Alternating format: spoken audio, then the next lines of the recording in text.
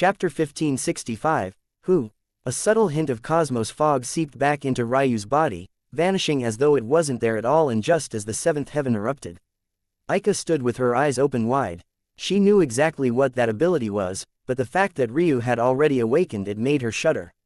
Heaven Gate, Death Acupoint, Fate Reversal. These three were the three most absolutely feared abilities of the Mysteries of Heaven and Earth pupils. Until they were unlocked, the pupils were powerful, but they were ultimately just there for their supportive abilities. They could still make one quake in fear, especially for the help it could provide in condensing one's Tao, but other than that, it was still manageable. It was said that the worst thing one could allow a wielder of these heavenly pupils to do was enter the Tao God realm. The day that came, they would simply be unstoppable. Even to this day, even with the Mysteries of Heaven and Earth pupils falling as low as 6th, no one took it seriously. It was still the most sought-after heavenly pupils there were in the whole world. How was it possible, then, that Ryu had awakened abilities that he should only gain access to upon becoming a Tao God? It wasn't that the two states were linked, but rather that it was well known just how difficult it was to undo the 999 seals of the Mysteries of Heaven and Earth pupils. It was more difficult than doing so with any other. As a result, most felt that it was impossible to do so until one became a Tao God. Then it hit Aika like a falling meteor. Had the Tatsuya clan done this on purpose? Maybe they knew Ryu was going to be born, and as a result, brought his mother to a lower world to give birth. A pair of Mysteries of Heaven and Earth pupils born in a lower world would be much easier to manage. Then, if they had a method of resurrecting them to the standard of the true martial world, wouldn't they have created a monster far in advance?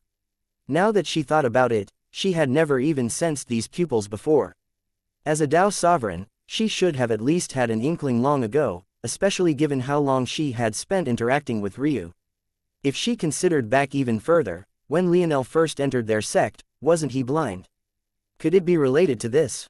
She had never really considered about it because there were a million ways to cure blindness in the true martial world. It wasn't a surprise that a young man from a lower world had to come here to finally succeed in recovering his sight. The thoughts came like an avalanche and left her speechless, but that didn't compare to the uproar going on around them. Lord Crownfire's daughter's eyes were opened just as wide. Sovereign Black Worm's gaze became especially sharp, Starlight, to his back finally showing a strong change in expression himself. Author's note. I went back and checked, you guys are right, my apologies. I had it in my notes, but I've been writing for so long that I've gotten used to relying on my memory because constantly checking notes takes up too much time. From now on, assume that Black Worm and the previous sovereign are one and the same. I try not to let the fact I'm writing so many novels at once affect quality, but this time I really stepped in it. I'll do my utmost to make sure it doesn't happen again. I know how badly it can ruin the immersion of a story. Litor felt as though someone had ripped his heart out. He had just gone from the greatest happiness to rock bottom in an instant. Every time Ryu showed this kind of strength, somewhere deep inside, he knew that he would never be a match for him. From the moment he appeared, he had gone from vowing that he would kill Ryu himself, to secretly hoping that one of these challengers would do so for him. Reikian was much the same. He hadn't been humiliated by Ryu like Litor had, but by proxy, wasn't he? How long had he loved Selhira for, and now she desired to be in the arms of another man so badly that she was publicly scolded by him. That burning hatred in his chest probably burned even greater than Litor.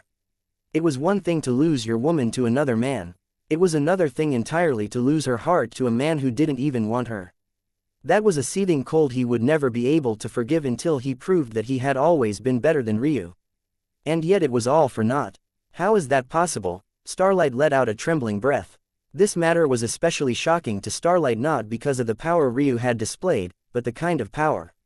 He, too, focused on laws of causality. It was a huge part of his combat style. Watching Ryu somehow be so much better at him in the very field he concentrated in left him truly shaken. Ryu had never used this ability when they fought. Could it be? These were the very same thoughts that everyone else had as well. The heavenly pupils weren't the only thing that could mess with fate. Even as an immortal ring realm expert, Starlight could pull at the laws of causality, twisting and bending them. What more could he do as a sky god? But even so, this. Ryu grinned. He put a hand on his shoulder, rolling it as though to double-check that he was perfectly healthy again. It felt good to have his eyes back. As for how many people would connect the dots, he had a scheme for that. He also knew far more about the true martial world now, enough that he wouldn't be easily fazed by these things any longer. No one would make the immediate jump to assume he had the mysteries of heaven and earth pupils, especially with what he had learned about them from the little woman. At that moment, several white balls manifested from Ryu's spiritual quintessence, forming an elaborate formation around him that quickly solidified. It seemed he had been too arrogant, trying to clear this gauntlet without using everything he had prepared. It was time to change that. His eyes flashed. This formation was a simple gravity formation with a hint of a water element.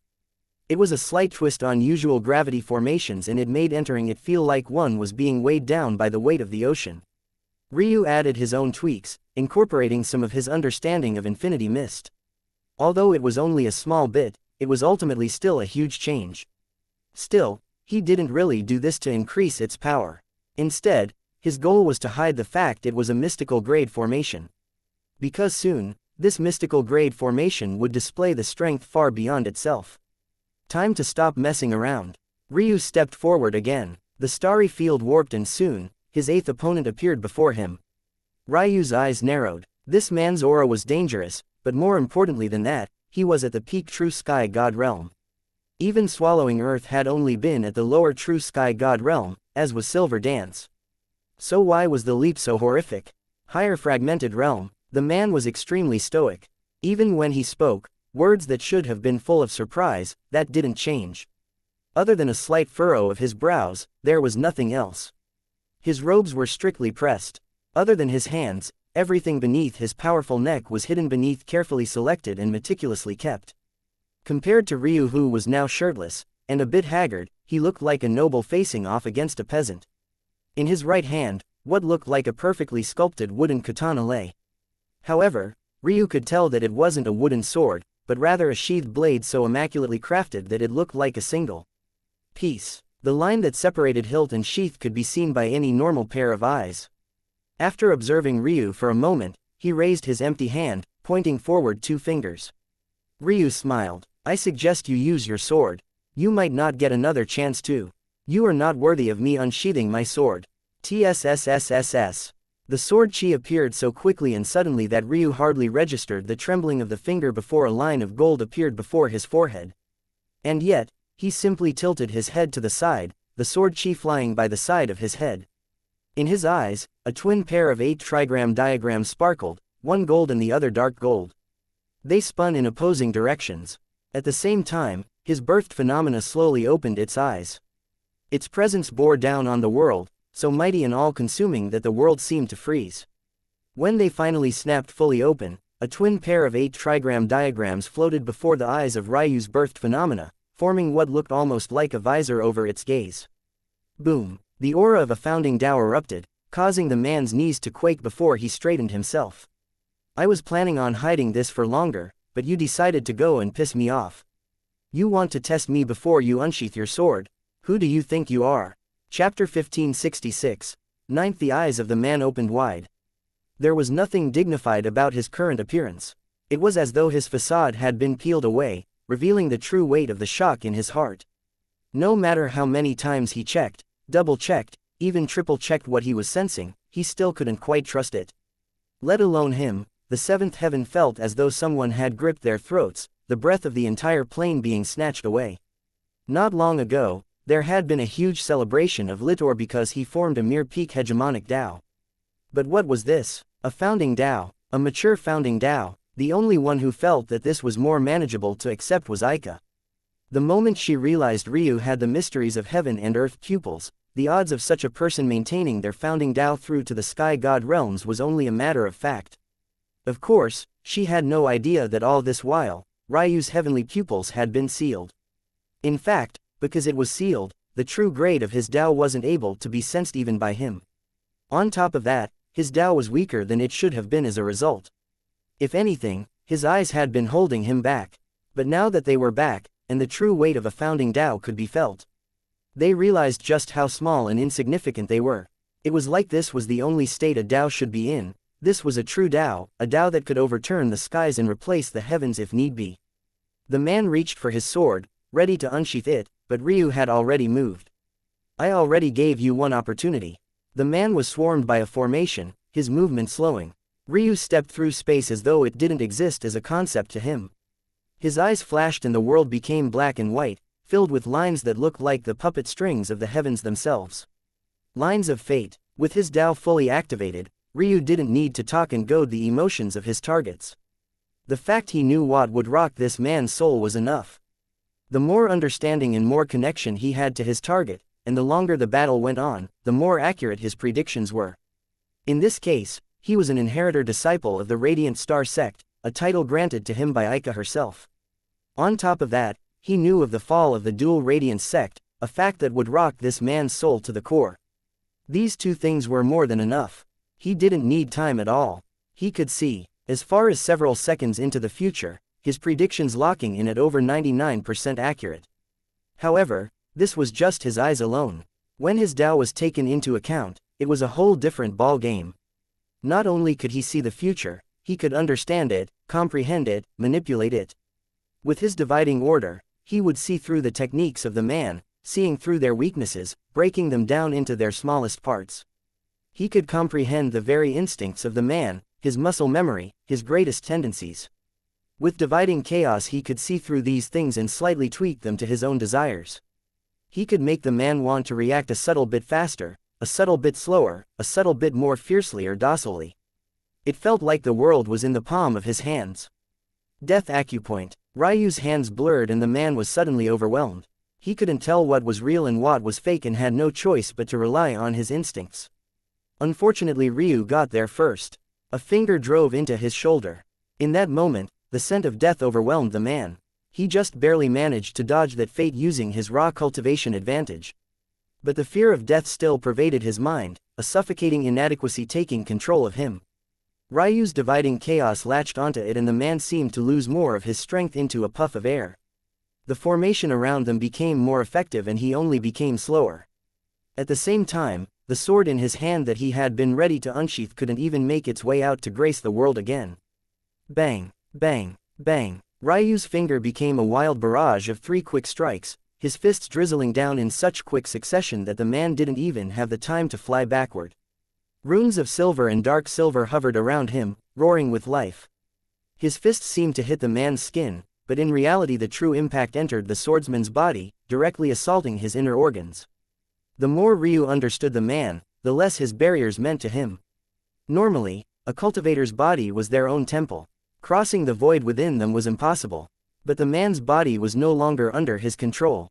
It was under Ryu's. A once mighty warrior of the dual Radiance sect was treated like a rag doll. The barrage of attacks came from all sides, streaking across the skies and assaulting the once presumptuous man. Ryu's gaze was truly fierce and unrestrained. Wasn't it only right that a peak true sky god would look down on a higher fragmented sky god? It was the way of the world. But Ryu made them feel as though they weren't allowed even to do this. Before him, Ryu Tatsuya, not a single soul had the right to be so arrogant. Bang, bang, bang. Death acupoint. A finger seemed to become the center of the world. It was surrounded by a swirl of chi, a birthed phenomena in the skies pulsing with life mirroring Ryu's actions. PCHU. Ryu's finger drove through the center of the man's forehead, his eyes filled with indifference. Bang. The man's head burst just as he seemed to want to say something. He was left with nothing as his sheathed sword fell to the ground. He would have to regret never drawing it in the afterlife. Ryu pulled back his finger, his annoyance fading something. There should only be one opponent left anyway as the next would be the 9th. There was no need to linger on this vexatious person. Silence. It was an all too familiar reaction in these last few days. Everyone had great respect for the geniuses of the 9th heaven, but they had even more respect for the sky god realms. To them, even if a genius of the 9th heaven came down now, would a higher fragmented realm young man or woman be capable of blitzing a peak true sky god like that? They could see that the man couldn't unleash even a small portion of his strength, he couldn't even pull out his sword. But, wasn't that because of Ryu? It wasn't as though the man was trying to go easy on him. Founding Tao. Aika sucked in a cold breath. By this point, that was all anyone could think about. She had been wrong to worry about Ryu exposing himself. Although having a founding Tao would definitely come with its own host of problems, technically speaking, while there was a quota on hegemonic and ancient Taos, there was none for founding Taos. The reason for that was obvious: they were too rare. What was the point of putting limitations on something no one could even touch? Due to that, there weren't any legitimate reasons to target Ryu. It also helped that of the 6 pillars, one's comprehension and Tao were the only things that couldn't be stolen, so at the very least, greed wouldn't play a factor. Plus, there were too few examples of founding Taos. Everything that defied the odds that Ryu managed to accomplish from here on would be chalked up to his Tao, especially since, from Aika's observation, the lines between Ryu's heavenly pupils and his Tao actually blurred quite considerably. But that was what made it all so scary. Ryu was chasing after fusing his combat capability down a single path, not realizing that he had already fused maybe his 2 most important talents already. His Tao was a peak founding Tao. When it unleashed its full strength, there was no doubt about it. It wasn't just a legendary Tao, but a legendary Tao that surpassed other legendary Taos. And yet, when it was used together with his eyes, it became something even beyond that. He was the most fearsome youth Aika had ever met. Ryu cracked his neck. Looking at his fists, his only real wounds from that battle were hitting the man. He would definitely have to increase his durability somehow. Let's finish this. Ryu took a step and the starry skies warped again. But his eyes immediately narrowed when he saw what was across from him. Because it wasn't one opponent. It was 2. Both of them at the half-step perfect sky god realm. Chapter 1567. Radiant and Fading Star. 1. It was a pair of man and woman. The woman had skin as dark as night and eyes as radiant as the stars. In that way, she reminded Ryu a lot of Starlight, but as handsome as Starlight was, this woman's beauty was even greater. In this regard, she was on the level of May's master, truly unblemished in all regards. Her shining blue eyes and waterfall-like white hair was in sharp contrast to her dark and delicate skin, giving her an untouchable sort of temperament, one that only an empress or a true goddess should have. By her side, there was a man. His skin was as white as snow and his eyes were black as a starless sky. His hair flowed quite long as well, but it was a dense black instead. The both of them complemented each other well, whether that be temperament or looks. Even without moving or saying anything, the power of the stars seemed to swirl around them, shuddering with an immense, hidden strength. Ryu felt that this had to be the warning Silver Dance was trying to give him. For some reason, the difficulty had ramped up considerably in these last couple battles, and though Ryu had grown out of his "everything is unfair" phase long ago, he still couldn't help but feel that this was getting a little ridiculous. Throne battles were based on age. He was still almost half a decade from 30 years old. The 8th heaven shouldn't have any geniuses at the half-step perfect sky god realm at not even 27 years old. Now, if he took a step back and made the assumption that it was because he already had a throne, he might be able to understand it. But even then, it was a far-off stretch. The best genius that Ryu had seen from the 8th heaven was that young man he met in the Sea of Lightning, the very same location he retrieved the lightning spirit from. He was almost 40 years old and had just stepped into the perfect sky god realm. For a single throne, he would expect a bump of a sub-realm, maybe 2. That was why it made sense that he was fighting lower true sky gods until now. He could even accept the fact that the swordsman was in the peak true sky god realm. But the gap between the peak and the half-step realm was enormous. And none of that even mentioned the fact there were 2 of them. Whatever was happening here, they weren't even bothering to try and hide it anymore. Breaking rules? Who could break rules to this extent? Ryu thought about it for a bit, but it didn't take a genius to grasp it. The Fading Star sect, obviously, still had a huge influence on the throne. All of the geniuses that had appeared were from the Dual Radiance sect, which meant the Fading Star sect had just as much a claim to what was happening as compared to the Radiant Star sect. But how was the question? Interesting, Ryu thought to himself. If not for the fact that he had grasped onto such a weakness of these former experts, and that his Tao was capable of taking advantage of it, he would have already died during the first battle. Maybe they wouldn't have gone all out had he not revealed his Tao so early, but who asked that guy to piss him off? That was probably the reason for the huge bump in strength. Luckily, even they couldn't pull out a perfect sky god. This was as far as they could go. But they had still truly gone all out. These 2 were without a doubt the founders of the Dual Radiance sect, Sovereign Fading Star and Sovereign Radiant Star. Even Ryu knew about these 2. What sect wouldn't have a documented annal of their history? These 2 were a pair of Tao companions that formed up a sect from nothing together. However, it was also said that in the waning years of their life, they grew apart. It was unknown why, and it didn't cause much drama either, nor did they ever confirm it. However, the rumors speculated that while they continued to rule together, even sleeping in the same immortal cave to keep up appearances, they had fallen out of love with one another. Then they quietly passed away. As Ryu saw it, those subtle fissures between them near the end of their lives had ended in the ultimate destruction of the sect they worked so hard to create many generations down the line. And the fact he knew this also made this battle very easy. The destruction of one sect was one thing, but the destruction of one's marriage. Ryu's silver irises flashed and the lines of fate around these two shone with a shimmering clarity, one so bright it could be said that they were the clearest he had seen since Sacrum. They were practically an open book to him. Sovereign Fading Star frowned, her delicate brows furrowing. A delicate dark gold energy swarmed around her and she was suddenly thrust into the shadows. Ryu's heart skipped a beat. Founding Tao, the once couple didn't even look at one another. When Fading Star took action, Radiant Star replied, a bright silvery energy hovering around him. 2. Ryu chuckled bitterly in his heart. He had never met another Founding Tao in his life, and though these were two lower Founding Taos, he had actually met two here. The fluctuations were subtle, and those on the outside probably didn't even notice, but how could they escape his senses? He felt the two before him pulled out of the world, standing in a separate existence altogether. The clear lines of fate faded and it was suddenly hard to get a grasp on either one of them. Fine, Ryu said, take form and conquer the world. Bang! The shadows of ancient creatures began to appear in the skies one after another, a radiant white gold flooding out of Ryu's body. Chapter 1568, Radiant and Fading Star 2. Ryu suddenly moved in a blur of white gold. He completely ignored Radiant Star, focusing on Fading Star. He could feel that the cooperation between these two wasn't strong. They had yet to communicate even once, even subtly. The fissure of their lives was still there, clearly. They might begrudgingly work together, but it wouldn't be smooth. If he could take one of them out before the other got over their angst, he would gain the advantage. They might be able to shroud themselves somewhat from his eyes and his Tao, but it wasn't completely. As he moved, the questions flew about in his mind wildly. The founders of the dual Radiance sect both had Founding Taos, but they were only sovereigns at their peak. Why was it that no one knew or advertised that they had Founding Taos? Why did their auras remind him so much of the little woman? Ryu suddenly unleashed a barrage on Fading Star.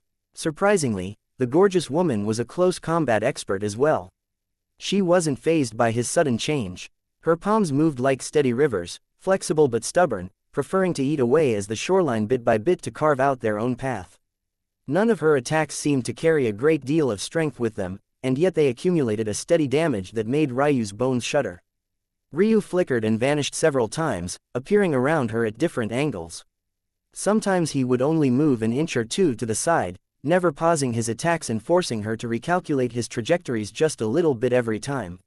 His skill in using his spacetime soul nature was only increasing by the day, and the return of his eyes made that progress even faster. A danger sense pulsed in the back of Ryu's mind and he vanished once again. But somehow, the lingering sense remained, irrespective of the fact he had already gotten into the habit of masking his exit path. Bang! A beam of light tore through Ryu's shoulder blade, tearing out of his collarbone. He flipped through the air, landing on the other side of the battle arena and looking down. That power, it was strong. He couldn't even dodge it if he wanted. He seemed to have understood some of Radiant Star's Tao. Radiant should be translated from a word more similar to lighthouse. He had an extremely powerful ability to illuminate his path. Depending on how much weight each of those words had, it could be an extremely broken ability, and it definitely wouldn't be swayed by his maze of space and time, unless. That was unnecessary. A calm and soothing voice echoed. It had a gentleness like Selhira's, but a hidden coldness akin to Eska's. Ryu blinked, but soon realized that Fading Star wasn't talking to him. Neither was shrouding me from the child's Tao. I had it handled, Radiant Star replied lightly. They seemed to be having an argument, if it could even be called that. They spoke so calmly and evenly that if not for knowing their previous history, this wouldn't have been the first guess Ryu made. So you know he's a child as well? What gave you the impression I didn't? Maybe the hole through his chest. This is a throne challenge of our sect, and this child clearly has a fickle heart. Have you not seen his other throne? How can I go easy on him? You can tell as well as I that that throne is from a sect of a smaller world. All the more reason he should learn of the difference. He has the fate of our dual Radiance sect on him. There is no need. Dual Radiance, I think you mean the Radiant Star sect.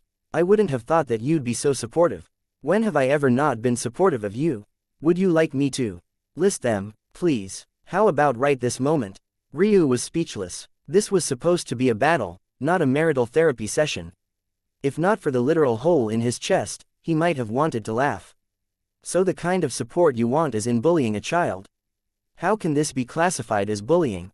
He attacked first. When has a pair of half-step perfect sky gods fighting a fragmented sky god ever not been bullying? When the fragmented sky god is too arrogant. Does he not have the right to be arrogant? Maybe if you had a peak founding Tao you'd understand. What good is a peak founding Tao in the fragmented sky god realm? If he manages to keep it when he enters the Tao Lord realm, then it might be worth something. And if he does so you'll say Tao Sovereign next, right? That's only natural. Nothing is more important than Cultivation realm. If it was possible to become a Tao god with a common Tao, they'd crush this boy or even us with ease. But it isn't possible, so why even mention it? To illustrate the point, it's called an analogy. An analogy is best used when it's plausible. You just mention a hypothetical that's impossible by every metric. Ryu finally couldn't hold it in and chuckled, causing both experts to look toward him. The pressure they exuded was massive. It seemed that even though Fading Star was defending him, she still didn't want him to try and interfere. But since when would Ryu be pushed back by a couple of glares? Tell you what, Senior Radia, Sovereign, Senior Radiant Star, Ryu continued, as a man, you should learn to be more flexible. Arguing with your wife about such things will only make you seem petty. Radiant Star frowned. Me, for example, I don't even argue with my wives. Ryu shook his head as though lecturing a youth. Life is better when your wife is both willful and happy. A man's job should be knocking down his wife's obstacles, not trying to convince her what she should and shouldn't do. Radiant Star's frown slowly faded back to his original indifferent expression. Then, he looked toward his wife. I'm going to kill him. Fading Star didn't get a chance to say anything before her husband moved. Chapter 1569. Climate. Ryu smiled as Radiant Star suddenly appeared before him. In his eyes, the former sovereign was a bundle of lines that looked like the puppet of the heavens themselves. He was suddenly far more solid again, and listening to him and his wife argue had just made him all the easier to read. Reading was one thing, though. What about controlling? Suddenly, one of the lines of fate became particularly tight. The sovereign frowned for a moment, but in the heat of battle he couldn't quite react to it, he could only subconsciously move. It was just unfortunate that he just so happened to follow exactly what that taut line wanted him to do. His finger attack was easily sidestepped by Ryu, and a fist was driven into his gut. Bang! An explosive wind formed around their collision, a concentric circle akin to a clap of thunder blowing out the back of Radiant Star's robe. A slight grunt left his lips, but he absorbed the blow well, taking a step back and suddenly flickering and vanishing. He appeared 10 meters away from Ryu, looking down at the hole in his clothing. His skin and body were just fine, but the hole in the fabric themselves felt more humiliating than he was willing to admit. I don't think this is the fight you want, Ryu said with a smile. At the very least, not now. Radiant Star didn't respond immediately. After a moment, he grabbed onto his robes and pulled, tearing it away from his torso and revealing a powerful and toned physique. It honestly didn't look too dissimilar from Ryu's own.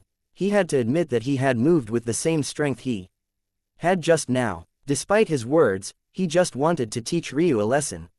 What he didn't expect was that his strength would plummet by another measure, and because his wife was being petty she didn't continue to shroud him from Ryu's Tao. That only made him angrier. It felt like she was taking the side of another man in an argument.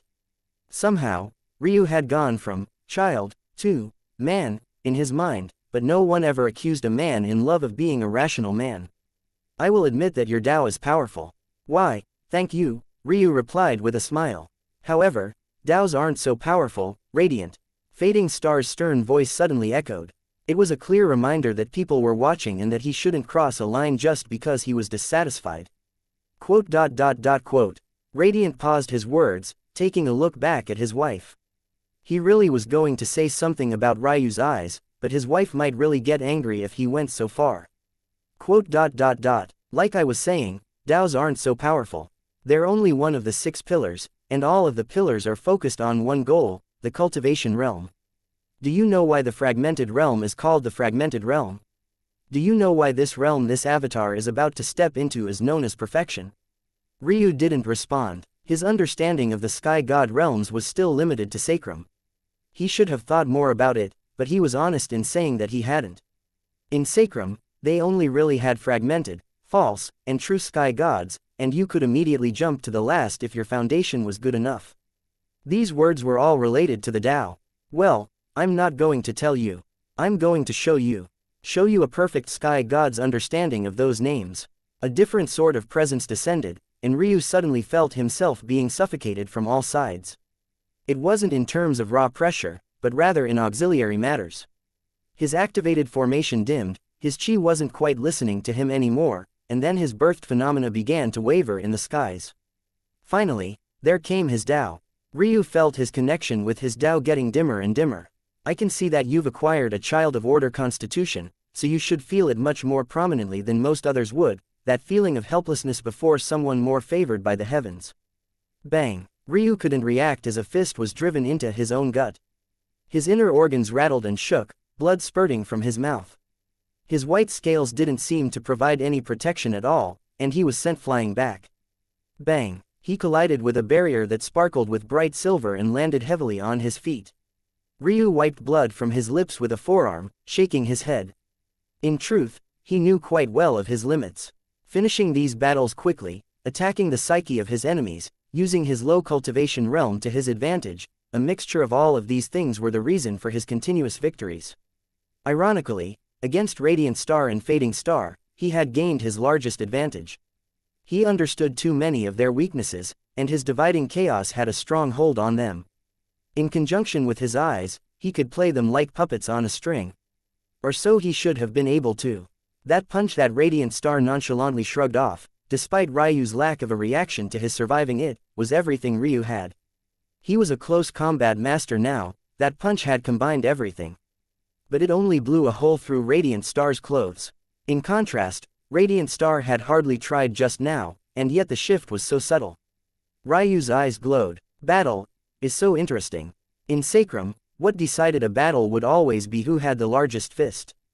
But here, he felt that variables were so much more wide-ranging, and it wasn't just because his Tao and eyes could play with fate and karma either. He stood to his feet, his wings suddenly spreading wide from his back.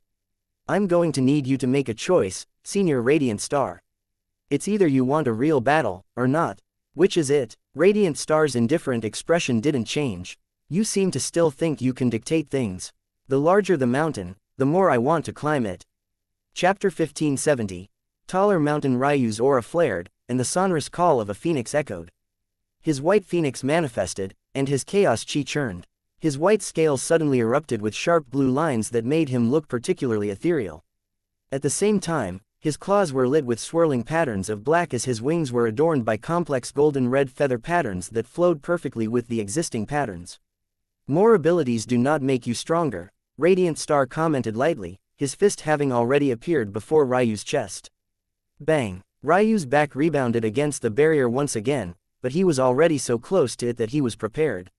Using the momentum, he bounced back, erupting with a dragon's claw matted by phoenix heavenly patterns. Radiant Star slapped his wrist to the side, striking his chest with another palm. Trying to gather the power of the heavens before someone with a higher cultivation than you is foolish.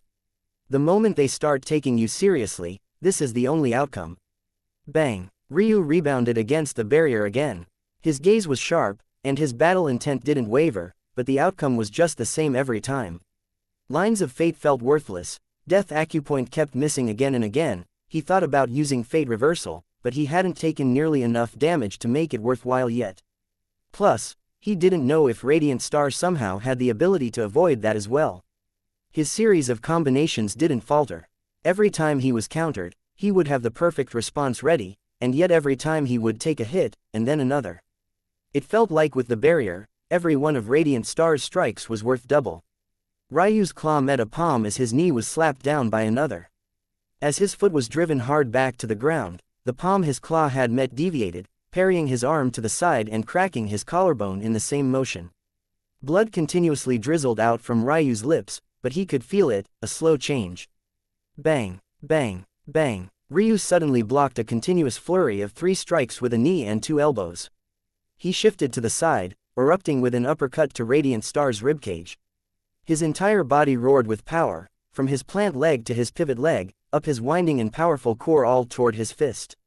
His chi roared inside of him and lashed out, the ice phoenix heavenly patterns on his knuckles sparkling with a dancing radiance. Boom! Radiant Star drew a palm across his body, blocking. And yet, he was lifted into the moving to the side and back around 3 meters. Ryu followed up, his eyes glowing with a radiant light. Within their irises, the dancing brilliance of 2 oppositely revolving 8-trigram diagrams glowed. Subconsciously, rage flames began to dance in Ryu's white hair. This time, they weren't fueled by the fury of others, but rather his own. His speed accelerated, and bone structure roared. A dense cosmos fog billowed out from him, suppressing the world. Space bent to his will, time bent to his thoughts. 2 domains fused into one. One from his bone structure and the other from his self-created martial art. His body became layered in afterimages, some slowed considerably and some sped up far beyond the limits of a fragmented sky god. Radiant Star reacted calmly, and yet it was clear that more and more of Ryu's strikes were beginning to make their way through. Fists shuttled through the void unexpectedly, slowing down at weird intervals and suddenly accelerating when they were least expected to. Bang! Bang! Bang! Ryu fought his way out from the barrier, his aura flaring up and the rage flame dancing more wildly in his air. He was like a cornered animal, and yet he had a controlled fury about him that would burn down even the heavens if it had the chance. Every mistake he made was erased instantly, every improvement was incremental but obvious. His furious barrage of fists, claws, and fingers was only belayed by an equally furious rampage of kicks and knees. His elbow clashed with Radiant Star's, their gazes meeting across their blow for just a moment before they separated and vanished in another flurry. Every time they met, the air would clash and seem to implode from an unknown point. Suddenly, Radiant Star's lip curled into a smile, his first real expression other than distaste. His Tao flared before it was quickly subdued. Even so, something had changed. His body was coated by radiance, and even his hair seemed more like filaments of condensed, flowing light, rather than real hair follicles any longer. His speed exploded. Distance didn't mean anything to him, his Tao illuminated the path. Time didn't mean anything to him, his Tao would always make certain he reached where he needed to at the right moment. Defense didn't mean anything to him, his strikes would always ring true. Offense was everything to him, nothing could block him. Ryu could tell that this was a Tao charm technique. No, it was beyond that. It was a technique that Tao charm techniques would be derived from, a technique that only Radiant Star himself could possibly pull off with any sort of real mastery. In the moment it appeared, Ryu suffered a series of bloody wounds.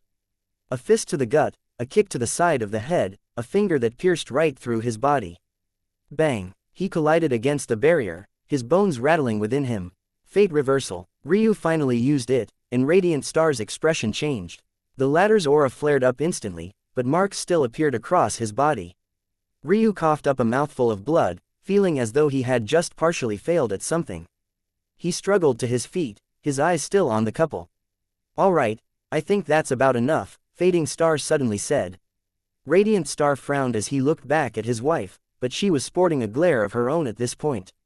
"Don't make the child reveal more than he has to, you've proven your point." Radiant Star crossed his arms, but ultimately didn't do anything more. "Child, please tell us about the current circumstances of our sects." Ryu frowned, looking up. Chapter 1571. Distaste. Ryu raised an eyebrow at the sudden question. It seemed that they weren't fighting anymore. He kind of got the feeling that these people didn't really care about this battle, either that or they felt that this matter was too skewed and couldn't be bothered to partake in it. But that made him also feel that these people, despite being the founders of the dual radiance sect, were somehow also the least bound by its karma. Which made no sense. Logic seemed to dictate that since they were more powerful, they should also be the most unfettered. But this wasn't true. Honestly speaking, if not for the overwhelming benefits, no powerhouse would ever start even a clan, let alone a sect. At least with a clan, you would likely have descendants one way or another to obstruct your path. So making a clan, giving it structure, and benefiting from it in that way just made more sense than not. But with a sect, it seemed that you were going out of your way to be masochistic, bringing together a whole host of people with little to no connection between one another and trying to make them a cohesive whole. Now that Ryu thought about it, it was an interesting choice for a couple to take this route. Two powerhouses, already marital partners and Tao companions, were the ideal starting conditions for a clan. This was all to say that the binds of fate that one gained from starting such an organization were heavy. At least with a guild, it was loose enough that you could gain some benefits and avoid many of the drawbacks. But there was no such thing for sect. Somehow, though, these two had come out unscathed from not only the formation of their sect but its destruction as well. And once again, they reminded him of the little woman so much. Ryu suddenly thought of something. Taking a step back, the Dual Radiance sect was a rare sect where bloodlines were shared across their various groups and small clans. In a lot of ways, they were linked by blood much like a clan was. Was there a secret behind this? In the end, Ryu just simply explained what he knew. Although he looked relaxed, he never really put down his guard. The two listened calmly and didn't seem surprised by anything he said. Fading Star Sect, huh?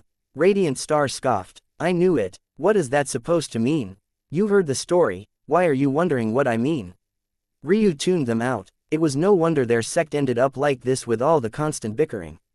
They seemed to think that so long as they appeared to be calm as they spoke, that everything would be better. But this wasn't the case at all. Ryu did find it interesting though. None of the historical records mentioned their bickering, and they only alluded to their separation. Could it be that it was whitewashed? Or that they were only arguing in front of him for some other reason? It couldn't be that they thought they were alone.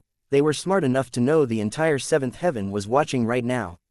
They just didn't seem to care. It was probably the whitewashed idea. There were many examples of this in history, instances of people trying to wash away the truth with white lies, and often black lies. It was his job as a ruin master to see through them, but he hadn't cared enough to really delve into this topic. At least, that was his conclusion until they spoke again. Child, how would you feel about taking me as your master? Fading Star suddenly spoke. Ryu raised an eyebrow, finally looking toward this couple again. His reaction wasn't as visceral as it would have been in the past. It also wasn't exactly unethical to have more than one master, so long as their stations weren't too close. Meaning, if you had one Tao Lord as a master, then jump to another Tao Lord just because they were marginally stronger, or even have much greater backing, you would be scorned and ridiculed. However, Ryu's first master was a true sky god at best, and that was in terms of Sacrum's rating system. He wouldn't even be a match for a World Sea Realm expert of the true martial world. Not only were Fading Star and the old man not of the same station, they weren't even of the same world. Even so, just because he didn't have the same disgust toward the idea of taking a master, that didn't mean that he would casually take one. He had crushed the inheritance of a Tao sovereign without a care in the world because he had disrespected him, and he didn't even feel the slightest regret. These two hadn't exactly disrespected him, well, Fading Star certainly hadn't, but they hadn't really impressed him either. Radiant Star thought that his display was awe-inspiring, but as far as Ryu was concerned, it was a stage he would inevitably reach given time. The reason he took in his first master was that he could provide something to him that Ryu couldn't fathom at the time, and it quite literally changed his life.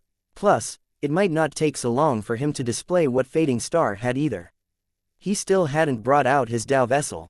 Although he didn't have much practice using it, the gap between a lower founding Tao and a peak founding one was enormous. On top of that, weren't these two dead already? And even though they seemed to be able to shirk the limitations on this throne challenge somewhat, they were still restricted by the heavens to the insights of a perfect sky god. What insights could a perfect sky god give him that would be the equivalent of what his master had given him back then? Seeing that Ryu didn't answer immediately, not only was Fading Star not angry, even Radiant Star didn't seem angry. In fact, for the first time, Fading Star smiled. I have a particular distaste for people trying to test me, but since I've taken the initiative to take you in as a disciple, I won't mind it this once. Ryu's eyes narrowed. The lights of the world seemed to go out. Chapter 1572. Burning, what just happened? Everyone was watching the battle with rapt attention, and then the couple whose words they couldn't hear suddenly said something about taking Ryu as a disciple, and then the image vanished. Sovereign Black Worm's expression turned dark. He didn't like this turn of events at all. First, Silver Dance clearly gave up the fight on purpose, and now these two had somehow broken free of fate entirely, leaving behind the restrictions of the heavens and doing things on their own. He calmed himself with thoughts not too dissimilar from Ryu's own. Even if they broke free of some restrictions, they couldn't possibly break through them all. However, the vanishing of the image was something that was difficult to swallow. That most definitely wasn't a normal feat. Ryu's pupils constricted. Fading Star's aura, that had just been in the half-step perfect sky god realm, suddenly stepped beyond and entered the perfect sky god realm, then beyond that and entered the transcendent sky god realm, then the omniscient sky god realm. The higher it went, rather than slowing down, it actually accelerated.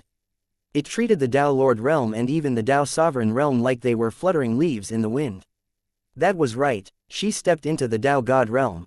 Ryu stood in silence. According to his information, the highest realm they had reached was the Tao Sovereign realm before quietly passing away. In fact, according to that same information, they didn't have founding Taos at all. Instead, they supposedly had Middle Ancient Taos. It was incredibly difficult to raise your Tao level the higher you went. A Middle Ancient Tao was already the elite of the elite of the elite on the 8th heaven. And these two, because they synergized so well in battle, at least when they weren't bickering, they were a match for someone with a higher Ancient Tao. But all of that was thrown out of the window now. Clearly, these two had hidden their real strength for the entirety of their existence. As for why, Ryu could only guess that they wanted to avoid the ire of the 9th heaven, but he wasn't even sure if that was true. With this strength, these two should be capable of protecting themselves. Right, even so, just a mere Tao God title wasn't enough to bend Ryu's will. No one could ever impress him with a mere cultivation realm. As he saw things, realms were just a function of time to him, not difficulty. These people were stronger than him only because they had lived longer. He had never felt that this deserved his respect. Some said you should respect your elders, but why? And for what, exactly? He had met several so-called adults that acted like children as though they had never grown up themselves. There were plenty of worthless old people who had never accomplished anything. This simply didn't move him. At best, it said that these two were excellent talents. Well, that was because everything that Fading Star was displaying, he directly assigned to Radiant Star as well. Even though his aura was still in the half-step perfect sky god realm, Ryu was fairly confident in his assessment. Radiant Star suddenly started chuckling watching Ryu's reaction to his wife. Fading Star, you'll have to bring out something more than that, it seems. Fading Star turned a deaf ear to her husband as her aura settled down. He seemed to be having a great time. According to Radiant Star, they should have beaten this brat into the ground thoroughly before bringing up such matters. But Fading Star had said that was ridiculous, and when you got such a strong-willed person, such a thing would only turn them off to you. Radiant Star then replied saying that if they just crushed Ryu's will too, it wouldn't be a problem. But then Fading Star said that if they did that, wouldn't they make him useless? Radiant Star didn't have a rebuttal to this, but he still felt his wife was being too nice to this brat. So he was taking pleasure in her misfortune. Fading Star's aura settled down. What would you like in a master? She suddenly asked. Although her husband was making fun of her, she truly wasn't moved. She just thought it was Ryu's right to know her true cultivation base. Ryu didn't actually expect this question. He looked at the beautiful woman deeply for a moment before answering. You have to be capable of accomplishing something I don't believe I can even with time. Ryu wanted to say, impress me. But since Fading Star was taking such a step forward and displayed an olive branch of goodwill, he chose to take a step forward as well. There was no need to be rude to a person who was trying to ingratiate themselves with you. What an arrogant little shit, Radiant Star muttered. This was the first time he had said something so vulgar, but he couldn't seem to help himself. Ryu was basically spitting in the face of his own philosophy about cultivation realm and even saying that reaching the Tao God realm for him was just a function of time. Fading Star smiled. Although Radiant Star said this, the truth was that neither of them would have the patience to take in anyone as a disciple without at least a near guarantee of reaching the Tao Sovereign realm barring unexpected death. Something you don't believe you can accomplish given enough time, huh? Fading Star's slender finger suddenly reached out and tapped at the air. Suddenly, Ryu felt the binds of karma and fate twisting and turning. Fading Star, what are you doing? Radiant Star, who was still nonchalant a moment ago, suddenly rushed forward in an attempt to stop his wife. But unfortunately for him, while she had returned to the Tao God realm, he didn't. It would take too much time to unseal himself, and by then it would already be over. Damn it, his cultivation began to soar, but it was too late. Right then, Fading Star paused and looked at Ryu. You have one question, Ryu. One question, and it will be answered. One burning question you have in your heart. Ryu's heart skipped a beat, his lips slightly parting. And then the words tumbled out on their own as though Fading Star had pulled them out of him. My wives, Ailsa Tatsuya and Yana Tatsuya, where are they? Chapter 1573. Answer. Radiant Star looked like he wanted to tear Ryu apart for even daring to ask a question, and yet it was already too late. He knew from the start that even if he did return to his true strength, it would have all been useless. How would he stop his wife one way or another? At least, he couldn't do so without harming her. Fading Star's aura surged, and Ryu felt the lines of fate burst apart as though they had been infused with far too much energy. In that moment, the laws of the heavens had been shattered. Nothing worked properly, and even the foundation of the world themselves couldn't be brought together. There was no distinction between a plane and the void, and life and death were separated by the thinnest of lines until they suddenly overlapped entirely. Fading Star blinked, feeling somewhat surprised for a moment. The scope of the question was beyond what she was expecting. She had meant to warn Ryu to keep the scope as narrow as he could, but he had already subconsciously done that. It was obvious he had a clear understanding of the lines of fate as well and what it would mean to ask any question. And yet, though the question could be considered narrow enough, it was still more difficult than she imagined. She felt that maybe it was because he had asked for two people at once, but the way Ryu spoke, it seemed like they should be in the same place. She suddenly felt a hint of annoyance for the first time. She didn't like men who had multiple wives, and she never thought that she would stumble into wanting one as a disciple. Why'd her disciple have to be so fickle? If there was one, she could finish her cool master impression without worries. She shook her head and sighed. In the end, she chose to narrow the question even further and only focus on Ailsa. But she was left even more speechless when even that didn't seem to be enough. Was she really going to embarrass herself like this? What was going on? Fading Star was stubborn. Given her words about being tested, and how much they mirrored Ryu's own, this was a given. Originally, she had just planned to give up enough to leave her tired for a few days, but this time she really pushed it. Fading Star, what are you doing? Blood began to pool out of her nose, but her gaze became firm. She could feel the answer. It wanted her to speak out the words, but she bit her tongue hard. If she spoke out those words now, all of her effort would be wasted, and she would slump like a deflated balloon. This wasn't the answer she wanted. Her disciple had asked for where, so she wanted to give him a place to go. She knew that Ryu would probably be content with that information alone. The fact he was asking meant that they were a far enough distance away that, somehow, their soul fusions weren't helping in the slightest. However, where would she put her face if that was all she was able to say? So she pushed, and she pushed. The blood coming from her nose soon began to drip from her eyes, and then eventually her ears and even her mouth. The blood was a bright red, but within it, sparkling drops of silver continued to drizzle outward along with it. All the while, Fading Star looked right at Ryu, whose gaze had become somewhat dull. Ryu was looking forward to the answer, but when he saw how much trouble it was causing Fading Star, even he couldn't help but frown. It wasn't that he was such a sympathetic person. He didn't even know this woman, and quite frankly, if it meant exchanging her life for the sake of his wives, he wouldn't hesitate to do so. He knew himself well, and such moral quandaries that others would spend long spans of time laboring over wouldn't even faze him. Well, he knew that most people would make such a choice as well. Most weren't as morally righteous as they claimed to be. However, they wouldn't dare to do it so boldly, nor as guilt-free as Ryu would dare to do it. Even so, Fading Star's display moved him. There was obviously a price to pay for activating this technique in the first place, but she had already been willing to pay that price. After suddenly being forced to pay more, she didn't actually pull back. Ryu could see more than she probably knew. Or maybe she did know and she had continued anyway. He knew that she had received an answer, it was just that that answer wasn't satisfying enough to her, so she had continued to push. For that reason alone, he found it commendable. Even though Radiant Star looked as though he wanted to tear Ryu limb from limb, Ryu's gaze never left the beautiful founder of the Dual Radiance sect. Boom! The skies shook, and from above the shattered lines of fate began to gather once again. The process was slow, but they pieced themselves back together bit by bit, motes of grayish light fusing into solid lines that connected to Fading Star's body step by step. And then, the world froze. Everything flashed and entered a state of limbo. Even the blood coming from Fading Star's body floated as though in zero gravity, forming beautiful patterns in the air, patterns that made Ryu's heart skip a beat. He didn't know why, but in this state of nothing, the irregular and erratic movements of the blood made his heart beat wildly. It felt like he was watching the creation of the world from its infancy. A spark of life was all it needed to reform once again.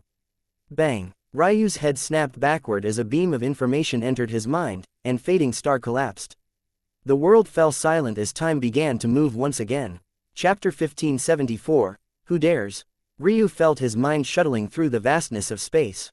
He tore through layers of worlds, and every time he felt that he had finally reached the end, he pierced through another veil and continued onward.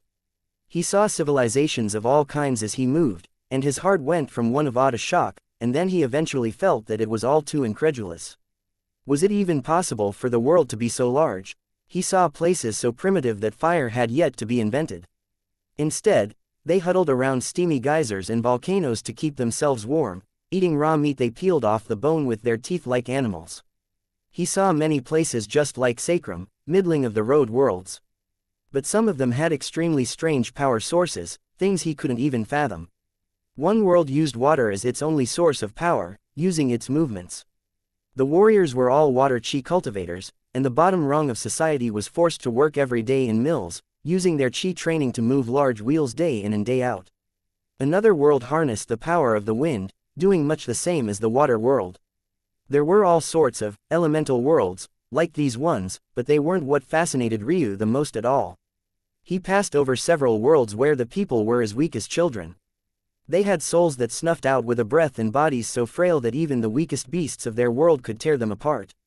But what was even more fascinating was that their beasts were also just as weak, so weak that even if Ryu was feeling hungry and ate all several billion of them, he wouldn't even be able to satiate a small part of that hunger.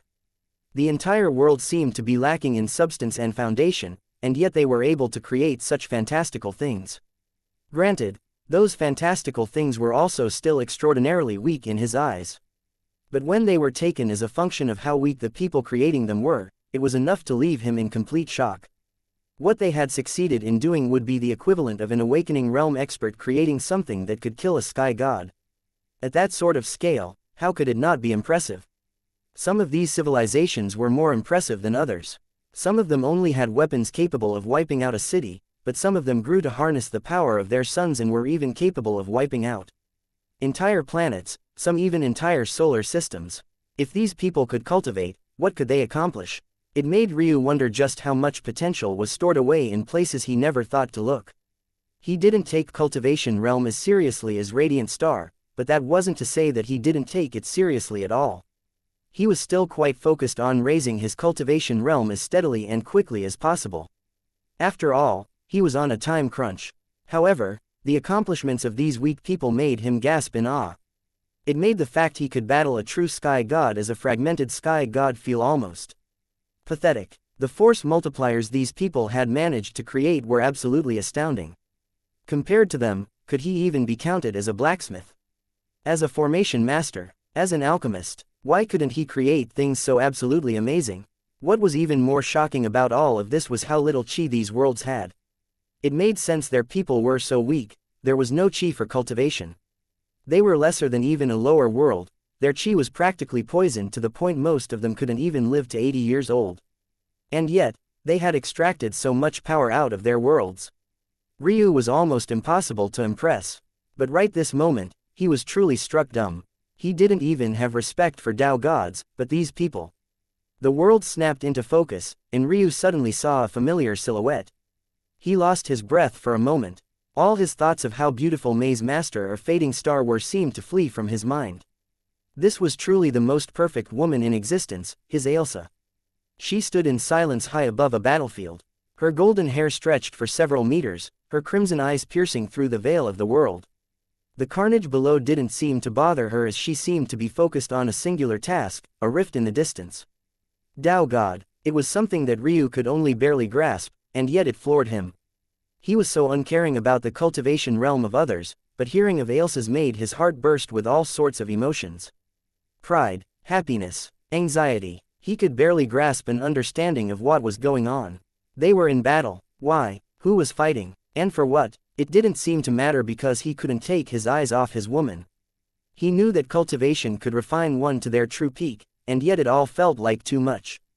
Ryu of all people even felt a slight hint inferior, his firm Tao heart being the only thing that made him still confidently call Ailsa his woman.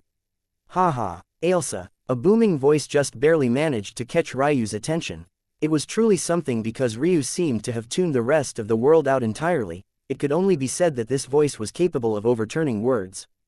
Gruff, deep, cold, and a hint sinister. I swore to take you as my wife, but I didn't expect you to be a whore who had already opened her legs for another man.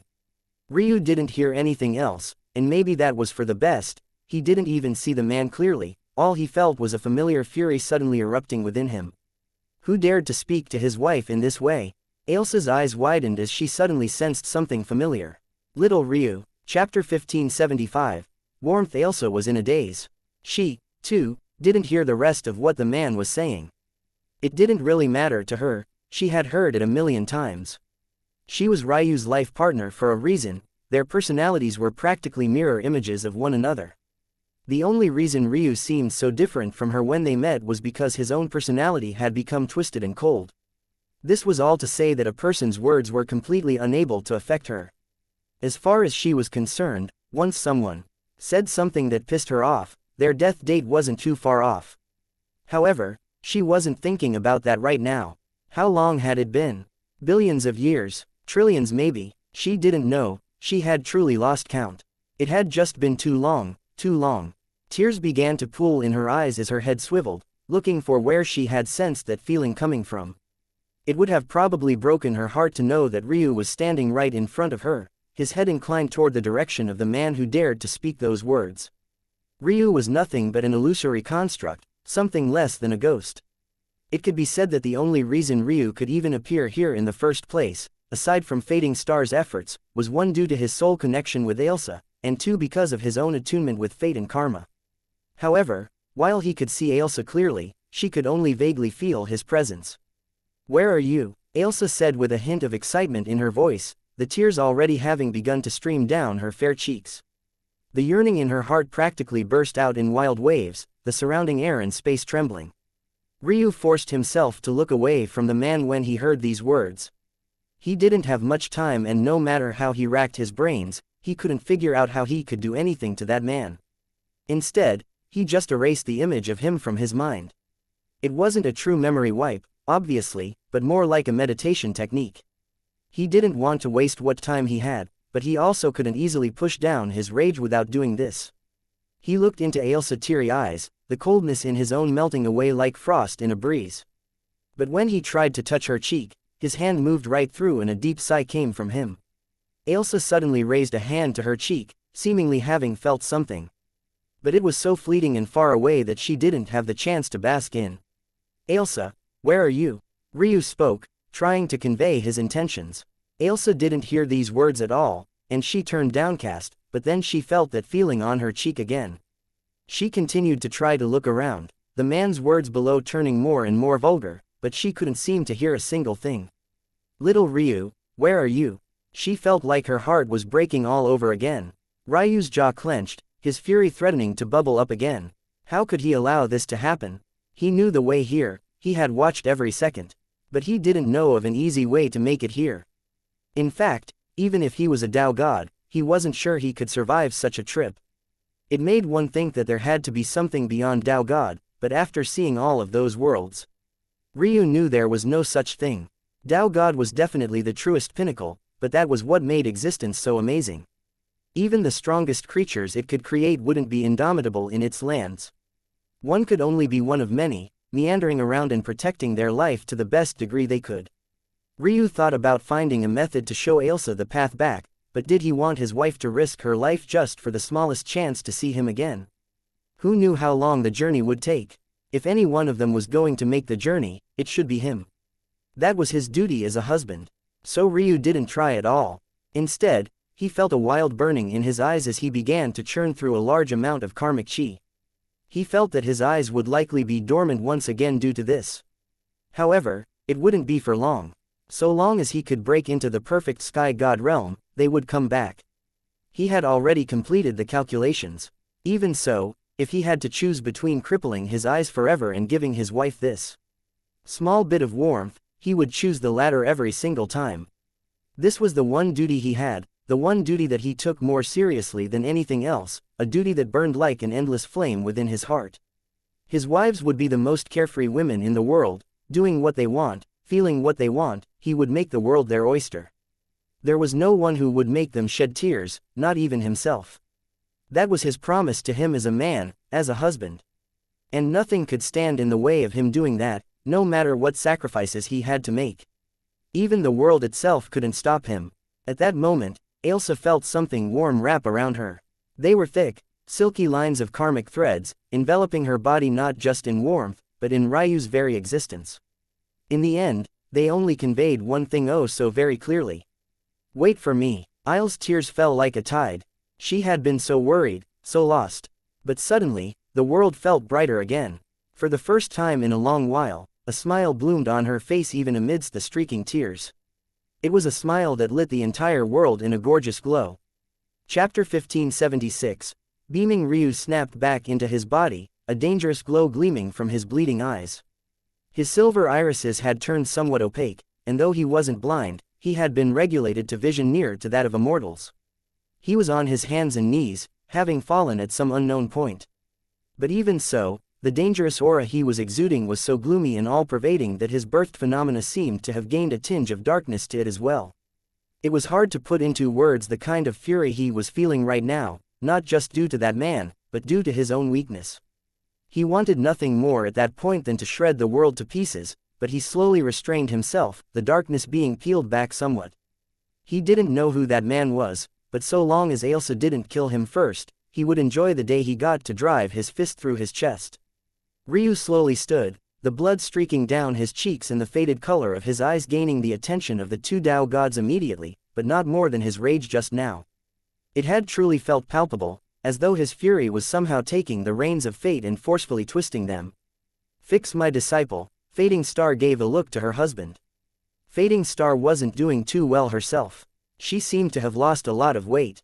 Her breasts weren't as towering as they had been before and her cheeks almost seemed to sink into her bones. At the same time, her life force felt like it was whittling away. Radiant Star was standing close enough to her to prop her up, but the two still seemed to be in a spat, so Fading Star was only using his arm just enough to not fall over on her face. What? Radiant Star asked, speechless. He's not even your disciple yet, do you see him showing any respect and subservience? When did he worship you as his master? I must have missed it. Fading Star only continued to glare at Radiant Star. Radiant Star shook his head and waved a hand. A strong amount of silvery star chi descended and practically plowed into Ryu's face before he could react. 2 streams went up his nose, another 2 into his ears, and the last forced open his mouth. It was the most invasive thing that he had experienced. Radiant. Fading Star snapped. You told me to fix him, you didn't say how. Radiant shrugged. He used every orifice of Ryu's body that wasn't his eyes almost as though to prove a point. By the end of it, Ryu felt that his eyes were maybe even sharper than they had been before. But from start to finish, he never took his eyes off of Radiant Star. The latter finally stopped controlling his chi and waved a hand. He met Ryu's gaze, indifferently, and didn't seem to care about his distaste at all. Ryu might be willing to sacrifice his wife, but how could Radiant Star be alright with that? The fact he wasn't killing Ryu right now was purely because of Fading Star and nothing else. A harumph came from his side and Fading Star tried to stand on her own. She nearly fell over immediately, causing Radiant Star to have to catch her arm. Let go of me, Fading Star said just as calmly as she usually did. No, Radiant Star said simply.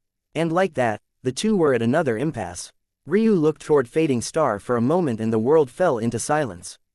The woman had indeed given up a lot to help him. In truth, although he had a master before, that boisterous old man hadn't given up nearly as much as Fading Star did. It wasn't really a function of effort or pain to him. Quite frankly, he preferred to rely on no one but himself, and an overly caring master might actually be a detriment rather than a help to his growth. However, his mind spun with all those new worlds he had seen. He felt like this woman had opened up an entirely new realm of existence for him. Remembering those tiny little mortals who managed to grow to such power even without the ability to cultivate, he felt a burning sort of yearning inside of him. Some of those little mortals managed to expand from their own planets, even leaving their worlds and extending their reach outside of their galaxies. If he were to scale their power to his own, and then their feats to his own, they were impossibly more impressive.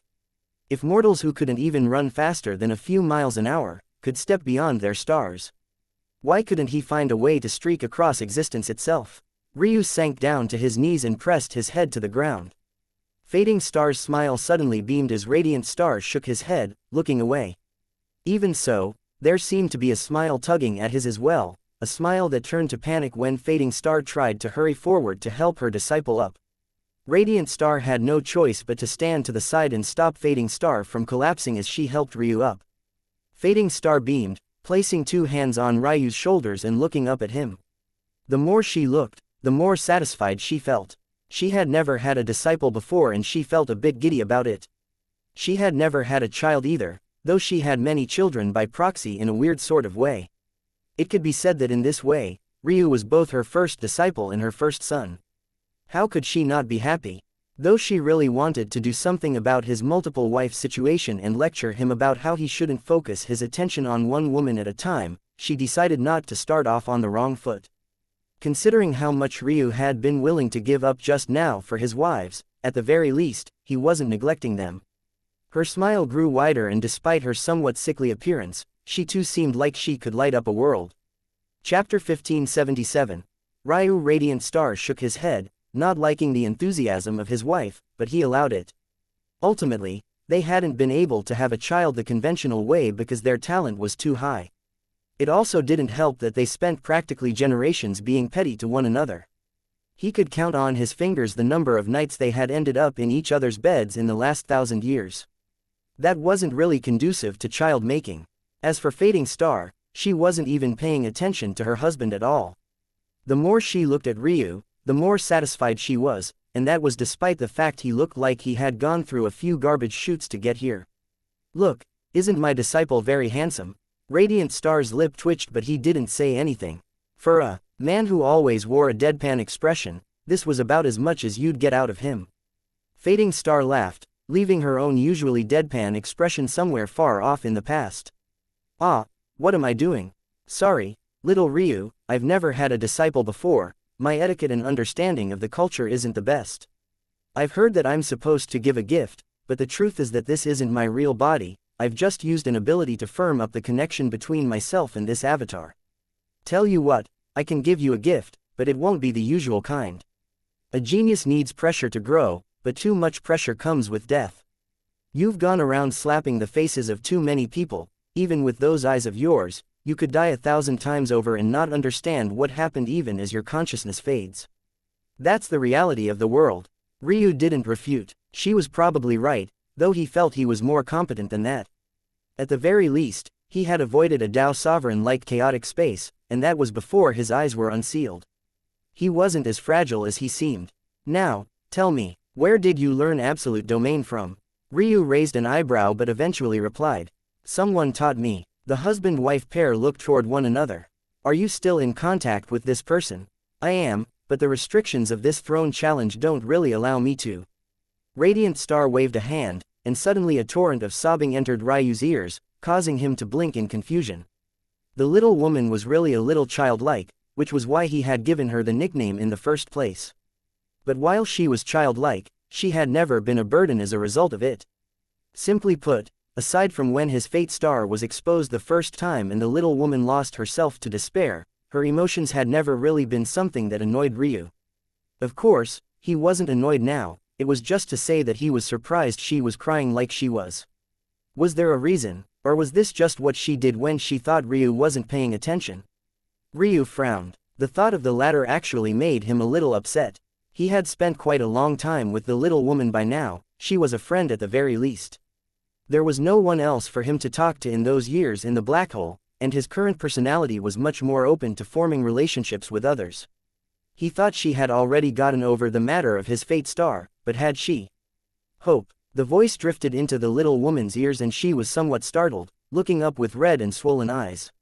Ryu, she asked between sobs. The little woman blinked and realized that the restrictions around the Golden Moon world were actually gone. She looked one hint embarrassed, but another part, excited. She suddenly appeared and before Ryu could react, she threw her arms around Fading in Radiant Star, her sobbing spell returning in a full torrent. As for the pair of husband and wife, they were completely stunned before their expressions softened. Ryu watched this scene without saying much of anything. When he first asked the little woman about the Radiant Star sect, she had said, their inheritance wasn't bad. She seemed quite detached from the matters of the dual Radiance sect. Aside from her mood taking a bit of a dip, Ryu didn't notice anything else. But it seemed that he was maybe a bit too accepting of what she said on the surface back then. Considering the pride Hope took in her own inheritance, and how much time she spent throwing away normal conventions of alchemy to forge her own path, was she really the kind of person to be enamored by the techniques and methods of someone unrelated to her? Hope rarely used harsh words, but the first time Ryu complained about absolute domain, she had even called him stupid. That was enough to paint the picture. Still, Ryu wouldn't have imagined that it was this deep. The three began talking as though Ryu wasn't there. Well, Fading Star and Hope did. Radiant Star was basically thrown to the side, not much unlike Ryu. Ryu didn't mind it. He might have had he not known who Hope was, but he could stand to give her a little bit of leeway. Quote, I didn't manage to break into the omniscient sky god realm, so my life was running out. I ended up finding a method, then I met Ryu and he. Suddenly a pair of sharp gazes fell on Ryu. Fading Star's brows were wrinkled. But Ryu wasn't a fan of explaining himself. Since the little woman was too airheaded to explain what had happened naturally, then that was just how it would have to be. Obviously, Hope had just gotten to the part of the story where she had agreed to carry Ryu's child. The way she had explained it made it sound like Ryu had forced her to do so, when in reality how could he, who hadn't even been in the world's sea realm back then, force a sky god to do anything? It was because Hope's little calculations had deduced that, with the help of her magnum opus pills, Ryu's appearance would give her a chance to survive. In exchange, Ryu had given her Flowing Frost's body. Originally, he was going to give Flowing Frost's body to Eska to occupy, but he met the little woman first. He was reluctant, but she made her promises and he eventually agreed in the end. In fact, after seeing his alchemy skill, she had asked him to be her Tao companion. All of these things were glossed over by Hope as she was trying to summarize her story. Well, knowing her, she was probably embarrassed to admit it as well, especially in front of these two who she obviously respected a great deal. She had been hoping that Ryu would fill in the blanks for her, but he just stood there, his arms crossed. The tips of her ears turned red and in the end, she was forced to say it on her own. By now, she knew that if Ryu was being stubborn, no amount of puppy dog eyes would change anything. Please, please, please, please. Such a pleasing voice, and yet saying such annoying. All right, Ryu muttered. Chapter 1578, They Are Called. Ryu was more than a little bit annoyed, but he chose to let it slide. The truth of the matter was that he absolutely hated putting his life in the hands of others. A large part of the reason he was here in the first place was precisely because of that. Who else would choose to challenge a throne when they had the full support of a Tao sovereign like Aika? In truth, Aika treated Ryu no differently from how she would a disciple. Who else could boast having had a Tao sovereign hunt down meals for them? In a lot of ways, though, taking on a master was similar to placing your life in another's hands. Setting aside the obvious about whether or not such a person would really have your best interests at heart, just allowing someone else to guide you in cultivation was as good as trusting them with your life. This wasn't about being suddenly attacked in the midst of cultivation. Any master that the likes of Ryu would take would likely be far stronger than him. Whether he was conscious or not wouldn't really affect the end result if such a person had sinister intentions. It was more so about trusting another person's judgment, trusting them to make decisions about yourself and things that would impact your life great hundreds, thousands, millions of years into the future. Cultivation was your life in a world like this. But this was also why Ryu never based his decision on who to take in as a master on trust. Being fully reliant on another person would never be his style, and he had refused his fair share of much stronger guards by now purely because he felt that it would impede his growth. This was all to say that when he took in a master, he always planned to take their teachings with a grain of salt, accepting what he felt might be useful and ignoring what had yet to be proven to be fruitful to him. So, when Fading Star threw that accusatory glare at him after Hope's terrible retelling of their meeting encounter, Ryu practically shut down completely. He went from willing to listen to some of this woman's teachings to planning to ignore all of them. If it wasn't for the little woman's incessant pleading and the fact they had some rapport at this point, he would have stuck quite firmly to that decision. He might have changed, but what still fundamentally made Ryu, was still there as the core of his being. It was true that it made sense that Fading Star would trust Hope's words more than his own. It also made sense that given Hope's retelling of the story, Fading Star would likewise have a poor reaction to it. Fading Star already didn't like the fact Ryu had multiple wives, so she was already leaning toward a distaste of how Ryu treated the women around him. When Fading Star heard Hope's story then, once again, her reaction could only be said to be natural. In fact, it wasn't all that baseless either. Ryu just didn't care. The woman had gone from treating him like she had pushed him out of her own womb to treating him like a complete stranger in the blink of an eye. And that was why you couldn't trust people with your life so casually. Even if she had done it for a valid reason, when would the next time be that she found a valid reason? With how much she dotted on Hope, what if one day she felt that Hope would benefit greatly from his eyes? Or his meridians? Or his soul nature? The odds that these things would actually happen were doubtful, but that didn't mean that Ryu wasn't thinking about them, and he was likewise well within his own rights to have this sort of natural reaction. Well, maybe this sort of reaction was natural for Ryu, who treated Tao gods like they were just any other person. Ryu had said long ago, if his talent was as poor as Patriarch Ember's, he would have long since died in humiliating fashion. He would truly rather die than lower his head. Those who disagreed with him or doubted his decisions could piss off. He had already lost a world-class beauty because of these thoughts of his, and he wasn't going to let anyone else sway him. Well, he didn't lose her, more so he completely lost interest in her. Every reason he had ever had to be attracted to her aside from the flesh that stuck to her body evaporated on that day, and it was unlikely to come back. Surreal, Ryu thought, his gaze becoming a hint absent-minded. He was no longer very attracted to that woman, but he did owe her. Her help had been a great boon to him when he first stepped into the true martial world. He hadn't heard any word of her, and she was likely in the ethereal plane of the true martial world. Since there was a true nether plane, it was only right that there'd be a true ethereal plane. As a fae, there was a better than 90% likelihood that she'd be there. He didn't plan on going there. He had no reason to actively look for her. Though he was grateful, considering their last conversation, he also knew that if he appeared to help her, she might hate it more than anything else. After all, there was no way he wouldn't cause trouble after entering a new world. He had only stepped into the true nether plane for a few months and the world practically ended up revolving around him. Ryu's lips curled at his own thoughts. It was a shame, though. Such a beautiful woman and yet such a weak mind. He didn't think that she'd be able to make it far in her cultivation acting like that. Ryu heard a sigh. Ryu, I can only say that I'm sorry. I didn't want to get us started on the wrong foot, but I can't unspill what's been spilled, Fading Star said softly. For now, I can only do my duty as your master. As for what you do from here on, it will be up to you. Ryu looked toward Fading Star, but he didn't reply. Hope, who was still by his side, pouted as flashes of guilt sprung in her eyes, but she didn't even seem to realize that she might have looked a little too comfortable around Ryu. Since things have already started like this, I will try to be more straightforward with you. Then, Fading Star nodded, some of her dignified aura returning. I hope that you will not have Favor Alchemy bear your child until after she's become a Tao god. Also, I hope that you will marry her and give her proper status once you do as well. Repaying your benefactor is commendable and I would never stop you from doing so. In addition, it is because Favor Alchemy relied on others that she is in this position. But since you two seem to be close, I would hope that you'd take a bit more care of her plights as well. Ryu didn't reply, but Fading Star seemed to have already expected this and simply continued without missing a beat. I can also say that I am not a fan of taking on multiple wives. In my ideal world, Favor Alchemy would be your only woman, but I am also aware that I've long since overstepped my bounds. I will not try to place such restrictions on you. I can only hope that you show her the same care and affection that you've shown your Ailsa and Yana. Hope's lip twitched as she knew there were more than just those two, but she did her best to hide it. Fading Star gave her a glance but didn't say much more about the topic.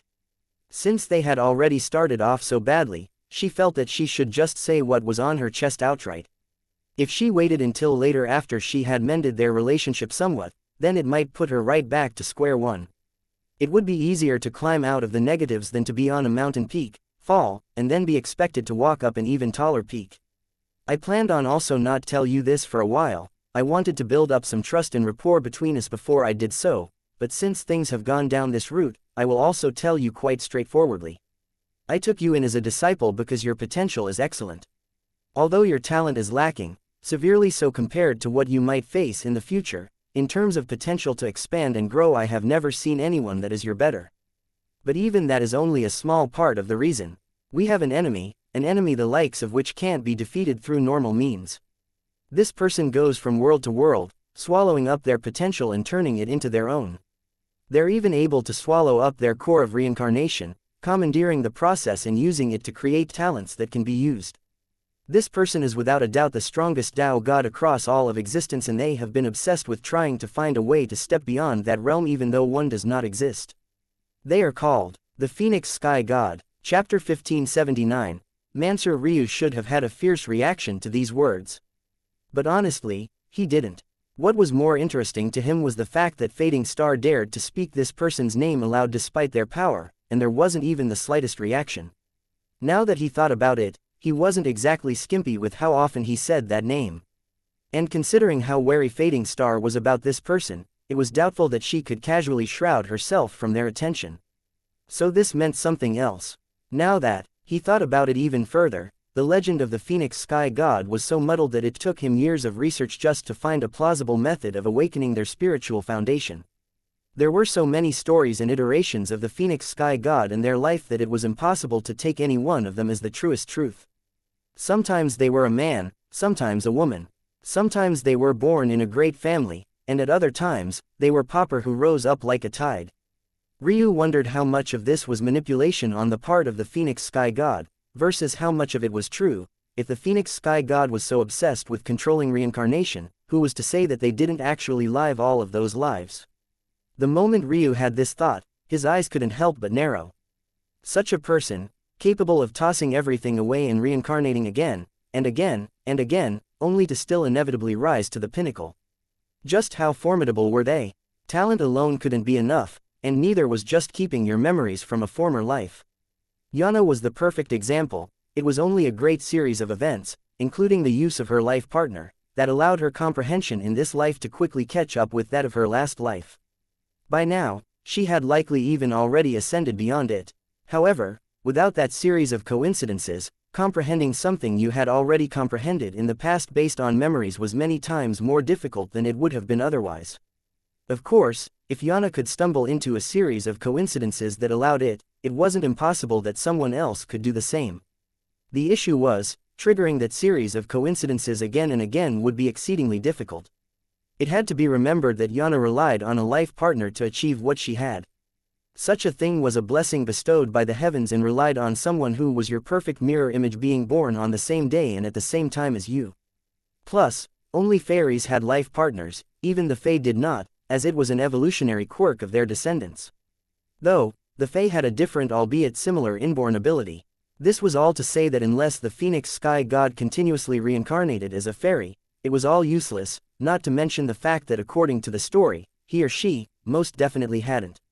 If they were true, that is.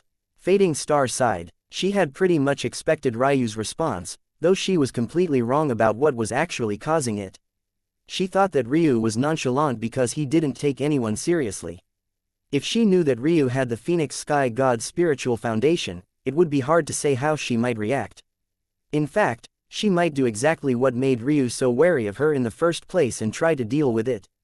Of course, it was clear that such a person was trying to use Ryu as some sort of pawn, and considering how Fading Star was taking this explanation of things, she might ignore all rules of taboo and directly kill Ryu. And this was the perfect example of why you didn't casually trust people just because they wanted to take you in as a disciple.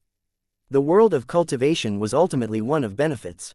Even if someone had a pure heart, they always had their biases, and taking on a disciple like Ryu was a fortune to Fading Star as far as Ryu was concerned. This was the sort of weight fate and karma held on the world. I only tell you this to try and be a bit more open with you so that you understand my intentions. While it is true that I have a reason, that reason is no different than a will to try and raise as many young geniuses as I can.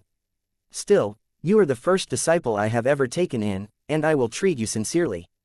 My Husband and I are close to reaching the end of our potential, and we've realized by now that we won't be the ones to succeed in changing things. Right now, the world is in great turmoil, even this world has noticed, triggering a convergence. This is the best time for a young genius like you to rise up, and I will help you with that. Ryu faintly nodded. He wouldn't hate Fading Star on what he was pretty sure she would do if she knew of the origin of one of his spiritual foundations. He would even ignore her earlier slight, at least somewhat, for the sake of hope. He wasn't a fool. He might not respect Tao gods as much as he should, but he knew they had a great deal of knowledge to pass on. Fading Star exhaled a breath and looked at her husband. Radiant Star had his arms crossed as though the world had wronged him. He was caught between wanting to tell his wife, "I told you so," and wanting to shred Ryu to pieces, but he settled for standing in place without a word. He clearly felt that a fragmented sky god had no right to take such offense to anything a Tao god did, but his wife clearly seemed still eager to keep him as a disciple. With that out of the way, I will get right to the point. My husband and I don't come from the true martial world, but rather a world adjacent that's fallen beneath the influence of the Phoenix Sky God. Our cycles of reincarnation have been torn asunder beyond repair, and it caused our people to be unable to reincarnate. We've been trying to find a way to breathe life into our people by spreading our bloodlines elsewhere, but there's nothing we can do about those that have already been born. Fading Star looked toward Hope, a hint of pity in her eyes. But that pity seemed to be aimed toward herself and her husband as well. Regardless, the reason I'm telling you this is because under adverse circumstances, people shine the most. We created many methods of transferring talent, bloodlines and the likes in hopes of succeeding. This culminated in the creation of a new profession, the Bloodmancer. Ryu finally raised an eyebrow. Honestly, this explanation would have probably been enough for Ryu to take her as a master, but she seemed to have wanted to take no risks with impressing him. This was more a matter of pride for Fading Star. She was clearly an arrogant woman despite her soft tone. She didn't want to risk introducing Bloodmancers to Ryu, only for it to fall flat and for her to have to try again. That would have been too humiliating. That aside, Ryu nodded to himself. Back then, Aika had offered Ryu the Radiant Star bloodline so casually. It might seem that just accepting another bloodline was easy, especially with all those vials of blood Ryu's family kept, but it was actually notoriously difficult. The only reason Ryu could so casually make use of those vials was that he already had those bloodlines within him. Planting them into someone else was a nightmare. That was also why Flowing Frost had given Ryu her entire body. This was the only way she knew to ensure her bloodline went on. In a way, transplanting meridians was actually far easier than doing so for a bloodline. This wasn't to say that people didn't have methods, there were, and they existed. It was just a matter of how crude were they and how much of the original bloodline you could keep. Just take Ryu, for example. He was the prime example of why you couldn't just stuff a body with powerful bloodlines and hope for the best. It had taken him a lot of climbing to get out of the pit his many bloodlines had put him in. But the Dual Radiance sect had a lot of success with transplanting their bloodlines. He never thought much of it because he knew so little about the true martial world. He subconsciously just thought that every powerful clan or sect could do so. However, what if the Dual Radiance sect was a clear exception? I can see that your bloodlines are powerful, and the fact that so many managed to be born in a single body is a miracle. What you've managed to do with them is even more amazing. But I can say with great assurance that I can mold you into an existence far beyond what you are now and teach you the ways of bloodmancy. As for the rest of my inheritance, you can take it if you want, or ignore it if you don't. I don't want to try and smother you, at least not until we've rebuilt some of our trust. I can help you see your bloodlines in a completely new light. Chapter 1580, Bloodmancy. Ryu didn't really expect this turn of events. Quite frankly, he had thought that Fading Star would teach him more about manipulating karma or things of the like since they clearly had this in common. Even so, this unexpected twist was actually very much appreciated. If he could find methods of improving his bloodlines, how could he not jump at the chance? He stared at Fading Star seriously as she began to speak, soaking up everything she was saying. The first thing Fading Star did was actually change the way he viewed bloodlines in the first place. He felt like he was a child and she was trying to shift his perspective on things. Ryu had already begun to see his bloodlines more like living, breathing entities, but Fading Star, or rather, bloodmancers in general seemed to take this even a step further. As Ryu listened, he realized what it was she was referring to. The seven corporeal souls. Quote. Necromancy and bloodmancy share a suffix, and this doesn't necessarily mean what it seems to. The root of mancy comes from the word divination, a word that translates to a great many things but ultimately refers right back to insight, usually insight that most people wouldn't be able to easily glean. These sorts of explanations were what Fading Star began with. She was a very thorough teacher, albeit a bit of a bland one.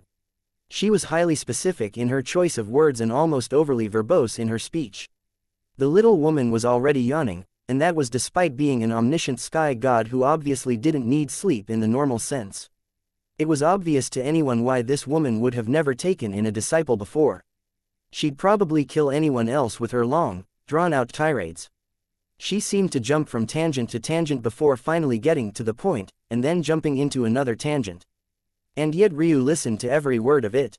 Radiant Star had a smile on his face, expecting Ryu to suddenly fade away or make a snappy comment. But he didn't even look bored as his gaze became more and more intense. These talks of language, these specifics of the origins of words and the root of a discipline were things that Ryu had been swimming in all his life as a ruin master.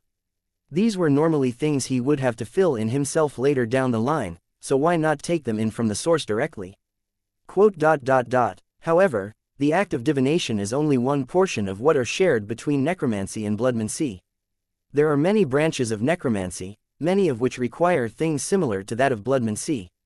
Improving a corpse, shedding away its weakness and blooming it toward its strength are similar mirrors to bloodmancy. Quote. The blood is a living entity.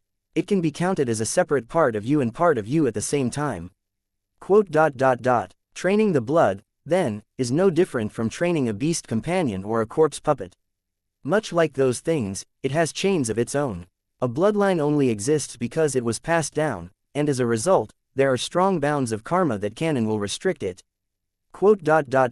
This is a perfect time to explain why it is that summoner necromancers can exist. The formation circles that they use to summon their demons to fight for them is more so a method of bloodmancy than anything else. It's here that the two disciplines overlap the most. Quote. A demon can be considered to be a creature that exists somewhere between a beast and a human. On the one hand, their bloodlines are highly important. Quote. What's interesting then is why it is demons can be summoned but beasts can't be. What is that difference? And it's that observation that sparked the first instant bloodmancy. The epiphany hit Ryu like a speeding truck. Beasts didn't have talents like humans did. Instead, they had what were called spiritual roots, and these spiritual roots practically decided everything about their talent. The spiritual root wasn't as beautiful as it sounded. Ryu had extracted plenty enough to know that. It was an organ that was like a mashup of intestines and the circulatory system in the way it worked. Its looks weren't really the point, though. The main part was that it was more organ than it was spiritual, and it was intertwined and inseparable from blood and its production. A beast's bloodline was everything its talent was.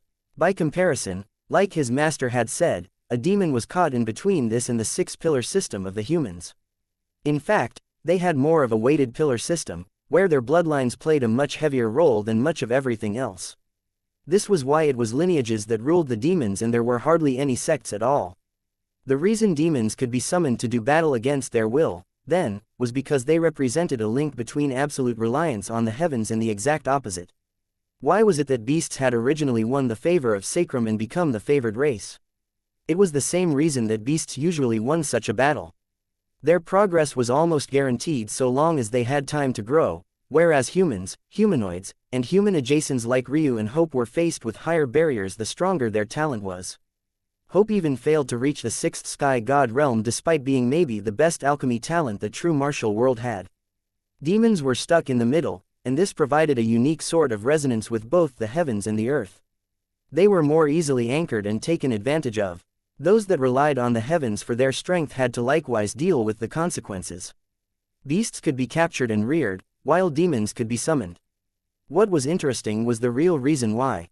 All of this sounded like it made sense in a vague sense. Sure, demons were a bridge between heavenly laws and the earthly laws that humans relied on to progress. And all of that looped back to the existence of the seven corporeal souls. Ryu had already learned that these seven souls were actually chiefly represented by his organs. Much like spiritual roots, they didn't look very soul-like or spiritual. This was the same for the demons. The difference was that in demons, their 6 pillars were skewed. This made their 7 corporeal souls far more prominent and easy to get a grasp of. Beasts only had spiritual roots, and as such they had evolved their own unique methods of avoiding outside manipulations. But demons, being stuck in the middle, didn't have perfect protections. And the fact their bloodlines skewed so heavily more important than any of their other talents made it so that a skilled summoner necromancer could take advantage of it, summoning and controlling them to do battle for a short time. Even this, though, was only surface-level analysis. When Ryu took a step deeper and really got into the weeds, he felt like a whole new world was opening up to him.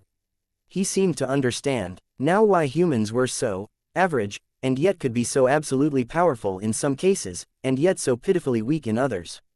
It was all the balance of the souls, the perfect balance between attaching yourself to the heavens and self-reliance. It opened you up to a breadth of potential that the other races simply didn't have. Radiant Star shook his head slowly. This annoying brat actually reached a state of enlightenment. Maybe he was wrong after all. Of course, what he was wrong about wasn't whether Ryu was an annoying brat or not, that was pretty much ironclad in his mind. What he was willing to admit, though, was that this kid and his wife were like 2 peas in a pod. Even he couldn't listen to his wife go on and on like that, it was a source of many arguments for them. Though, everything was a source of argument for them these days, or rather, all days. However, Ryu could. Not only could he could do so eagerly. Looking at his wife's bright smile, it took everything in him to refrain from rolling his eyes. He had an image to upload. Ryu didn't have a thought for his surroundings at all, he was completely focused on his body and that sense of balance. Even though Fading Star had yet to explain a single thing about how bloodmancy actually worked, he felt he had already grasped it. Right now, his blood was concentrated into his 7 corporeal souls, but humans had a clear advantage that they weren't taking advantage of. What would happen if you gave control of your blood to your soul? What if instead of being concentrated in your 7 corporeal souls, your blood also lay new roots in your 3 incorporeal souls? And what would it mean for his blood to form a connection with them? Especially since he remembered quite clearly. Wasn't his Tao heart his beyond perfect extreme spiritual foundation? Chapter 1581. Dominance. The thoughts moved about in Ryu's head like lightning. It had been a while since he was guided by a master, and he didn't even believe that Fading Star's methods would work on most people, but they just clicked for him. This was the type of person he had always been. Though, in the past, he had thought that this was just the person he had been forced to be. When he awakened in his second life he had completely given up secondary professions. He didn't look at formations, he didn't think about alchemy or anything of the sort, he didn't even paint or play the zither anymore, things that he still hadn't picked up again. He had once been a master at those things, but it had always been nothing more than a means to an end. He didn't want to be a useless man, or rather, he didn't want to be more useless than he already was. If he couldn't cultivate, he had to at least be able to do something, be something. But those dark feelings had shrouded one important fact. He actually did enjoy those things. He enjoyed breaking down a pill formula and learning to perfect it. He enjoyed learning about runes, building visualizations and creating formations. He enjoyed poring over mountains of text, only to string together minor little details that almost anyone else could miss. These things were part of him, they were part of who Ryu Tatsuya was. A connection seemed to be formed within him. His bloodlines and soul were suddenly bridged and he began to see them in the new light. In the incomplete heavenly path, Ryu had traded for an omniscient god treasure known as the Compendium. It was able to absorb any object with spirituality and form a network of information about the faith tied to it. It had played a huge part in helping Ryu to reach this point. Being able to tease apart the different strings of karma and give each of his bloodlines a bloodline phenomena was entirely reliant on understanding the underlying faith. That bound them, something that he couldn't have done easily with his eyes bound. But, the compendium had its limitations. It was only an omniscient god treasure, and Ryu's bloodline had already caught up with that grade. There was nothing further for it to clarify for him that would help Ryu make any large or sudden changes. Now, however, its existence was entirely unnecessary. Ryu could feel his bloodlines in a way he never had before. He had had to rely on the compendium and other special circumstances in the past to actually see how much they were battling against one another for supremacy, but right now it felt like his eyes could peer into them on their own. His eyes were the window to his soul, and now his bloodlines and his soul were inextricably linked to one another. Or so it felt until the connection suddenly snapped. Ryu looked around in a bit of a daze, feeling like he had lost a part of himself. He looked up to find that Fading Star was smiling sweetly. Everything else can be set to the side, but Ryu, your comprehension abilities are by far the deepest I have ever seen. I would credit your eyes for that, but I have a feeling that that is only part of the story. It feels like your brain is wired in ways most can't understand. I'm truly astonished. She didn't even get the chance to introduce Bloodman-C to Ryu, and he had actually figured it out all on his own from anecdotal pieces of information. That feeling you just experienced is the hardest step to take as a Bloodmancer. For most, the concept is too abstract. I began Bloodman-C quite late in my life, only after I became a Dao Lord, and yet it still took me 3 hours. If I was at your cultivation realm, it probably would have taken me 3 days instead. Fading Star wasn't stingy with her praise, and because she wasn't lying, it didn't feel like she was trying to butter Ryu up either. Why is it temporary? Ryu suddenly asked. His dreams of his spiritual foundation skyrocketing his bloodlines to mastery seemed to be flying out of the window. It's a matter of practice, unfortunately, Fading Star said with a smile, happy that Ryu was interacting with her. Like I said earlier, the parallels between necromancy and Bloodman-C are many. It takes quite a lot of practice for a new necromancer to control a corpse puppet. This is the same but on a much higher level. Ryu nodded. He remembered when he was first learning to control a corpse puppet, he had lost to that genius of the Loom clan. He shook his head. It had been a while since he thought about that Tae woman and her family. It also made him wonder how Granny Miriam's sister was doing. He had been stuck in that reincarnation cycle for almost 1,000 years, a lot would have changed. Maybe he should have checked up on them when he went back. Even so, it was weird to compare controlling an external corpse versus controlling your own self. Why would the latter be difficult? Then again, wasn't that what all training was? Controlling yourself. Plus, this wasn't just a matter of the self either. Like Fading Star had said, this was practically like trying to bridge heaven and earth, using the influence of the self to influence strength bestowed by the heavens. Humans were the most suited to this, but that didn't mean it was easy either. Then after I can maintain the connection for long enough, what do I do? Ryu asked. This is the best part. There are many branches of Bloodman-C, not much unlike necromancy. But in your case, you need a very specific balancing ritual. You have too many powerful bloodlines within you. If you want them to be harmonious, you need to make them harmonious. You can call this dominance Bloodman-C. Chapter 1582, Temperament, Dominance Bloodman-C. Ryu thought, dominance. Bloodman-C is a path that takes the soul and makes it the center. It would be akin to becoming the inverse of a demon. Not much unlike a fairy or a fae. However, the difference is that this is a deliberate choice and it stirs your bloodlines away from their usual faith and tethers them more to your own path. This is an especially powerful path if you have a soul nature that is compatible with the fusion of your bloodlines. And if I don't, well, it's hard to conclude that just yet. Who knows what the fusion of a dragon, Qilin and Phoenix is? It can pull in so many directions that you have quite some leeway to choose, and that's the power of Bloodman-C. You used a spatial soul nature against us. It seems to have an extra hint of something else, but as a whole, it feels like something that's equally as broad and wide-ranging. Whether the two can come together into one will be dependent on you. And will it ever be permanent? Ryu asked. Over time, the more you refine your control, the more natural it will become and the permanency it will have. I personally follow the path of multiplicity. It makes my blood essence practically unlimited and I can share it with as many people as I please. But this isn't just an auxiliary ability. In battle, endless blood essence allows me to overextend myself with ease. Without this ability, I would have never been able to solidify the connection between you and your wife. This is an example of my Bloodman-C reaching a state of permanency, or at least close to it. Ryu nodded slowly, falling into his thoughts again. Then, Ryu, this is all that I wanted to teach you. You can find the intricacies of Bloodman-C laid out for you in your lines of fate. If you're interested, you can also check to see my and my husband's inheritances as well. Radiant Star frowned, clearly having not consented to this. But it was too late for that. We will bid you goodbye now. As for your gift, you will find out what it is soon. It all ended more quickly than Ryu thought it would, but hope had already vanished into the Golden Moon world and he suddenly found the Throne Challenge world collapsing around him. Suddenly, he was standing in the skies, his aura feeling dim before so many powerful gazes. He was about to make a quip when a wave of fatigue hit him like a speeding struck. His eyes closed and he fell out of the sky. Ryu awoke quite slowly. He barely had time to squint when he noticed a woman dressed in a familiar white gown sitting on the edge of his bed. He was a bit disappointed that it wasn't Eska. He felt like he was getting more fond of that woman by the day. Xianxia, who was actually the one there, seemed to sense that disappointment in his eyes and her pride almost flared up again. Almost. But she had bawled her eyes out enough to ignore it, for now. "I really hate you, you know," Xianxia said softly. It was in that usual gentle tone, a tone that many swooned over.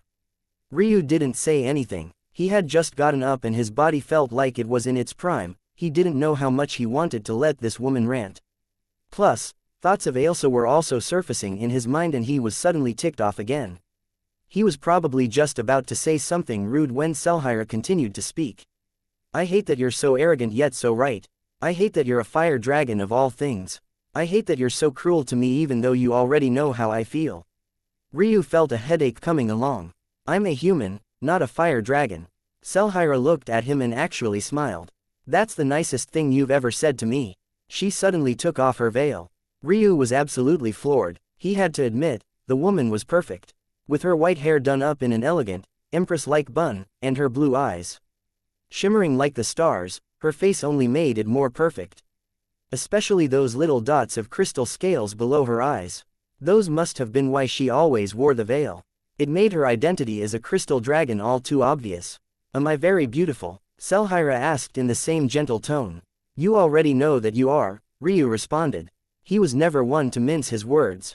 "Yes, but a woman likes to hear her man say it." "Her man?" Ryu raised an eyebrow, a familiar mischievous glint in his eyes. It was the same glint he had had when he dressed Xianxia down in public back then. Even though she remembered the memory quite clearly, Xianxia didn't back down. In fact, she did the opposite, leaning over Ryu who was still lying down and even pressing a hand to his chest. She usually dressed quite conservatively, but there was no dress in the world that didn't have a neckline. Leaning so far forward, how could there not be two large mounds of fair skin to see? Seeing that Ryu wasn't averting his gaze at all, Xianxia felt herself flush. The way he was so unabashedly confident in staring at her didn't make her angry at all. In fact, it turned her on. It was the reason she had always been so attracted to Ryu in the first place. He never suddenly saved her life. He didn't do any life-altering favors for her. He rarely even talked to her. But his temperament, she absolutely loved it. Deep inside, she was a dragoness, and a dragoness needed a dragon to put her in her place. Those fire dragons in her generation only knew how to blow their own horns. They were nothing but hot air. She breathed in, her eyes quivering under Ryu's masculine scent. In that moment, her eyes even turned to slits and a moan-turned-growl echoed from her throat. Her lips pressed down onto Ryu's. Chapter 1583. A Beast 1. Ryu had to admit, he was a little stunned. Savoring Xianxia's soft lips, his mind spun like a whirlwind. He had been with a fairy, he had been with a human, a deity, even a real demon, but he had never been with a beast before. A full beast. It took Xianxia's approach for him to realize that this gentle woman was a dragon through and through. He hadn't known this before, and had only really treated her as a human girl until his eyes awoke again. Her claws pierced his soft shirt and dug into his skin. She didn't even seem to be doing it on purpose, it was just that the palm she had pressed down to his chest had gained something extra in her excitement. Xianxia pulled back, a line of saliva connecting her lips to Ryu's. She licked at it, a savage sort of aura coming from her. She truly looked like no different than a beast in heat. Her nipples poked out from her dress, a dense heat filling the room as though her blood was ready to explode inside of her. As she looked into the calm look in Ryu's eyes, she only felt more excited. That regal air of his hadn't disappeared even after her sudden assault. That was exactly what she wanted, it was exactly the man she wanted. She knew she wasn't wrong. "Strip," Ryu suddenly said. Xianxia shuddered for only a moment before she did as she was told. She stood and her dress slipped to the ground, revealing a powerful body beneath. Her skin was almost as white as snow, but it felt more like an illusion than anything else. It wasn't the skin tone itself, but it rather felt like there was a thin coat of crystal all over her body. It went all the way up those long, almost imposing legs and didn't even end at those towering, proud breasts. Her curves were soft, and her lips had almost felt like clouds, but with his eyes Ryu wouldn't miss the hidden power beneath those lines. She reached to her back and unclipped the band across her chest. Her breasts fell in a healthy, enticing bounce, the rest of the band practically springing away the instant it got the slightest leeway. Her fingers pulled at the lining of her panties, slowly pulling them down. A line of moistness sparkled under the light of her skin, her body's heat only rising and becoming more red. Her treasured region didn't have the slightly hair to it at all. Instead, just above it, crystalline scales of light pinks, violets, and blues were embroidered. "Come here," Ryu commanded. Xianxia climbed to Ryu's side, kneeling. Despite being so completely naked, she seemed to maintain her own regal temperament, her hair still done up in the same bun.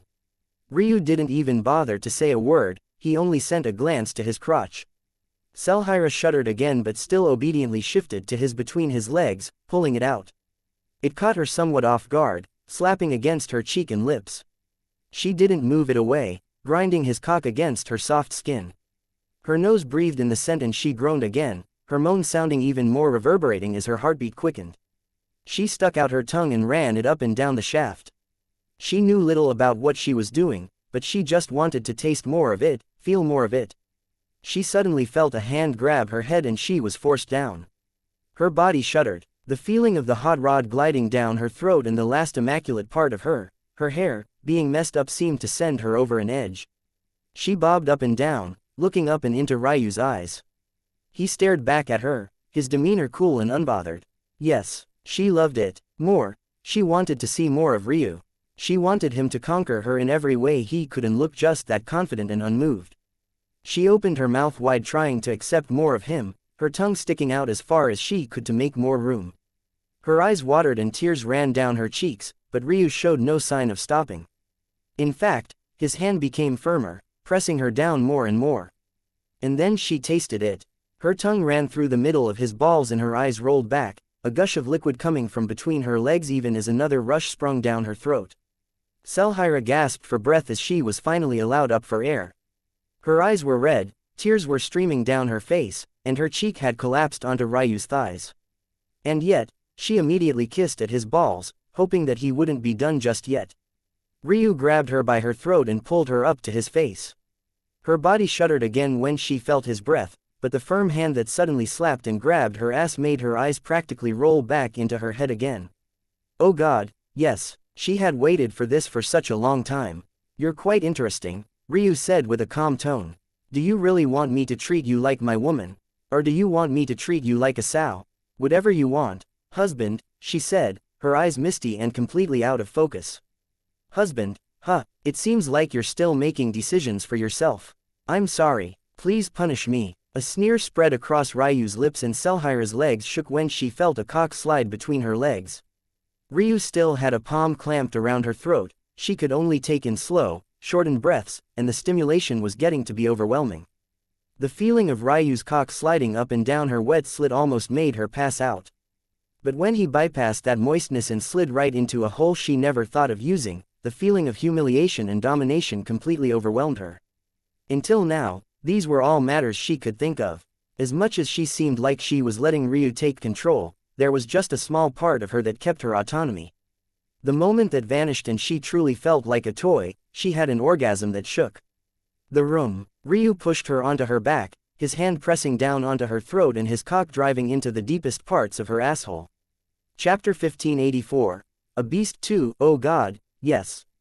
The words had meant to be, "How could you treat me like this?" But they had been translated into a completely different language by the time they came out of her mouth. The feeling of humiliation and domination was so perfect she lost it. She had actually lost her anal virginity before her actual virginity. She could feel her primordial yin being stripped from her in the worst imaginable way. Was this how she would lose it? Yes, it was, and she loved every minute of it. Her legs spread wide, her pussy glistening but vacant, she let out cries only a beast woman could. She was drowning in pleasure she couldn't even fathom. She reached down between her legs, wanting to fill her other hole up too, but it was almost immediately ripped up by Ryu's free hand. "What do you think you're doing?"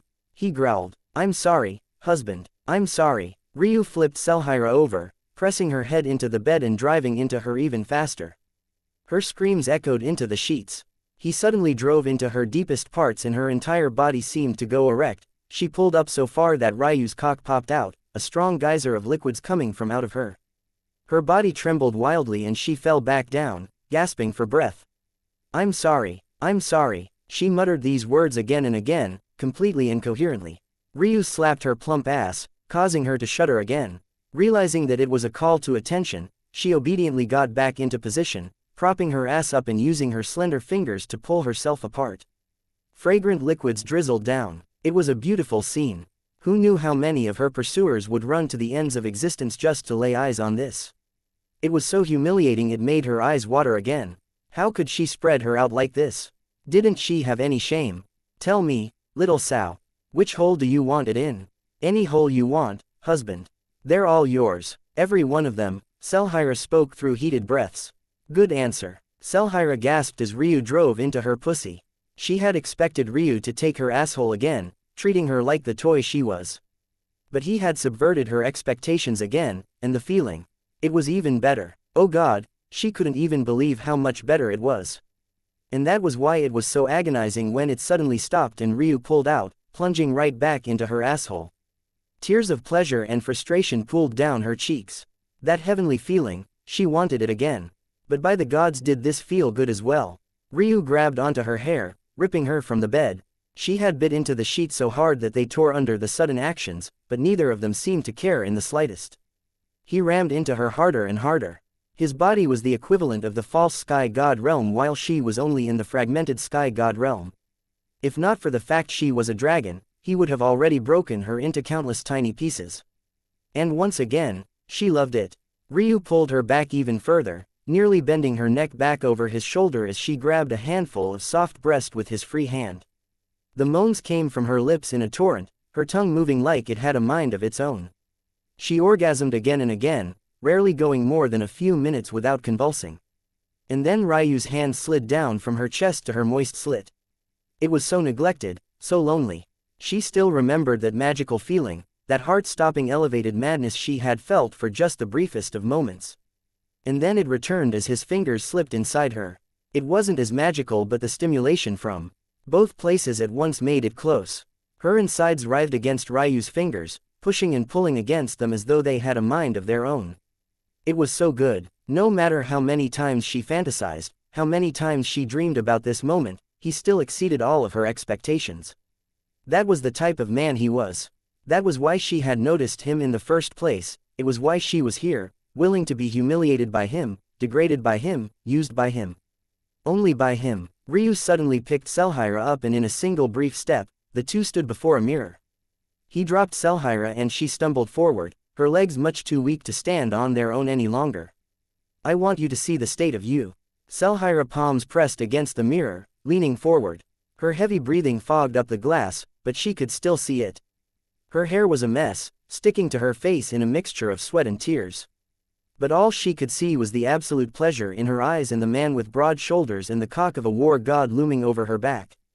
And then that magnificent cock was driven right into her again, this time in the one place she wanted it most.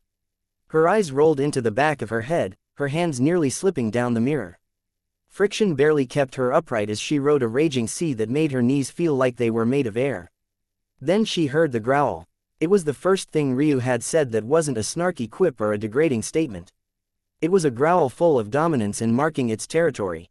She nearly died with pleasure as she felt it pumping into her. She fell to the ground and her wrists were pinned up, the rest of it pouring down her throat and all over her face as though Ryu was painting a beautiful portrait. With what strength she had left, she sucked at the tip. Even if she only had an ounce of energy left, it was her duty to please her man, her husband, her king. She pulled out every last drop and then kissed it passionately. I'm sorry, she mumbled incoherently. I made you dirty. Let me clean you up, husband. Her tongue circled around it, her kisses dotting up and down the shaft. The mighty crystal dragon had been slayed. Chapter 1585. Human Ryu laid back, looking at the ceiling. Between his legs, curled up like a kitten, or maybe like a dragon, Selhira lay apparently sleeping. She used his thigh as a pillow and she seemed to have completely forgotten the word around her, a look of satisfaction on her face. This woman didn't seem capable of even sleeping normally, it seemed. She just curled herself into a ball, and when he thought she'd try to sleep by his side, she took the weirdest position possible. He couldn't lie, he found it a little amusing. At the end of the day, xianxia was, indeed, not a human. In fact, Ryu had never heard of a beast taking human form at all. It should be something that only the absolute highest levels of beasts were capable of, or it was possible that xianxia was using a special technique of some sort. From a human lens, she was very obviously a masochist, a woman who liked to be dominated and ruled. And on that spectrum, she was pretty far on the crazy side. May had a little bit of that in her, and their first time together had been mostly him suppressing her more matriarchal tendencies. While Elena was a woman of many fascinations, she liked to try all sorts of things. There was Eismine as well, but that was even less about Eismine's desires and just the result of the nature of their relationship. This was all to say that there weren't any real masochists among Ryu's harem, and certainly none on the level of xianxia. It was probably even more accurate to say that less than the fact they were masochists, it was more so that Ryu tended to like to be in a dominant position, resulting in this series of coincidences. He still remembered his first time quite well. Elena had let them take the reins, and their time was sweet, soft and as tame as could be. However, while he loved Elena with all his heart, and he also cherished that memory, he hated that feeling. Elena could have snapped him like a twig millions of times over back then. Even when it came to penetrating her, he could feel how she had to concentrate on controlling her muscles so that she didn't harm him. He hated everything about that night except for the woman in his arms. It was maybe the greatest moment of weakness he had had in his life. It could be said that this had birthed a tendency to really take the reins now that he had strength of his own. He wouldn't say that he took it out on his women, as he knew how to be gentle as well. There was nothing taboo about his first time with Ailsa, nor Yana. However, when he felt any sort of pushback, he unleashed his own beast. The point wasn't really about him, though. Everyone had their own nature, their own likes, and he actually felt that calling xianxia a masochist might be inappropriate only because calling her one would probably require calling all female beasts one. This was less about xianxia's quirks as a woman, and more so her nature as a beast. They were a primal race, and the imbalance between men and women was even fiercer than it would be among others. This was the price to pay for that great, heaven-blessed talent. There was less room to maneuver along their own paths and follow their own wishes. They too often fell into a cookie-cutter mold and pushed out the door with a bundle of power in their arms. For a genius of the crystal dragons like xianxia, before today it had probably been her destiny to be pushed down, maybe even against her own will, no, maybe almost certainly against her own will, and ravaged by some beast man with a bloodline comparable or superior to her own. That was the culture of beasts. When it manifested in their beast forms, it was easy to ignore and overlook. It was just animals being animals, and even mortals wouldn't blink at the sight of it. But when they became humans, it felt much more real and raw, just like this moment had been. This perspective made Ryu's opinion of xianxia soften considerably. It made a lot of their earlier dynamic make sense. Xianxia had obviously been shit-testing him. Even if they were destined to be dominated, beast women still had fiery tempers. They were unruly and arrogant. They wouldn't give any men they thought were weak of strength or weak of mind the time of day, and even those they felt were ready would still have to break down that final barrier. To Ryu, he hadn't even known xianxia was a beast back then. He only casually put her in her place because she was starting to piss him off. She was much subtler than most beast women would be, probably. She was also much gentler, and she hid her edge extremely well. Her barbs couldn't be seen until you pulled back a few layers. It might have also been helped by the fact she was clearly not following the usual path of her kind. xianxia was the perfect example of what happened when you deviated from your designed path as a beast. Her progress was agonizingly slow. She spent decades at the peak of the world's sea realm before finally breaking through, and her talent was suppressed in practically all aspects. It could be said that the fact Ryu had made her wait for so long to finally take her had been absolutely agonizing. But at the same time, this moment of going back to her true nature had loosened her up and made her feel much more relaxed. Ryu took a look at the curve of her ass. She was curled into a little ball and her face was toward him, so he couldn't see much more than a beautiful curve, but he wasn't being a pervert, for once.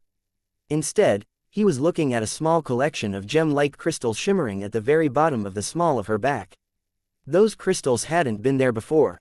He would know. He had spent enough time railing her from behind to understand every inch of that backside quite intimately.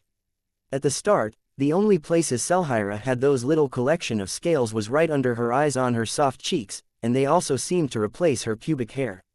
It was quite a beautiful sight. Now, however, there was another, and it seemed more prominent, forming a little tail that jetted out barely a few centimeters. Ryu fell into contemplation. It definitely wasn't a coincidence. Selhira was trying to balance a new path she wanted to follow with her old self. After opening up to Ryu and really basking in her beast half, she had taken a small step forward. Her Tao heart was clearer and she was at peace, the frustration of the past few years completely forgotten. Which was funny, considering she was sleeping there with her hair a mess and with dried tear streaks on her cheeks. Even so, she was like the perfect little beauty even though there was nothing little about her. How such a tall woman with such large breasts and wide hips could also give a petite woman a run for her money in her realm of expertise was beyond Ryu. But he liked it. Selhira stirred, seemingly sensing Ryu's gaze. But what she was really feeling was his heat, because after observing her body in silence for so long, he was already at full mast again. Her cheek was resting on his thighs, the point of her little nose just a few centimeters from that raging heat. She tilted her head, kissing at his balls obediently as though she was ready to take responsibility for what she had caused. But she didn't get far before Ryu had reached down and cupped her chin, pulling her up toward him until she straddled him, his cock resting between her cheeks. "Husband?" she asked softly, a hint of confusion and lust in her sparkling blue eyes. From time to time, that blue would flash with gorgeous pinks and violets, swirling before returning to normal. Ryu pulled her chin down and kissed her. It was a soft kiss, gentle and lacking any sort of roughness. It was long and sustained, stirring something else within Selhira. Tears began to run down her cheeks, but this time for a completely different reason entirely. They pulled apart. "You know what to do," Ryu said softly. Selhira nodded, somewhat weakly. She reached back and grabbed Ryu's shaft, ready to slide it into her asshole again. She felt it wasn't her place to choose the place she wanted, she deserved to be degraded and conquered. A flare of heat came up her chest again as she felt the tip slide inside her. But before she could swallow the whole thing, Ryu's hands held up her waist. "No," Ryu shook his head, pulling her up and grabbing her waist. They swapped places and suddenly Selhira found herself pinned down. Ryu's eyes gazed into hers with a clear softness and her tears flooded even faster. Her heartbeat could practically be seen between those soft breasts of hers, her white skin flashing with red. She felt Ryu at her entrance. He slid in oh so slowly, allowing her to feel the grace of every inch. "I'm going to teach you how to make love like a human," he said softly, covering her lips. Selhira's palms pressed against Ryu's cheeks. As she closed her eyes, savoring the sweetness, her tears fell like the rain and her lips were covered by a familiar warmth. Chapter 1586. Clicked. Ryu sat in meditation, Selhira curled up on their bed in a deep sleep. But it seemed the sweet smile on her face had yet to fade away. The current Ryu, though, was completely focused. Those things had been pushed to the back of his mind and the front was trained on his internal structures, namely his bloodlines. It seemed a beast's primordial yin was different than he expected, though this made sense considering the fact they didn't have souls in the traditional sense.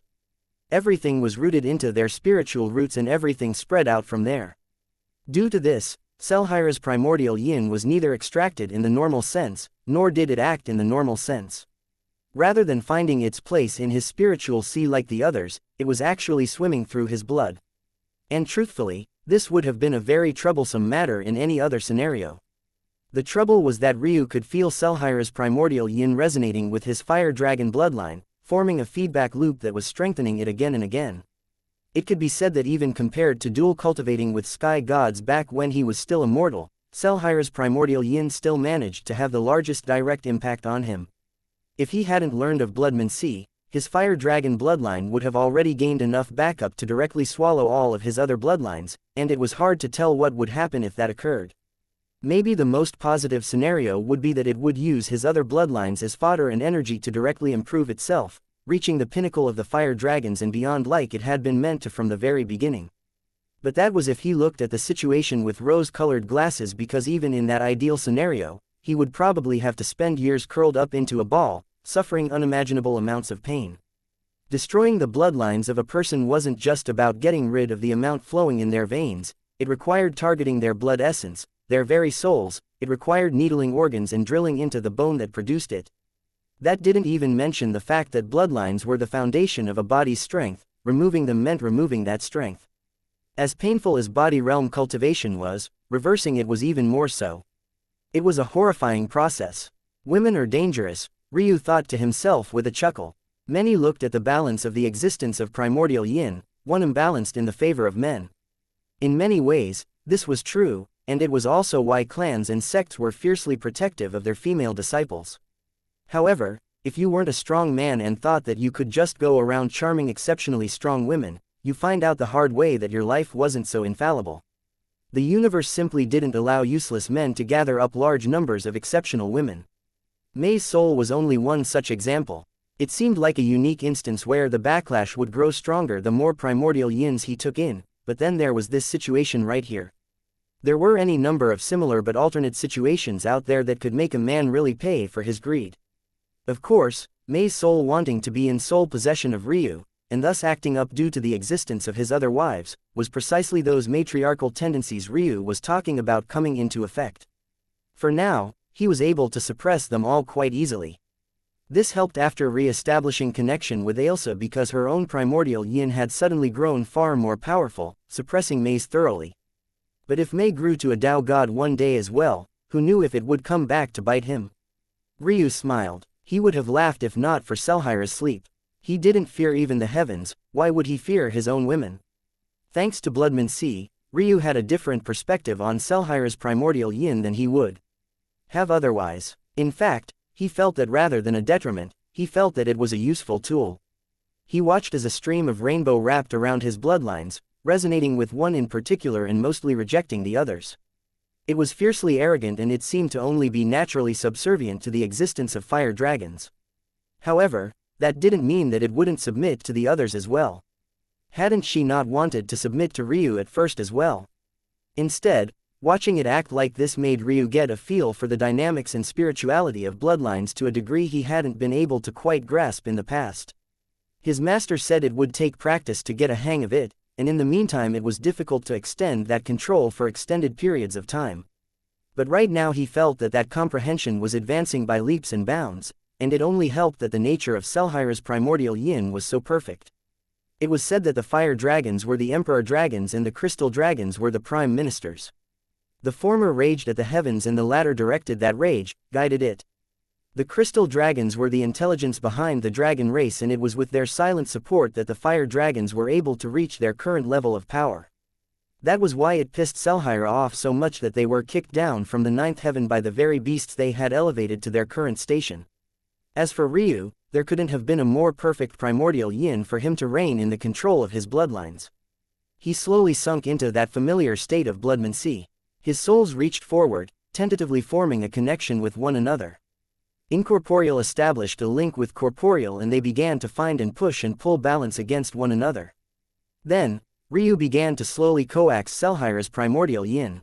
He was gentle and sweet, but domineering and fierce when he had to be. It responded exceptionally well to his real soul.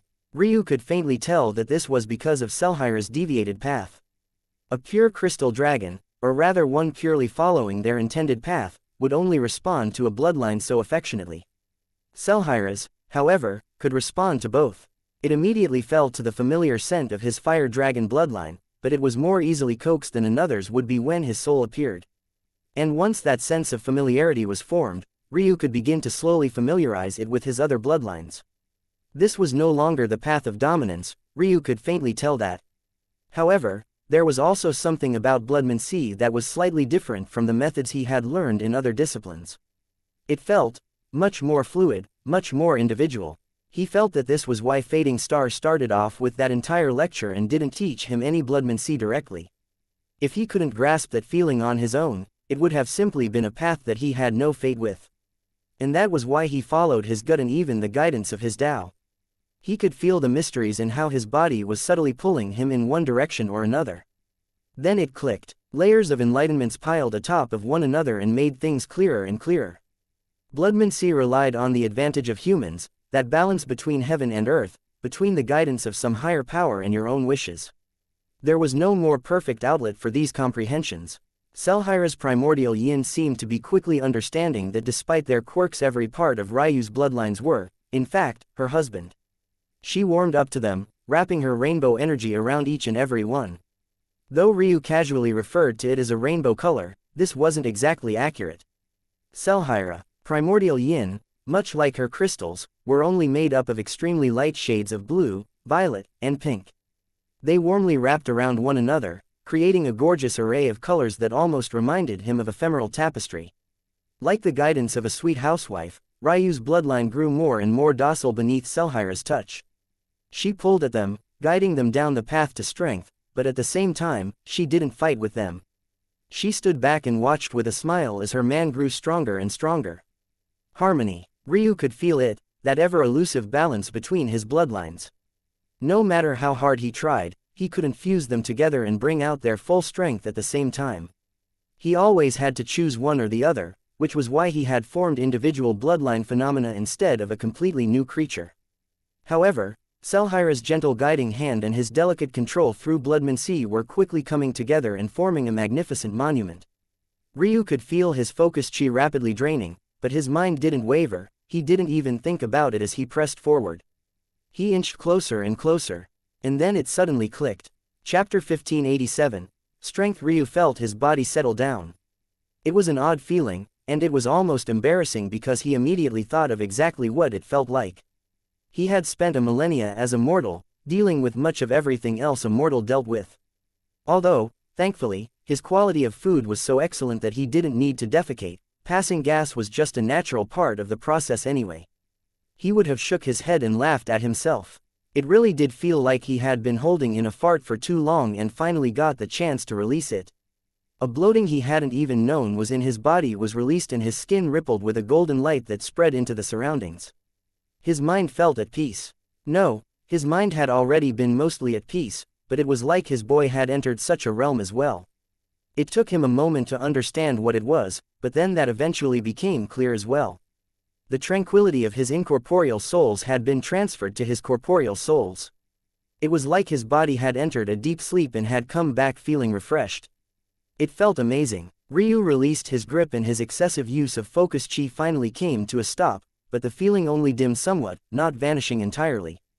Even without his hands on the reins the entire time, Selhira's primordial yin swam around, giving his bloodlines order and structure they had never had before.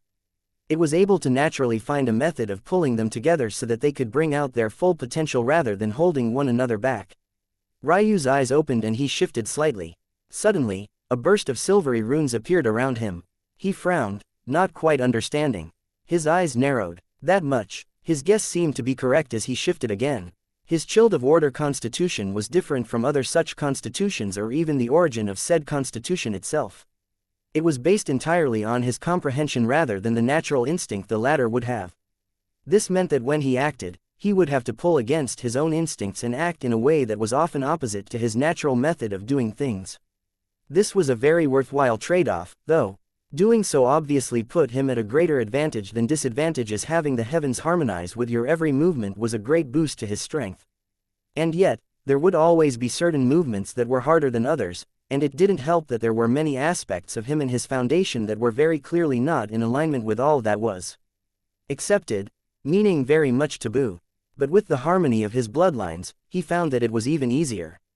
The burden had been thrown from his mind and his movements were far more fluid. Interesting, it wasn't just his chilled of order constitution, but his chi flowed smoother, his vital chi especially seemed to move through his body 100-fold faster. He couldn't help but wonder if this latter change put him above others or if it was just putting him at the same starting line. Truthfully, Ryu never bothered to learn any techniques that utilized vital chi. It was hard to justify using them when his chaos chi was so much more effective. Even back when he had to be much more cautious with its use, picking out an infinite number of chis was far better than using the vital chi of his rebelling bloodlines. He wondered if he should actually learn some now. The body realm definitely had its own set of methods, much like the mental realm did. Plus, he also had yet to learn any techniques in the sky god realm. He chose to shelve the idea for now. It wasn't that he felt it was a waste of time, well, not entirely. It was just that one's focus in the sky god realms should definitely be their Tao and using it to maximize the strengths and minimize the weaknesses of your body. Essentially, Ryu should be creating his own techniques, that's what the strongest did. Plus, the last time he had learned a large slate of techniques, he stopped using them not even a month later because he had already outgrown them. Learning techniques of a certain grade when your cultivation speed put most to shame was little more than wasting your time. He had seen this firsthand during his battle with Starlight. The latter was exceptionally young and he had yet to learn the core techniques of the fading star sect. Aside from his constellations, he had nothing else. That hadn't been stupid of Starlight, it had been the smartest thing to do. Starlight's cultivation speed was obviously exceptional as well. He had been a realm below Ryu, and now they were in the fragmented realm together. By contrast, Ryu had spent all that time learning techniques for his greatsword staff, only to have to abandon it in the middle of their battle because it was revealing too many weaknesses to exploit. This was why focusing on which methods you used was far more important, and also why Ryu's main concentration was on combining his paths rather than finding new ones to follow. Toward that end, he felt that he was much freer to do that. At the very least, his bloodlines wouldn't restrict him. In the past, he could only display the Lord grade level if he kept them separate. But now, he could fuse them and maintain the same level without any drop-off, and the result was astonishing. Strength that had been buried impossibly deep within him spilled out from a slight clench of his fist. In that instant, he had gone from the seventh heaven equivalent of a false sky god's body, to without a doubt the equivalent of an eighth heaven false sky god's body. Chapter 1588. Bonus lackluster. The change was qualitative and his vital chi was overflowing. With this kind of strength now, he could easily use his body alone to one-shot seventh heaven false sky gods. Trampling them beneath his feet wouldn't be an issue at all. If he could progress his bloodlines to the sovereign grade, he believed that he would finally catch up to the topmost standards of the ninth heaven. But this still felt lackluster. Ryu looked down at his hands, the wave of pressure still coming off of him. Honestly, maybe he was the only one who would ever have such a thought.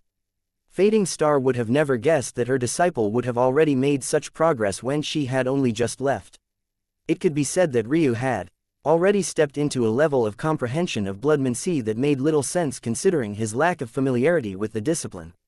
But he wasn't satisfied. It felt like there was something missing, and he could somewhat tell what it was. Selhira's primordial yin was guiding his bloodlines in allowing them to fuse, but it was a roundabout method. It couldn't be said that he was truly all of a dragon, Qilin, and Phoenix. Instead, he was bits and pieces of each one, creating something new. This seemed to be the point. Wasn't this what he was chasing after in the first place? But honestly, the answer was no. He wanted it all. One dragon genius alone was already standing at the top of the ninth heaven, so why were the combinations of his bloodlines worth so little? It was unacceptable to him. It wasn't Selhira's fault, obviously. The crystal dragon was appeasing his bloodlines. For the sake of the whole, she coaxed them into turning down some aspects so they would clash less. Ryu could even see some of that. Much like everything else, he felt it would take time. Time, and more time. He needed to get a deeper grasp of bloodmancy. Selhira's primordial yin was a cheat, an almost sentient existence that, under his control, gave his bloodlines perpetual guidance it would have originally taken his full focus to achieve. If he wanted to achieve deeper levels of mastery, it could only take him. If only. Unfortunately, after his eyes unsealed, the time distortion on his inner world had vanished. He felt that he could apply it again, but it would actually take energy of his own. And even if the time distortion hadn't vanished, it wouldn't help. In that world, he could only bring his mind, not his body. How would he learn how to be a bloodmancer if he couldn't practice on his body? Much like with necromancy, he actually needed to puppeteer corpses to get a hang of it, and in this case, the corpses were obviously his bloodlines. Where could all of that energy have gone, though? Ryu's eyes narrowed. Having thought about his inner world, he was suddenly curious. Well, the fact itself wasn't curious, it made sense. What fascinated him more was the mechanism by which it would have happened. He absorbed the silver star, dissipating it into its energies and taking immediate strength in his potential instead. The ceiling of his eyes seemed to have trapped some of that energy. His eyes were the window to the soul, and a huge change in one impacted the other. But shouldn't that mean that my eyes absorbed a large portion of this energy, then? Ryu knew that his eyes had mutated, that was the purpose of the black-veined spirit-seeking lilies in the first place. The trouble was that he never really imagined that the changes would be all that drastic, and it was for good reason. He found those spirit-seeking lilies in the sacrum. Not only in sacrum, but on the mortal plane at that. It was the lowest of the low to even sacrum itself, let alone the true martial world. The fact his eyes survived pushing heaven gate that far was something that Ryu mostly attributed to his rebirth, not the spirit-seeking lilies. His point was only further bolstered by the fact it took so much effort to unseal them even after he awoke. That said, what if his rebirth wasn't the only thing to help his eyes survive? Ryu frowned. His rebirth itself was a mutation. Phoenixes of exceptionally pure bloodlines would have a chance at 9 rebirths, while he would only have 1. However, his one rebirth was long, continuous, and it opened up the path for him to finally step into the true martial realm. He owed it a lot. But he never thought about if there was something else that helped his eyes out. He couldn't sense anything either. That led back to the first point. The fact his personal pocket of time distortion disappeared wasn't surprising, the fact that there had been one in the first place was. Ryu wasn't a fool. If it would have obviously happened, he would have never made such a mistake. He suddenly got the feeling that he was being toyed with again. The Zhu ancestor was supposedly a man who could move backward and forwards through time, something that should be completely impossible. But if he didn't really believe it in the past, how could he not now? That wasn't because he had found some shocking detail, but rather because he didn't believe that Eska would lie to him. Their relationship had long since progressed beyond that point. This meant that the things the Zhu ancestors had told him should be true, and that man should exist just like that, at least in their memories. If he took a step back and asked himself another question, he shuddered. A man who could move fluidly through time, how much power would he have? What wouldn't he be able to control? But why was the Phoenix Sky God considered the most powerful Tao God, then? Ryu's eyes flashed with a dangerous light. Could they be the same person? Chapter 1589. Bonus: a corner of faith, control over spacetime and reincarnation, life and death. They felt like two halves of the same coin, and a person who could control them all would truly be invincible. No. If he took a step back, control over reincarnation, life and death would seem to naturally lead into spacetime. It was too difficult to separate them, especially if you started broadening their definitions, and even more so if you were Ryu. Ryu didn't usually think in words. He knew and understood too many languages. Plus, thinking in words alone took up too much time. Instead, he thought in concepts, feelings, images. In fact, Ryu was fairly certain that this was why his comprehension was so exceptional. When he thought of space-time, he didn't just think of space or time. Space was a whole bunch of things. In one sense, it was a fabric upon which reality was woven. In another, it could be thought of as distance. In yet another, it could represent emptiness or the lack of something. There was even an emotional and more human component to it as well. Time felt much more straightforward to the layman. It only moved forward, it was constant, etc. But was it? Time seemed to be regal and unimpeachable, but in Ryu's mind, its most important characteristic wasn't that it was constant, but instead that it was the exact opposite. He most associated the word, time, with the word, relativity, whether that be in a physical science sense or even, once again, in an emotional sense.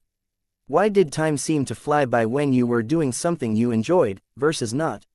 Why was the same allotted time worthwhile in some sense, and yet wasted in others? Ryu made these sorts of connections in his mind not just for things that were complex and vast, but in all matters. And that was why he was able to form a web of associations in his mind, linking things together that most would be entirely unable to. In a sense, it might even be said that Ryu owed his comprehension to his training as a ruin master, even though most ruin masters had never gone as far as he did. Likewise, it was also due to this that Ryu began to see more and more overlap between spacetime and reincarnation, life and death. What forced them all together was Fading Star's display. She was so powerful that she seemed to create a pocket around her where all laws ceased to be, almost akin to the beginning of the universe. And yet, just a single drop of her blood seemed to be prepared to spark life itself. Ryu felt his heart shudder, vast ways of comprehension forming so violently within him that his Tao broke through. Improving from the fragmented grade to the false grade, and at the same time, due to his internal matrix, becoming the equivalent of the true grade. However, Ryu hardly seemed to notice this at all, his eyes blazing. Where there is space-time, there is life. It's a necessity, it's law. Ryu had never been more certain. The Phoenix Sky God and the mysterious fifth Zhu ancestor were one and the same, and this person seemed to control the most powerful Tao in all of existence. Ryu thought his Tao to be amazing, but ultimately it was just an ultimate comprehension enhancer. His Tao didn't really physically do anything aside from playing with the minds of people. Of course, he was selling himself far too short. His Tao was objectively outstanding. But when he thought about how this mysterious entity might not only have their claws in his spiritual foundation, but even in his soul, and even worse than that, his master, his woman. Ryu felt fury he had barely suppressed after meeting Ailsa threatened to bubble forth once again. His fire dragon bloodline stirred and it roared. The echo should have shredded his body to pieces, but he just sat there, his gaze impossibly cold. He could feel his Tao heart shaking. Ever since he had forged his Tao, this was the very first time he had ever doubted it. Standing before the person that was said to be the strongest in all of existence, a person who had already reached the mountaintop he was looking for and scorned it, trying to find another, he felt a feeling of inferiority trying to wash over him. And for the first time, he felt that he caught the faintest strand of the Phoenix Sky God's fate, their true fate. Not one obscured by fairy tales or one buried beneath thousands of lives, but the real one. And then he felt a gaze. It felt like a looming pair of eyes that stood above existence, one that could see to every corner there was with the slightest bit of intention on their pair. It didn't even seem to be focused on Ryu at all, rather it had just caught him like a fly passing by in its periphery and it took casual note of it. And yet, Ryu's body was suddenly covered in a cold sweat from head to toe, his Tao heart quaking so violently that it began to crack along its edges. The spiritual foundation that the martial gods had gone through so much trouble to seal, maybe just so that another Phoenix Sky God didn't appear, shook and trembled as though it might collapse beneath a mere periphery glance. And then it vanished. Ryu's entire body went limp. It was something not even under his control. His body had tensed so much that his muscles had shredded apart after going beyond their limits. There was simply no strength left to stay in a seated position, let alone move. Ryu was forced to lay there, staring up at the ceiling as though it had wronged him. For a long while, he didn't say or think anything, just letting his vital chi, or what barely managed to remain of it, slowly heal him. Then a wild grin spread across his face. Chapter 1590. Bonus laugh. It wasn't until a long while later that Ryu managed to get up. It had been a long while since he was so injured, which was saying something considering he had just been through a throne challenge. He had never been so thoroughly unable to do a thing. He was sure that there were much lower-level sky gods capable of doing much the same to him, but this still felt different. No one had ever been able to make him feel a thing purely based on their cultivation level. That gaze, it held a completely different sort of weight. He could imagine what might have happened had the Phoenix Sky God actually looked at him. Just from that nonchalance, Ryu was also fairly certain that he wasn't part of some grand master plan the Phoenix Sky God had. Someone, searching for a way to break free of the pinnacle of all that was, would never invest so heavily in an unborn child. And if they had seen something in Ryu's future that made them take such actions, there was no way they would be so nonchalant about Ryu getting a grasp of a faint trail of their faith. There was no doubt, Ryu was probably just one of many. Maybe he would pay off one day, maybe he wouldn't. Regardless, it would be no skin off the Phoenix Sky God's back. And that made Ryu laugh. He suddenly really wanted to kill. Ryu eventually sat up, pulling himself up until he stood on his feet. He didn't even bother to glance at the rest of Fading Star's inheritance. He felt that he had gotten enough out of the woman and didn't need to tie their karma any closer than it already was. Plus, he was focused on his own path. Ryu casually put on a pair of white robes and seemed prepared to step out when Selhira stirred. "Go back to bed," he said, realizing that this woman had yet to recover. Selhira mumbled something that sounded somewhere between a growl and a yawn before she did exactly that. What Ryu didn't expect was that the moment he stepped out of his abode, a commotion would fill his ears. He didn't even need to be at the wall to know what it was. The flames of war. Ryu's gait didn't change. Instead, with every step he took, his aura seemed to gather up and multiply. His foot landed. Shuu. Peak fragmented sky god. His hair fluttered in the air, silvery runes dancing around them. His silver irises, even without being slit, seemed to exude the air of a dragon, a roaring battle intent within them. Another foot landed. Boom. False sky god. The silver runes around him suddenly multiplied several times over. His figure flashed and vanished. When he appeared on the walls, he found exactly what he expected. It was an all-out war between the Fading Star sect and the Radiant Star sect. The other sects weren't involved in the slightest. There was no doubt that this was caused by just a single matter, and that was none other than Ryu's new throne. Ryu had no idea how long the battle had been going on for, but just to make it to the wall and not be stopped by any number of elders, he had to cross over 100 kilometers in a single instant. The hints of rage within him were forming sparks, flying around like dying embers until they caught hold of dried leaves and sparked furious flame. He was wrong. This wasn't an all-out war at all. This was, at best, a fraction of the Fading Star sect's true strength. As for why they hadn't brought everyone, he had no idea. But down below, there were 3 omniscient sky gods, almost a dozen transcendent sky gods, and there were at least 100 perfect sky gods. Even then, Ryu was certain that this was a mere portion, maybe 20%, of the Fading Star sect's strength. But where were Aika, Old Juan, and Samson?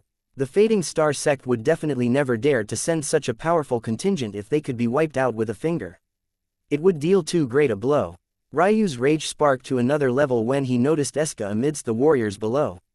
While she wasn't injured, the pressure she was under was tremendous. Her immortal Sakura stood like a valiant pillar, protecting far more than her fair share. Without her, the entire right side of the battlefield would have already collapsed. He just stood there. He could feel several gazes land on him at once, and he could even faintly hear several generals of the Radiant Stars sect roaring at him to retreat. It made sense. He was weak. Why would Aika call him out to him when the flames of war had been sparked? What was he doing to change? Even a perfect sky god's impact would be limited, and they were probably the main fighting force in a war of this level.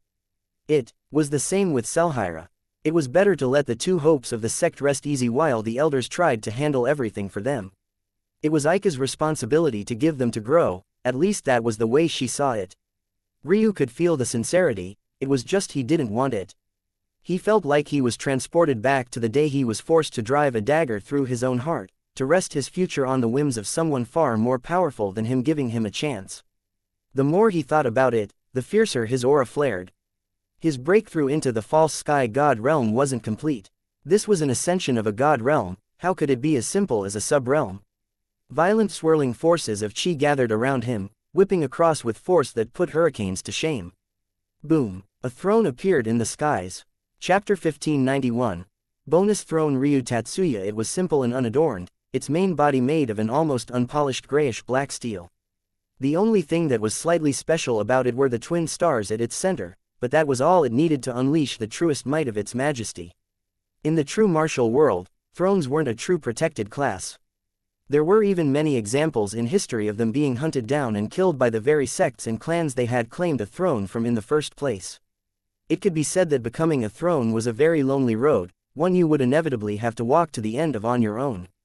However, if this was the case, what was the point of becoming a throne, then? In Sacrum, when a throne was formed, a sect or clan was forced to open up the doors of their treasury, showering their throne with both techniques and resources. But if in the true martial world, a throne could be casually killed, then what would be the point of any genius risking themselves like this? Like with all things, there was always balance. And if Ryu had to choose, he liked the way things worked in the true martial world much more. That was because rather than relying on what the sect would give to him, he could take what he wanted instead. At that moment, the Fading Star sect members below suddenly felt as though their strength was being ripped from them. It wasn't in a literal sense, but rather that their techniques lost their sharpness, their Taos seemed to lose their connection with the heavens, falling in grade, and their star chi fell flaccid. Omniscient sky god Stardust, a woman with delicate brown skin and eyes like glowing ash, reacted with astonishment. That ability was precisely the reason this war had been triggered so suddenly, but there was no way that Ryu should have been able to use it so soon. The battle that had suddenly been firmly in their control tilted wildly, and the difference was only becoming more drastic. There were 3 things that Ryu could do with his throne, each of which grew proportionally in strength depending on the amount of faith he had gathered for the sect. The first was a domain suppression against those tied to the sect, and that was this very ability that he was using here and now. It worked regardless of cultivation. Even if a Tao god was here, they would be suppressed just the same. This was the power of fate and the bindings that even Primus feared crossing. The second was an innate talent for techniques of the Sector clan. It was similar to the lines of fate Ryu had received as a reward from the complete heavenly path, but this time tailored to a specific set of core techniques. It could be said that Ryu could learn any dual radiance sect technique with half the effort in half the time. The third was unrelated to the sect at all and was instead an option rarely taken, and that was to sacrifice a throne for the sake of another power's revival. The reason this route was almost never taken was because of the side effects of such a thing. The newly rejuvenated power would be in a mother-child relationship with the starting Sector clan, though this would be putting it mildly. In reality, the two would be at loggerheads wherein only one would be able to survive in the end. Should the newly created sect win, it would steal and take all of the faith of the sect the throne originally came from, while the latter would be unceremoniously wiped from history. Right now, Ryu was only using the first ability, but due to the constraints, many had thought that he would still have no right to use it on such a scale. As was previously stated, everything came with a balance. One couldn't just target a sect, do nothing for it, and take all the advantages. All of these abilities, even in the case of the last, scaled with faith gathered. How could Ryu possibly be able to suppress them so much already? What the Fading Star sect hadn't calculated was the result of their meddling in addition to Ryu's own odd way of doing things. The gathering of faith shouldn't start until after a throne was claimed, so technically speaking, even if Ryu awed the seventh heaven, it shouldn't count. Unfortunately, the rules were twisted by the Fading Star sect as they made efforts to ensure that Ryu would die, resulting in things starting much earlier. Then there was the fact that Ryu had never really considered himself a disciple of the Radiant Star sect. He moved about the world with a highly independent mind state and much of the faith he gathered was still concentrated on him.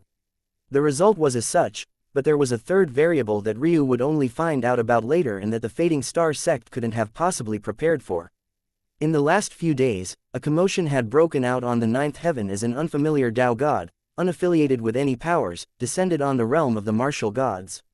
Her might was near unparalleled and she strolled into their grounds without a care for the face of the clan. Then she announced something quite simple. She had taken in a disciple. Not only had she taken in a disciple, but she personally disallowed all those above the omniscient sky god realm from taking action against him. After saying her piece, she turned and left without a word. It was clear only after she left that she didn't target the martial gods for any particular reason, but only that she had heard that they were the strongest of the ninth heaven. So long as she made herself clear here, then everyone would find out soon enough. That her disciple's name was Ryu Tatsuya. Chapter 1592. Bonus Roar Eska was surrounded by 3 transcendent sky gods. The pressure on her was tremendous, but her defenses were immaculate. In the surroundings, beautiful pink gold cherry blossoms fell from the skies as her white hair fluttered in the wind. Every one of her movements was elegant to an extreme, her fair palms drawing arcs in the air that gathered large amounts of spiritual quintessence in a single breath. Fluttering butterflies, squeaking hummingbirds, cute little foxes barely a meter tall with swaying tails, creatures of all shapes and forms appeared around her, countering the methods of the sky gods around her. One suddenly broke free of her restraints, striking out at her chest with a fist swirling with star chi. Eska's expression didn't change. This wasn't the first time such a thing had happened. People who thought that they could take advantage of her in close combat because she seemed to focus on the mental realm. The reality was that even if that was her focus, getting close wouldn't help, not to mention the fact that it wasn't. A pulse of white gold chi rippled around her and her face seemed to flash with hints of Eismind's features. Then she struck out with a palm. Bang! The fist didn't even connect with her palm. A rippling cyclone of cherry blossoms wrapped around her arm and palm, forming a barrier. The attacker only paused for a single moment before being sent flying backward with such force that even without touching the ground, it was ripped apart into a deep trench. And then Ryu's suppression descended. Eska felt something almost magical wrap around her, and it even somewhat felt like Ryu's arms. It was a gentle and guiding sort of feeling, and it filled her with strength. Suddenly, the butterflies around her accelerated, causing a tornado of cuts and flying blood to appear around the remaining 2 transcendents as they furiously tried to defend. However, the 2 found that the star chi they had been so proud of before was suddenly being stripped from them. Most of the Fading Star sect disciples were just body realm cultivator equivalents with extra steps. The difference between the Fading and Radiant Star sects was that the former directly incorporated the chi of their constellations into their bodies, while the best of them could even fuse with their constellations. So, When they suddenly found it severely weakened, it impacted their bodies directly. Their movements felt sluggish and they even felt some fatigue when they tried to push their bodies to the limits they were used to. And they suffered for it. Those two transcendent sky gods suddenly found themselves heavily injured in the blink of an eye. The entire battlefield flipped on its head, and despite inferior numbers, the Radiant Star sect began to take the upper hand. The omniscient sky gods, occupied by a battle with Old Shu, Zhao, and Shao, were not only finding themselves suppressed as well, but they noticed the shift before anyone else. The worst part of all of this was that the more Ryu put his hand on the scale, the more faith he seemed to be able to gather, and the stronger the suppression became. Being able to impact battles on this scale as such a weakling was its own sort of cheat code, gathering up faith so quickly for Ryu that the omniscient sky gods even felt that if they suffered this sort of suppression for another few hours, their strengths would fall out of the omniscient sky god realm entirely. Suddenly, they understood that it wasn't just about winning this battle any longer, but they also had to stop Ryu from gathering up faith so easily. They grit their teeth. Retreat. You think we'll allow that?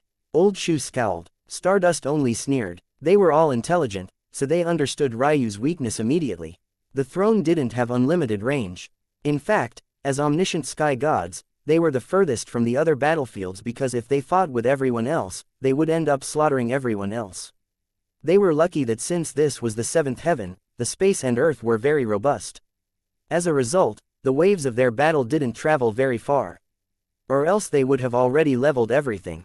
This was to say that if they retreated far enough, Ryu's ability would disappear. Because they were so far away, they were already the least impacted in the first place.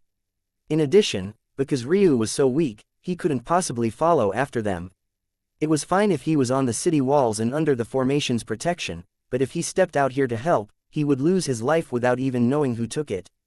The three elders obviously knew this, but they had to keep up appearances.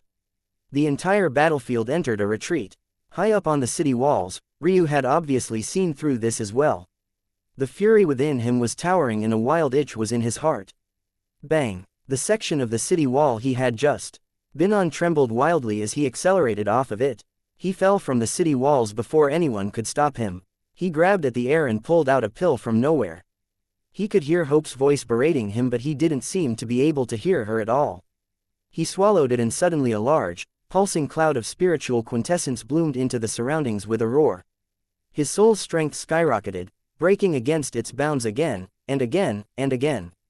His bloodlines flourished and a towering birthed phenomena appeared in the skies. It opened its eyes and a gorgeous silver star appeared on its back. The pressure of a peak founding Tao descended with might and majesty that the bounds of space and time twisted around Ryu. Bang! Ryu punched out just a single time and a series of holes was blown through three false sky gods. He took another step, his fist retracting and his eyes glowing.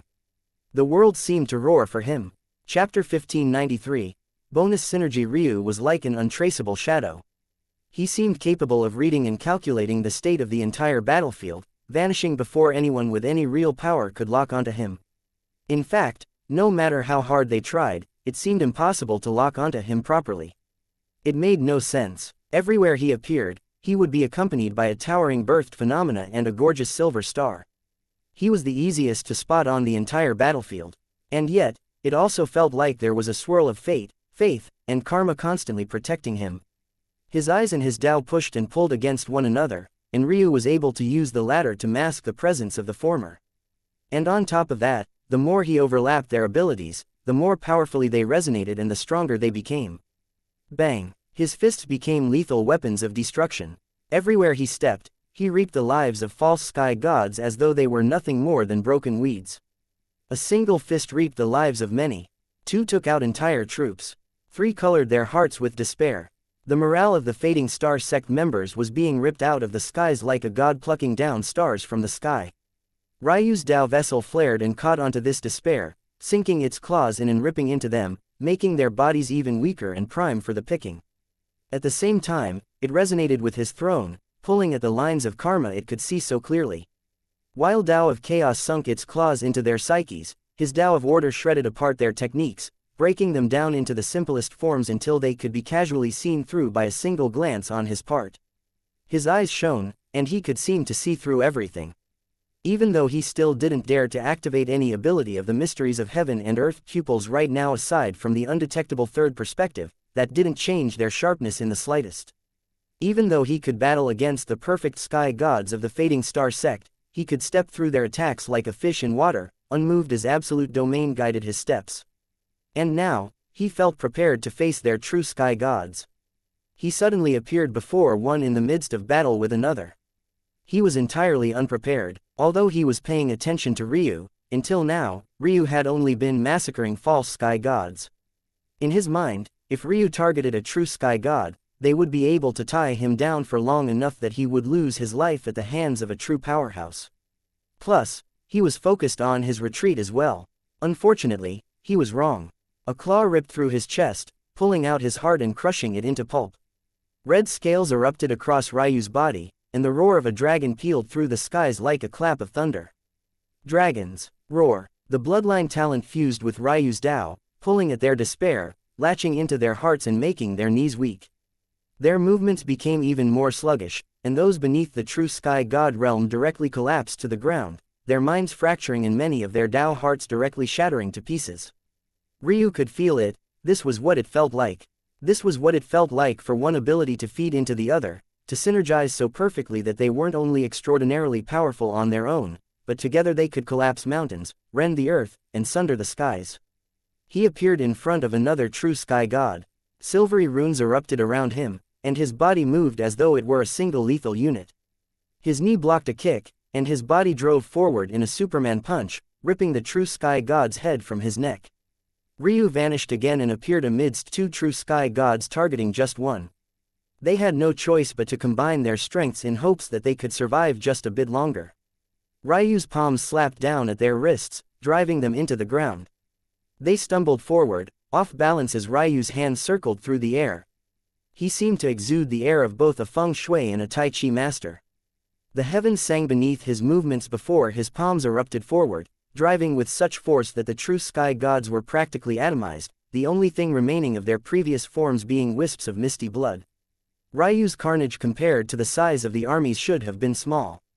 And yet, the impact was many times larger. It felt like they were all dancing in his palms, swallowed up by his majesty. Suddenly, Ryu's scales flashed and instead became a radiant blue. He rose into the skies, opening his arms wide as though he was inviting them all to attack. Boom! Arcs of blue lightning roared, forming serpents and dragons in the skies as the once blue skies, only somewhat tainted by the dense smell of blood, became ravaged by dark, rolling clouds. The eyes of those below widened. Storm talent. They couldn't comprehend how so many legendary abilities were stuffed into the body of just a single young man, but it was too late for them to even consider it. Lightning began to fall from the skies like pillars of destruction. Heavenly judgment. Ryu's Tao wrapped around it. His comprehension of the bolts of blue with a thickness that could eradicate entire mountains. When one passed judgment, it was their duty to understand. What were the charges? What were they guilty of? Only then could a judgment be passed fairly, justly. And there was no one in this world that understood more than Ryu did. As for what their crime was, that was obvious enough. Pissing him off. Boom. The entire battlefield was lit by arcs of lightning, the devastation raging everything in sight. Chapter 1594. Not like that lightning rained from the skies like the judgment of the gods. Even so high up, Ryu was like his own lightning rod, but rather for the attacks of his enemies below rather than the forces of nature themselves. Large swaths of god chi rushed into him from all sides, still fueling his breakthrough as though he couldn't be satiated. Attacks stormed toward him from all sides, but they quickly found that even though Ryu looked like a single target, he was practically one with the skies. His body seemed to move even faster than when he was teleporting. He was lightning and lightning was him. He could easily appear anywhere in the range of his storm talent. And then he began his assault again. His body vanished into a bolt of lightning that struck down with a mighty air of judgment. The ground exploded and his target was minced to pieces as his real body appeared.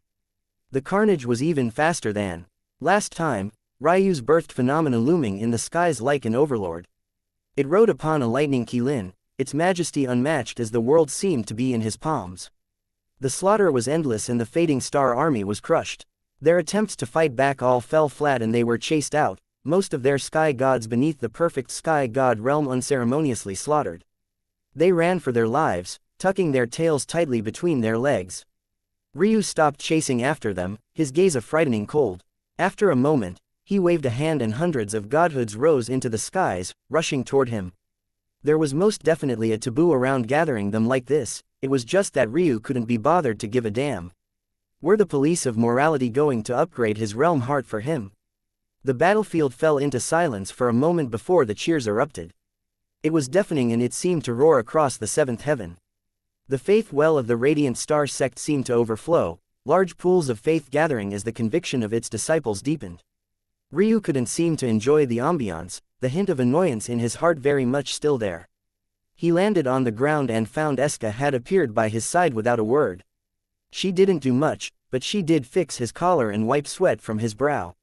When she was satisfied, she silently stood at his side. The hints of annoyance in Ryu's heart slowly faded as he exhaled a breath. Even if it's you, the difference between us is still time and nothing else, Ryu said in his heart. A resplendent glow shone from Ryu's heart, however most didn't notice it as large clouds of chi still poured into him. He took Eska's hand, feeling the last of his bad mood vanishing into smoke. Where are they? Ryu asked. Eska frowned. The situation is bad. Ryu followed up. Eska's lips parted slightly, but she eventually nodded, then shook her head, then nodded again. It's complicated, she finally said. I have no way of knowing for certain, but there are some bad things in the works. Eska's experience was deeper than anyone here, even far beyond Old Juan and Aika. Those two likely didn't know that his woman was actually an old monster who had experienced trillions of years. She had watched empires rise and fall, her wisdom was unmatched. Whether she experienced those years in a world like Sacrum or not wasn't hardly relevant. Ryu realized that he didn't often lean on this wisdom of Eska's. But that was also because he hadn't spent much time by her side in the first place. What are you thinking? He asked. Eska looked at him, seemingly surprised by the question. Ryu didn't seem like the type to rely on the analysis of others. If he asked her for information, she wouldn't be surprised at all. But he clearly wasn't just asking for information, he wanted to know her perspective. The convergence, she said slowly. The two had only talked about it for a short time. Ryu had wanted her to try and take some advantage of it as well if she had the opportunity. That was part of the reason why Eska was traveling around with Selhira and Jojo, aside from just protecting them, of course. There's been a striking lack of opportunities on the seventh heaven, at least not anything that could be considered out of the norm, and that's not characteristic of this convergence you described. There should be an avalanche of lucky chances that could be found anywhere, especially with youths with as much faith swirling around them as Selhira and Jojo. But the journey we took could be considered to be almost eerily normal. We did find some things, but nothing that would be enough to turn heads. Then there was the odd actions of Lord Crownfire. He seemed to almost too easily give in as though he was deferring to the Fading Star sect. And yet, when the Fading Star sect launched this attack, there was no sign of the other sects. In addition to that, it could be said that the youths that stepped out from the complete heaven path were also startlingly average. Part of that is because Lord Husband outshines them by a large degree, but there's another part of it as well. Selhira didn't seem to have gained much at all. Her path is a bit unique, so it somewhat makes sense. But Jojo hadn't either. The one who benefited the most would be Lord Husband and Starlight, but the latter has practically gone into hiding. There's a hint of worry sparked in Eska's eyes. I have experienced a lot, and I've come to feel that the heavens are an incredibly fair judge. The convergence is meant to be a chance for all, but too many of its chances have concentrated on Lord Husband, it's throwing the balance off. The heavens will not like that. Chapter 1595. Too much. Ryu's eyes narrowed. He couldn't help but feel that Eska was onto something. He had never really thought about it before, but there seemed to be a semblance of propriety from the higher-ups. The fourth and fifth heavens only descended to the third heaven, but not to the first and second. The sixth heaven didn't even participate in the incomplete heavenly path, only descending to the fourth and fifth heavens after it had completed. Then, the seventh heaven only descended to the complete heavenly path, while the eighth and ninth heavens did no such thing. In fact, wasn't the only exception to that Starlight. Originally, Ryu thought that this was because they couldn't be bothered to participate in the gatherings of small fry. But was that really the case? This was the convergence. It was essentially the heavens supplementing the growth of countless geniuses, or what should have been. How many things had Ryu already found that could rival the resources of the ninth heaven? He found not just one, but two taboo sect inheritances. On top of that, he had gained a shocking chilled of order constitution, on top of the heaven's perfect cultivation plan, tailored just for him. That was just the tip of the iceberg too. How many world-ending treasures were floating in his beyond perfect extreme spiritual foundation? No, if he took yet another step back, wasn't it the culmination of heavenly favor from the incomplete heavenly path that allowed his beyond perfect extreme spiritual foundation to be released in the first place? If he was analyzing a gathering of faith, he couldn't just think about external items he had received, he also had to acknowledge the changes within himself as well. His spiritual foundation, his boundless cosmos bone structure, the changes to his bloodline, the unsealing of his eyes. That wasn't all either. He had even gone to the true nether plane and basically stolen a large amount of their faith as well. His birthed phenomena was probably a deity down on the first and second nether planes. He even elevated his wife from a mere fifth heaven genius to a direct disciple of a Tao goddess. Then there was his internal matrix. He basically shattered the rules of the heavens, and his current false grade Tao was already the equivalent of a true grade Tao, and that was accomplished within the complete heavenly path. When you compared Ryu's gains to everyone else, the gap was so enormous that they couldn't even be compared. He was like an oppressive star in the skies while everyone else was only a tiny solar flare. But that went back to the original question. Could it be that the reason higher heavens geniuses didn't descend to take all the advantages for themselves was because they knew there was an issue with doing so? However, how was this Ryu's fault? Exactly, he wasn't a ninth heaven genius, and he certainly hadn't been at the start. He rose up from nothing, and now there would be a problem caused because he was too good at subverting exceptions. A dense fog billowed out from Ryu, and when it enveloped him and Eska, his eyes shone bright as he looked into the skies. His eyes landed on his fate star. It looked just the same, for the most part.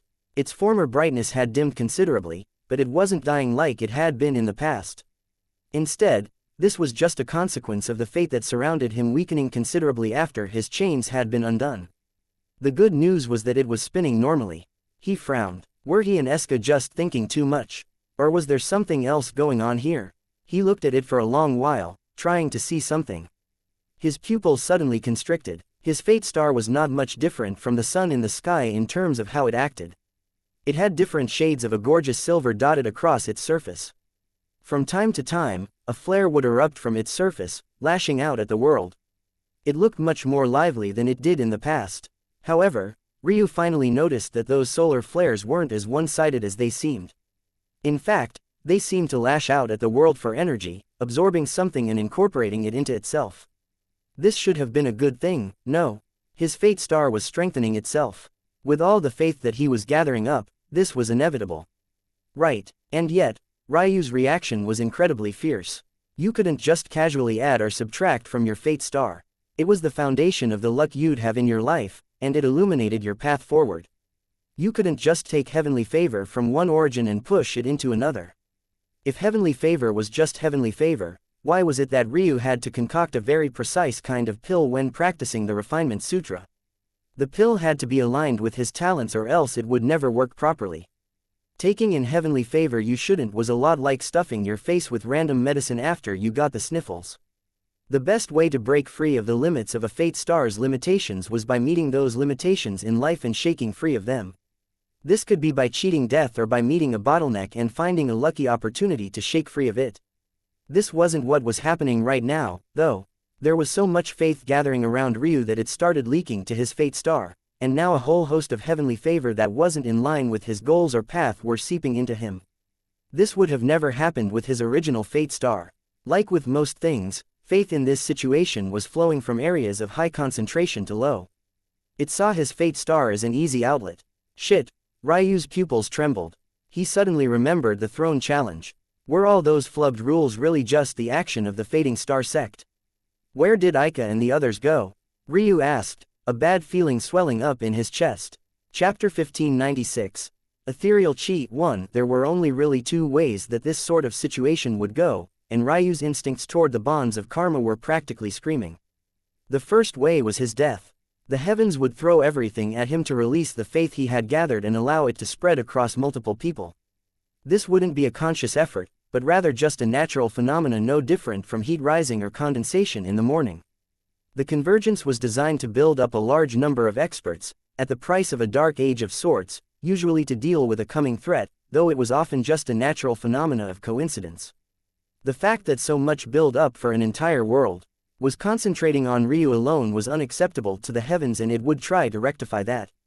The heavens didn't know good or evil, it only knew how to maximize the survivability of its children and focused on increasing the strength of its best as well. However, there was a second method as well. Depending on how desperate the heavens were, or how pressing the matter of this convergence was, it could choose to take a different route, and that was to create an opportunity that surpassed every other opportunity before it. Ryu's mind immediately went to the tidal steel, but he dismissed that idea almost immediately. It was 100 years from now, or rather, 98 by now, it was too long. A century was a mere blink of the eye for the heavens, but in the midst of a convergence where fate was swirling together into large tides, there was no time to lose. The fact it had waited this long was only a testament to how large what it was cooking up was. So, the moment Ryu realized what might be happening, he instantly asked about Aika and the others. It's hard to tell, it felt like it was happening everywhere at once. For some reason, there was this huge shift in the ethereal plane and real plane clashed heavily. According to Old Juan, the ethereal plane is very sensitive to the elements and elemental shifts. There's a guild here that gathers information, they're extraordinary and their methods are shocking. They brought news from the 8th heaven that someone's been stealing a ton of high-level natural treasures and destroying cultivation grounds that have been used for generations. Ryu was speechless and he couldn't help but run a hand through his hair. This matter was more complicated than he thought he was. He thought that it was the doing of the heavens for sure, but if this was his fault, that meant the other foot had yet to drop, and it would most certainly drop. Eska frowned. Why are you? No. Realization overwhelmed her. Ryu had disappeared for 2 years after the end of the complete path. She had no idea where he went, but now she suddenly knew. Those timelines, they synced up perfectly. Ryu, Eska said softly. Ryu sighed. This is just typical of the heavens at this point. It was it that gave me the information I needed to gather those treasures in the first place, but now I'm being punished for it. If it was going to throw a tantrum, why bother? Eska was speechless. Ryu was truly the only person who dared to talk about the heavens this way, most didn't even dare to evoke its name for fear of punishment. She didn't know whether to be worried or proud. Since you're at the center of it, again, I think you know that this only makes matters worse. That means that you've not only gathered a large amount of faith from the convergence itself, but your actions as a result of gathering that faith is direction impacting the planes themselves. This was on a completely different level. Forcing two planes to clash like this could lead to a cascading series of effects that could force the hand of the so-called Dark Age sooner, throwing the whole cultivation world into chaos right when they needed to be at the top of their game. So what exactly is happening? Ryu had a vague understanding, but he wanted to be certain. He needed everything laid out so he could make the proper decisions. Like I said, the ethereal plane is particularly sensitive to the elements. It's unlike the nether plane, which is sort of a mirror world where reincarnation and the like lies. Instead it's layered right on top of our world and we are very connected in many ways. Any treasure of sufficient level that appears here also spreads out anchors in the ethereal plane. The loss of one is fine, but the loss of so many caused a destabilizing effect that has opened up far more gates to the ethereal plane. Like this, real chi is spilling into the ethereal plane, and ethereal chi is spilling into our plane. The effects are particularly strong on the 8th heaven and gateways to the 8th heaven located right here in the 7th. Gateways? Ryu asked. This was a clear foreign concept to him. There are bridges to the 8th heaven from here that exist, but they are mostly dormant from a forgotten age. No one dares to use them because unless you have the strength, you'll be slaughtered, and if you have the strength, you won't need them.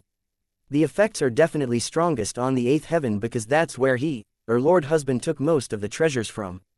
As for the effects of the ethereal chi, it's a bit more difficult to explain, but it's almost as though it's filling in gaps cultivators didn't even know they had. In its presence, people who have been stuck at bottlenecks for years without hope of advancing suddenly did.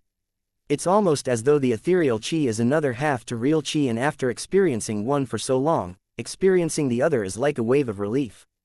As for where Aika and others have gone, they all started a huge battle near one of the largest sites. It seems that Sovereign Black Worm is inching toward becoming a Tao god. Chapter 1597. ethereal chi, too. Ryu would have laughed if the joke wasn't so very unfunny.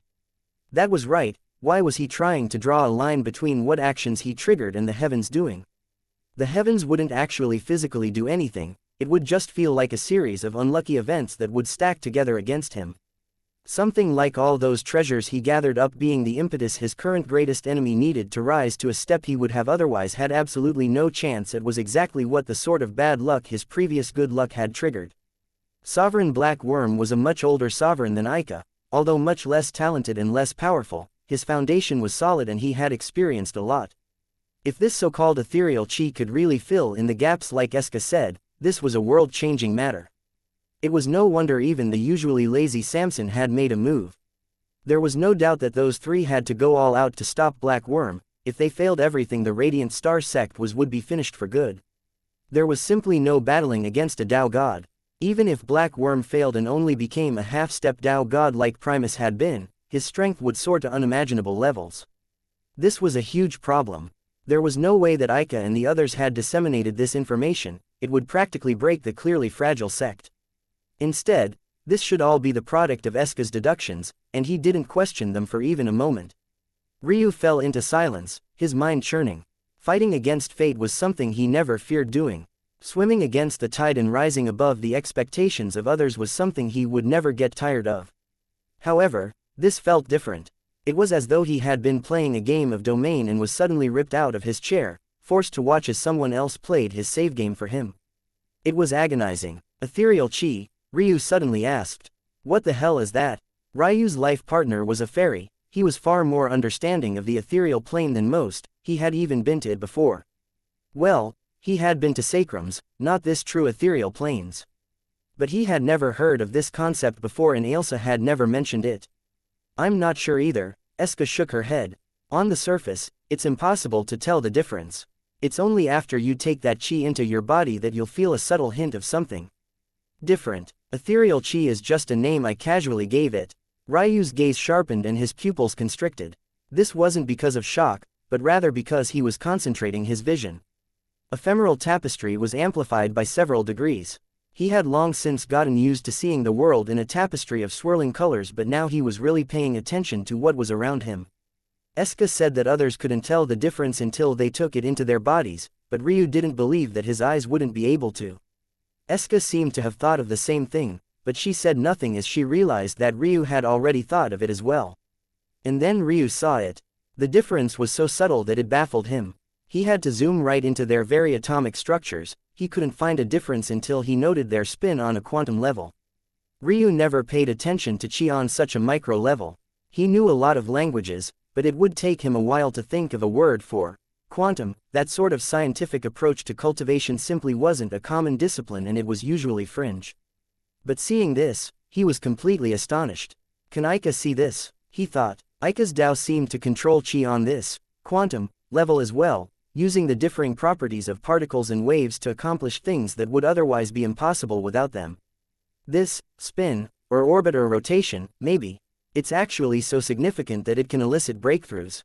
He needed to go. His jaw clenched. Ryu wasn't a fool. What could he do in a battlefield where the weakest cultivators were Tao lords? His mind spun, going through countless thoughts. He needed to move, to think of something. He couldn't just allow himself to be screwed over like this for the crime of being too good at taking advantage of everyone around him. Black Worm becoming a Tao god would mean the end of the Radiant Star sect, and though he thought of his new master, something told him that those two simply didn't care. They probably had no intention of interfering. In fact, wasn't the Fading Star sect technically a branch from his master's faction? Ryu really thought long and hard. He wasn't used to doing this. Ever since he gained the ability to cultivate, he had preferred letting his blades and fists do the talking, but now he needed something else. The gateways, he thought. Eska said that the phenomena is concentrated on the 8th heaven. The 8th heaven is already fiercely protective of their territory. Right now, it's even more so. There's no way that they'll allow Black Worm to return to the 8th now. If they sense him, they'll directly kill him rather than letting a Tao god rise. That means that Black Worm's only chance is through those gateways, but if they're suddenly closed, wouldn't this ethereal chi vanish? A plan was quickly forming in Ryu's mind, but nothing would be solid until he could actually lay eyes on those gateways. Alright, I'm going, Ryu said, taking a step ready to vanish. Ryu, Eska said somewhat sternly, not letting go of his hand. Ryu looked back with some surprise. This woman rarely showed so much emotion, she had never refuted him either. It's much too dangerous, trust Aika, she said sternly. Ryu blinked before he smiled. Before Eska could react, he gave her a kiss on the cheek and slipped his hand out of hers while she was in a daze. You're learning well, Ryu said with a grin. My wives can indeed be as willful as they want. Eska's eyes widened as Ryu vanished. She pressed a hand to her cheek.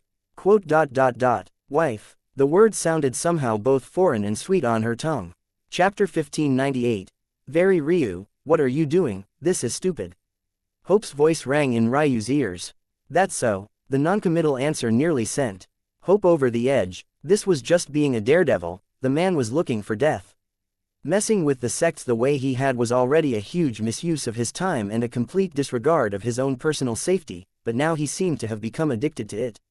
This was a battlefield that even omniscient sky gods wouldn't dare to step into, so why the yell was a fragment or she guessed a false sky god now going? And why had his breakthrough still not ended yet? He couldn't even hide himself properly because the chi was flying about everywhere. Ryu, seriously, I can't protect you. Ryu raised an eyebrow, his expression becoming stern. He was quite lenient with Hope these days because he had started to think of her like a friend, but he had his own stubbornness. What was the first thing we talked about when you insisted on following me? Ryu said. Hope froze. She remembered quite well. Ryu had actually tried to tell her to piss off back then because he didn't want the fact he had a sky god ready to jump in at the last moment to impede his progress. Ever since he had regained the ability to cultivate, Ryu had made it an art to get himself into life and death situations and make it out on the other end even stronger than before. It was what he had been doing ever since he was 14 years old in this life, and now that he was approaching his 30s, while having experienced many more years than that, he had no intention of stopping. Of course, by now, the both of them understood the real reason Hope had insisted on following back then. Although she had said that it was because she wanted to break through and return to the transcendent sky god realm, and although now it might be more about her enjoying Ryu's company as well, those two reasons had never truly been the main reason. The main reason was that her fate was tied to Ryu's. If he sunk, she sunk. If he swam, she swam. It was that simple. Her method of reincarnation was ingenious, but it had also made it so that her fate was now permanently tied to Ryu's. For a long while, this fact had left her in a deep, depressing mood. It felt like she had gone through all that trouble to cheat death, only to end up on a road with a dead end waiting on the end of it. However, the secondary meaning of Ryu's words were even clearer than its first layer. This was his life, not hers. He wasn't going to make decisions based on trying to keep her safe, and he was going to keep living his life on his own terms. Like he had said to Patriarch Ember all those years ago, he would rather die than lower his head like a dog and bark for treats. So what if the heavens were trying to balance out his excellence by tipping the scales with Tao sovereigns and maybe a Tao god? He didn't give a damn. Even if he succeeded and this just tilted the balance even further against him, he would just do it again. They said that cultivation was an act of constantly swimming against the tide. The only difference was that some would try to shift into calmer waters, moving toward regions where the pressure they faced was lessened. Ryu didn't feel a need for all of that. His Tao heart was as clear and as reflective as glass. It was unblemished and perfectly polished. Nothing his mind could control would stand in his way, so the likes of fear, apprehension, cowardice. They weren't in his long dictionary of translatable words. Ryu accelerated and his focus akin to an arrow slicing through the wind. He was much faster than he had been in the past, not just due to the strengthening of his body, but also that of his chi. In addition, his perfect black-body soul, after taking the pill Hope had concocted, had already caught up to his new bodily strength and was pushing up against barriers that put even most true sky gods to shame. It could be said that while only his chi realm was beyond the fragmented realm currently, his body was infinitesimally close to breaching the true god realm, while his soul and his Tao were already on that level. However, all of this was meaningless in the face of such powerhouses that could crush him with a single finger. Even that might not be doing them justice, as it was likely that a single glance would be enough. Even though his target wasn't them, but rather the gateway itself, there was no doubt that all of them would be around that region. If there was one thing Hope was correct about, it was that this was very stupid. But it was also very Ryu. The spectral wings appeared on Ryu's back and he accelerated even further, slicing through the void as though it wasn't there at all. There was a reason he wasn't trying to hide himself, and that was because he knew that it was useless. There was nothing that he could pull out of his bag of tricks that would hide him from the senses of a Tao sovereign. This time, he was really gambling with his life, and his trust of Aika. Ryu crossed the seventh heaven with a blazing speed and soon he saw exactly the scene that would have likely killed anyone else. It could only be described as Armageddon. Space and reality seemed like fleeting concepts as those behemoths in the sky did battle. Aika, Old One and Samson fought against not only several Tao lords and a Tao sovereign, but also armies of billions below. It was absolute carnage, and they all sensed Ryu at the same time. Chapter 1599, Innovation. Aika's eyes widened. Ryu. Her voice was filled with both fury and agitation. This was the absolute worst possible outcome. She couldn't imagine what Ryu thought he was doing here. Ryu turned a deaf ear to it. It was cute, but honestly, he didn't have the patience for it right now. His eyes were flashing like lightning as he oversaw the battlefield. In the skies, Aika was locked in battle with Sovereign Black Worm, but he had seen for himself the gap between Aika and Black Worm's strength, especially after the change to the Radiant Star sect's faith. The only reason Black Worm was able to keep up was because of. Ryu's eyes landed on the armies. There were 5 of them, each one formed of billions of troops. Together, they formed dozens of phantom warriors that pooled their strengths together, sending them into the skies to face off against the true behemoths. Every time one of these phantom warriors fell, millions below would lose a shroud of protection and fall beneath the might of the aftershocks. The only reason Ryu himself hadn't suffered such a fate was because he was in the void currently and using his eyes to stay out of the way of shockwaves that could crumble the nodes he was using. Old One and Samson were in a 3 versus 2 situation, fighting against Tao lords of the Azure Lightning, Stalwart Sun, and Raging Inferno sects. Although he knew it was a 3 versus 2 battle, sometimes it would seem to be 6 versus 2, sometimes a 3 versus 4. Different incarnations of them flashed one after another, their souls splitting to launch dual and even tri-layered attacks that seemed to distort the mind. Ryu didn't really know what it was, but it seemed to be an ability they all had, so it couldn't be a technique, most likely. Then he remembered that Radiant Star said he didn't really understand each sky god realm like he should and he threw it to the back of his mind. Right now wasn't the time for that. His gaze descended onto a distant and very dormant, ancient platform. It was thickened just with his eyes alone. Ryu could tell that rather than being a platform, it was a pillar, one that sunk deep into the earth for countless kilometers. And yet, on the surface it just looked like a disc with ancient engravings pressed into it. It looked rusted and unused, but it somehow had some character as well. Especially with the spatial tears that danced through it. Ryu didn't move toward the gateway immediately. Laying eyes on it was one thing, figuring out how to destroy it was something entirely different. Disregarding the fact that it reached dozens of kilometers into the earth, even if it was just the disk he saw before him now, he wouldn't even know where to start. The metals it was formed of were of the Lord level at worst, and since it hardly shook beneath the devastating battle going on around it, even if Ryu was a Tao sovereign, destroying this thing would take a great deal of effort on his part. There had to be another way. Ryu's mind churned. By this point, Aika had called out to him several times but he had completely ignored it. She tried to wave a hand to send him away, but Black Worm was clearly stopping that as well. It was only a matter of time before one of those avatars, or even just one of the countless army men and women below, was sent after him. There wasn't a single person on this battlefield that wasn't at least a perfect sky god. He was clearly out of his depth. Ryu's eyes suddenly flashed and he slammed his palms together, unleashing a roar that was immediately drowned out by the commotion. In this kind of place, even if he unleashed Dragon's Roar, it would be swallowed up and spit out even if he ran his throat ragged. Formation core visualizations began to form around him and in that moment, a small form of sightless eyes. His eyes widened as large amounts of volatile chi began to swoop in from all directions. Sightless eyes was stronger the more violent the upsurges around it were, but that didn't mean it didn't have a limit. At the same time, using a taboo formation on such a large scale while the presence of so many experts was yet another huge no-no. And yet, Ryu threw all of this to the back of his mind, his veins bulging as he focused on controlling this huge influx of chi. His Tao vessel appeared high in the skies, his mind reaching an enlightened state of focus. The moment the formation took shape, he unleashed his eyes, using lines of fate to read and control these wild fluctuations of energy until the formation had suddenly expanded so far that it enveloped the first army, and then the second. He was going to make them regret not making it the first priority to take him out the moment he appeared. He didn't care if there were Tao lords and Tao sovereigns here. The moment he, Ryu Tatsuya, appeared on a battlefield, his enemies should know that their days were numbered and act accordingly. Ryu didn't bother to envelop the Tao lords in the skies, his entire focus being on the armies below. The moment the sightless eyes formation enveloped them, they became completely disoriented and their formation seemed just a moment away from collapsing. However, at that moment, Ryu's dividing chaos sunk into the sightless eyes formation.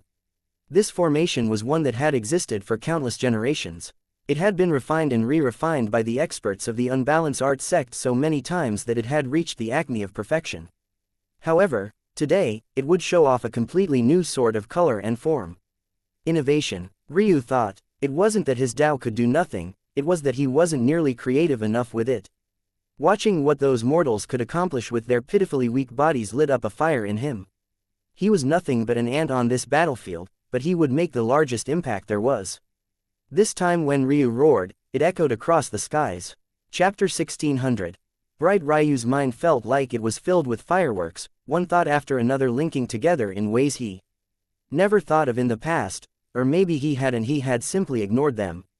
He was a ruin master, maybe the greatest ruin master of this corner of existence, but it had colored his perception of the world in ways he hadn't truly seen until recently. He had such flexibility when he looked at language and how they were used, but his thoughts themselves were filled with such rigidity. When it came to things outside the bounds of normal cultivation, it was as though he was no less foolish than others. Never in his wildest imaginations could he have thought that mere mortals could display such feats of power, and yet it had happened, it was true. All his life he had been so obsessed with cultivation. One way or another, even if it meant driving a knife through his own heart, he wanted to reach that goal one day. And he had eventually gotten it. But the result caused him to abandon everything else. What good were the arts, were games, were enjoyment to his path of cultivation? They were just distractions, deviations from his true purpose and things only designed to slow him down, weigh him down. All he thought about was the next breakthrough, the next cultivation realm, the higher down, nothing else mattered. And those sort of thoughts had stifled him. He wasn't just Ryu Tatsuya the cultivator. He was Ryu Tatsuya, the herbologist who created a method to improve one's spiritual foundation when even his mighty Tatsuya clan had thought it impossible. He was Ryu Tatsuya, the ruin master who found the location of the death shrine when it had always been the stuff of myth and legend. He was Ryu Tatsuya, the man who is nothing more than a mere mortal, found the thread of the mighty phoenix sky god's faith and ripped it out from its tapestry. His Tao flourished and poured into the sightless eyes formation. At that moment, it became more than just a disorientation of the senses, but instead became a disorientation controlled in Ryu's very palms. What had once been a random action, beset by the whims of the volatile energy in the air, was gripped like a writhing snake in Ryu's palms. At that moment, the avatars in the air shifted and their focus moved from Ica to Sovereign Black Worm. The man who was already unable to match Ica's strength on his own was simultaneously besieged by large swaths of enemies, shocking him to no end. His intention moved and he shot out a palm toward Ryu's formation, realizing that he had to break it as soon as possible. But in an irony of ironies, it was actually Ica who stopped it this time, barring his path. To make matters worse, the avatars likewise took up arms to stop him from descending toward the formation and causing him to retreat again and again away from Ryu. Ryu didn't even look up toward the skies. He could feel the rage of a Tao sovereign boring holes into him, but the indifference painted across his face was as hot as a searing iron on Black Worm's own. Pushing off the ground, Ryu suddenly accelerated. He could feel that his focus chi was draining far slower, with his Tao vessel taking the brunt of his Tao activation and wielding the formation as well, but his time was still limited. The survivability of the former Dual Radiance sect members were off the charts. Their constellations were like different tools in their toolbox, each perfect for any given situation. Black Worm was even worse, as Ryu was quickly beginning to understand why he had chosen such a ridiculous name. The man didn't even seem to care how many pieces he was chopped up into, and to make matters worse he seemed to carry some of the same control over karma and the like that Starlight had. Ryu could only deploy his throne in hopes of helping more, but from the looks of it, Black Worm was already out of his range. But how easily he, was able to survive had little to do with Ryu now. So long as the man stayed away, he could accomplish what his real goal was. He appeared near the gateway, his eyes flashing like lightning. He ran over the runes, cobbling them together in his mind and building one model after another before tossing them away. Ultimately, he realized after just a few seconds that understanding the runes weren't going to help him. Insofar as they were important, they were really just incredibly solid and almost stiff. It wasn't overly complex, but they were reliable, something you might expect from a teleportation platform designed to go across the heavens.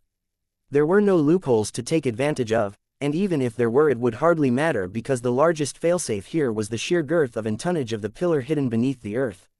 Any slight deviations or mistakes there could be was more than absorbed by it, and there was no easy way to crack this thing. Flickering tears of space spun around the region, pumping out with what Ryu assumed was probably the ethereal chi everyone was going crazy about. It should have been dangerous to even stand in this region, but with his soul nature, spatial tears were the last thing Ryu feared. In fact, he found it lamentable that there weren't more. It's possible, but only as a last resort. It would be too hard to control that. Aika, Old One and Samson might get swept up in it. They're all powerful, but no one is above space, especially not space created by an object so powerful and well constructed. Ryu gave the battlefield a glance before turning his focus back to the hidden pillar. His mind churned, trying to think of a solution. But the longer it went on, the more he felt that it wouldn't work. He was running out of time, his focus chi would definitely run out before Black Worm died. Suddenly, his eyes shone with a bright light. Chapter 1601.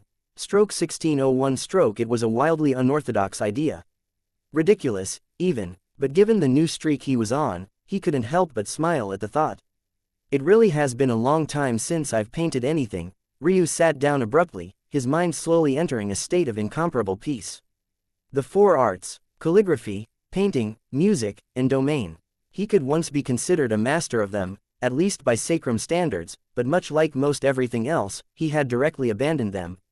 Honestly, the only reason he had picked them up in the first place was because he had heard tales of mortal masters of these arts suddenly one day reaching enlightenment and breaking free of their mortal shackles through these disciplines alone. Maybe those tales were nothing but nonsense, or maybe he hadn't reached a deep enough level of mastery to reach such a level, or maybe it was just that he never truly gave his all to these four arts. To him, they were just a means to an end. He never truly loved them, he never truly gave them the focus they deserved. But the unbalanced art sect was interesting. Calligraphy was actually such a large part of this sect's strength, and they were even able to use it to directly strengthen their bodies. Even so, Ryu felt that it was a bastardized form of the art. All it really did was use runes. It wasn't true calligraphy, it wasn't true art. Calligraphy was all about evoking an emotion. You could tell a lot about a person's character from their handwriting, even if it wasn't particularly good. Were they rushed and impatient? Did they take up a lot of space, boldly proclaiming themselves? Were they small and diligent? Did they skip strokes for the sake of brevity or enhance them for the sake of emphasis? Calligraphy was bold in its simplicity, and it was because of that it took a true master to truly see through its secrets, and yet painting was the exact opposite. Calligraphy shed the extraneous for what was up front and before your face. Mediocre painting, though, could easily be hidden beneath flashy colors in a radiant canvas. Cultivators were existences with extreme control over their bodies and high observation skills. Even in the hands of a layman, they could perfectly replicate any scene placed before them or even from memory. Ryu, though, had been immortal. He hadn't had such control over himself when he first started to learn the arts, and he could only build himself from the ground up, and that was what had allowed him to truly learn the difference between a good painting and a poor one. An old wooden box suddenly appeared on Ryu's lap. Among the possessions of his maternal and paternal clans, this had been among them, an item he had just ignored. It wasn't too special, just an old brush. Well, it had been forged of ancient-grade materials of a sacrum level, but here it probably wouldn't even be considered an earth-grade treasure. He opened the box and the old brush flew into his hands. It was a simple, glossy black with a brush that looked as though it was flowing in liquid silver. It vibrated in Ryu's fingers as though to welcome him back, a hint of a sad overture in its cadence. I didn't think that you would have gained some spirituality of your own, but after being stored in a shrine for so long, maybe it was inevitable. Ryu raised the brush and the hair formed together until his chi, becoming as sharp as a sword. His eyes flashed open and his brush glided across the air as though the downstroke of a resonating note. What was surprising though was that he didn't bother to take out a canvas. Instead, he pushed his chi directly into the world itself, and his paint were the spatial tears. The world of Ryu's eyes had been filled with bright colors ever since he mutated his eyes for the first time and created ephemeral tapestry. Now, he felt like he had unlocked a unique use for it. He could see the world in ways others couldn't imagine. Each one of these spatial tears radiated a slightly different color, and when they were bent and folded beneath the stroke of his brush, they seemed to come alive. He suddenly felt a peace the likes of which he hadn't in a long time. He used to feel this peace back when he painted in sacrum, but it never lasted long, soon replaced by agitation and anxiety, hoping that the next stroke of his brush would push him toward enlightenment and finally allow him to cultivate. It had ended up being counterproductive, and he grew to hate those moments. But this time, that feeling never came. Wide mountains, grassy lands, a sun that shone like rainbows, and a sky akin to a pot of gold. It was a fantastical painting, the kind that only appeared in fairy tales, and yet it was the way Ryu saw it. And it also happened to be the scenery of the world directly on the other side of this teleportation platform. At that moment, the combination of strong spatial chi and the aura of the painting became akin to an error in the Polar's programming. It suddenly thought that it had appeared on the wrong side of the platform and began to vibrate wildly, unable to understand what had happened. A permanent teleportation platform of this kind was permanently tethered to a specific location. This meant that on the other side of this gateway, there should be an identical pillar, and there was a great attractive force between the two. But now, this side of the gateway suddenly felt as though the other side had appeared right above it, something that made little sense. And due to this, its extreme stability became its greatest weakness. It felt like something was wrong, and yet there was nothing it could do about it. The moment Ryu finished the last stroke of the painting, the first crack appeared in the platform, then another. Ryu slowly awoke from his peaceful state, a smile on his face. But he was already prepared to retreat. He couldn't be caught dead in this blast radius. Ryu, that was when it happened. Before Ryu could react, Hope had appeared to his back, her palm striking out against an overwhelming force. She was unable to stop it completely and crashed right into his chest. Ryu felt all the bones in his body shatter, his ribs skewering his organs. And yet, as the explosion of spatial chi took hold, he still looked up calmly, holding Hope's limp body in his arms. Up above, there was a man standing in the skies with his palms stretched out, a hint of surprise coloring his gaze. It was one that only became deeper when he realized that Ryu had the wherewithal to note his presence and the fact that he wasn't surprised in the slightest. There was a very good reason the man thought that Ryu should be surprised, though, and that was because he wasn't Black Worm, nor was he some hidden Tao lord of the other sects. He was none other than Old Wan. Chapter 1602. Explain yourself, what have you done, Wan? Samson's voice came from a distance. One of Old Wan's incarnations had suddenly split off and attacked Ryu, but the words had hardly come out when there was a sudden booming shockwave that enveloped the entire battlefield. Large amounts of spatial chi and solid pieces of debris flew out in all directions, moving with such speed and carrying such lethality that even perfect sky gods found themselves losing their heads while others were riddled with hoes in the midst of the carnage. Any battle there had been had suddenly ceased to be, and everyone could only work on protecting themselves lest they become like the perfect sky gods down below. The harsh climate blew whatever ethereal chi there might have been in all directions, scattering it into the wind in quantities so thin and minuscule that even one with a chilled of order constitution would have an almost impossible time picking them out. Bang! Samson drove a forearm into Old Wan's collarbone and throat, his eyes completely red as the entire mountain shook as though it might collapse at any point. Explain yourself, he said through gritted teeth. Looking at Old Wan's calm expression, he felt like he was losing his mind. However, this sort of scene was about what one would expect. It wasn't just Old Wan's calm response to the current situation, but also the fact Samson might have been billowing a head full of rage, but there wasn't an ounce of killing intent in him. And why would there be? He would rather listen to the explanation of the man he had known for thousands of years than attack to kill him for a boy he had known for less than half a decade. Ryu didn't need to be here to see the scene to know what would happen. In fact, he knew Aika's personality well enough by now that even if she had witnessed it, her reaction would have been much the same as Samson's. She was a woman with a fiery temper, but she was also soft. For her to be manipulated by the likes of Old Shu, Zhao and Xiao into marriage with a junior, one could imagine that while she had the largest fist in the sect, she had never used it without propriety. On the one hand, her kindness was the reason Ryu had been able to gain so much help from her despite the differences in their station. And on the other hand, her kindness was also the reason why there was little chance Ryu would gain justice from her hands even if she were to know of Old Wan's actions. Obviously, all of these things were well within Old Wan's expectations. He looked into Samson's eyes and then down at the elbow driving into his throat before projecting a voice into Samson's mind. Are you going to release me? How am I going to speak with your forearm on my throat? The usually cheery Samson nearly exploded at these words, but he slowly took deep breaths, heaving out as he loosened his push and let Old Wan go. Old Wan rubbed his throat and shook his head. If you want to question me, then just do so. Was there a need for all this violence? You just killed a boy and that's all you have to say. And obviously you trust me enough to have a good reason, or else we wouldn't be having this conversation, now would we? Wan, I'm not one of your little checkered boards or pieces. Speak frankly. Now. Old Wan held up his hands in surrender. It had to be done.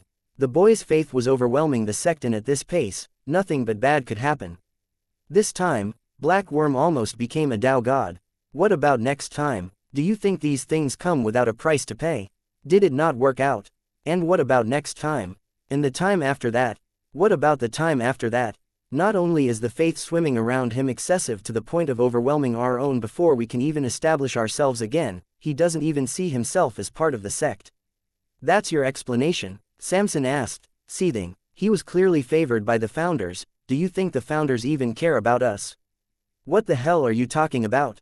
The records of the sect are things you've never bothered to read, and though Aika has her recalling of history painted in rose. There is no mysterious founder coming to swoop down and save us all, Samson. We are on our own. If we want the Radiant Star sect to rise again like it should, then we have to take matters into our own hands. And what are you going to do if one of those founders comes back and they did indeed take a liking to him? If they were going to come back, they would have done so a long time ago. They've always treated this sect as nothing more than an experiment. What are you, and even if they do come back, so what? Are they going to destroy the whole sect they created because of one me? At worst, they'll just put my head on a pike. Better that than the sect drowning. I already didn't like Aika's actions back then, you know that. I wanted to take the slow and methodical approach to our return to the seventh heaven, but right now we only have a fraction of the foundation I wanted us to have. There are consequences to every action, and this is the consequence of ours. How high and mighty of you. Go tell Aika that, you know I could, and you know exactly how she'd react. She would agree with all of my words and then blame herself. Her Dao heart would be harmed and she'd never advance again. Samson grit his teeth, wanting to agree and yet not at the same time. And what are you going to do when the boy's grandfather finds out? Old Wan sneered. Chapter 1603. Enlighten me. The fact Samson had waited to ask this question last told Old Wan all he needed to do about the kind of weight he put behind it. That being, none at all. First he had attacked with emotion, then with the founders, and then with Aika, before only finally mentioning what should have been the greatest threat to them, the seemingly overprotective half-step Dao god. For someone like Old Wan, that was all he needed to hear. I think you already know the answer to that. Do I? Samson replied. Enlighten me. It's clear the man is cut from the same cloth as his grandson. I know a man trying to sever karma when I see one, and you do too. Maybe by now he's a Dao god, maybe not. Either way, it doesn't matter. He hadn't been certain until he saw Primus trying to stop Ryu from entering the complete heavenly path.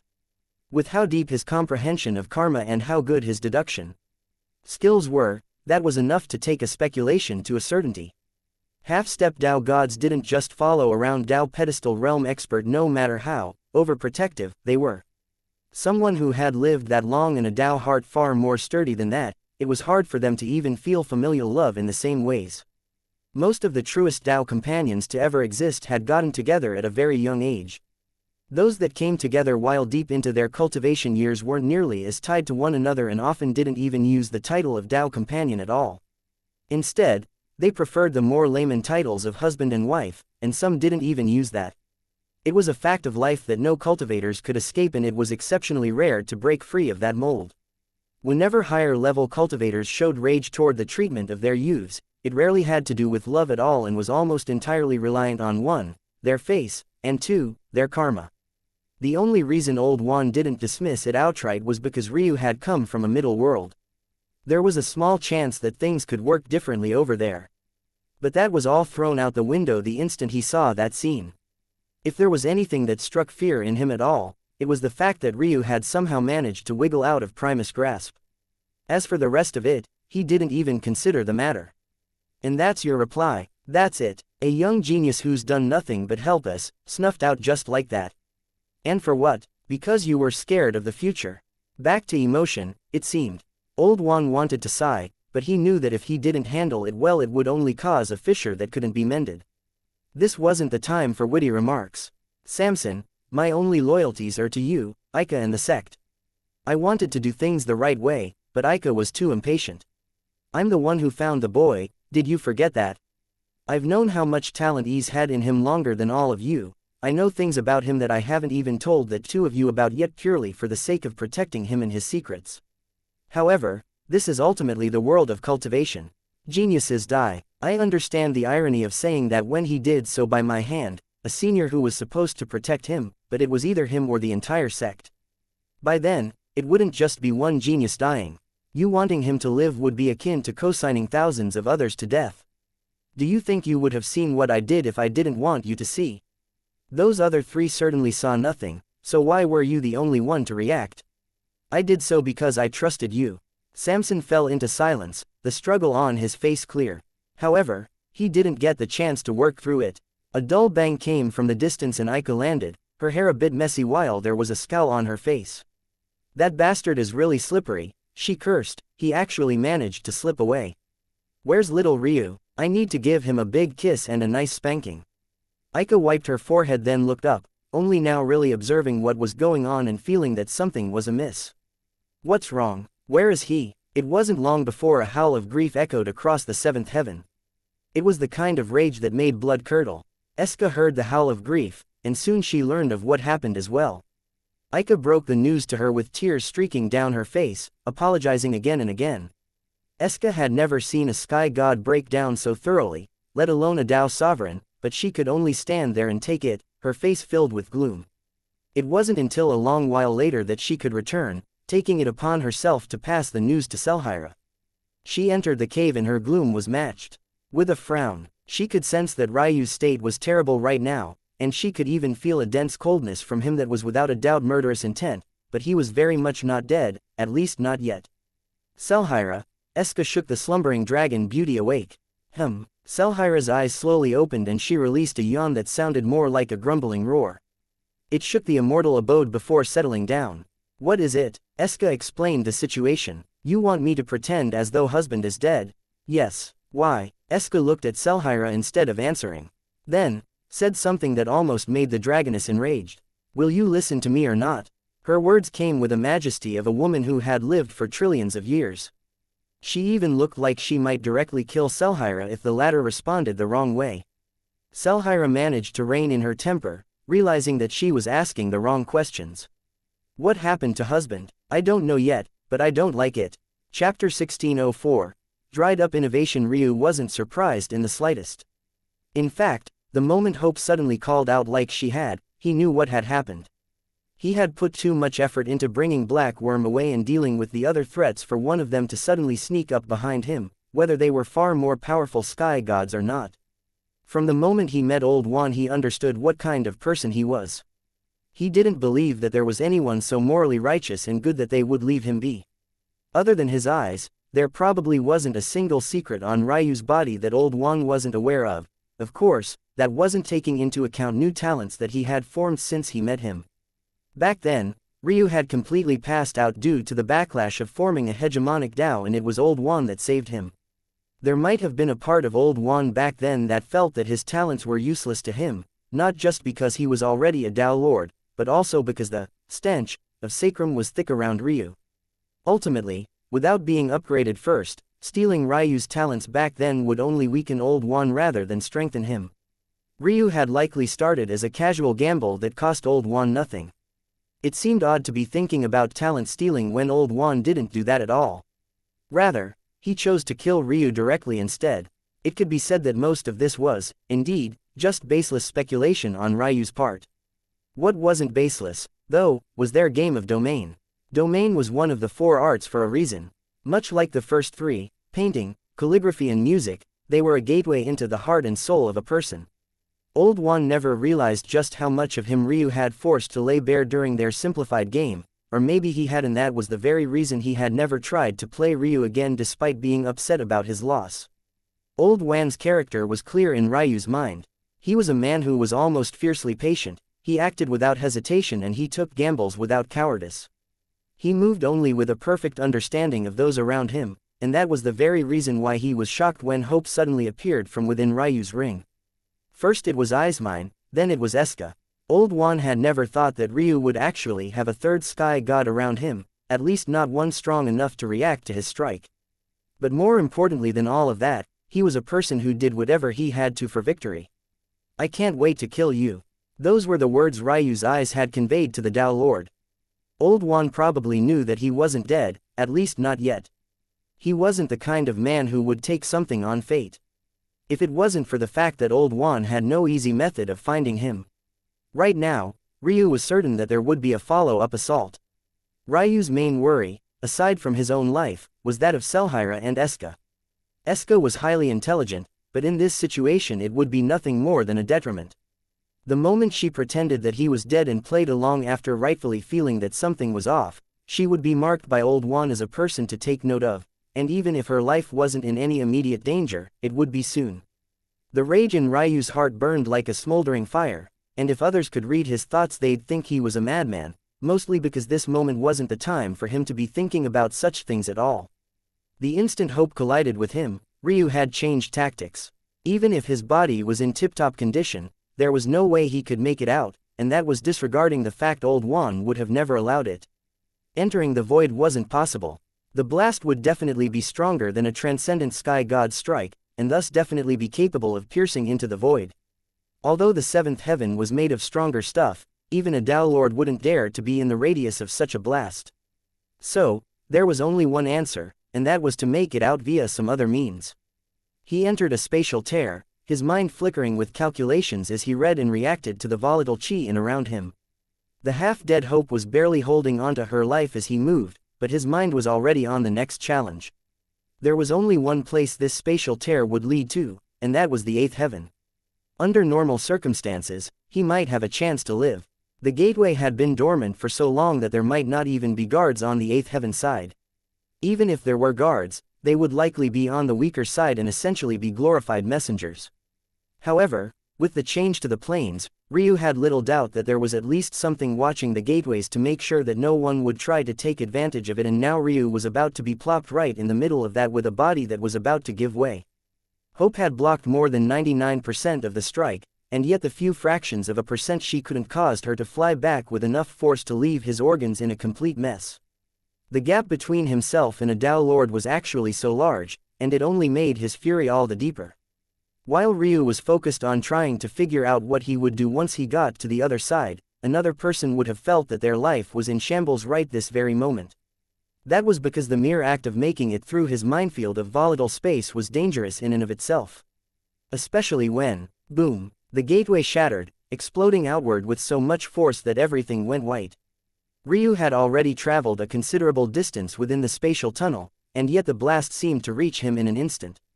It felt like he was stuck in a vehicle swimming through a raging storm. His eyes flashed like lightning, taking into account every small change and reacting to it first. At the same time, his spacetime soul nature was like a lighthouse in the midst of a deep night, illuminating his path forward. There was no combination of space that he couldn't see through. He could feel the 8th heaven getting closer and closer, and yet he was no closer to coming up with a plan. It felt like all his innovation had already fled far from him. No amount of thinking was giving him any better solutions. It abruptly came to an end. Ryu landed heavily, back first, onto a cold surface. His mouth spurted with blood he had kept down with nothing but sheer rage, and he almost immediately felt several auras lock onto him. His third perspective caught sight of 3 separate groups, each one filled with 5 sky gods at a minimum, with the weakest being at the perfect sky god realm and each one having at least one transcendent sky god. As he rose to his feet, his gaze was frighteningly cold, almost as though the air before his face had suddenly frozen over. He didn't have much time, if it could even be considered time at all.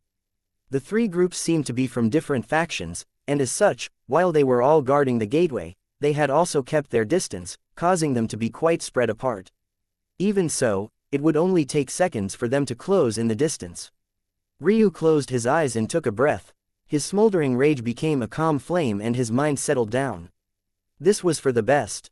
He didn't do well in sects and he was much better on his own. As much as he wanted to put old Wan's head on a pike, his rage was using up too much of his mental space. A dead man wasn't worth so much of his thoughts. His eyes flashed open and he suddenly moved.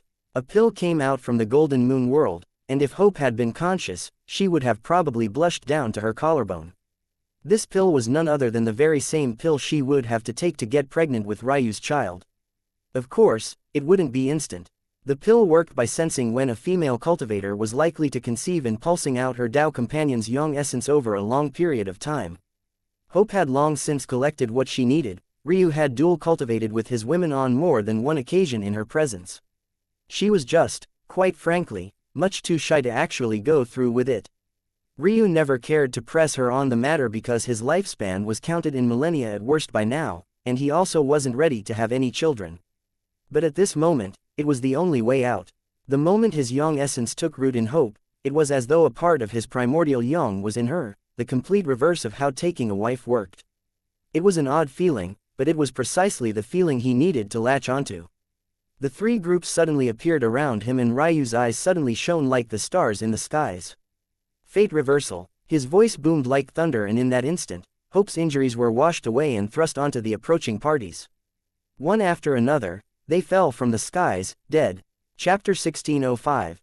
Plan. Ryu's eyes blurred, blood vessels popping one after another as crimson streaks fell down his cheeks.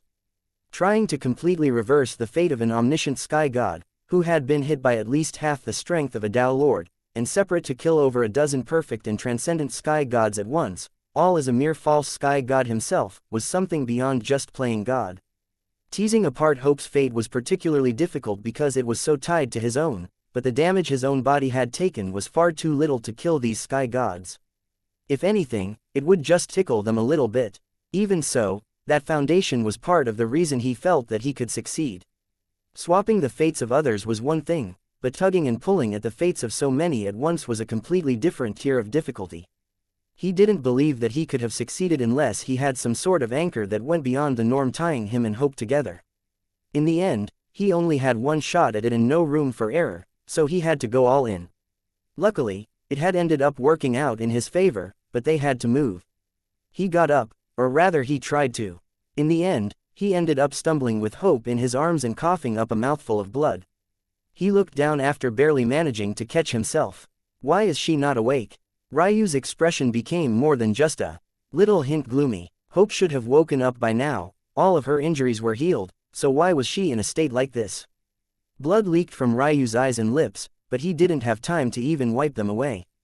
If he didn't get moving, he would be finished. With a wave of his hand, he stored all the corpses away. Leaving them behind was like leaving behind evidence of his eyes. With the current situation of the eighth heaven, sensing things shouldn't be nearly as easy, if possible at all. Just looking at it, the two planes are stacking atop of one another. There's no way to easily do what was possible in the past. Before, the chaotic space Tao sovereign had sensed Ryu immediately. But with his eyes back in third perspective, Ryu would definitely sense it if someone's senses locked onto him. However, there was no such thing right now. That could only mean that the Tao sovereign was either occupied or couldn't, likely even both. Considering the Tao sovereign's attempts to make it to Tao sovereign from Tao lord, there was no doubt in Ryu's mind that he would now be going all out to become a Tao god, much like Black Worm had. The entire heaven was definitely embroiled in war. Ryu coughed up a mouthful of blood and began to circulate his embryonic chi. Almost instantly, his body was a great measure better. He looked at Hope and eventually had no choice but to put her away into the Golden Moon world as he slipped away. He wasn't sure what was wrong with her, but it definitely had to be related to her soul. His fate reversal was very good at working on the physical body and physical changes, but the soul was the medium through which cultivators communicated with the heavens. Changing fate surrounding it was orders of magnitude more difficult. The only hope of helping the little woman was to use his embryonic chi, but her body was even more taboo than his own. Not only was her fate tethered to his own, she wasn't a native of this world. The taboo powers were already ostracized by the heavens, so one could imagine how a true outsider might be treated. She would need even more embryonic chi than himself. But if she did manage to get pregnant, theoretically it should tether her to these heavens more, and it would be easier for him to heal her soul as a result. Ryu didn't actually expect this. He thought that she had just suffered a physical attack. He should have known that a man like Old Wan would be far more vicious than that. It wasn't enough that he was using a Tao Lord's incarnation to attack a false sky god, but he also layered in a clear assault on the soul at the same time. Considering Old Wan likely knew about Ryu's perfect black body and how resilient it was to losing parts of itself, this was no doubt a truly vicious attack, one that wouldn't be easily dealt with. The more Ryu thought about it, the more the rage he had buried threatened to come back up. He was going to really enjoy killing that man. He would savor every second of it. And he would make certain that it wasn't painless. He had no intention of returning to the sect right now because he knew exactly what would happen. The worst-case scenario was that Old Wan would detect him before the others did and attack to kill. He would die even before he made it to within striking distance of Aika. In the best-case scenario, Aika would simply banish Old Wan, leaving a danger lurking in the darkness. He trusted Aika, somewhat. But she was far too soft and she lacked decisiveness. No, more accurately, she lacked decisiveness that was used in the right fashion. She was more rash than she was decisive. In fact, he wouldn't be surprised if Samson already knew about this matter. He would be enraged for a small time, but eventually side with Old Wan, believing that he was acting in the best interest of the sect. And maybe Old Wan was, but what the hell did that have to do with him?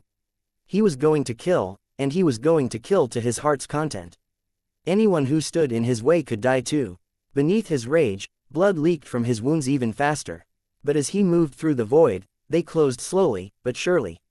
It seemed that strengthening his body had in turn strengthened his taboo body cultivation, which had, in turn, made it even harder to heal once again.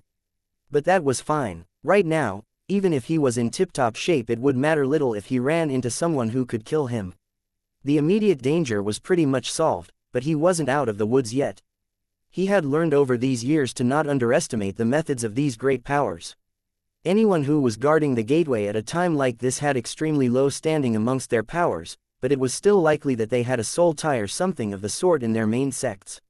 While Ryu had shrouded himself well enough, there would likely still be several auxiliary methods of tracking him down. He couldn't stay on the 8th heaven, but he couldn't return to the 7th. And he certainly couldn't go to 9th, as whatever problems he had to face here would likely be multiplied several times over. There was no way for him to return to the nether plane, and he wasn't sure if he wanted to either. That would come with its own host of issues, especially after Primus killed that fire giant. He could probably hope that Maze Master would protect him, but how would he even get a message there? He really only had two options. The first was to leave the true martial world entirely, return to Sacrum, or try to make it to one of those other worlds.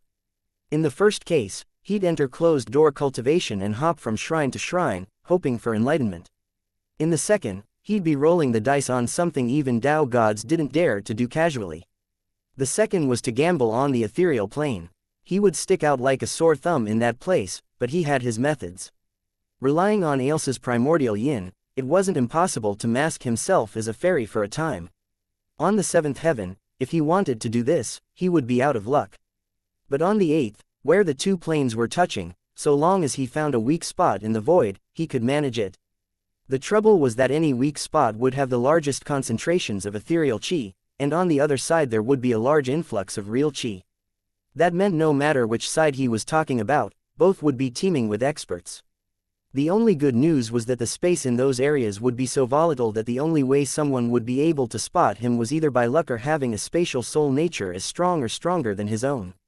And that was if he didn't use the very same method he used to sneak into the Raging Inferno sect. With that thought, his cosmos fog flourished and his internal size began to expand wildly. Chapter 1606, Dare. Ryu activated Shadowless Trace, expanding the formation within himself.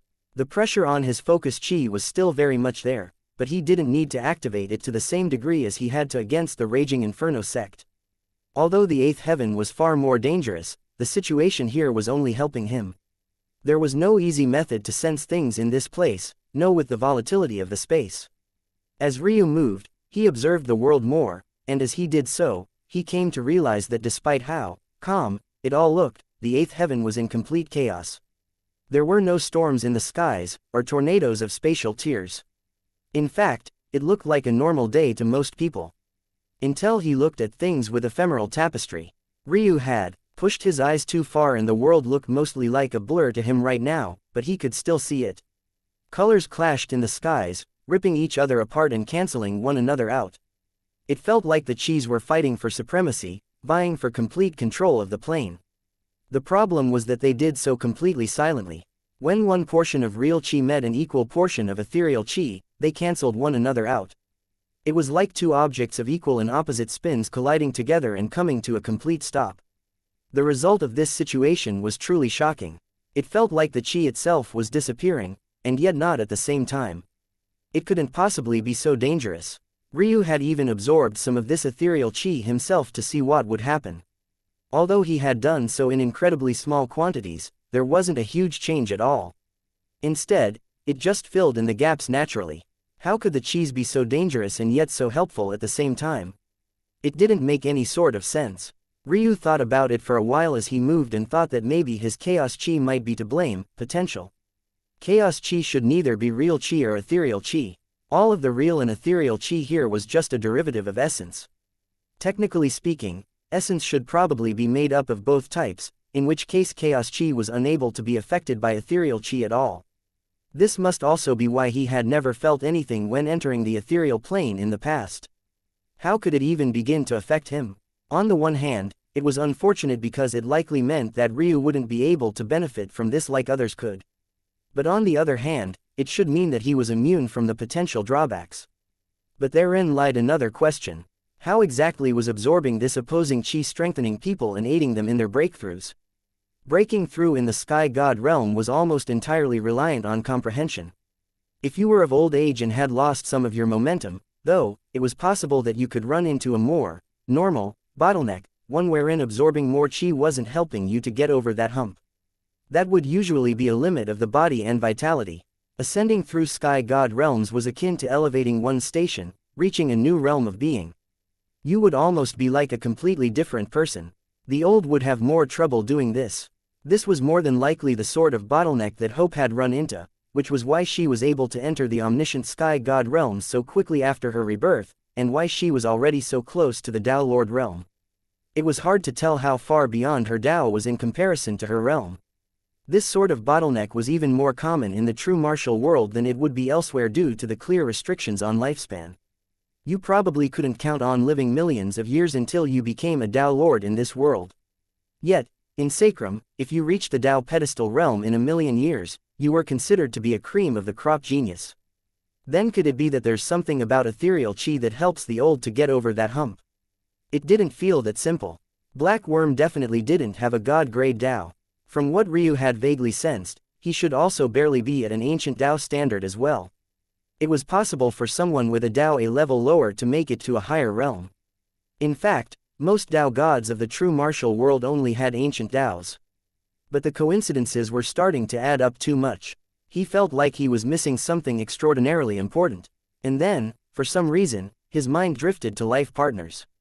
His eyes widened. Was it related to why life partners existed? Why was it that fairies were born to be attached to some object of the real plane? What was the purpose? His mind flickered with thoughts that rushed atop of one another.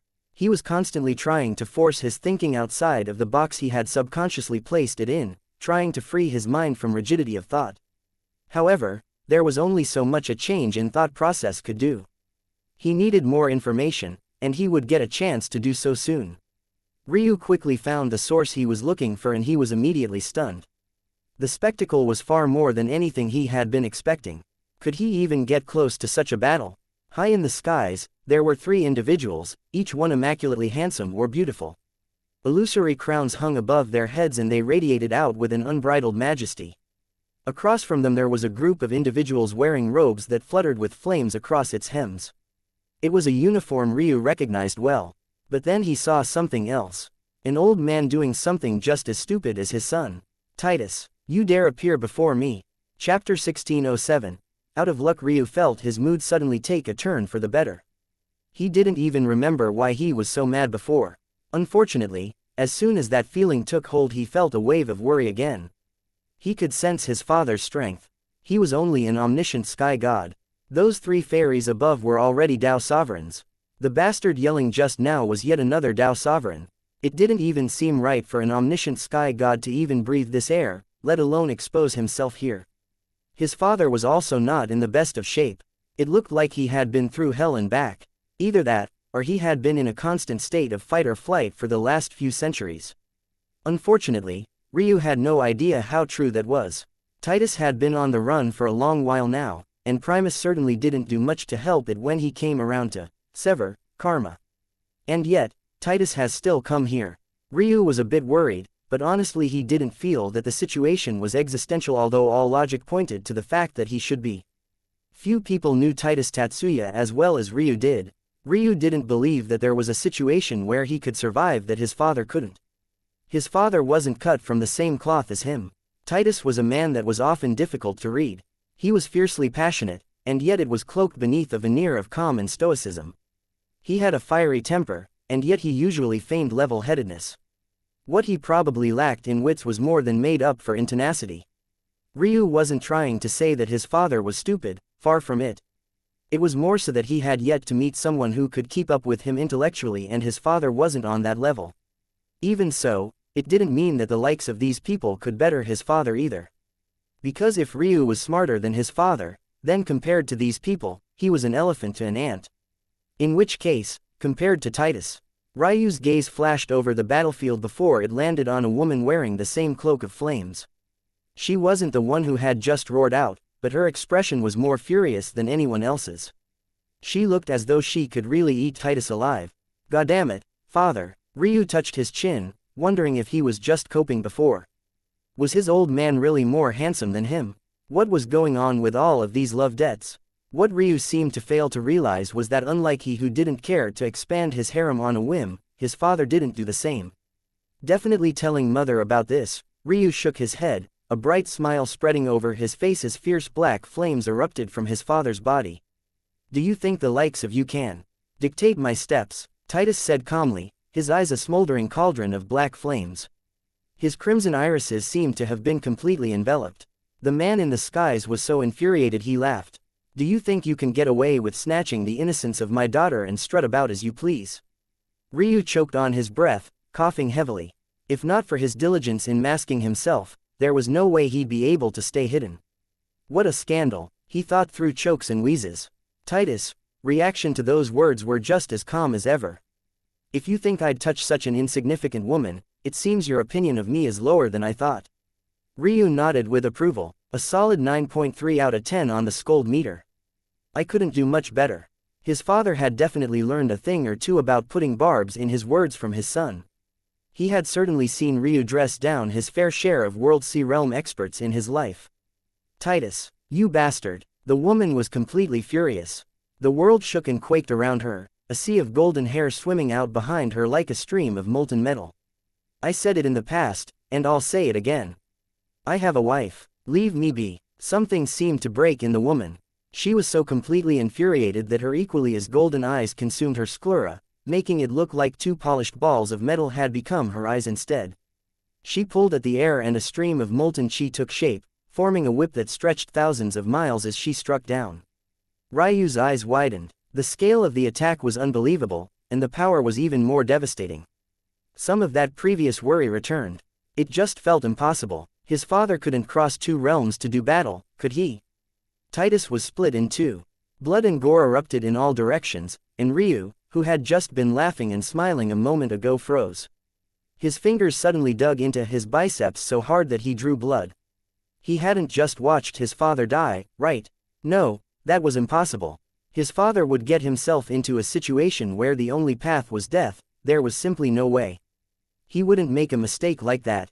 Even the woman in the skies seemed stunned as her bottom lip actually trembled. Maybe she thought that something would be different as well. But how far could they push the man? He was bound to run out of options eventually, right? Even this time, They had finally managed to corner him again by pure coincidence due to this eruption taking place near his hiding spot. Had he just finally run out of luck? If you're finished with your little, insignificant spat, a female fairy spoke lightly. We can continue with official business. Though, I would like to talk to someone with more authority. Someone who can have their emotions so easily swayed by a mere omniscient sky god has no right to speak to me. What did you just say to me? Boom. Chapter 1608. Dragon Phoenix. The shockwave was strong enough to shatter the heart of a perfect sky god by the sound alone. If Ryu wasn't so far from the battlefield, and if he hadn't hidden away in the void, it would have been entirely impossible for him to survive as well. And then came the spiraling wave of flames and the phoenix cry that peeled across the skies. It was so light and airy, almost like lightning during a spring's light drizzle. The flames took shape into this phoenix, its body soaring into the skies and spreading its wings with the majesty only a creature of its caliber could match. Auras surged and the skies trembled. The Tao sovereigns who were just about to get into a battle of their own found themselves shocked. They backed away, confusion and then awe appearing in their eyes. There was no doubt what this was. It was rebirth, a pure, shocking rebirth. When they realized that it could only be coming from Titus, their hearts seemed to freeze over. Didn't he have fire dragon blood? Much of these issues had started over that blood in specific. When had he gained the strength of the fire phoenix? Was that even a phoenix at all? It looked like a phoenix, the aura matched the shocking presence of a creature of that caliber, and there was even that elegant shape they had only ever seen in stories. But it was laced with black. The proud, ruby feathers, each one perfectly sculpted and glistening under the sunlight, seemed to have been tainted by a devilish aura. It didn't just understand rebirth, it seemed to command it. And right then, the light cry of the phoenix seemed to be matched by a visceral, gritty roar, one that shook the earth and caused mountains to collapse in the distance. The phoenix's blackened aura quickly gained scales and its form changed. From a majestic creature filled with elegance, it gained a sharp row of teeth, and its long tail, still spiraling within a cyclone of flames, became barbed and menacing. At that moment, the form of a man hidden within its head was seen. He had likely always been there, but the sheer majesty of the creature had taken up the entirety of their psyches. Only then did Ryu relax a bit, cursing beneath his breath. This old man really knew how to make him worry. Boom! The aura of an omniscient sky god broke like a dam, and with its destruction came the roaring might of a Tao Lord. High in the skies, a formation that covered the whole of the eighth heaven pulsed with life, completely enraged as it accumulated bolts of lightning. Titus still had his eyes closed, seemingly not realizing what was happening around him until the bolt formed and the phoenix in the skies vanished. The bolt curved through the skies, following after the phoenix dragon of flames until it appeared before a male Tao sovereign. In that instant, though Titus was right there, he seemed to have vanished entirely. The bolt lost its target, and yet maintained its trajectory, passing right by and crashed into the chest of the Tao sovereign. He spit up a large mouthful of blood as half his chest was burnt through. He flew back like an iron ball from a cannon, moving so fast that he was already out of eyesight for most of the instant he got hit. Titus! The woman roared, infuriated. However, deep in her eyes, there was a conflicted expression. Just now, she really thought she had killed him and her heart was in turmoil, and now he attacked her master instead of her despite the fact she had just doled out a killing blow. Don't overthink it, Titus said coldly as though drawing a hard line in the sand. I can't deal with him yet on my own, but I can certainly deal with you. The woman's dreams shattered and her anger seemed to flare up again. Titus, flames surged into his body and in an instant, a man covered in scales of red with dancing black runes within them appeared. His horns seemed capable of poking holes through the skies and his wings spread out so far around him that they seemed to dwarf him. A battle erupted in the skies as Ryu's heart rate calmed down a bit. He looked down at his bloodied arms and shook his head. What a mess. He had half a mind to take his old man back to the Radiant Star sect right now, but he wasn't the type to do that to begin with. He'd only feel better when he killed old Juan himself. However, that didn't mean that he could leave Eska and Selhira in danger because of his own selfish wants. So he'd have to ask his father to do something about that. But how? Ryu wondered. By the look on his face, one would have never guessed that such a world-shaking battle was happening in the skies. The truth was that Ryu was actually quite wary of old Juan. He was the kind of man who, when given enough information, would be especially dangerous. He miscalculated because Ryu had changed enough and there was enough about him that he didn't know. But the addition of hope was a new bit of information. If he also found out that Ryu had a Tao Lord for a father, it would be another bit of information, and things would begin to add up very quickly. Simply put, he couldn't just let his father stroll into the Radiant Star sect and then stroll out. He had to find a way to remove his women from an otherwise dangerous situation, while also keeping Old Juan in the dark about it. He would probably also have to keep Aika and the others in the dark as well, because he couldn't trust them either. Ryu mulled it over. He almost didn't realize a familiar woman was suddenly falling from the skies like a streaking meteor. Chapter 1609. What? Ryu looked up, finding that his father was still high in the skies while that woman was buried actually not too far from him. Well, not far, in a sky god sense. She was still thousands of kilometers away and would find it impossible to spot him. Titus held a halberd that was redder than red, it felt. It was almost fluorescent in color and reminded one of the depths of hell. Then, he struck down. You can do that. Ryu's eyes widened. It felt like Titus had just taken Dragon's Claw and Dragon's Breath, and fused it into his halberd. It took the doctrine of splitting the skies in 5 and 2, and incorporated them both into a single strike. Doing this was obviously extremely difficult. As much as weapons were pulled in all directions by the previous masters that wielded them, bloodline talents were even more so. There were very specific ways to use them and there were very specific methods of evoking their greatest strength. Pulling a claw attack and a breath attack and compressing it down into a weapon attack was like fighting against 3 pulls of faith at the same time, 2 of which were exceptionally strong themselves. Ryu hadn't been able to balance all of that. Or, rather, he simply didn't have the time to. He had too many talents, and his life was too short. At the same time, he was continuously pressed from all sides by challenges he had to overcome. First he had abandoned his path of dual polearm wielded, then he abandoned the greatsword staff, and now he had compressed his understanding of things down to just his own body. In truth, he was very satisfied with that. He had accomplished something most couldn't even imagine and every inch of him had become a lethal, nigh untouchable weapon. But seeing his father strike, he wondered. How much potential had he left on the table? Ryu shook his head. He really did believe that his current combat style was exceptionally strong and it was definitely the best for him. His father had had millions of years to refine this combat style to this point.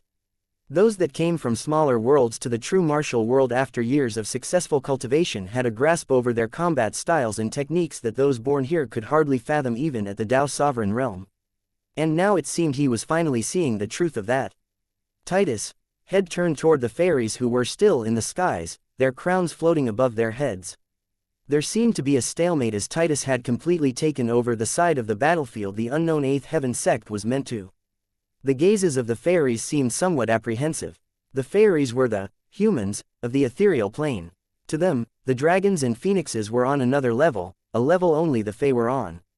Although they took up the 8th ethereal plane, they were still a level below the Fae ultimately and their wariness seemed warranted. However, they were also intelligent people as well. A dragon and a phoenix. Any 2 beasts that dared to birth such a child would be hunted down by their respective clans. Such a union would never be allowed under normal circumstances. In fact, even if such a union was allowed, the odds that a dragon could have a child with a phoenix was so infinitesimally small that it was hard to peg it with an accurate number in the first place. Even worse, Titus didn't seem to have the aura of a beast. Rather, he felt human. This was an even more shocking realization for them, but it also made them relax even more. Compared to a pair of beasts that had caused such a thing, a human that had 2 such bloodlines within them would bring down the wrath of 2 clans upon them. You are not qualified to negotiate with us, the female fairy spoke again. You are clearly not of a sect as none would dare to take you in, Titus sneered. These people clearly didn't understand the dynamics of the real plane and they were just making guesses, trying to seem more assertive than they were. Not a single dragon had come after Titus for a clear and obvious reason. It seems you understand nothing. Do you understand where my fire dragon bloodline comes from? If you did, you wouldn't be saying something so stupid. Ryu raised an eyebrow. Then, he vaguely remembered something the wind dragon who had appeared at the Armament Guild had said about Primus in specific. The woman seemed a bit flustered after Titus directly called out her bluff, but she hid it well. Do you take me for a fool? She replied, even if your fire dragon bloodline is special, do you think I didn't sense your phoenix bloodline? Did you? Where? Titus asked. The lady was stunned when she realized that Titus was actually toying with her. But when her senses focused on Titus, she really didn't sense a phoenix. In fact, she didn't sense anything. It was as though he wasn't even standing before her. Enough. An older fairy spoke. Even with his age, the handsome lines of his face had yet to fade, and he looked toward Titus sharply. What Eliana says is correct. You aren't qualified because you control no sect. Once they realize what has happened here, they will send more powerhouses, and this time, there won't be convenient bolts of lightning for you to take note of. I would suggest that you simply leave. Watching them trying to convince his father to go away like this made a smile tug at the corner of Ryu's lips. The strong didn't ask or suggest anything, they took. But this was also interesting for another reason. They seemed to be very eager to have this space all to themselves. Why was that? What were they hiding, exactly? Chapter 16:10. Balanced. Titus looked around as though he hadn't heard the demands, his brows furrowing for a moment. This point should be a region of connection between the two planes. There should be an entrance to the ethereal plane somewhere, but there wasn't actually any obvious opening. He wasn't really looking to go to the ethereal plane, honestly. He would much rather ascend to the ninth heaven, after he finished wiping the sect that had chased him for so long off the map. However, this ethereal chi had helped him to break into the Tao Lord realms earlier than he had thought he would be able to. The rebirths of a phoenix were exceptionally valuable, and most wouldn't even be able to unlock one, let alone the full slate of 9. Using them just to break through a realm was a complete waste, even if it was a realm as great as the Tao Lord realm. This was because the chance at rebirth was about reconstituting the body into a more elevated form. If it was wasted on advancing, then you would lose the opportunity to strengthen your talent, and would instead just get the benefits of a higher cultivation realm. Although this would be worth it to most, and there were examples of phoenixes saving their rebirths to do precisely this, Titus was after something much greater. This ethereal chi filled in the gaps for him and allowed him to enter the Tao Lord realm. At the same time, he had completed his rebirth while he formed his incarnations, and it was the best use for a rebirth that he could think of outside of a general power-up. Ultimately, it was this that allowed him to leap forward an entire cultivation realm to battle the annoying woman who was partly the source of all his troubles. Titus and his son were very different in many regards, but when it came to their taste in women, it was practically identical. He didn't like such forward women, and even if he did, there was only room for one woman in his life. Once again, this was a trait that he and his son also shared, at least for a time. This was this case. If not for the fact Ailsa was his life partner and opened Ryu up to the idea of having multiple wives, he too would have only had eyes for Elena. Ultimately, though, Titus wasn't thinking about such things. Rather, because he had cultivation for millions of years, his foundation had many more gaps that ethereal chi could fit right into compared to the normal true martial world cultivator. He felt that if he could get a larger source of it, he could enter the Tao sovereign realm in a short time, likely just a few decades at worst, and that was already being conservative. But he had a feeling that these people were responsible for why the density of ethereal chi probably wasn't as thick as it should be. Unfortunately, he didn't have his son's eyes, so he couldn't see the problem immediately. It was then that a voice suddenly drifted into his ears. The three fairies immediately frowned as they all sensed the fluctuations in the air at the same time. There was someone communicating with the man, but they were certain that he was alone. From where? Their minds immediately began to almost feverishly scan the region, but they found absolutely nothing. They didn't understand. Who could hide so thoroughly from their sights, and yet be unable to hide the fluctuations of their own chi? As they were feeling confused, Titus suddenly grabbed at the air. "What are you doing?" Eliana snapped. "Don't move, or we'll be forced to attack." Titus ignored it, fire erupting from his palms. "Stop," the old man roared, but it was too late. At that moment, the world seemed to fissure like cracked glass. In these cracks, flames danced, pulsing. The sight was gorgeous, and yet it was just as dangerous as it was beautiful.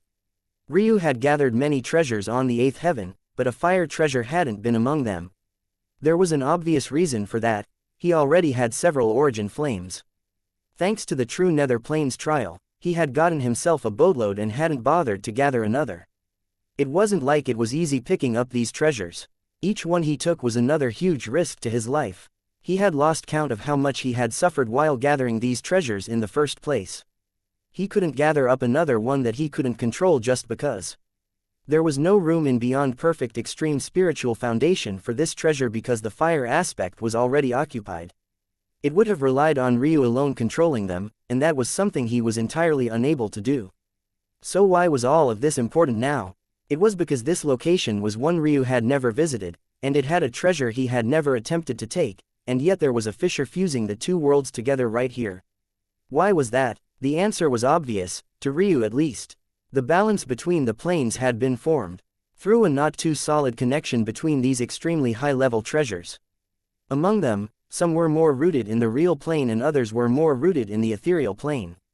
This one just so happened to be more rooted in the ethereal plane, and now these three were present trying to stop the aura from the other side from leaking too fiercely, likely because it would put whatever power they were in charge of in great danger. Now, though, Titus had tipped the scales, causing the fire treasure to suddenly roar with life. In the far-off distance, Ryu's eyes narrowed. This flame was definitely not like the docile origin flame in the slightest. It was wild, unrestrained and violent. It wanted to burn the entire world to ashes and do it again once everything grew back. Chapter 16:11, Easy Boom. The world seemed to lose its color. Fragments of spatial glass spiraled through the surroundings, each one carrying either a reflection of the world around it or a window into the world beyond it.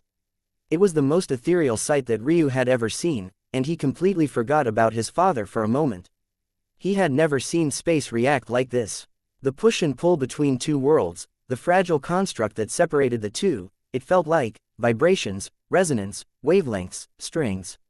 The thought almost left Ryu's control as it sprinted down several possibilities. It all moved so fast that he thought of several possibilities before he even realized that the battle in the skies had reached a penultimate point. The flame that erupted didn't even seem to have a form. It was both everywhere and nowhere at once, covering everything. Ryu realized that neither his father nor the three fairies even knew the exact location of the core of it. He could see his father's brow knitted into a tight frown of worry, not for himself, but for his son, obviously. He felt that if Ryu was fine, he would have told him where to look already. Ryu chuckled to himself. He didn't do it on purpose, but that was nice payback. Who asked the old man to suddenly die in front of him? His lips moved again and the words drifted toward his father. This time, however, they didn't make it. The chi was too volatile and his voice had to duck in and out of several worlds. Let alone making it to Titus, even the three fairies who were in the process of protecting themselves and trying to kill Titus didn't sense it. Ryu frowned. He knew where the colonel was. Even with his eyes in this fatigued and somewhat blurred state, it was easy for him to find it. It didn't even take effort. But if he couldn't get the information to his father, then it would all be for naught. He certainly couldn't go and get it himself, he would die 100 times over. Suddenly, he thought about his sudden inspiration just now.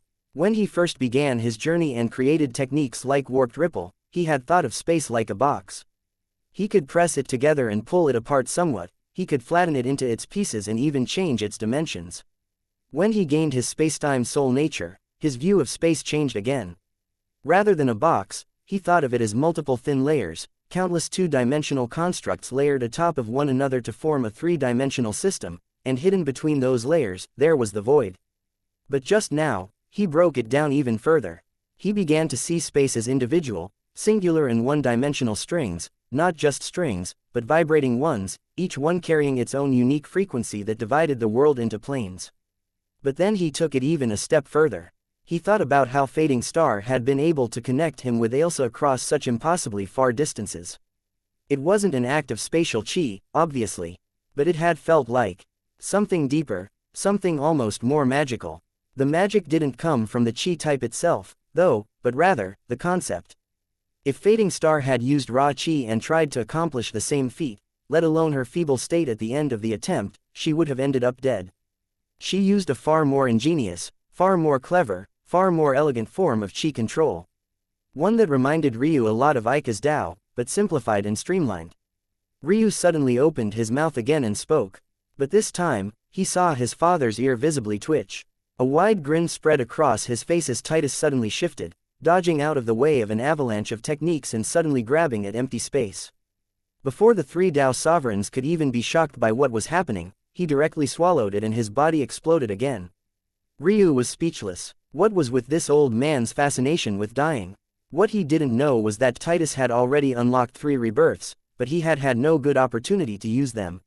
One he had been forced to use out of pure necessity, just to save his life. And now, after all these years, he used the second and third on the same day. His aura exploded forth, the natural treasure becoming a catalyst that turned his flames into something completely new. The black and red fused together, gaining hints of a silvery luster. Eventually, it looked like a complete black flame with a border of shimmering red and silver. Titus' aura exploded, his body seemingly unable to contain it. His cultivation rose from the lower Tao Lord realm to the peak in a single bound, but his actual strength itself seemed to be on an entirely different level. Seeing this scene, Ryu finally stepped out from the void. He didn't think that it was necessary to hide anymore. If there was one person he didn't mind asking for favors from, or relying on, it was his own father. The appearance of a young man in ragged white robes startled the Tao sovereigns who had just been entirely focused on Titus. When they realized it was a false sky god walking through the air as though it was land, they were even more floored, not just by the fact he was clearly flying, but also the fact he hadn't been burnt to ash yet. Titus looked over and was somewhat stunned when he saw his son's bright smile. After he got over his shock, his eyes went red. It was subtle, something hard to tell considering his irises were already so crimson already, pouring some of its light into his sclera. Oof! A strong hand slapped Ryu's shoulder so hard he thought it dislocated it for a second. Easy. You have no idea how many things I've been through in the last day. It started with a wild beast lady, then the most powerful Tao god in existence glanced at me, and then some bastard sneak at a. Ryu was pulled into a hug much too tight for him to get out of. Chapter 16:12. Ryu was speechless. The old man was really treating him like a kid. He was quite tall, standing at 6 feet 9. But, quite frankly, as someone with fire dragon blood in him, he should have been taller. Much of that was suppressed by his ice jade crystal body, which kept him to a more streamlined and ideal height for a cultivator. Even when he lost it and gained the boundless cosmos bone structure, the latter wasn't designed with bodily strength in mind, so it didn't have any functions to change that. His father, his grandfather before him, and even Primus were all born with the tyrannical emperor bone structure. So, even now, his father was a head taller than him. Of course, that was because he was also still in his dragon form. But Ryu knew that even when his old man was in his human form, he was still at least a forehead taller. So Ryu had his entire head cradled in his father's chest as though he was still a toddler. Even so, after being speechless for a moment, he laughed and hugged his father back. He felt that only an insecure man would do anything else. Titus grabbed Ryu's shoulders and pushed him back, looking at his face as though he wanted to get a really good look at him, even ruffling Ryu's hair. He probably had an avalanche of things to say, but Titus was quite similar to his own father in that he didn't usually express his love in words. He rather preferred actions. As for words, his son had always been far better with them. Those matters you spoke about. We'll have to talk about them later. As for this, Titus looked toward the three fairies who had snapped out of their stunned states and looked more angry now than anything else. Their plans had been completely ruined, but they also felt a pressure now from Titus that they weren't certain they could even properly handle. It was asinine. They were Tao sovereigns, no mere Tao lord should be able to pressure them so much, even if they were from the 9th heaven or 9th ethereal plane. No, it felt like something different. Then it clicked for them. Why were they so obsessed with the fire treasure? It wasn't just because it was objectively valuable, but because they were fire elemental fairies, though they had done their best to hide it somewhat. The suppression wasn't coming from the difference in raw strength. Rather, Titus was just personally immune to them. Suddenly, it also made sense why he had defeated those two earlier so easily. He hadn't used it yet, but he likely had a spirit body. But more importantly than that, if his earlier Phoenix bloodline wasn't more than an illusion, then he should have the rebirth flame. No, he certainly had the rebirth flame. How could one use the reincarnation talent without the rebirth flame? It was impossible. And what was the strongest passive talent of the rebirth flame? Wasn't it complete immunity to flames? The trouble was that this immunity was based on one's level of flame inheritance, and Titus had no doubt just gotten a huge boost. In fact, those lightning strikes from earlier were definitely the ascension of a Tao. When they began to put it together, a cold sweat matted their backs. They were fairies. All of their strongest abilities surrounded flames in their element of choice. This was their advantage, but it was also their weakness. Ryu had been very much correct. The human race was the only one with perfect balance. Every other special race was skewed in one direction or another. If their flames were useless, fairies wouldn't have strength better than a realm or even two beneath them. Run. That was the only choice they had, so they acted on it. They flashed and disappeared, slipping back into the ethereal plane without any resistance whatsoever. Ryu chuckled. That line of deduction was exactly why he had stepped out himself. Otherwise, his appearance would only cause trouble for his father. How could he face off against 3 Dao sovereigns and protect him at the same time? It would never work. Seems they did the job for us. Fairies might be smarter than humans. And are you saying that because of your second wife? Ryu looked toward his father almost as though to say, how did you know that? Your mother told me. Ryu was even more speechless. He only met his mother after Ailsa and Yana got trapped in his eyes, and he definitely wouldn't go out of his way to, Elena. Ryu cringed a bit. While he was undergoing his rebirth, Elena had spent quite a lot of time with his mom. She had also been insane enough to pass along those images to his mom to hand to him as well. That woman would really be willing to do anything. His mother never mentioned it, or did she? Wait, where's mother, then? She went to look for her own opportunity. You separated already after just getting back together after so long. Don't try to change the topic, Ryu. Ryu subconsciously stood up straighter as his father looked at him. His posture was already perfect, so he practically shifted his weight to his toes almost as though he would stand on them but not quite. A man only has so much energy in his life. It's impossible for you to love so many women equally and fully, and it's equally impossible for them to always be alright with being neglected. I know your personality well. Your mother was aware of 5 women, including Elena, in the span of just a few years since your rebirth. Of those women, you probably only gave a few status. And what would you do when the neglected women have finally had enough of you? Do you think your charm is endless? It's only been a few years now, but what about in 1,000? A million, a billion, chapter 1613, it could.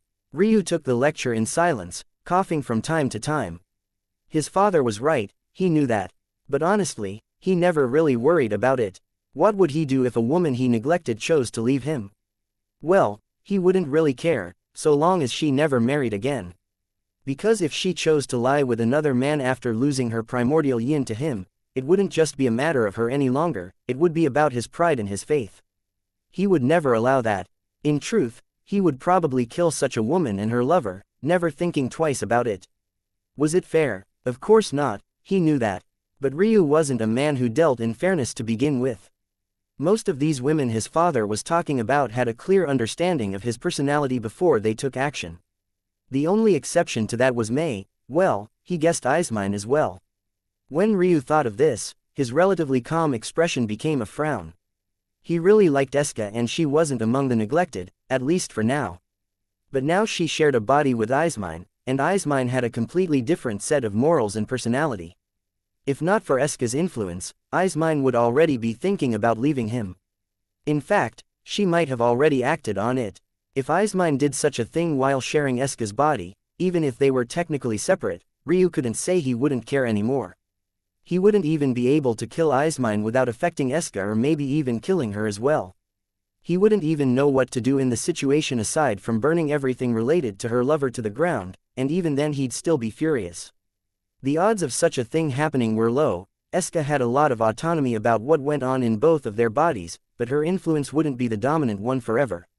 As the years went on, Aizmine would eventually catch up, and it was likely as a martial god, Aizmine's potential was beyond that of Eska's. It shouldn't be so simple as their taboo methods made them far more of one mind that Ryu probably knew, but just the ideas weren't things he liked at all. None of this was helped by the fact Aizmine was raised in a culture of outright promiscuity. Such a balance could only last for so long. And right now, Ryu was only thinking of the most extreme examples. Who was to say that there weren't more subtle issues that he might have to deal with in the future? Did he believe Mei would betray him? No, he didn't. But she was in a world all on her own, and if she came to find out that he didn't even think of her much, nor was it ever at the forefront of his mind to go and visit her, as the years waned and her temperament matured and grew, how would she react? He had no worries at all about Ailsa and Yana, but due to his negligence they had been separated by trillions of years. How could that be acceptable? Now, He had suddenly taken a xianxia into the fold, and she was a true wildcard. Who knew what might happen in the future with her? She was walking an odd path between human and beast, but her latter half clearly had an overwhelming influence. And then there was Elena. He had been gone for 9 cycles of 100,000 years and it had almost broken her. A chop lightly hit his forehead to bring him back to attention. You could easily do it, Titus suddenly said. If you wanted to rule your women with an iron fist and plant a seed of fear in them, it would still be possible. If you were stronger than all of them by a good margin. However, I know well that there are 2 sides to my son and that's not a path you're willing to take. Even so, after the first one steps out of line, it's the path you'll end up taking regardless. There are some things in life that you can take back even if you want to. Even if one of them deserved it and you retaliated in kind, the cascading effect would harm the relationship the others have with you down the line. Don't be so casual in the future. They're ultimately living creatures as well, even if they love you. Alright, Ryu. Ryu blinked, then nodded. Yes, father. Good. Even if you want more women, you have to ensure that you not only have the resources, but also the time for them. Anything less and you will only be harming yourself and them. Ryu nodded again. He felt that his father was right, he just didn't really think about it. He just did as he pleased. His heart was freer than it had once been, but it seemed that there were drawbacks to that as well. Now, Titus continued, I assume I already understand what you meant by beast girl. But what about the rest? Ryu chuckled. Indeed, in retrospect, it was probably less what his mother told him and that comment instead that triggered the lecture. Either way, he appreciated it. He was young and still blind to some things. Ryu told his father about the Phoenix Sky God, causing a line of worry to appear. Ryu shrugged. In the end, I was unable to cultivate and they gave me a chance to. I'll make them regret it if they dare to do anything to me in the future. Titus sighed. Indeed, his son did have 2 sides. When he was stubborn like this, it didn't matter what he said. Then your sect, Titus asked. I'm still not sure how to deal with it. I don't want to leave those 2 in danger, but I also don't want to alert Old One of anything. The less that man knows, the better. Suddenly, Ryu's eyes lit up. I thought of something. There's a chance he could see through it, and you might have to clash with Aika, but it could work. Chapter 16:14, Harboring Boom. The skies above the Radiant Star sect seemed to explode, and a power that had only just gotten out of one battle was instantly thrust into another. High in the skies, a man radiating the might of a fire dragon descended. His fury painted the skies in red-black flames, the very rage flames that gave the Emperor of Dragons their power. The power of emotions was something only the strongest of techniques could tap into. And in this realm, the fire dragons almost had sole ownership. And it showed. Bang! Several auras appeared in the skies, from a grieving Aika, to even the likes of Old Shu, Zhao and Xiao. Titus stood in the skies with his hands behind his back, his aura radiating down. Those with bloodlines felt their own rolling. It felt like a suppressive effect that they had simply never experienced before. Aika was in a foul mood and she almost lashed out immediately, but it was Old Juan and Samson that held her back. Someone with the aura of a fire dragon had descended. Didn't that mean that this man was from the 9th heaven? Even if they tried to discount that, how else could a mere Tao Lord have such a powerful aura if they weren't from the 9th heaven? Titus looked down on them, the temperament of a man who had lived for billions of years pressing down on them. Compared to those here, he had lived for longer, his experience was deeper, and it showed almost immediately. It was an unbridgeable gap, one that they felt viscerally. And when it settled down on Aika, her fiery temper seemed to be suppressed and her heart was doused in cold water. She shook her head, looking away. She felt like Titus. Temperament was affecting her in ways she didn't like and something within her resisted, just barely managing to break free before an indelible mark was left.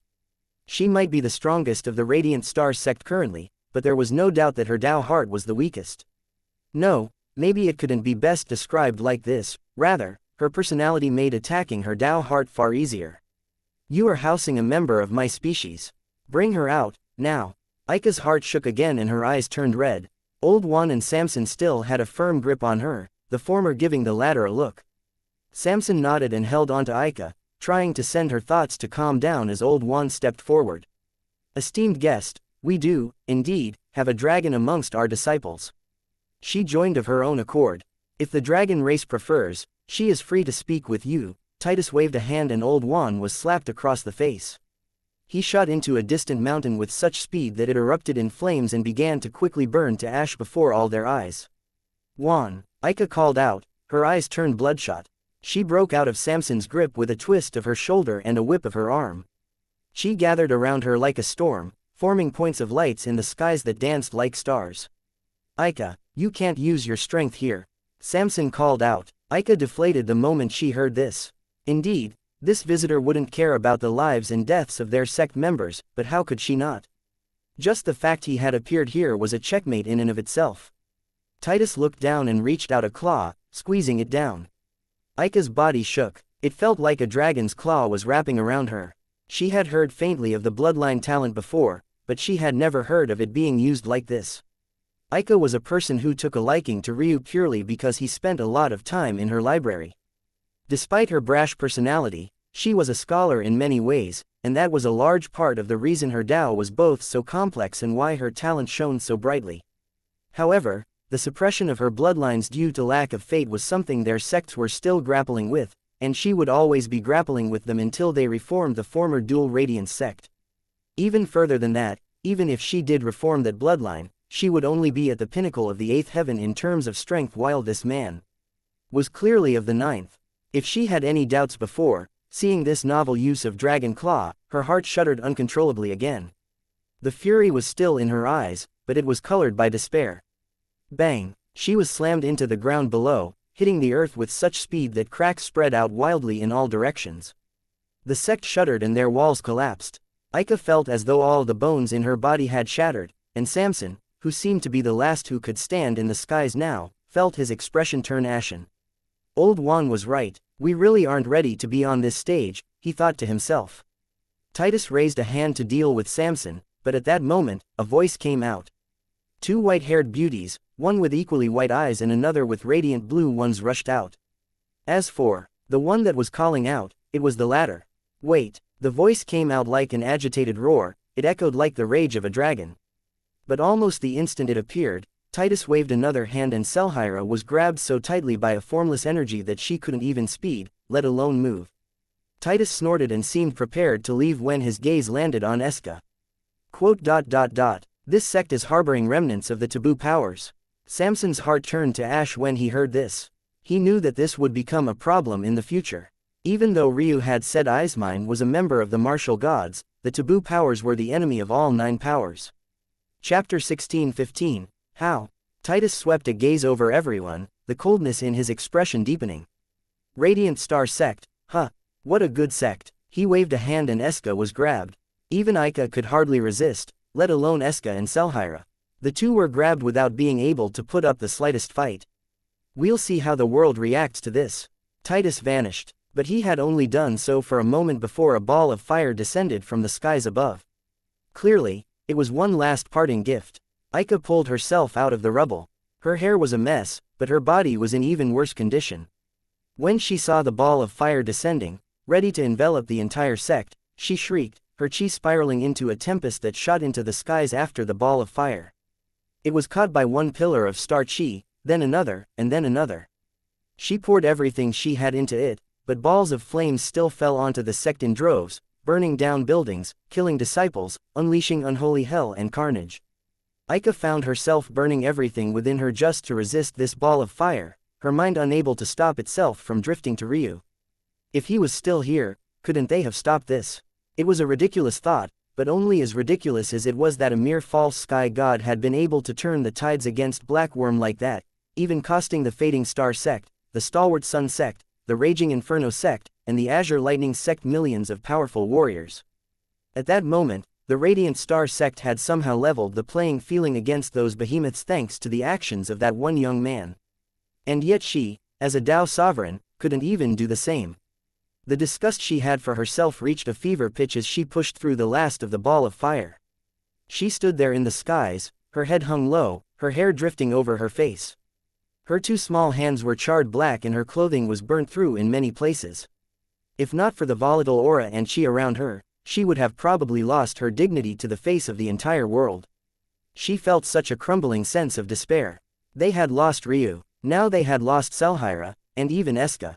They had no talented disciples left, Their strongest warriors were heavily injured and maybe even dead, and now they had a judgment looming overhead from the ninth heaven. And every single one was because of her own reckless actions. She coughed, droplets of scarlet blood flying into the air only to be burnt to ash beneath the immense heat immediately. Let me go, let me go. Xianxia raged about like a beast, her eyes turned to slits in her usual gentle temperament nowhere to be seen. Scales grew across her body and she seemed ready to turn back into a dragon, but Dragon Claw suppressed her completely and totally.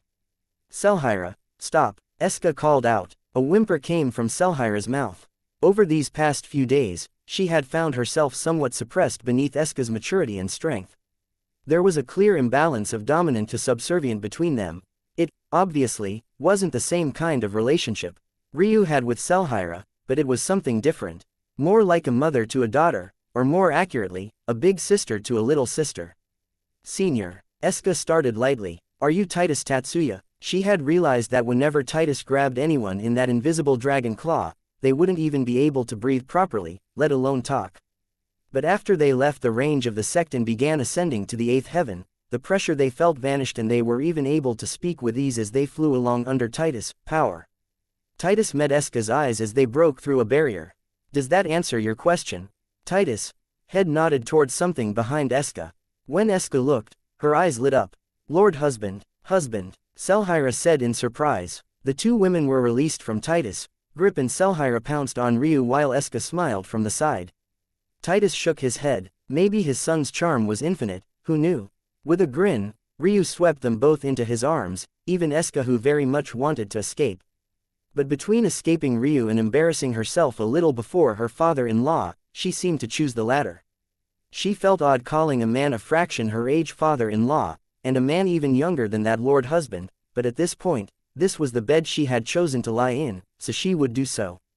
Father, can you give us a moment, please? Titus nodded and vanished, his voice echoing through the skies. I will be going to find your mother now. I believe you'll be just fine on your own now. Ryu nodded and looked towards Xianxia and Eska. Xianxia just looked happy to be there. Eska, however, was much more reserved. He could see a light of happiness in her eyes, but it was subdued, filled with thoughts of other things and separate worries. Eska, I hope it's not too much to ask. Hearing Ryu start like this, Eska was stunned, not quite understanding what he could possibly want to say. But can I see Eismine for a moment? Eska's brows raised, but eventually she nodded.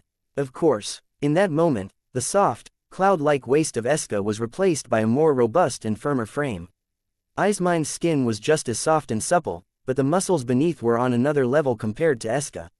She was a slender, but powerfully built woman. Eismine was ready for a quippy reply, but when she saw the gentleness in Ryu's eyes and felt his masculine touch, her tongue went soft for a second. She shook her head. Finally decided to seduce me. What is it? You thought that I'd be more okay with a threesome than the big-chested bimbo? Well, you'd be right, but you didn't hear it from me. She said this and then looked away stubbornly. Ryu chuckled. No, that's not what I called you out for. Tell me, Eismine, how do you see our relationship? Chapter 16:16. Complex. Eismine frowned. What the hell are you asking me all of a sudden? Did you suddenly become soft? She had noticed that Ryu had changed considerably after their first encounter in the true martial world, and she had continued to observe him from within Eska.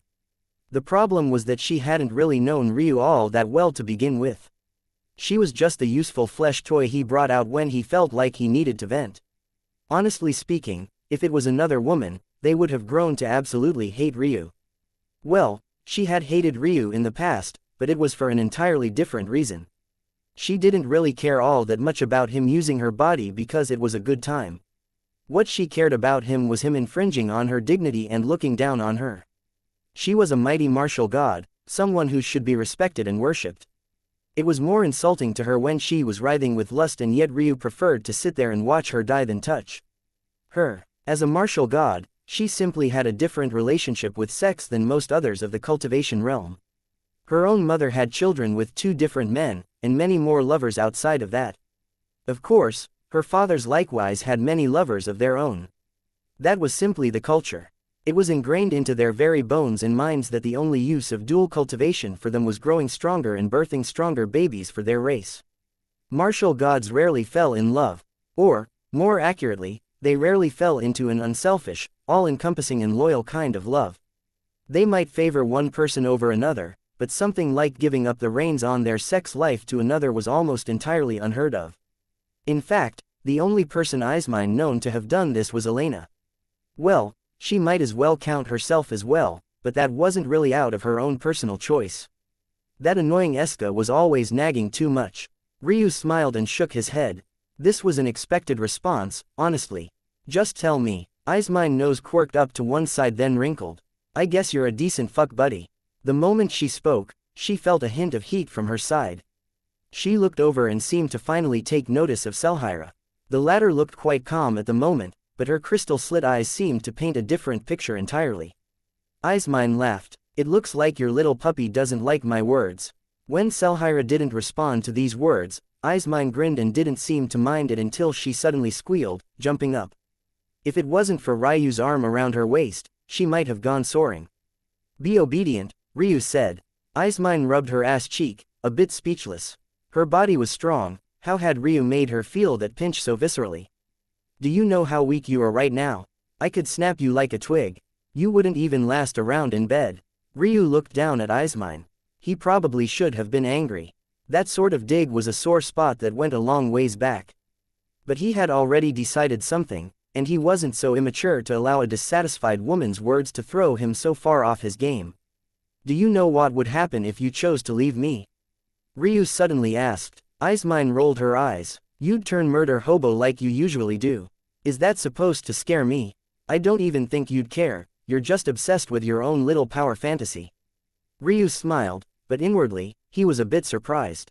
Eismine claimed to not know him well, but that response was on the money.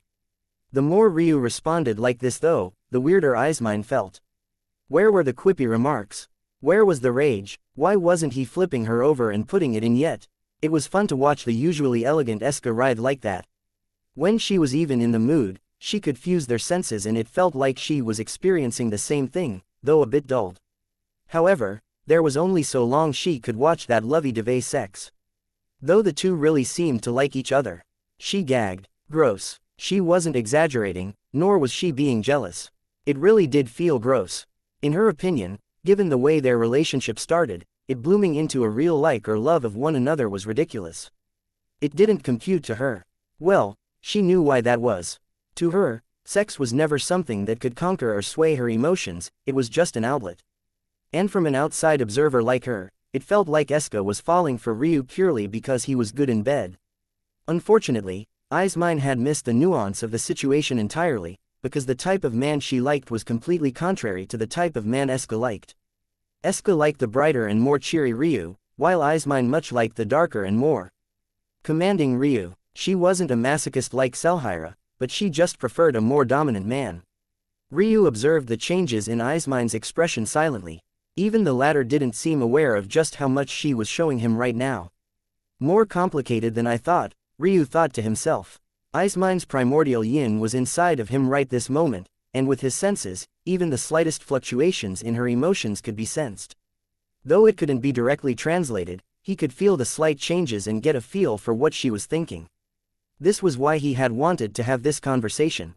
He didn't plan on fixing things with a single, heart-to-heart. He had just never really put any effort into understanding the kind of people his concubines were.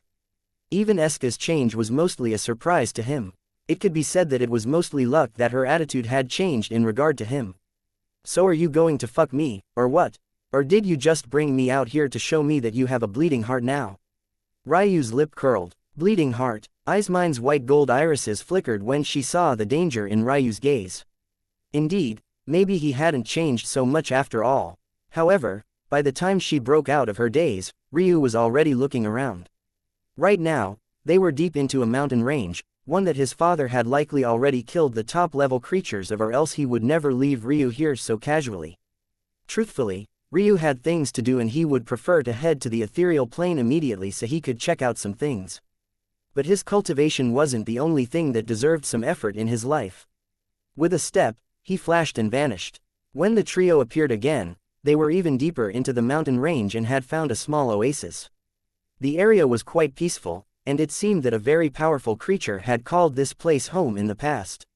The chi was so dense you could breathe it in like humid air, and there was a slight drizzle of mist falling everywhere that felt both refreshing, and somehow didn't make them feel wet and sticky, almost as though it evaporated the instant it touched their skin.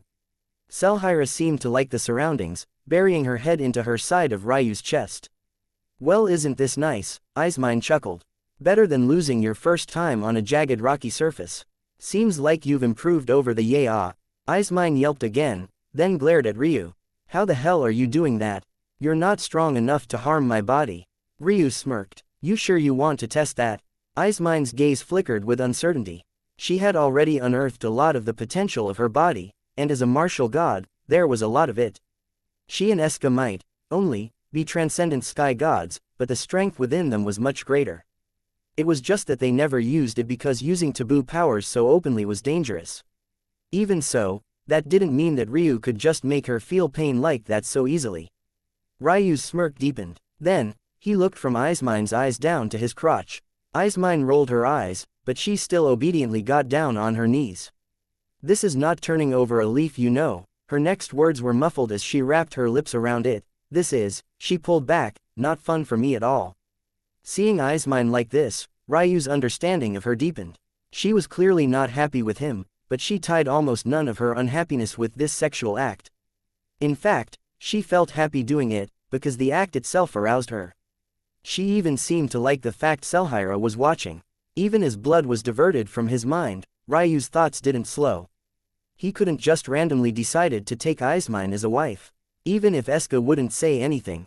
He knew that every woman, or every person for that matter, had a temper of their own regardless of how gentle they seemed. Xianxia was probably the most obvious example of this. The word wife to Eska held a lot of meaning, and he had felt her wild fluctuations of emotions when he said it. If he just casually bestowed it on Aizmine now, how would she feel? No, he needed something else. Chapter 16-17. Alright, satisfying both women wasn't hard for Ryu. As big a game as Aizmine liked to talk, if he were to rank which of his women were the most sensitive, her and Ailsa would probably have to duke it out for first place. Maybe due to watching him with Eska again and again, she had a lot pent up inside of her, and she was even more sensitive than usual, something that was hard to imagine. Riker sat cross-legged, looking out onto the oasis. His mind had already drifted elsewhere. Between him seeing the Phoenix Sky God and now, he hadn't really had a moment to rest and reflect, and quite honestly, it was still bothering him. He hadn't been in the mood to have sex at all, he just did so because he felt that he had been neglecting Aizmine too much. If he wanted to avoid the future his father warned him about, he couldn't do that. Even so, his mind couldn't help but be consumed by that topic. He wanted to get stronger at a rate that was much faster than this. His already insane speed wasn't enough. He released some control over his chi, and his breakthrough into the false sky god realm continued. He greedily sucked up the thick chi, but his body felt like a bottomless well. At this point, he felt that it was actually a bit ridiculous. Others already saw him as a false sky god, but that was purely because of the White Phoenix spiritual foundation. His beyond perfect extreme spiritual foundation, though, was insatiable. There didn't seem to be enough energy in the world for it. Which was ridiculous because he had yet to feel it give him any tangible benefits aside from auxiliary matters. He had used it to form his embryonic chi, and that was amazing. But aside from that, was there much else? He couldn't use the treasures in it without killing himself. The large well of chi others would have benefited from was useless to him because he had already had an endless well of chi to pull from the chaos plane. Even the divine chains it had allowed him to grasp had been sacrificed for the sake of his own Tao vessel. He shook his head, finding himself becoming frustrated.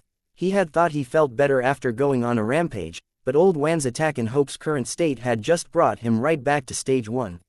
Ultimately, this was all caused by his weakness. Again, he was strong for his cultivation realm. He was probably already closing in, if not infinitesimally close to the geniuses of the 9th heaven. But it wasn't enough. It never felt like it was enough. This was what he wanted, wasn't it? A rise to the top. It was. It was exactly what he wanted. The trouble was that he didn't want to have to deal with all the politics that came with it. He never thought about coddling the emotions of all his women because it felt like a waste of his time. He never wanted to join a sect because dealing with those kinds of interpersonal relationships had always made him gag.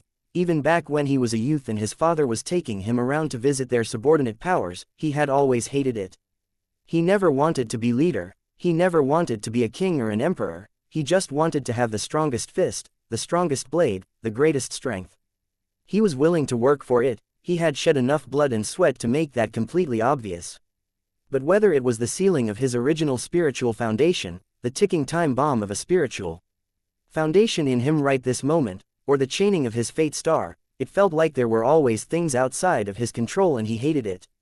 Old Wan's actions were precisely why he abhorred the idea of joining and relying on others. And this matter with his women just felt like an extension of that. More things outside of his control, more things that he couldn't just outsmart or outpower his way out of. He had spent the entire time with Selhira and Eismine trying to think of an easy method to get them to fall in line, and he had actually come up with nothing. Well, not exactly. It was amusing. He had a Tao perfectly tailored toward this exact thing, but he didn't want to use it, not that he could on someone as powerful as Eismine anyway. Morality wasn't exactly the reason holding him back, though it played a small part. The idea of using a Tao to manipulate his women almost felt like he was paying for sex, and his Tao heart and pride recoiled at the idea. It was more so that this felt like a new type of battlefield, one that he needed a different kind of strength to fight on. And once again, he didn't have that strength. The first time he had met Elena after so long was the perfect example. He was Ryu Tatsuya. When had he ever pursued women? They came to him, not the other way around. He never had to woo them, he never really had to go out of his way to please them, whether it was his first wife or his last wife, which of them hadn't just fallen right into his lap. The bundle of frustrations overlapped over one another and he found himself being more and more irritated. Ryu took a deep breath, closing his eyes. He remembered Aika's words about how brittle a Tao heart that was overly strong in its ways could be. He had changed since then, but not as much as he thought. His convictions were still the same, and they shone through like this. These feelings weren't as a result of his Tao heart being weak, but rather the exact opposite. He had such a drive to be the best that he couldn't stand even the slightest weakness, whether that weakness came due to the strongest Tao god in existence, or his women. And the worst part was that no amount of deep breathing was going to change the situation. Ryu suddenly opened his eyes when he felt something grab at his crotch. He was still not clothed, so they had taken a large handful of pretty much everything. "What are you doing, Eismine?" Ryu asked. His voice wasn't exactly cold, but it wasn't warm either. He had already gone out of his way to please this woman. Her eyes weren't even clear, filled entirely with a misty redness instead. She couldn't even see straight. Insisting on another round was ridiculous. "You didn't come," she mumbled beneath her breath, her words slurring. Ryu looked down at the woman who looked more drunk than anything else, suddenly feeling the need to laugh. His irritation vanished. He hadn't, but he wasn't really in the mood to. Watching Eismine blindly knead at him, trying to understand why it wasn't getting hard yet, he was feeling more and more amused. "Seems you're not very good at this," Ryu chuckled. "You take that back, you bastard." She pulled herself over and her face practically collapsed in Ryu's lap, her tongue flailing about wildly but mostly missing her intended target. Ryu smiled. He could feel the fluctuations in Eismine's soul, and it was adorable in her own way. When he thought about it, about the only thing he truly understood about Eismine was that she was extremely prideful. It didn't seem so with how she acted in bed, but when he accounted for the fact she didn't see sex like most did, it made more sense. She saw the act as a pleasurable thing where no one party was truly in submission to the other. So of course, she didn't attach her pride to such a thing. However, when she could reciprocate, her pride did begin to leak into this act it was usually unrelated to. Ryu caught a faint inkling of how he could manipulate Eismine into true submission. He didn't even need to use his Tao, his normal comprehension abilities were good enough to see the path on their own. But he ignored it. He reached down a hand and stroked her hair. All right, he chuckled, letting his blood flow freely until the heat assaulted Eismine's cheek. After giving Eismine exactly what she wanted, Ryu felt more relaxed. He hadn't gotten an answer to everything going on in his mind, but he had never expected to. There was no one answer to subduing those feelings of malcontent in his heart except to get stronger than anyone else. His women were the same way, there was nothing else to do aside from getting to know them better. To him, the two were just two opposing sides of the same coin. He looked up toward the skies, feeling an elevated sense of self as his breakthrough reached a peak. In that case, I'll go to the ninth heaven as quickly as possible. I won't leave Elena alone for so long again. After that, we will go to the nether plane for May. Only then will I go to the ethereal plane for myself. Chapter 16:18. Return, you're going to the ninth heaven? Selhira asked with a frown. Clearly, she didn't like this idea very much. It also didn't help that her Crystal Dragon clan had been banished to the eighth heaven, so she herself wasn't even allowed to step onto that plane of existence. In fact, technically speaking, no one outside of the ninth heaven was allowed to step onto it. On the eighth heaven, the likes of the chaotic space Tao Sovereign could already sense Ryu just by having the faintest line of faith between them. On the ninth heaven, one could easily imagine that the situation would be far worse. Taking a step back, for most people, just stepping onto the ninth heaven was a death sentence, not because of attacks from others, but purely because of the environment. The ninth heaven was a region of absolute perfection. It was the place where Qi was the most complete and the Tao could be felt the most strongly. In such an area, when someone weak of body and weak of mind stepped foot into it, death would be the only path. There was a long time where Ryu's talent was weak to the point that just stepping onto the ninth heaven would have flattened him like a pancake. It wasn't a matter of strength, there were even mortals on the ninth heaven. It was a matter of oneness with the heavens and aligning with it, resonating with it. Of course, even these mortals born on the ninth heaven were of greatly exaggerated strength. Many of them, without ever sensing Qi in their lives, could crush cultivators from the lower heavens. Of course, these would be weaker cultivators, but it would be a shocking feat nonetheless. Ryu didn't find this fact too surprising, though. As a 6-year-old, before his Awakening Realm ceremony, there were many Awakening Realm experts who couldn't hold a candle to him, and that was by a standard of the Shrine Plane. Of course, that was a different situation. After all, he had been trained by his father ever since he could walk, which was quite an early day considering his bone structure and the balancing abilities it gave him. But the point still stood. Now, to Selhira, Ryu's will to step onto the ninth heaven was asinine. Ryu nodded, it would be a ridiculous choice under normal circumstances. But I've been paying attention to my fate recently and it's spiked wildly. Isn't that because of? Selhira's voice trailed off. I don't think so. It's on a scale that's much larger. Watch. Ryu raised his head to the skies. I am Ryu Tatsuya. Boom. The eighth heaven sky seemed to be split in two and a grin spread across Ryu's face. Looks like a master is useful for something after all. Ryu had been wondering what his gift would be, but it seemed like that was it. It seemed stingy for this to be the gift from a Tao god, but honestly Ryu didn't believe it to be so. For the change to be so drastic, it could only mean that Fading Star really put her neck on the line, probably forcing some ultimatums that made her far more enemies than friends, and the kind of enemies you could make on the ninth heaven weren't the kind of enemies most people would want to make. Even without being there, Ryu had a pretty good idea of what happened. And honestly, he couldn't say that he hated it. At the very least, his impression of Fading Star had deepened in a positive way.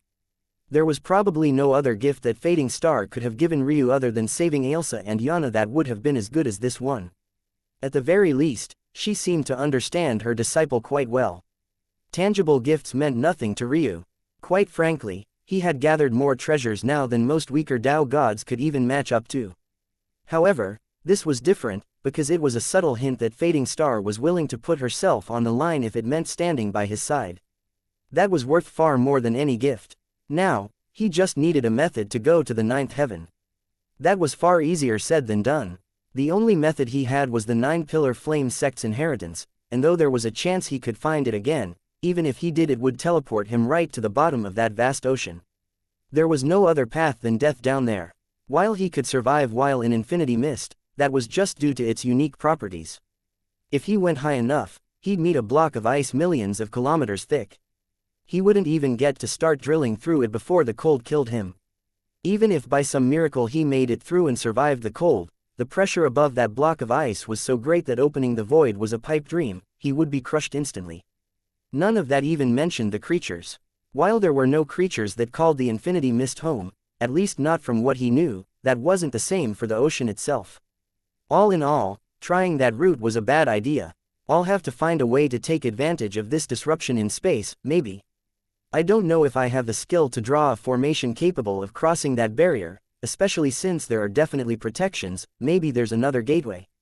Selhira hesitated. Husband, maybe. Ryu looked over at Selhira. If it's for you, we can return to my Crystal Dragon clan. I'm sure that they have a method of returning to the ninth heaven despite the banishment. Oh, Ryu raised an eyebrow. Honestly, he didn't have a very good streak going with parents-in-law, but since Selhira had mentioned this, it must mean that it wasn't impossible. Chapter 1619. Smile, little Silk, Ryu called out and a beautiful butterfly appeared, sparkling with a crystalline rain of gorgeous blue ice. Ryu, Eismine, and Selhira stepped onto her back, and they shot off into the distance. Tell me about it, Ryu asked without turning to Selhira. He knew that Selhira had some history with her family, but it must not be as bad as he assumed if she was willing to return like this.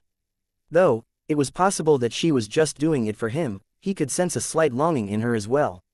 Honestly speaking, someone who had been and was as weak as Selhira World Sea Realm back then and only fragmented Sky God now definitely could not have left such a powerful clan on her own.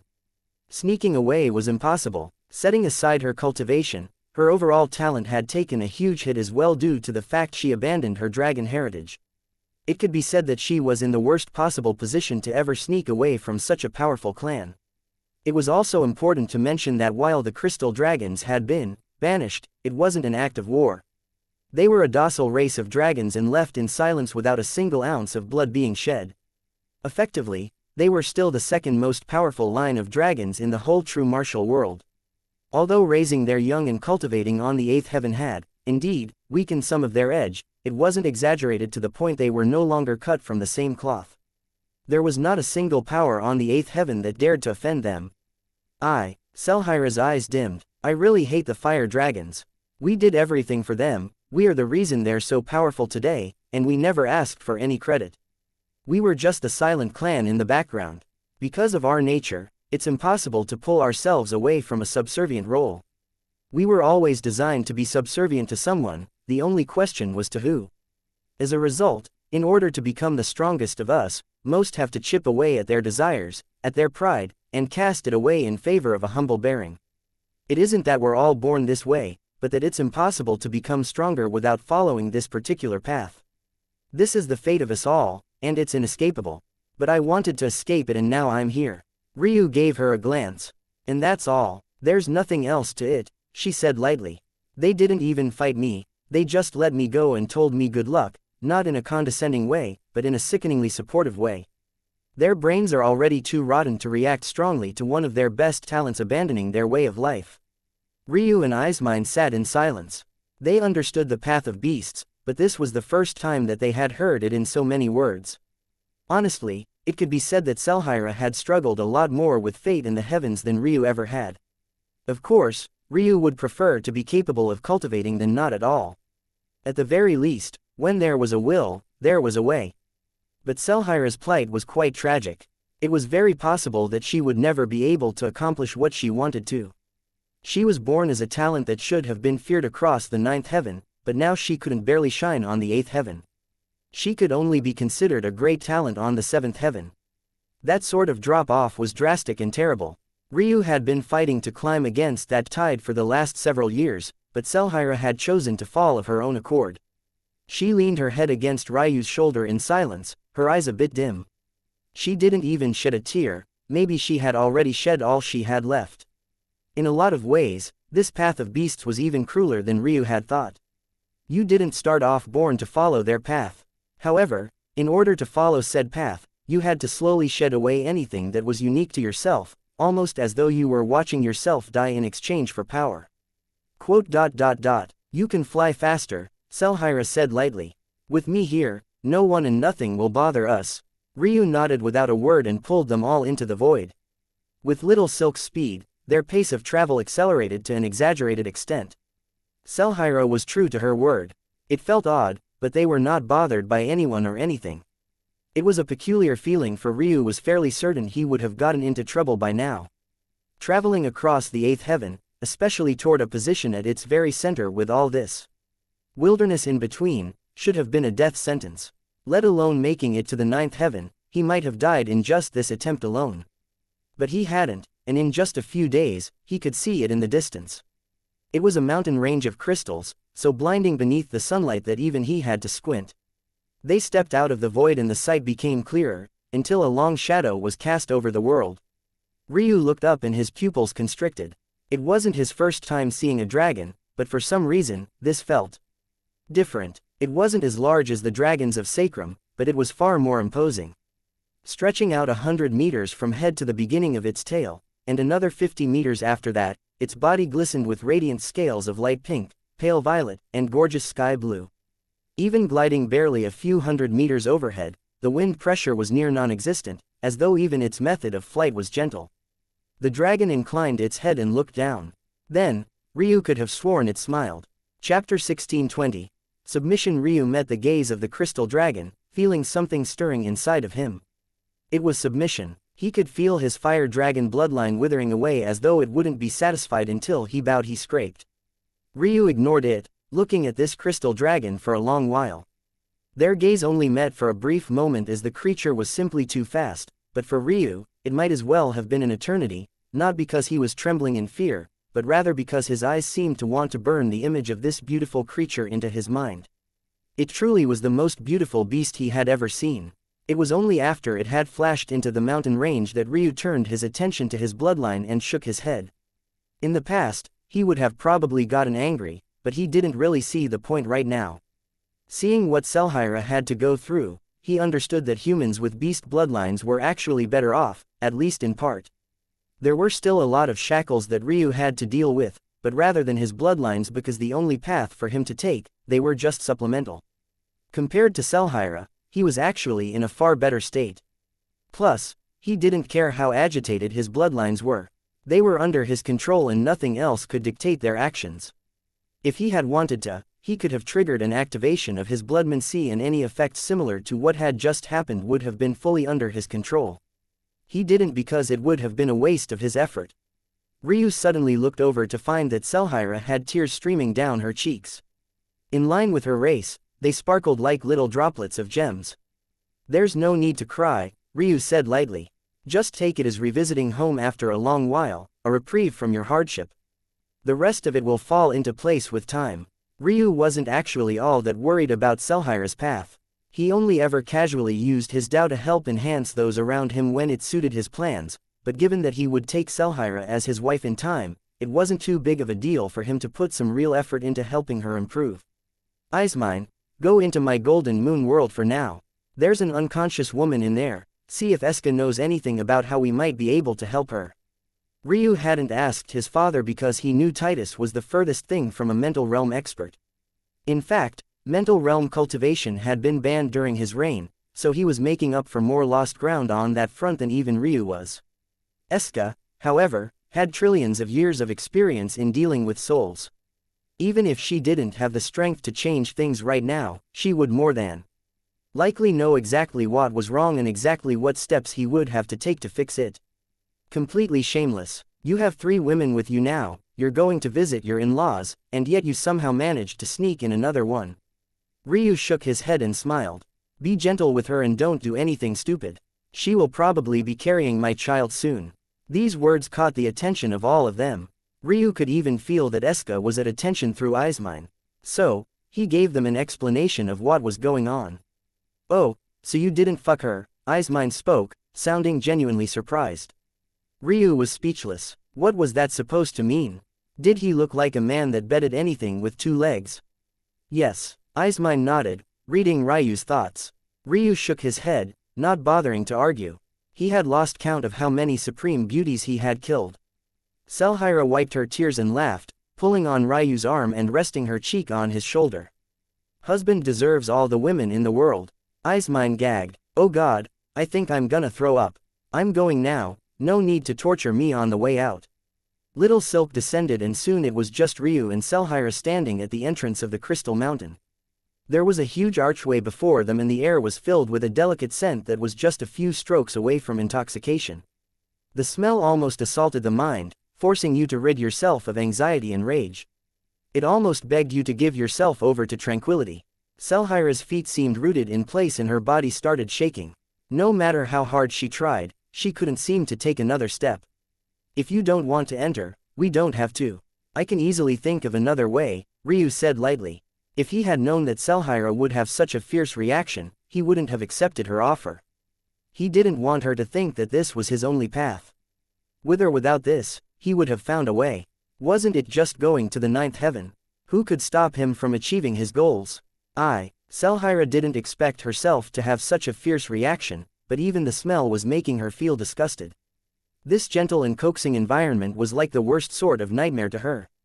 It was like the murderer of her parents was trying to whisper sweet nothings to her. It made her skin crawl with a grotesque stickiness that filled with waves of nausea.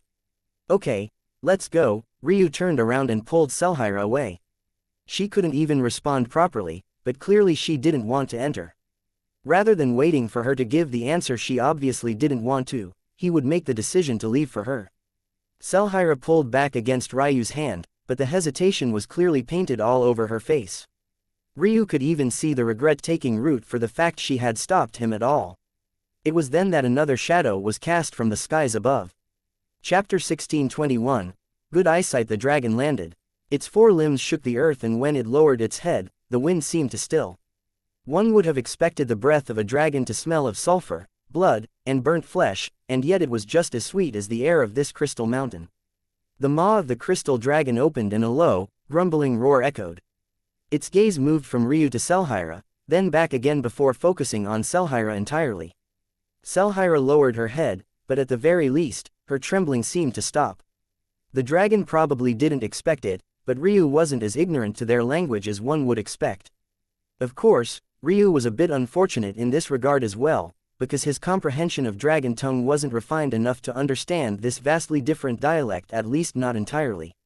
Sacrum was one matter, but the true, martial world was clearly cut from a different cloth. That said, he had his own methods. His irises dilated and spun with twin 8-trigram diagrams. The stilled wind picked back up slightly, and suddenly the crystal dragon looked back toward him. Ryu, however, was focused on translating. Selhira, you've returned. And who is this? Ryu felt that he got the gist of it. He connected with something inside of him and seemed to stir up some lingering deep inside him. He opened his mouth, but then he shook his head. If he tried to speak now, he would just end up ripping his throat apart and spitting up blood. The dragons were very particular about their language, and their methods of speaking put extreme amounts of stress on the body. Let alone his throat, he might very well shred his internal organs apart as well. He sighed and then activated his fire dragon bloodline, but he focused the manifestation of his scales on the inside of his body, coating his throat and inner organs. This usually happened anyway, but this time he activated it alone without the external changes. Then, he opened his mouth and roared. Dragon tongue coming from Ryu was nowhere near as gentle as the low growl of the crystal dragon. It was aggressive, loud, and abrasive. It was the tone of a fire dragon, and it presented itself as such. The slit pupils of the crystal dragon narrowed as the skies rumbled and shook. My name is Ryu Tatsuya, Selhira's husband. The crystal dragon looked him up and down, a motion that was hardly registered considering the size of its eyes were taller than even Ryu's body. Selhira looked over at Ryu, not really expecting him to be able to speak in dragon tongue. She sighed a breath of relief when he didn't suddenly implode, then she felt a bit guilty for thinking so lowly of him. She was his woman. She should have 100% confidence in him. You are human, yes, but you speak as a fire dragon would. I speak as I would. Spoken like a fire dragon, the crystal dragon chuckled. Ryu didn't respond, but he didn't find the interaction interesting. The tone of the dragon, he was now quite certain, was gentle and soothing, but his choice of words were layered and clever in a way only someone of deep wisdom. Not a fire dragon, Selhira growled out, her brows furrowing with unhappiness. The crystal dragon's gaze softened and chortled out in agreement, but this only seemed to make Selhira more uncomfortable. Ryu watched the interaction silently. He wasn't used to dealing with situations like this. Suddenly, he realized that he was very good at being aggressive, but when it came to the soft approach, he was woefully unprepared. Selhira wasn't some cast-off, nor was she being humiliated by her family. They didn't even seem enraged that she had gotten married behind her back. It would have been so easy if this crystal dragon came out with rage and fury, ready to burn Ryu to a crisp and snatch Selhira away, but that wasn't the situation here. Ryu sighed and pinched his eyebrows. He didn't find himself being annoyed by the situation anymore, but rather himself. Did he really only have one gear? It felt pathetic. Spoken like a fire dragon. May I know who you are? Ryu asked. The crystal dragon seemed a bit surprised this time, but then smiled. I am Lysander, Selhyra's father. My wife is in seclusion for now, otherwise, she would have never missed this chance to see our little girl after so long. Does that answer your question? Lysander's gaze seemed to have a meaningful hint of something else. Ryu understood the implication. He was wondering whether Ryu was asking about his name or asking about his status. Ryu, though, wasn't thinking so deeply. He was just trying to steer the conversation away from this current rut. Lysander's amusement seemed to deepen. At the same time, he relaxed, almost as though he had seen through Ryu entirely. The dragon opened his mouth to speak again, but then taking a glance at his daughter, he realized that he'd get scolded again if he said what he wanted to say. So, he chuckled instead. You are better than I would have hoped. My daughter has good eyesight. Ryu didn't even know how to respond to this. The dragon seemed to get too much of a kick out of his discomfort. Come, I believe this mountain, while being a hellish trap for my daughter, will actually do you quite good. And you, Selhyra, you may gain more from this than you know as well. It will depend on yourself. Lysander leapt into the air and the two were taken with him by some mysterious energy. Selhyra was taken aback. Her reflex was to disregard her father's words, but this was the first time he had said such a thing. But that was the thing with crystal dragons, even when you were being manipulated, you would never know. For all she knew, he had waited all this time for this moment in specific. Chapter 1622. Good Ryu allowed the dragon to carry him forward. Though, quite frankly, he didn't really like the feeling. He could see an amused glint in Lysander's eyes as though he was aware of this as well. Ryu was slowly beginning to understand why it was that Selhyra was annoyed with her family. That said, he seemed to treat Selhyra herself extremely well, but that seemed to grate on Selhyra's nerves all the more. The trio flashed and appeared deep within the crystal mountain. All around, dragons continued to fly, most of them crystal dragons, but Ryu spotted a few who weren't, a number much larger than what he would have expected. The method of reproduction was a bit odd as far as Ryu knew. Having a child by two crystal dragons increased the chances of birthing one, but it wasn't guaranteed. It was odd since humans who were born with dragon blood were guaranteed to have an offspring that had this bloodline. However, it wasn't the case here. He had already seen a wind dragon, a lightning dragon, he had even seen a spectral dragon.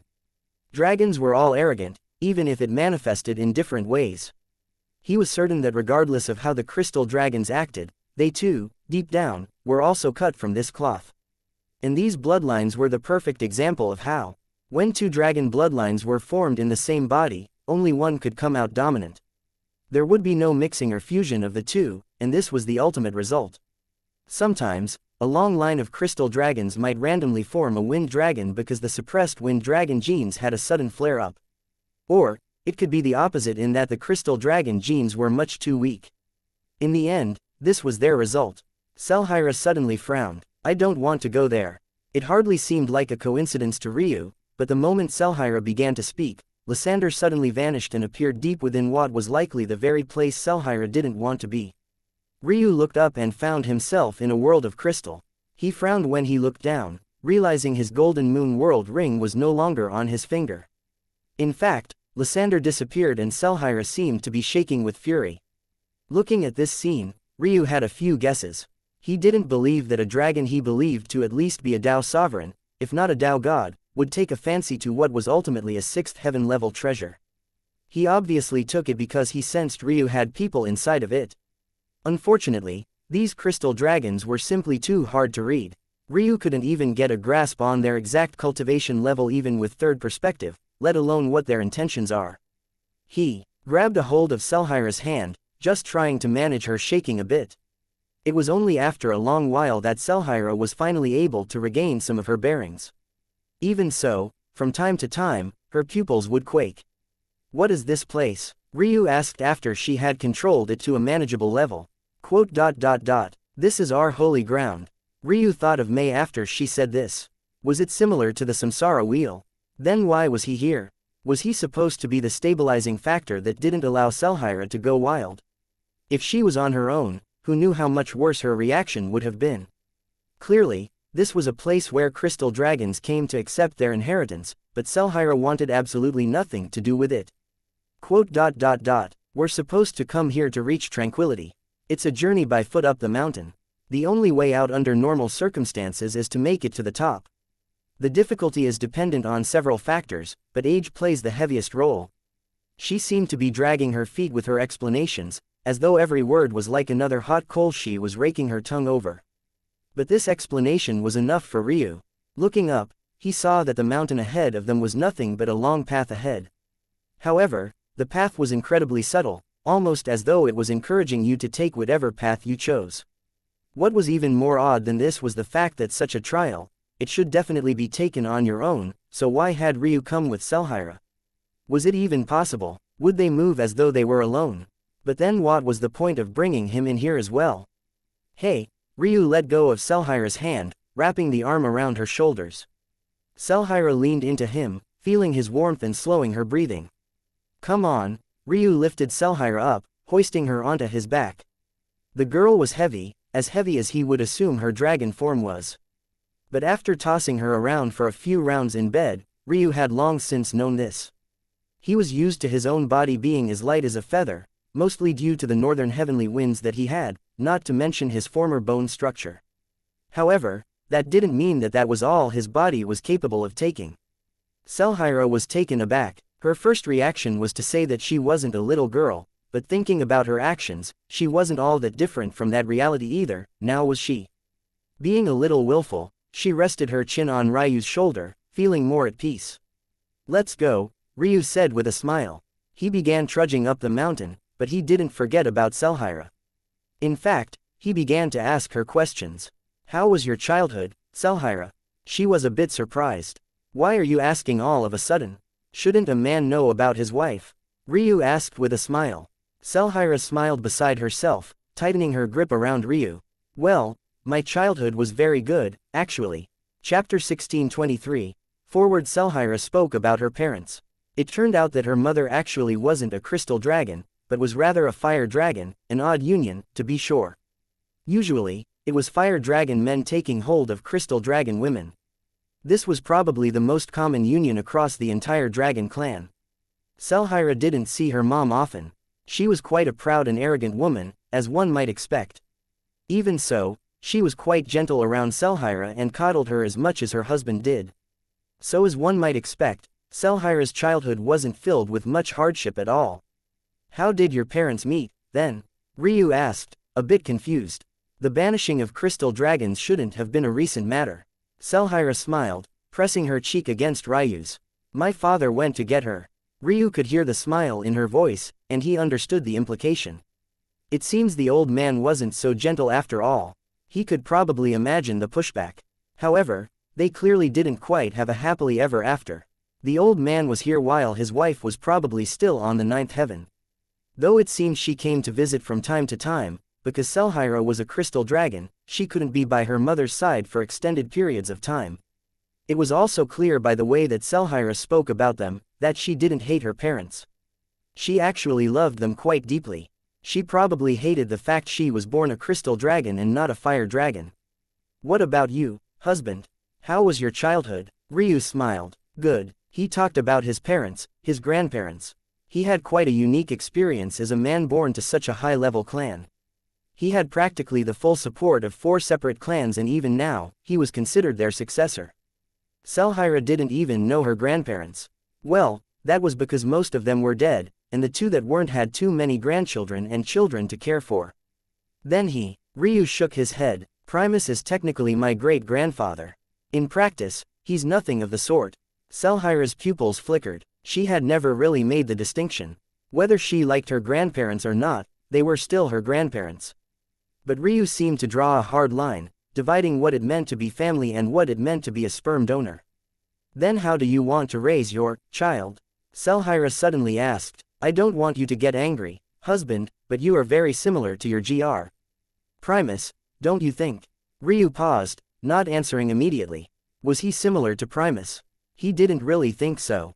They might seem similar on the surface, but they diverted in a way that was more important than anything else, and that was family.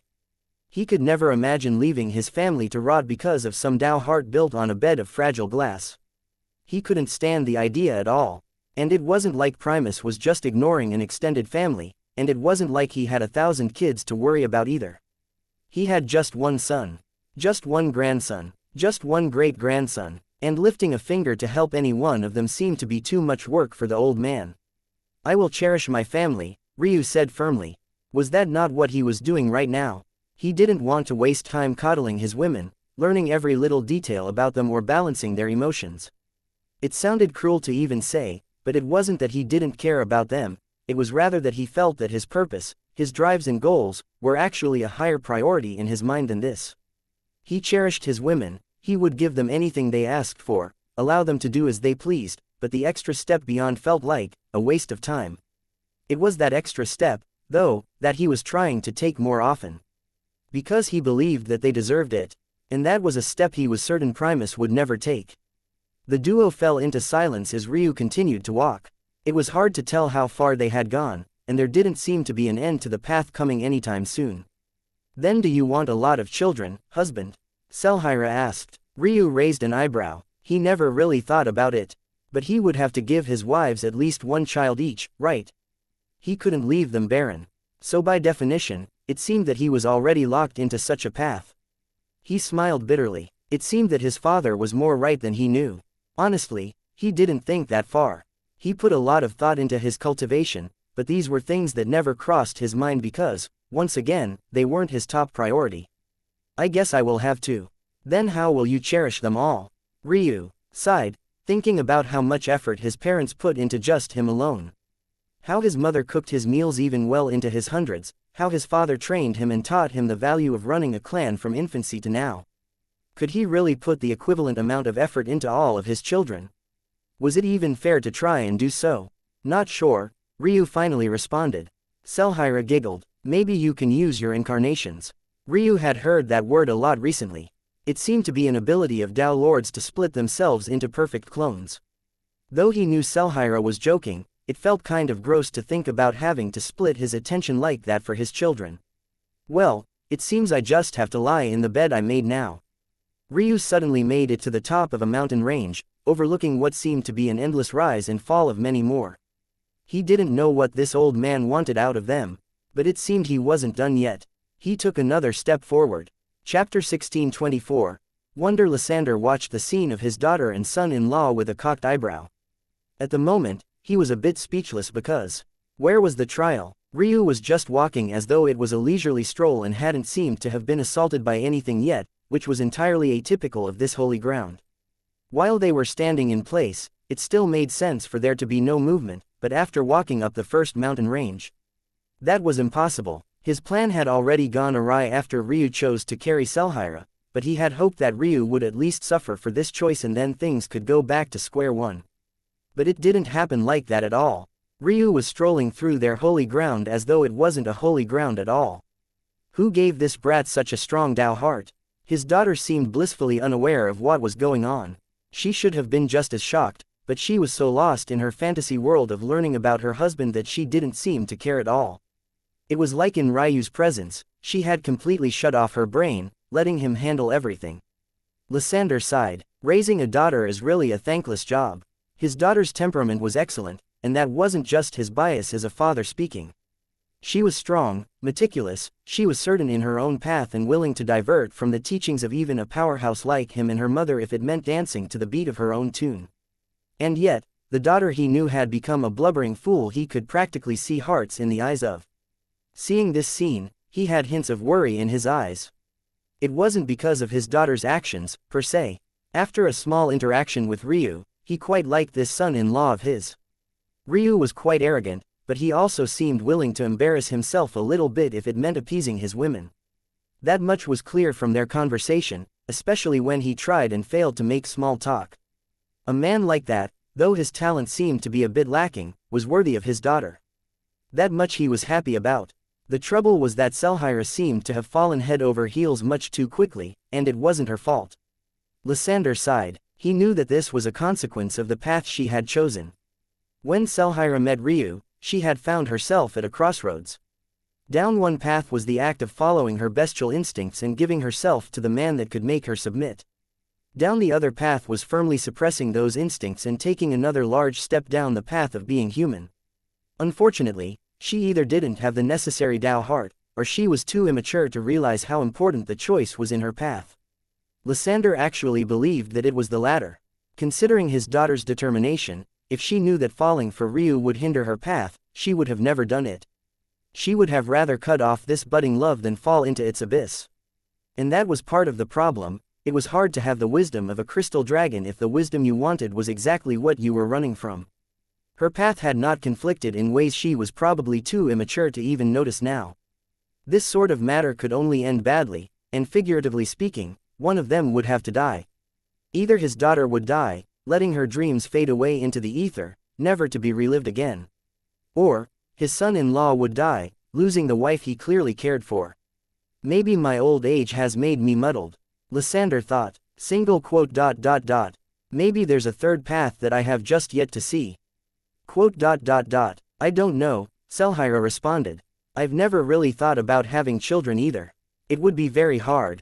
Ryu knew that Selhira didn't mean in a physical sense, though that would probably be accurate as well. She probably didn't want her children to face the same fate she did, chained by their bloodline and their talents. Well, we have time. I'm sure that I can help you with your path, Ryu said with a smile. Can you? She sounded both hopeful and a bit helpless. She wanted to believe, but how could someone help another's comprehension? Things simply didn't work like that. But then again, her husband did have a founding Tao. That was something even her father didn't have. Maybe he could. She honestly wasn't sure. Ryu mumbled. I've been thinking about a lot of things recently. While I was speaking with my master, I was sent across existence and I saw many things that I could have never imagined. Like, there was a world of mere mortals capable of harnessing the powers of stars to travel across the cosmos. It was maybe the most impressive thing that I've ever seen. Mortals. Selhira's brows jumped, feeling extremely surprised. She found it hard to believe, but she didn't think that Ryu would lie to her, nor would he make such a foolish decision.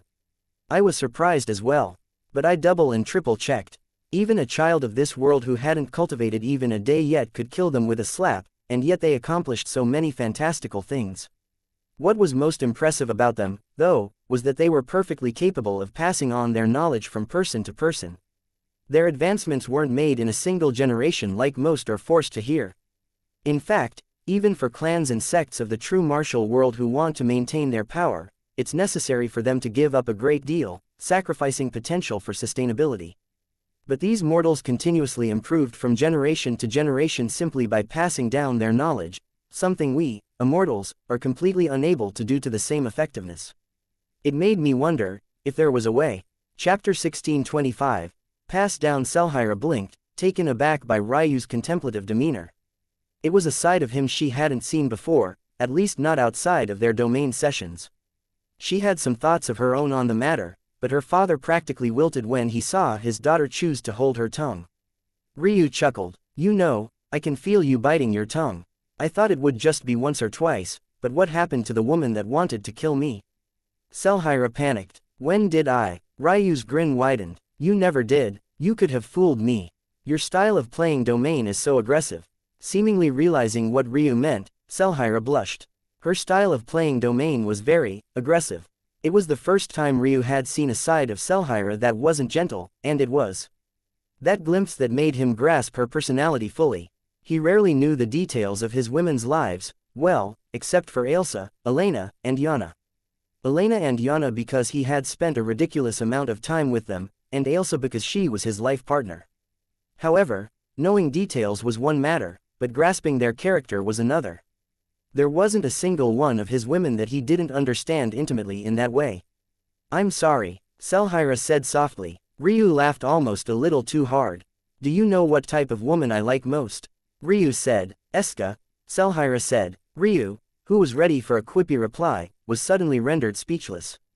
In the end, he smiled bitterly. It seemed that he wasn't the only one who understood the character of the other intimately.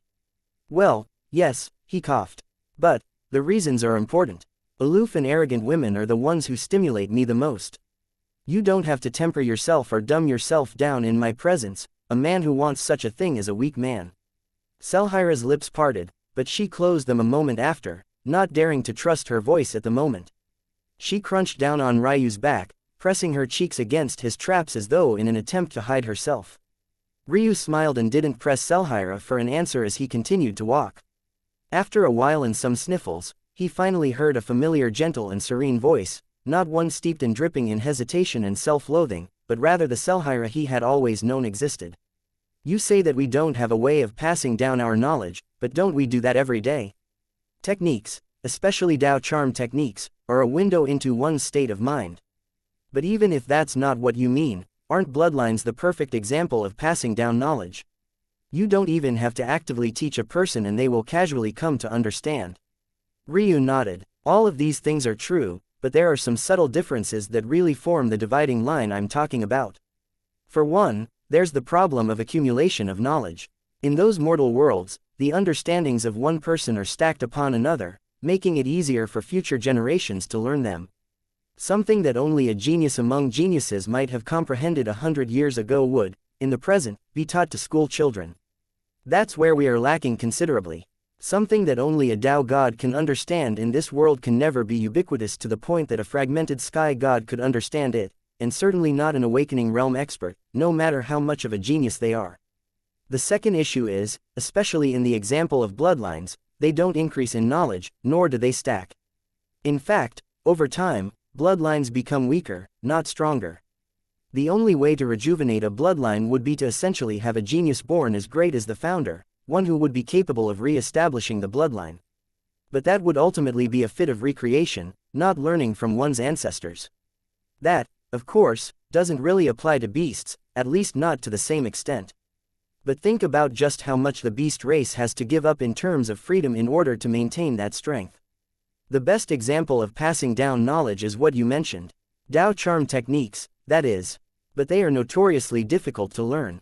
If you don't have the talent, you'll have to wait until you broaden your horizons by improving your realm, but if you improve your realm and surpass the standard of the Dao charm technique, it would already be too late to go back and shore up your foundation on that front. So once again, it's a path limited to only the greatest of geniuses. Xianxia fell into her thoughts. Before responding, is the gap really so large?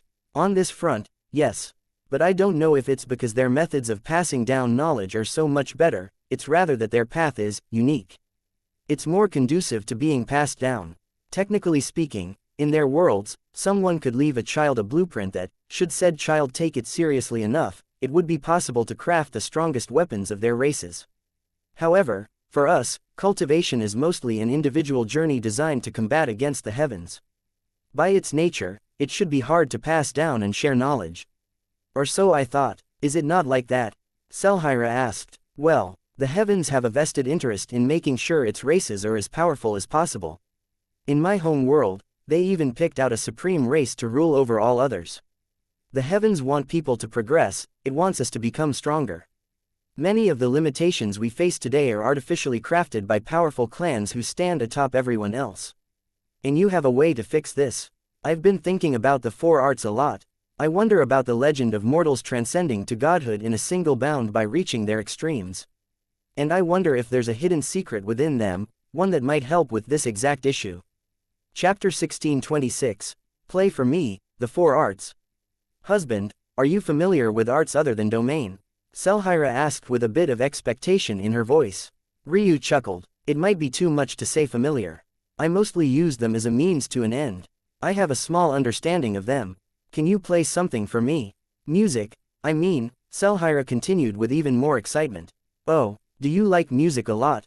Xianxia blushed slightly. While she was transitioning to her human body, she spent a lot of effort trying to become more ladylike, so that she wouldn't stick out like a sore thumb. Part of that came in the form of her gentle demeanor, and part of that came in even more superficial ways like learning some etiquette and more feminine hobbies. Much of those things she hated. Her gentleness reminded her a lot of her crystal dragon lineage. And, honestly, of the things she had tried, even compared to domain, it was what she was best at. However, when it came to music, she liked it very much. It was just a shame that she didn't have much talent for it, it never really clicked with her. Music was very much a human creation, she couldn't get a hang of it as a beast. While she could mimic, actually grasping the tone and feel of a piece was beyond her. Ryu listened to Xianxia's explanation and smiled. I can. What would you like to hear? I can play the flute, the lyre, the guqin. What are you best at? Xianxia asked. Ryu smiled. What was he best at? There was really no distinction. He could be considered an expert in them all. With his former ice jade crystal body, his dexterity and fluidity of mind was on a completely different level, and with his heavenly pupils, whether it was his memory or sharpness, they had always been on another level compared to mortals. Actually, his ice jade crystal body had played a much larger part. That was because it allowed him to be ambidextrous, easily using both of his hands just as easily, and independently of one another as well. Often, as a musician, hand independence was the biggest mountain to climb. It was something that even martial artists would struggle with. This was why you couldn't just find dual wielders everywhere, despite the fact dual wielders had an obvious advantage against single weapon wielders. How about this? Ryu said. What instrument do you like the most? Xianxia pouted a bit in thought. I don't really know, but the flute, I've never heard the flute before, I'm a bit curious. Flute it is, Ryu smiled. Ryu was about to bring out an old flute when he suddenly paused. Huss. Xianxia's voice trailed off as she sensed Ryu's focus. Suddenly, using one hand to hold up Xianxia's thigh, he used the other to raise a finger toward the air before tapping down. A gentle gust of wind formed.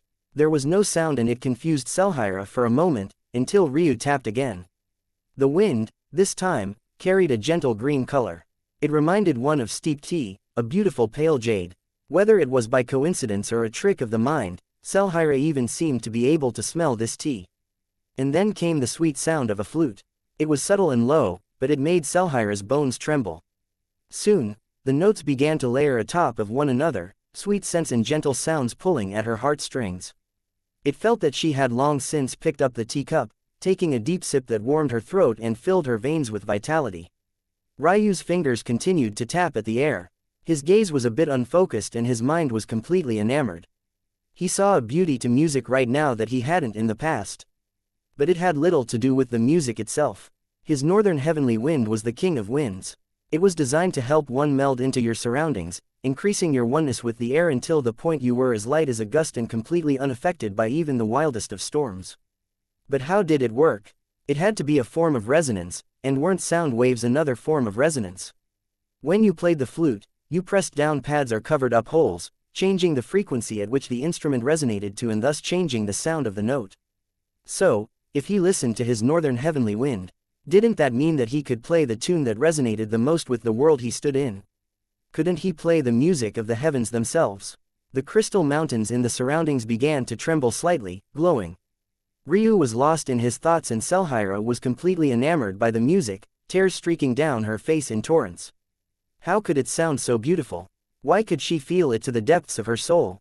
She felt like her Tao heart was glowing, her cultivation stirring and reacting.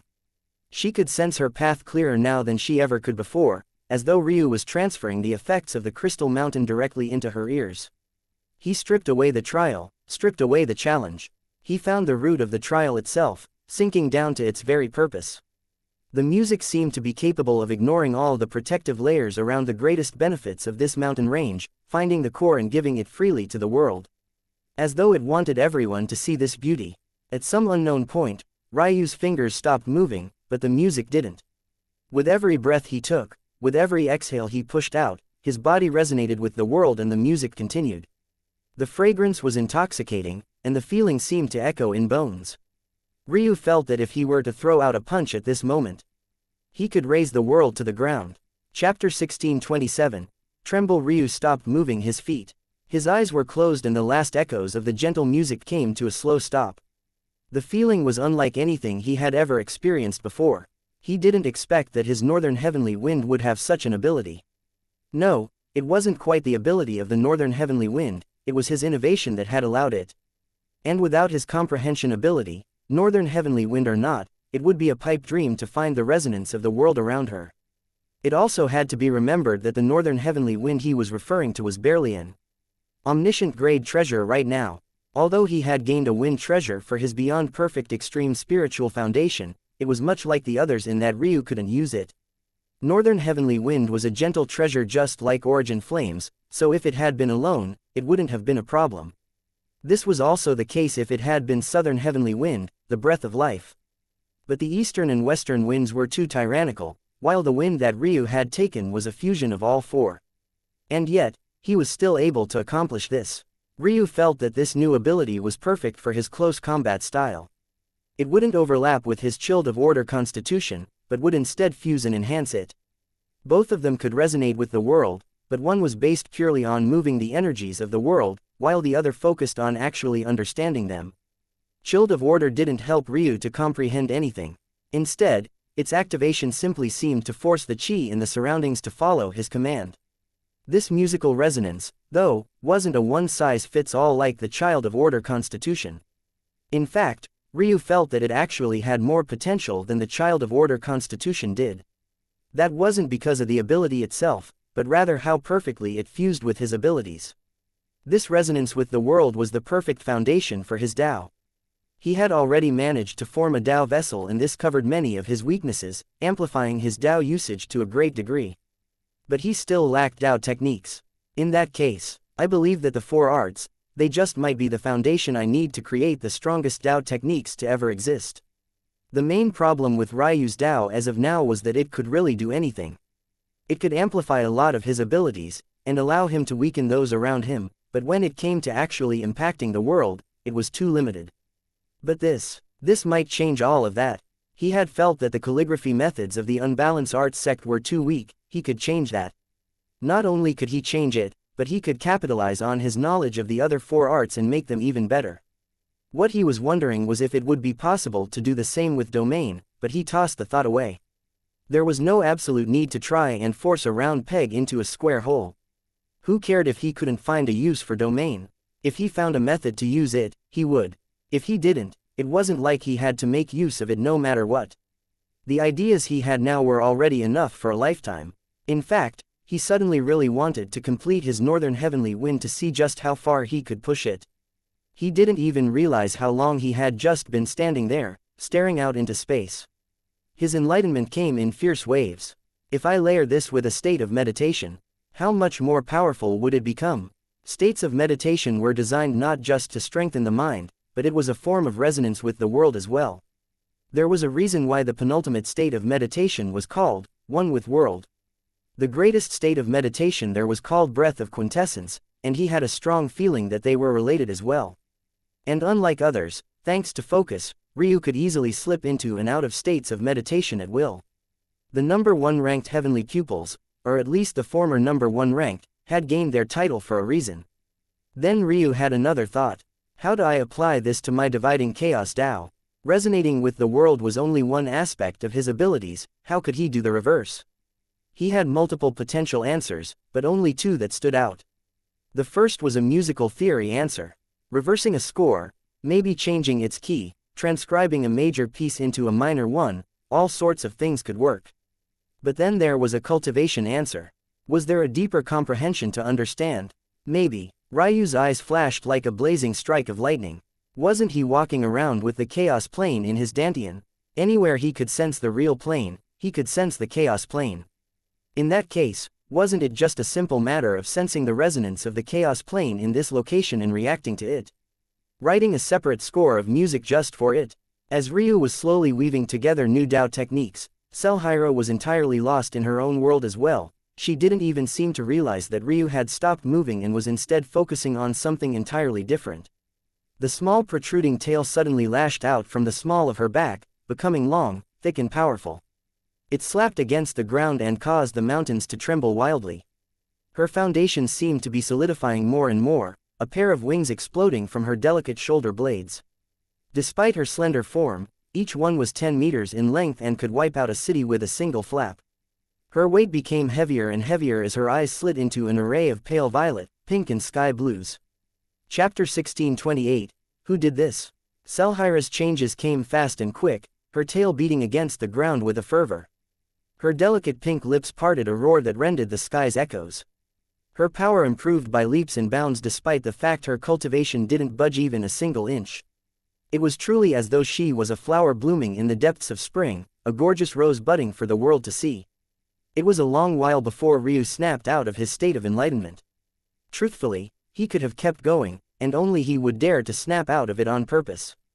But he had felt diminishing returns from his thoughts and felt that in order for him to make another huge leap, it would probably take about a decade or so of seclusion. He was unwilling to hole himself up for that long. He had never been in seclusion for that long before, at least not truly, but aside from that, he had things to do. He couldn't waste so much time. Plus, he could slip into a state of enlightenment whenever he wanted, and more importantly than that, he knew that improving would only really be a matter of gaining a complete northern heavenly wind. That would cut down a time of a decade to just barely a few hours, if that. He turned his attention toward xianxia and found that this woman of his had undergone a great number of changes. A twin pair of smooth, white horns curved on her forehead like a crown, nestling with her long, white hair. Her wings were more oppressive than his own, and she had a tail he had never been able to form. Her scales were beautiful, encased in reflective crystal. They emitted the same delicate pink, violet and blue colors of the surrounding world. She was still on Ryu's back, and very clearly still had her human form, and yet she seemed to have become more of a dragon than ever. She had fallen into a deep sleep, her wings and tail drooping to the ground as she lazily snored on Ryu's back. From time to time her nose would wrinkle and her lips would spread out into a smile before she went back to sleep once again. It was quite adorable, if Ryu did say so himself. Checking xianxia's state, he realized that she had actually managed to resolve much of her path. What should have been her suppressed bloodline talents had returned in their full glory, and not only had her weight increased significantly, but her strength was on an entirely different level. Ryu couldn't help but chuckle to himself. His body was extremely powerful. Despite being in the fragment sky god realm, its strength was easily at the equivalent of the false sky god realm. At the very least, that was easily so in the seventh heaven. But he felt that xianxia's natural state easily output just as much power if not more. It seems that this is the weight of talent. What was most important to consider was the fact that in order to resolve her two paths, xianxia had definitely given up something. This meant that, objectively speaking, her bodily strength would have been even more powerful if she was just following the pure path of the dragon, and even more so if she entered her beast form. This wasn't unacceptable. Beasts had always been known to have far more strength than human experts of the same level. They were exceptional creatures and carried a general advantage that humanoids found trouble bridging. It seems that this path has quite a bit of potential after all. This should also be a new way of guiding others toward a breakthrough. At least for now, xianxia shouldn't have any problems with her path. She should progress smoothly until at least the omniscient sky god realm. Her cultivation speed should also go back to normal. She'll definitely break through in a short time. xianxia stirred awake after a long while, groggily waking up and realizing she had drooled a bit. She blushed with shame and embarrassment, rushing to wipe it away. Awake, Ryu chuckled. xianxia's blush deepened, the crimson spreading down her collarbone. Her tail waved about nervously and her wings flexed. Only then did she notice that she had actually changed so much. She hurriedly retracted her wings, but she blinked when she noticed that it wasn't changing. She couldn't just retract her wings now, they were like a permanent part of her body. Unless she used a special technique like the one she had used to become human the first time, they wouldn't go away. She felt a hint of reluctance. She missed her wings, she didn't really want to get rid of them. But could she walk around as a human with these huge things on her back? And what about her tail? Her dress was already in shambles because of its appearance. Would she have to cut a hole in all her dresses? She frowned. That annoying JoJo was always going around in those bulky armors, but one of the few things she liked about being human were the nice dresses. She didn't want to have to compromise her nice dresses, but she also didn't want to give up her wings and tail again. It felt foreign to not have them by her side all the time. The last few years had been dark without them. Ryu smiled. We can figure something out, you don't have to get rid of them. Quote. You like them? xianxia asked softly. Ryu laughed. Did you think I'd hate them? My woman is a mighty dragon, shouldn't she show off a bit? xianxia's heart skipped a beat. She hid her face in Ryu's back again, not wanting him to see her face as she smiled. I'm sure we can make some unique jewelry for you too. Every woman has necklaces and earrings, but can they adorn wings and a tail? xianxia laughed, tightening her grip around Ryu. Ryu ignored the fact that he felt like his bones were about to be ground to dust. Mentioning that her grip was too strong now would only reverse the calmness she had just gained.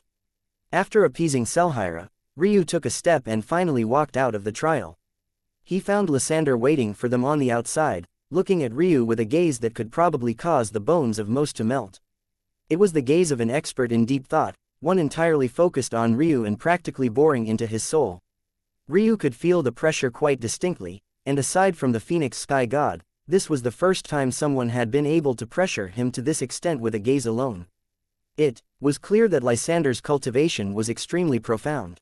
Lysander was quite confused. He had sent the two in there to have a breakthrough. Well, he had done so mostly for his daughter, hoping that with her husband by her side, she'd be able to gain a different sort of enlightenment from the holy ground as compared to the past.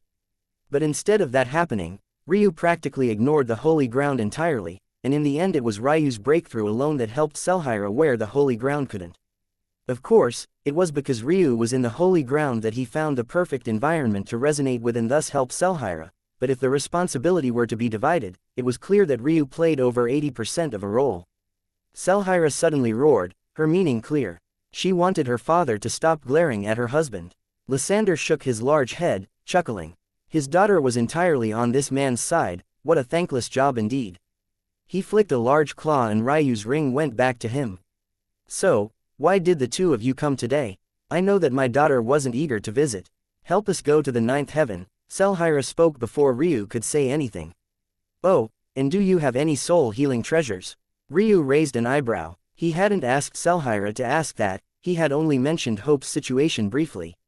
He didn't know much about crystal dragons, but beasts also didn't have souls in the normal sense. Would the old beast even have such a thing? Show me. The fact Lysander said this instead of asking why surprised Ryu a bit, but by now he understood the character of this old beast somewhat. He clearly liked to act mysterious, who knew how many things, show me, could mean. It was the perfect response to make it seem like he knew more than he did. After some thought, Ryu took out Hope, holding her in his arms. Lysander's voice came out in a low grumble. Soon, his gaze had darkened. The Soul Reaper Taboo sect. Who did this? Ryu remained silent. Old Wan's life was his, no one could take his kill. Chapter 1629, I want to go.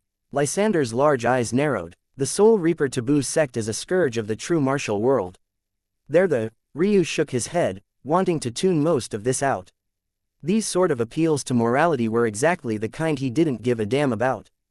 Back in Sacrum, mental realm masters were apparently the worst scum of the earth, then there were necromancers for having the audacity to use the dead as their puppets. Had he ever cared back then? No, never. Even with it being his own Tatsuya clan setting the rules, he couldn't be bothered to give a damn. If it wasn't for the fact his understanding of necromancy was too shallow to be used in the true martial world, he would be using it here as well, regardless of the thoughts of all of these people. Sure, maybe the Soul Reaper Taboo sect was horrible. Maybe they committed mass genocide and maybe they ripped families apart or sacrificed babies. In the end, it was a waste of his time to even consider those things. If Lysander thought that he would suddenly become up in arms because of his explanations, she was sorely mistaken. Arguably speaking, what the Nine Powers had done was just as bad. Where was Lysander when the martial gods were massacring his family? Taking a step back from even that, what about the artificial formations and cap they had placed on Daos? Did they know what kind of environment that bred? Did they know how many clans like the Frost clan had fallen for trying to bump up against the current status quo? Did they even care? Who knows, maybe Lysander was just as enraged about these matters as well. To be fair to the dragon, Ryu didn't really know him.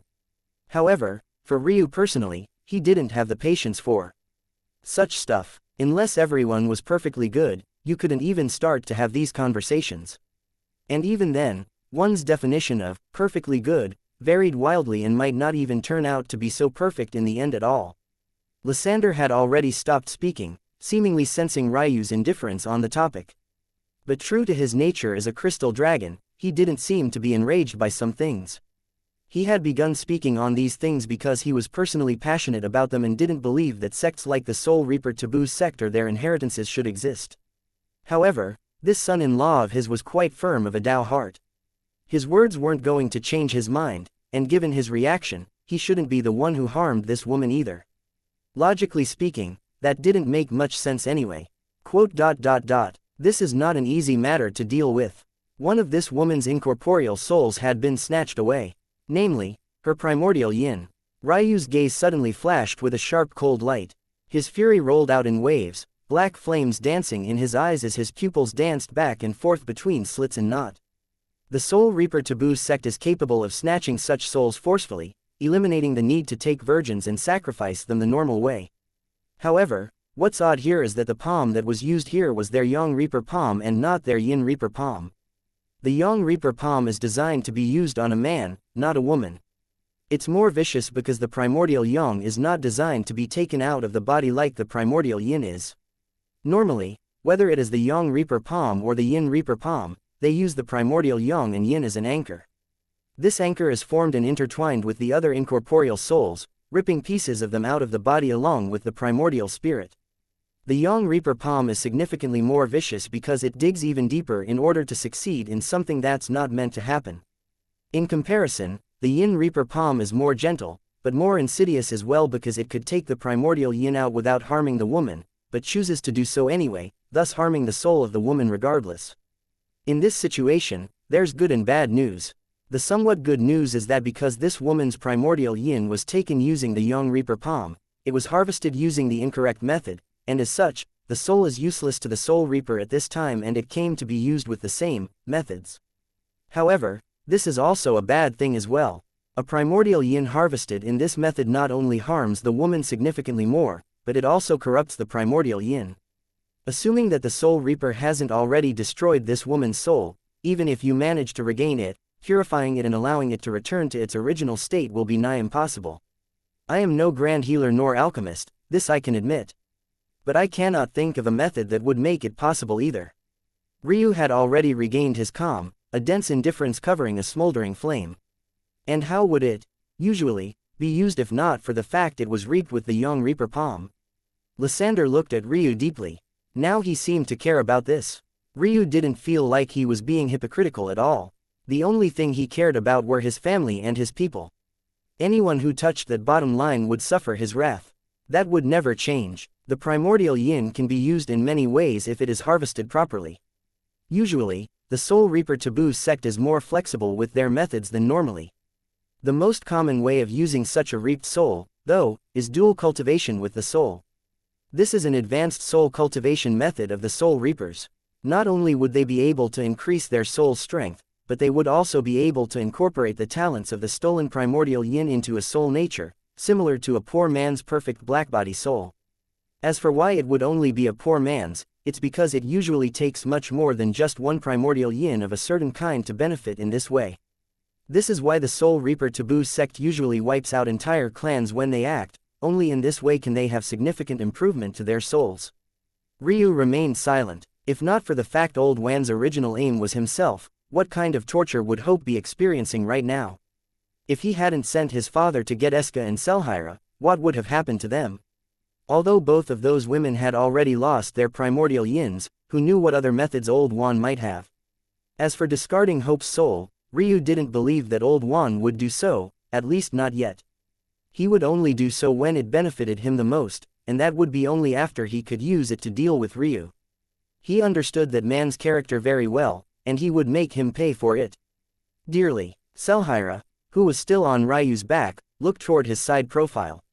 She could feel his anger, but she could also see how well he suddenly controlled it and used it as fuel.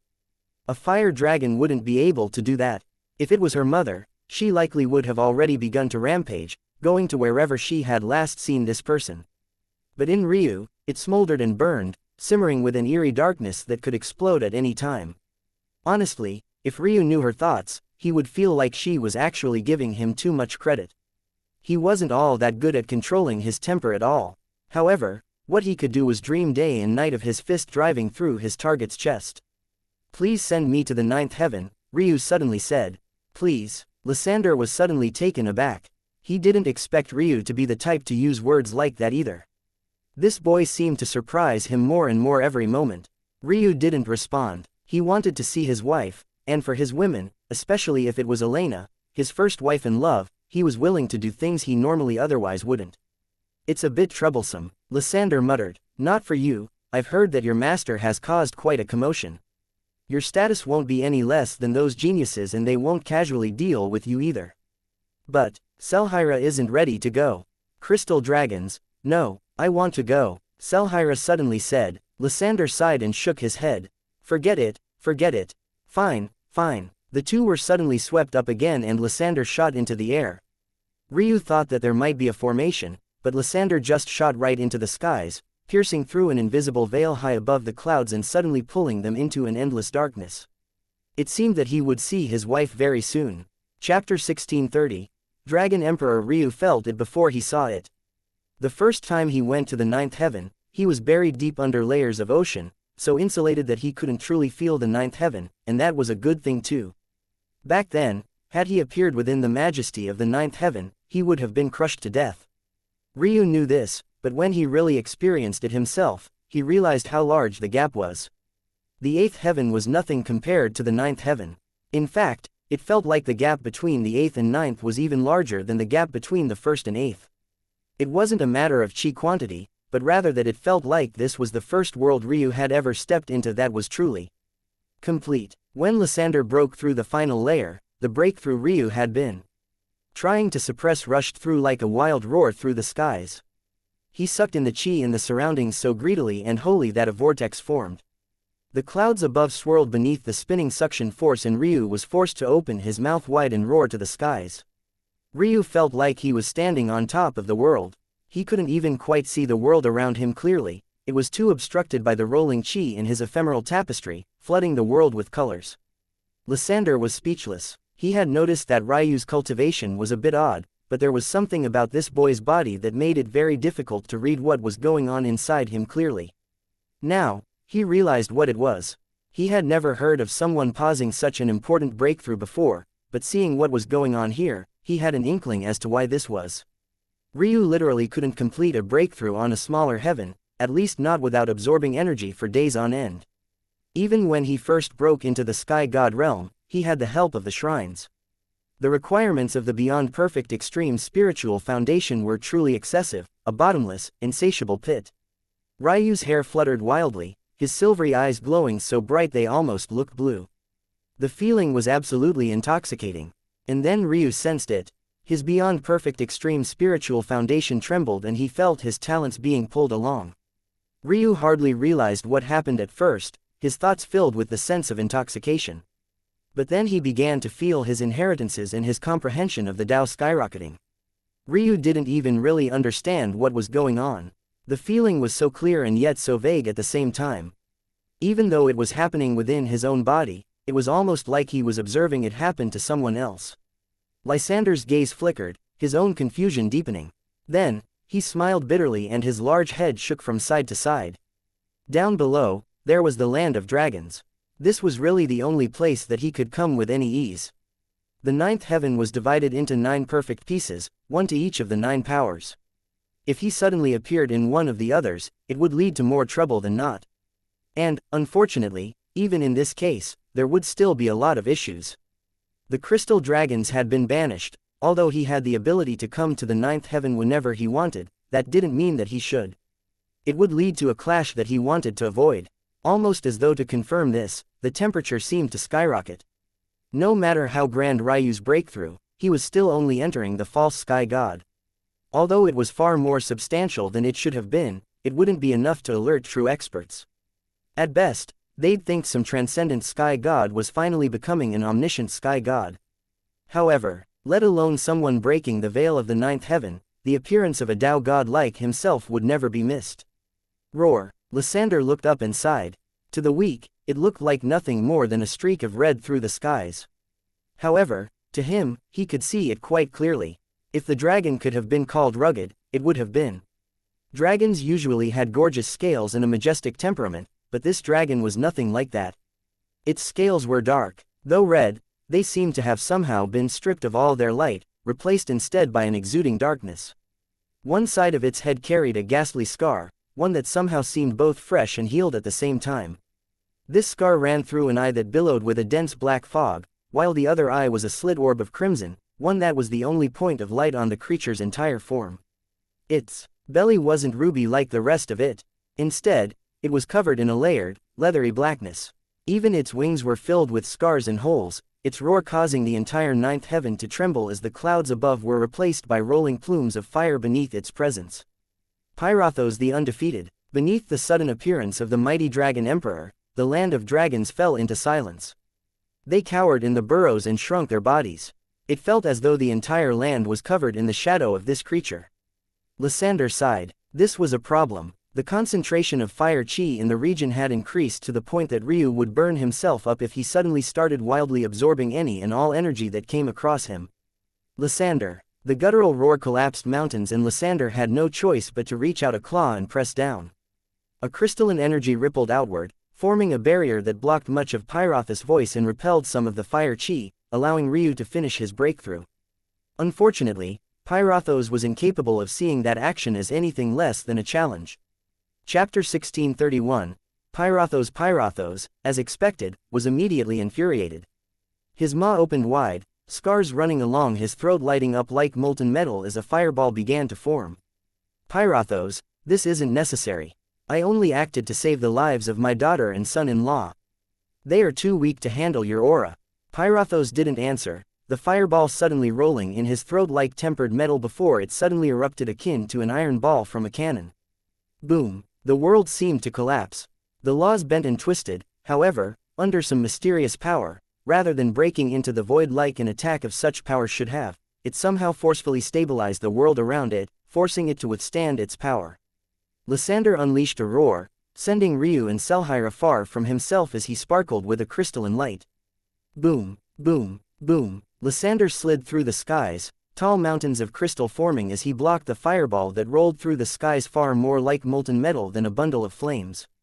Pyrothos. Lysander spoke with exasperation. The Dragon Emperor suddenly burst through the mountains, appearing before Lysander with such speed that the latter couldn't react. A claw appeared around Lysander's throat, the Dragon Emperor's claw glowing with dark runes. All the land for tens of thousands of kilometers collapsed as Lysander was slammed into the ground. Pyrothos stood above the crystal dragon arrogantly, drawing blood as he pressed the latter's head into the ground. The Dragon Emperor snarled, sulfur and plumes of black smoke emitting from the sides of his maw. His one foggy black eye and one crimson pupil flickered with malice as he bent down, pressing into Lysander harder. Lysander seemed to have given up, until he heard a familiar roar that made his expression change. Roar. Another beam of red light shot through the skies. A slimmer fire dragon suddenly appeared, reflecting like a polished gem in the skies. Its two crimson irises erupted with flames when it saw the scene before it. Veridia. No, Lysander suddenly roared. How dare you humiliate my husband? The beam of red suddenly accelerated, a tail whipping down from the skies and ripping into one of Pyrothos' wings. No. Rather, it hooked into one of the many rips, but it seemed entirely incapable of making the hole any larger than it was, a shocking realization considering the speed and ferocity of the sudden assault. Pyrothos stumbled to the side. Veridia had chosen a method to best dislodge the Dragon Emperor from her husband without allowing the former to harm him any further, but it unfortunately wasn't the method that attacked with the greatest strength. The Dragon Emperor recovered quickly and his rage, which had been slowly settling down, flared up again in huge rolling waves. He rose to his full height, his long neck stretching into the skies and his four limbs anchoring into the ground with such fierceness that the shattered, quaking ground suddenly solidified. However, this only lasted for a small moment before the cracks erupted with pillars of magma. A heart-harrowing laughter rumbled through the skies. Veridia flapped her wings, her gaze blazing, quite literally. Flames erupted all across her body, dancing upon her ruby scales and reflecting like fire on glass. It seems that I have been too lenient. Pyrothos. Lysander rose to his feet, his gaze filled with sternness. I've already said that I only came to escort my daughter and son-in-law. I will be returning now. Veridia was shaken somewhat when she heard the words, son-in-law. Pyrothos, however, didn't seem to have heard anything. Bang! The enormous Pyrothos somehow vanished in a blink, appearing before Veridia in an instant. Veridia. Lysander's eyes bulged and he shot forward in an attempt to stop what was happening. His mind rolled with methods of diffusing the situation, but by the time he tossed away several ideas, it had already happened. Pyrothos ripped 5 claws into Veridia's chest, pressing her down to the ground and biting down.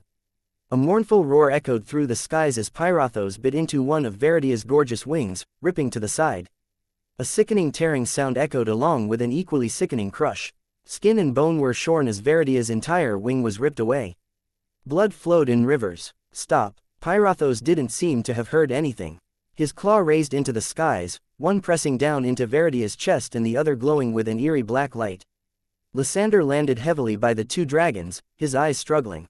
Please, this is enough. Pyrothos' claw ripped into Veridia's face, taking both of her eyes and shredding apart her beautiful, reflective scales. As though he wasn't satisfied with this alone, the claw that had been in Veridia's chest was pulled out and suddenly ripped her jaw open, crushing the bones in her lower maw as his second claw ripped into her mouth. This foul tongue, I'll be taking it as well. Veridia's tongue was torn out and much of her throat was burnt through. Even if she wanted to make a sound, it would be nigh impossible. Lysander's eyes bulged, his crystalline eyes reddening. His entire body flexed and the world trembled before it suddenly became eerily still, almost as though it had been forcefully stabilized. Pyrothos snorted, billowing ash of black coming from his nostrils and spilling over Veridia's half-dead form. He pushed off her body and launched himself into the skies, not even looking back at Lysander, who remained unmoving from start to finish. In the distance, Ryu watched this scene in silence. He had been sent so far away by Lysander that if not for their sheer size and his heavenly pupils, seeing across such a distance would have been impossible. His gaze didn't carry coldness, nor did it carry indifference. And, as he stood there, holding onto Selhira so that she wouldn't rush off, he seemed to understand something. It was all so insignificant, so small, and yet the consequences had somehow become so drastic. He burned the image of the Dragon Emperor into his mind. Chapter 1632, Leave her. Ryu stood in absolute silence, his heart calm. He didn't know the dragoness well, and he didn't know her husband all that well either, but as far as he was concerned, the crime of making his woman cry was enough to sign his death warrant. He took a deep breath, not immediately exhaling. He had learned a long while ago that his Tao would progress faster the stronger the world he was on. All the time he had spent on lower heavens had actually slowed him down quite significantly. However, in this world, it was as though his comprehension was unleashed to the fullest extent.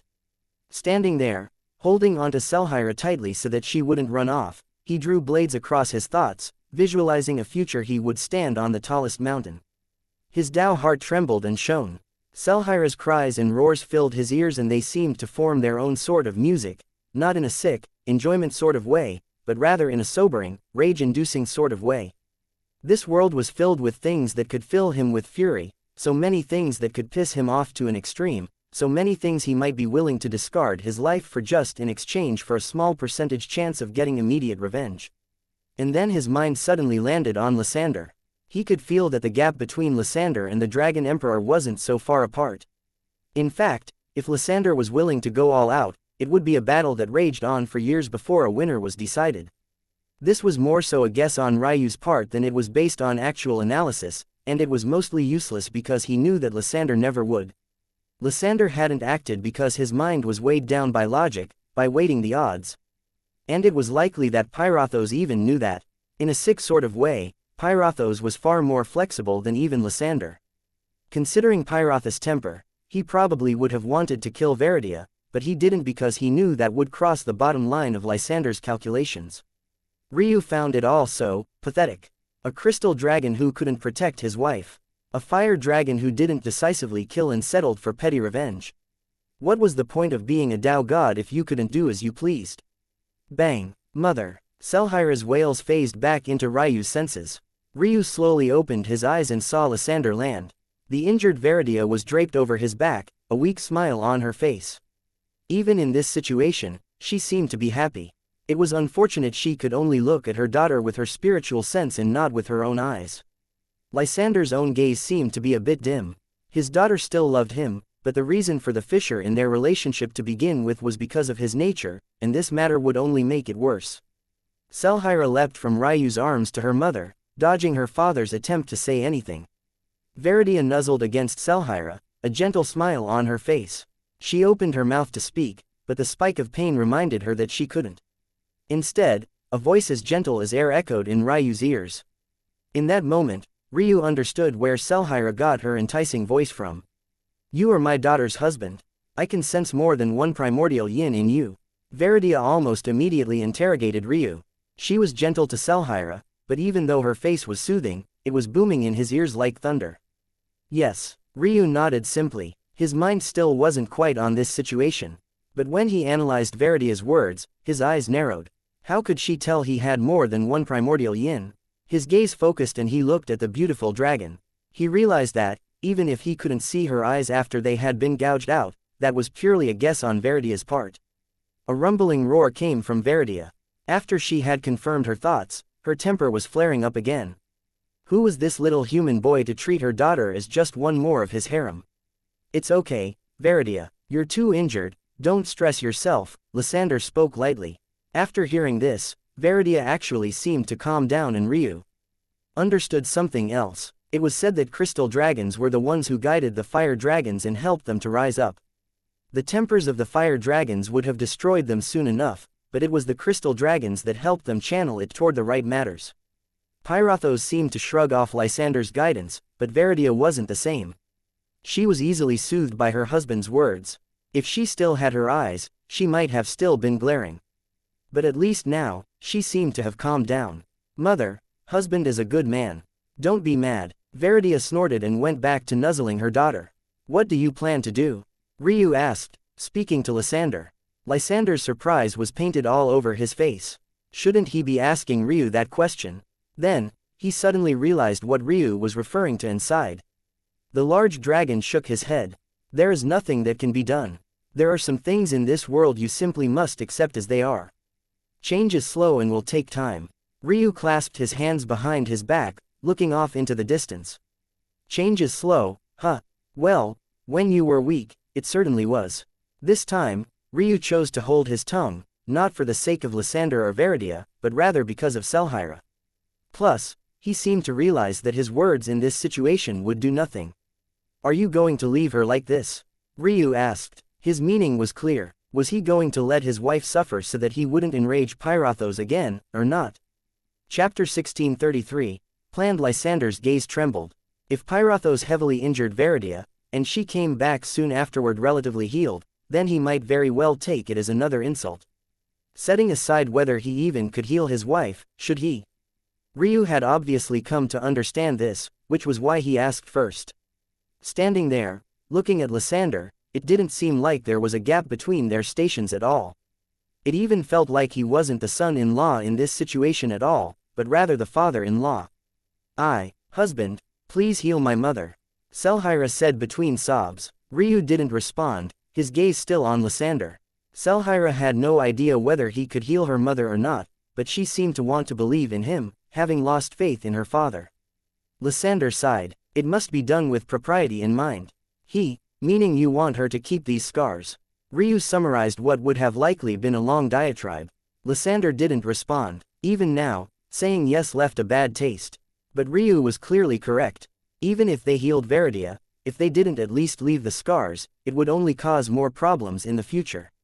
If Veridia was heavily injured now, if she suddenly reappeared like she was just fine, the next clash might end with her death. At that point, the dragon race would be finished, because there was no way he would stand down after his wife died. I see, Ryu said lightly. At that moment, a single drop of embryonic chi appeared on Ryu's finger and he flicked it out. It soared through the air and past Lysander's head. The speed was extraordinarily slow in the eyes of a Tao god.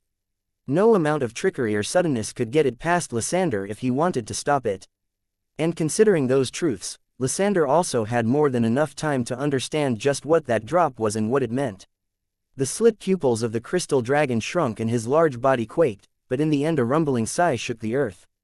If Ryu was an example of someone whose path was too taboo for embryonic chi to work as it should, a beast like Veridia was the exact opposite. She was so in tune with the heavens that the moment a single drop of embryonic chi fell onto her, it was like heaven's gates had opened wide. Her injuries healed so quickly that it almost looked as though they had been pulled out of her body. A new wing tore out from her shoulder blade, a new pair of eyes popped into being, and the scar across her face sealed up in an instant. Xianxia was shocked and then pleasantly surprised. Her tears seemed to dry up and she looked at her mother with an overflowing happiness. She wrapped her arms and wings around her snout, practically clinging to her mother like a koala bear. A gentle smile spread across Ryu's lips. Lysander's answer never really mattered to him, he just wanted to hear it. He also knew that even if Lysander's answer had been an all-out no, he would never stop Ryu from doing what he didn't dare to. As far as he was concerned, Xianxia's tears were more than enough for him to take action. Embryonic chi, Lysander's voice rumbled. He seemed to say it as a way of making sure that he wasn't dreaming. Ryu had, indeed, become too used to taking embryonic chi casually, but it was the root of creation. It was capable of healing even the highest levels of sky gods in an instant with just a single drop. It could completely reform one's talent and perfect it, so long as it was perfectly in line with the heavens, that is. A few drops of this embryonic chi could probably make a middling fire dragon into an emperor given enough time.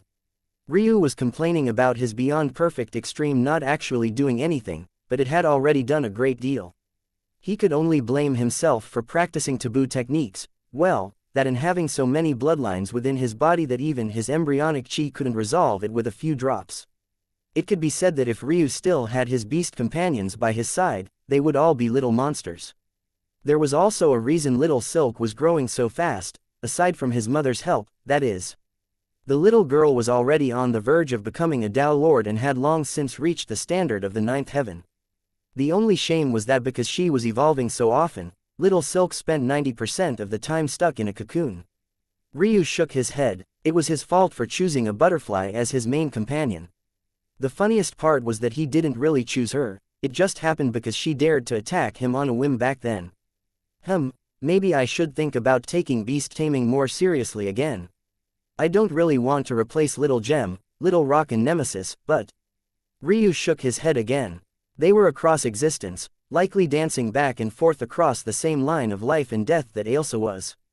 If he let sentiment dictate his action, then he would actually end up harming them more. Maybe, Ryu thought, things weren't so simple. He could trust Little Silk after she had been by his side for so long, but if he suddenly made a random beast so powerful, how long would it take before they turned on him? It wasn't like he could suppress them with his soul after they grew so strong. This was the main reason he had never thought about doing this seriously, but who knew? Innovation, maybe. It's an interesting thought. I know you might not want to listen to me, Ryu, but if I may. I believe you should spend more time understanding what each sky god realm actually means. Right now, this is your greatest weakness. Alright, Ryu said casually. In truth, he already planned to do this. Chapter 1634, Mother. Ryu found a place of seclusion not far away. By this point, Lysander had already left and only Veridia was left behind. The Dragoness didn't have any intentions of leaving anytime soon because there truly wasn't much else she could do. Tao gods didn't have all the time in the world to just lounge around and do as they pleased, or more accurately, human Tao gods didn't. Many human Tao gods, or humanoids in general, spent a lot of their time in secluded cultivation. Beasts, however, didn't go into closed-door cultivation. If there was anything analogous, it would be the long slumbers and hibernations they tended to go into from time to time. Then there were those who spent long periods of time in battle to hone themselves. Pyrothos was among those who had spent much of his time embroiled in battle. Though beasts didn't form Taos in the same way that humans did and they also didn't have the same 6 pillars, they did still have Tao bones and beast crystals. It was just that they functioned differently. Whereas a human's Tao would be based on often esoteric comprehension, a beast's Tao bone was almost always forged through battle and was almost always just a raw increase in either one of their talents or their general physical prowess. Pyrothos' title, the Undefeated, was forged because his Tao bone was on a completely different level.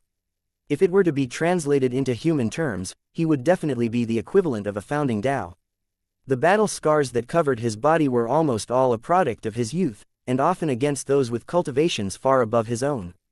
He never bothered to hide them, nor did he put any effort into healing them because in his opinion, scars were a dragon's pride. When he appeared, he exuded fear in those around him and he suppressed the very world. And when his Tao bone activated, he could burn down worlds. It could be said that Ryu's assessment that Lysander could battle Pyrothos for years on end was incorrect, one of the very few false assumptions Ryu had ever made in his life.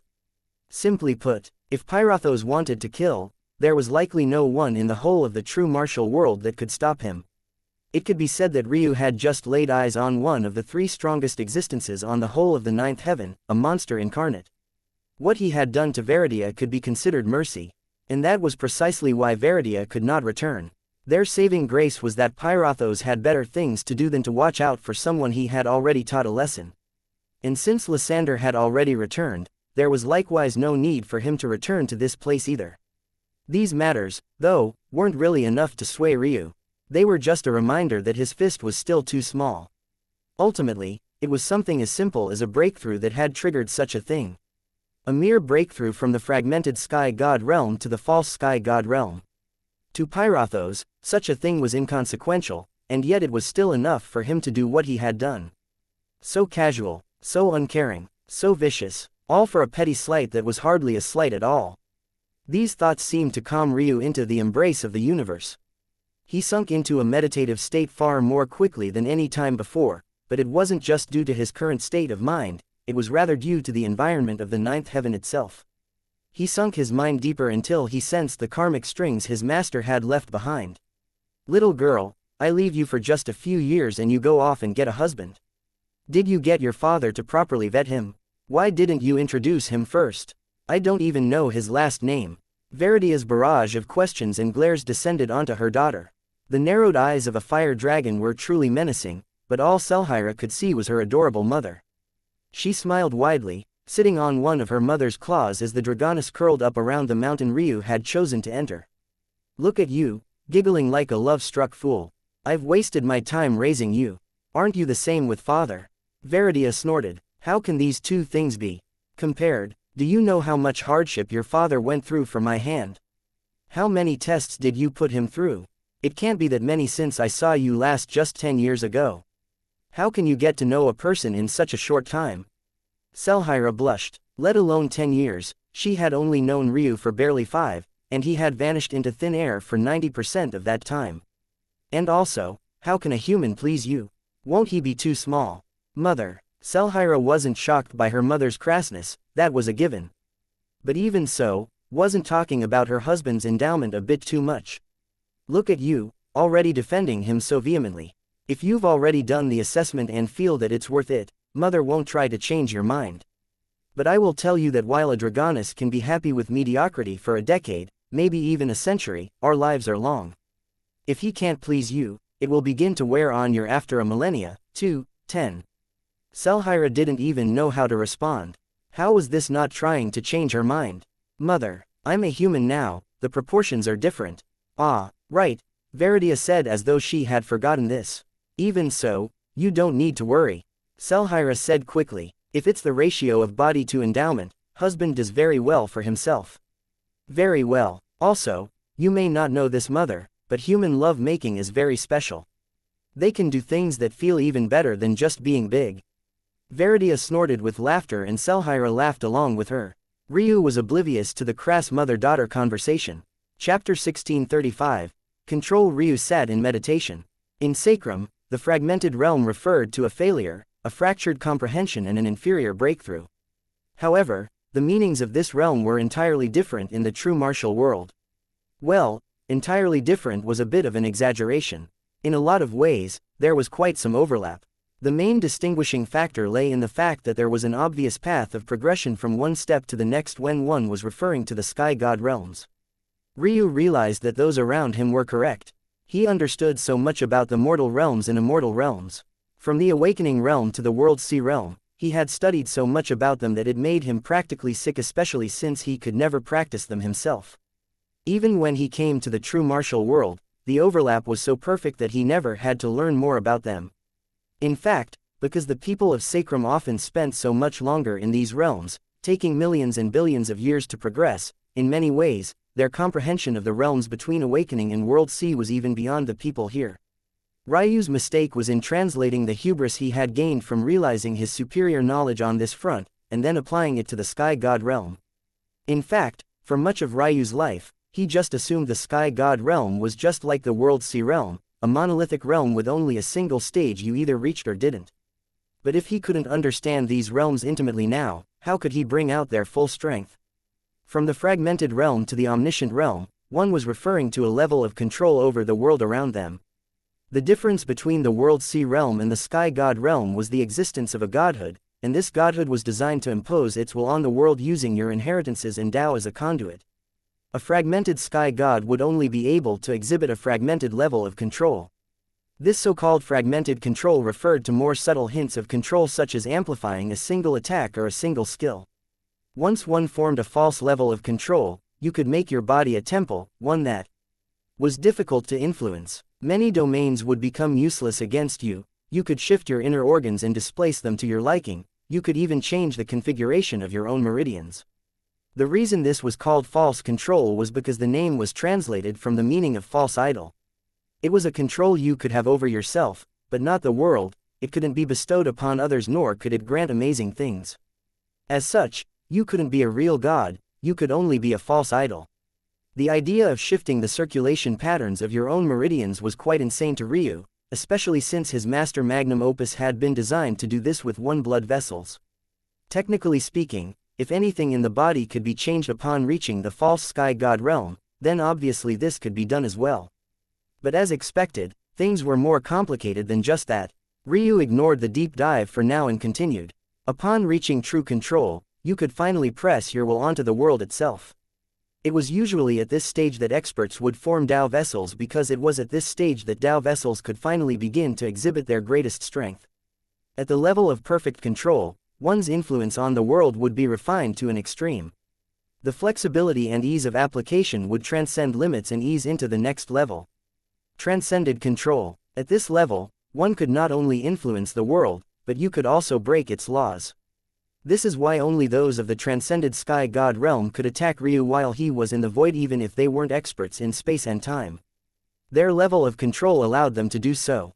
Upon reaching omniscient control, it wouldn't just be a matter of amplifying power, but the world would return its feedback, allowing one's senses to transcend normal limitations. Whether it was one's speed of thought, one's spiritual sense, or even one's sixth sense for danger and detecting things, it would reach an entirely new realm. It was even said that against weaker opponents, omniscient sky gods could even peer a little into the future, not because they could control time, but because those with inferior omniscience could simply not hide their intentions against such an expert. These were the levels of control, each one stacked atop one another. At this point, Ryu realized that he had indeed been far too neglectful. He didn't even fully grasp false control. In fact, he never really used it outside of a passive effort.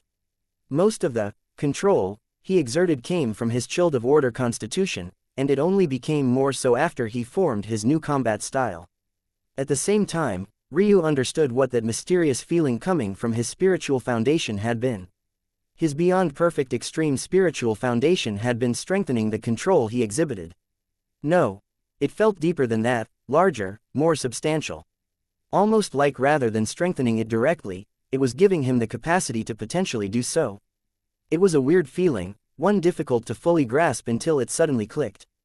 False control was the state where one could take full control of their body, even shifting and displacing organs if they so chose. What if this new feeling was related to that? What exactly was his beyond perfect extreme spiritual foundation trying to tell him? Ryu fell into his thoughts, and then he remembered something else. Those streams of karma he received from the complete heavenly path, weren't they still there? They had faded, but could they hide from his eyes? Chapter 1636. Whole, idle, transcendent and omnipresent, I see. Ryu had never paid attention to these details in the past. It was clear that, at least sometimes, he should listen to those with greater experience than himself. It was times like these that he missed having Ailsa by his side. She would have corrected his path a long time ago. Ryu shook his head and forced himself to remain focused. The problem he was facing right now was a bit complex. According to what he was learning here, the main reason he wasn't gaining as much from his beyond perfect extreme spiritual foundation as he thought he should was because rather than being in his dantian like it should be, it was instead in his realm heart. Due to this, his beyond perfect extreme spiritual foundation was technically a world away.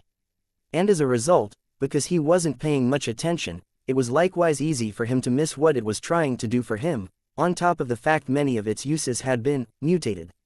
Originally, in the fragmented control realm, one would have small sparks of control. They could be limitedly applied to techniques and in single bursts. When the beyond perfect extreme spiritual foundation erupted, these small sparks of control truly bloomed and brought it to perfect extreme before taking a step beyond. Logically, this seemed to mean that he would gain access to false control a step early, but this would be incorrect. Instead, the beyond perfect extreme of fragmented control was instead something called whole control. Whole control was capable of taking the single targets of fragmented control and elevating them to a new level, taking a fragmented technique and raising it to the standards of a false technique. Essentially, when fragmented technique was under the influence of fragmented control, it would reach its full potential. Under whole control, it would transcend that potential. A step beyond that, the beyond perfect extreme of false control was idle control. He could control himself so freely that he could increase to the size of the battling dragons from earlier if he so chose. His ability to body realm cultivate would be on an entirely different level, and if he really put some effort in, at least in terms of raw power, it seemed that he could leave even the 9-pillar flame sect methods in the dust. Of course, that was just in terms of raw power. In terms of profundity, Ryu's idle control would be far behind that of the 9-pillar flame sect, at least if he was using idle control alone. It was quite clear to Ryu that if he put as much effort into this, the profundity of a taboo sect wouldn't mean much to him either. What could compare to the mysteries of heaven and earth pupils in terms of comprehension? Although it would surely take time, would he ever need the taboo sects anymore? It was just a shame that he had no easy way to reverse the progress he had already made with the 9-pillar flame sect's inheritance, and at least for now, it probably wasn't in his best interest to do so either. For now, it was still more powerful than whatever he could do with idle control. The beyond perfect extreme of true control was where matters really became a bit extreme. The main issue was that true, perfect and transcendent were all in a line. Rather than gaining new abilities, they were rather akin to extensions of one another, somewhat. Due to that, the beyond perfect extreme of true control was actually transcendent control, moving to perfect and then going beyond, allowing one to break the mold of the world and shatter its laws. The beyond perfect extreme of perfect control was, likewise, transcendent control, or, rather, perfect transcendent control. Rather than having to rely on force to break the laws of the world, it would be far more controlled under Ryu's control. Ryu couldn't help but remember the attacks of Pyrothos and Lysander. Their strength was more than enough to shatter the void and destroy reality, and yet their attacks seemed to forcefully stabilize the face and force the world to bear their might. Comprehending what perfect transcendent control could mean, Ryu had a feeling that it was analogous to this. Not just breaking the laws, but taking a step beyond and forcing them to stabilize. In a lot of ways, perfect transcendent control was akin to concentrating one's attack and not allowing the force to disperse through other means. Whenever transcendence attacked and the world collapsed, they were losing a lot of their own strength and less of it actually ended up impacting their actual target. This allowed a person to control 100% of their strength all the time. Then there came the beyond perfect extreme of the transcendent control of the transcended sky god realm was a step beyond perfect transcendent control. If transcendent control broke law, and perfect transcendent control strengthened them, then omnipotent control, the beyond perfect extreme of transcendent control acted like the true control equivalent of fragmented control. The reality was that transcendent control, much like fragmented control, could only be applied to limited techniques and attacks. But omnipotent control made it much more domain-like, breaking into the realms of control that only Tao Lords could have. And then there came the beyond perfect extreme of omniscient control, omnipresent control. Although it was called omniscience, omniscient sky gods could only sense things and read the future that was aimed at them directly. However, with omnipresent control, a wielder of the beyond perfect extreme spiritual foundation could extend that omniscience beyond themselves into an omnipresent state, reaching the realms of Tao sovereignhood. Why was it that the chaotic space Tao sovereign had been able to sense Ryu the moment he appeared on the 8th heaven? Wasn't it because he had an ability similar to this? Now, the trouble that Ryu was facing was the fact his path was a little different from this. Chapter 1637. Crack. The beyond perfect extreme spiritual foundation was stuck in Ryu's realm heart instead of his Dantian, and as such, his control had to come from his realm heart as an extension. The trouble with this was that if the vessel was too weak, then the control would also be weak. But in this regard, Ryu's problem was actually the exact opposite. Rather than being weaker, it was actually much stronger. A realm heart was the embryo of a world. The only limiting factor to his control was the strength of his realm heart. Ryu had swallowed more than enough godhoods that his realm heart was already at a false grade standard. The trouble was, his beyond perfect extreme spiritual foundation had caused a great change. The realm heart was an incarnation of order in a lot of ways, it was the truest kernel of order, the starting phase of a world. But his spiritual foundation had turned it into the incarnation of chaos. Due to that, Ryu's control was a bit, well, Ryu's eyes opened and he pressed out a finger. He exerted false control over his body and it quickly became chaotic idle control. When he tapped at the air, there was no energy, no sudden commotion, and yet in that moment, it felt like his body had just fallen through reality. It was as though his chilled of chaos constitution had suddenly gained an exaggerated buff. Just making changes to his body broke the laws of the world in a way that only transcendent control should be capable of. A glow was coming from Ryu's chest and a domain was rippling around him, the very domain of his realm heart itself. Bang! Ryu's body suddenly grew until he stood 10 kilometers tall.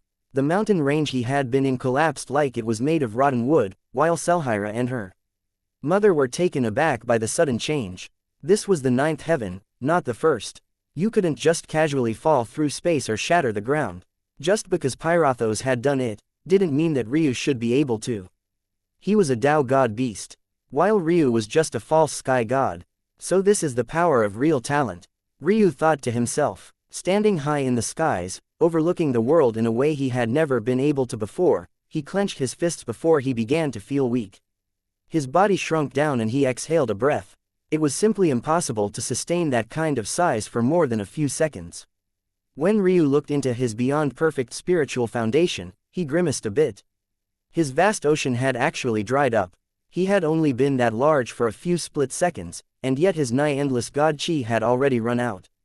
The treasures he had gathered began to glow, and only then was there a steady increase to the level of chi again, but by Ryu's calculations, it might actually take months for it to recover. That's unexpected. He didn't expect for just a small change to cost him so much. He redirected the chaos chi in his meridians to his beyond perfect extreme spiritual foundation and the speed increased. Suddenly, something that should have taken months should now just take a few days. Is this why they were so scared of the pairing? Just how powerful was I just now? Ryu was shocked, because replaying the memories, he felt that he should at least be able to severely harm a perfect sky god if not outright slaughter them in a single blow in that form. And that was after extrapolating to the standards of the 9th heaven based on guesses he made with xianxia as a model. And that was if he went all out, but what if he chose a smaller range instead? What if, instead of growing so tall, he used 10%? Or maybe 5%, his god chi wouldn't just immediately dry up and he might be able to fight a more sustained battle against real powerhouses. Ryu shook his head. He had yet to lay his foundation down perfectly. He had just casually tested out chaotic idol control, but he had really understood it. And before he understood that, shouldn't he pay attention to chaotic whole control first? Ryu began to take his time, doing a deep dive into both chaotic whole and chaotic idol control, trying to understand their limits. He also realized that through his White Phoenix spiritual foundation, he should have access to the more normal fragmented and false control as well. He tested a few things, trying to see if he could grasp whole and idol control as well to balance out their chaotic counterparts. Days later, Ryu shook his head and stood up from within the rubble. He smoothed out his hair, lost in thought. He felt that his path was beginning to feel a bit muddied. There were so many factors and entangled variables that parsing through them all was difficult. Ultimately, this was mostly because he didn't have the cultivation method designed for his chaotic silk meridians. The karmic strings the complete heavenly path had left behind for him were a great help, but they didn't actually have cultivation methods. It was akin to having a summary of what he ought to do, but not exactly how to do it. It was even more difficult to follow when there were so many other variables in his body. For example, the beyond perfect extreme spiritual foundation seemed to be an anomaly. No, more accurately, the White Phoenix spiritual foundation was. His karmic strings gave him information about how his beyond perfect extreme spiritual foundation would act if it was in his dantian because those strings of karma couldn't see through the White Phoenix spiritual foundation at all. To them, it might as well not exist at all. So Ryu was stuck, extrapolating on his own, trying to understand things that were beyond him. The fact he was also dealing with taboo powers didn't make things any easier at all. Ryu looked down toward Veridia. Mother-in-law, if I want to steal a cultivation method for the chaotic silk meridians, where should I go? Veridia's maw opened slightly, but no sound came out. Was this son-in-law of hers a little bit cracked in the head? Chapter 1638. Primus Veridia looked at Ryu, speechless. For one, this boy had just admitted to having the chaotic silk meridians, and that was its own can of worms. Although she was a beast and they didn't have the same talent system or structures, how could she not know the value of this pair of meridians? Even Selhira was surprised because Ryu had never told her exactly what his talents were. She could vaguely feel them, but she didn't know the exact specifics. In fact, whether it was Veridia, Lysander or Selhira, they all thought that Ryu's embryonic chi was a product of a lucky encounter and not something he could quite literally produce with his body. Other than his spacetime soul nature and his Tao, much of everything else about Ryu was a mystery to her. And even then, she still thought that Ryu only had a space soul nature and she wasn't aware of the time portions at all. Suddenly, Selhira smiled. It seemed that Ryu wasn't trying to hide such things from her. They just didn't come up in conversation, so there was no need to care so much about it all. Boy, do you have any idea what you're saying right now? Of course I do, Ryu nodded. But I just got a master to back me. If I don't take advantage, won't I be wasting her goodwill? Veridia's gaze sharpened as she suddenly realized something.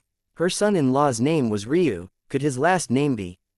You're the Tatsuya. Yes, that's my name, Ryu nodded. You're a fire dragon. I'm a human. You're a fire dragon, Veridia repeated. If the Dragon Emperor knew your name, he probably wouldn't have let you go so easily. Ryu frowned. Why's that? Because of who your great-grandfather is. Ryu's expression became placid. He had heard that he had a weird lineage, but he didn't really understand how that could be possible. He had learned earlier that his lineage was a bit odd, but Primus was from Sacrum. If he wasn't from Sacrum, it was impossible that he would be able to live for the trillions of years he had, at least not without becoming a Tao god first. It didn't make any sense. But since this was the second person who was telling him this, it would be foolish of him to ignore it. Can you explain this matter to me? I'm not aware of these matters. Veridia blinked, then looked Ryu up and down. Quote, Primus was born in the true martial world. He left because he fell in love with a woman of a smaller world and he shed away his foundation, weakening it considerably so that he could match their lifespans. His wife died and he chose to return many years later. Ryu frowned. This was the first he had heard of such a thing, but wasn't this fire dragon mother-in-law of his a bit too straightforward? He understood getting right to the point, but shedding away all the details like that made it feel like the entire story had no context at all. Can you explain, more than that? Ryu asked, his lip twitching. He wasn't used to asking people questions, let alone fishing for them. Veridia frowned. I don't like speaking in his human, mother, husband understand dragon tongue, just speak in it. Are you sure? Dragon tongue spoken by me could kill him. Husband will be fine. Veridia hesitated, then began to speak again. Primus isn't a human, he's a real dragon. In fact, he was once meant to become our dragon emperor. Unlike Pyrothos, who was obsessed with battle, though, Primus has always been obsessed with experimentation, of breaking the shackles of our bloodlines and improving them further. He was more of a craftsman than a dragon, and his approach was incredibly odd for a fire dragon to have. Just by virtue of his existence, he shouldn't have had an interest in such things, but he forged his Tao down a novel path. His studies took him across existence and he visited many worlds. This left many of the elders feeling extraordinarily unhappy because in order to do this, he was always restraining his cultivation and limiting its strength so that he wouldn't be rejected by these worlds. Unfortunately, even with all of this, there was still no one in Primus generation capable of defeating him, even when he was multiple cultivation levels below him. His innovation in combat and in the methods of applying our bloodline talents were akin to something never before seen. In fact, it could be said that it was because of Primus' existence that the elders felt the crystal dragons were no longer necessary. There was no need for the crystal dragons to potentially be a thorn or hidden pitfall at their side if Primus could do their job even better than them while also being of their lineage. During one of his expeditions, though, Primus met and fell in love with a woman. It was said that she was immortal, and after meeting Primus, she managed to become a Tao god through the great art of painting. It turned out that Primus was the inspiration she needed to take that step, and she was blessed by the heavens with a never-before-seen physique. Primus used this as his own inspiration, breaking free of the shackles of beasthood completely and became a human with a dragon bloodline rather than a pure dragon. However, rather than taking advantage of this new path, one that was undoubtedly astoundingly powerful, he chose to use his new flexibility to do away with much of his foundation, living out his days with his new wife. Dragons do not have surnames. However, Primus created one of his own, which is why Tatsuya literally translates to dragon. I guess in this facet, he wasn't very creative. Unfortunately, Primus' efforts were mostly useless. After a short time relative to what he thought he would get after such a sacrifice, his wife died. Chapter 1639. Dare, I'm not really sure what happened, most of the details I've just given you might be incorrect or off. I only know the general gist of the story. Primus didn't return immediately after the death of his wife, and I'm not even sure where he is now. But I have heard some information about how he has returned to the true martial world. However, while he's returned, he hasn't come back to the clan, so it's hard to tell what his intentions are, or if he even has any intentions at all. The main point is that your lineage is a bit special as a result of this. At least part of you is the product of an unknown physique and a dragon who broke free of its shackles. I'm not sure what that means. But at least under normal circumstances, the Fire Dragon clan will not harm you. They might detain you, maybe even as a method of trying to get Primus to return, but harming you is unlikely. That said, your bloodline also isn't very good, and I can't see anything special about it. If you were born in the Fire Dragon clan, your standing wouldn't be very high at all. You're also several generations removed from Primus as well, 3 if I'm correct. So whatever specialty he might have passed on has long since diluted. If you were his son, it might be a different situation. But at least for now.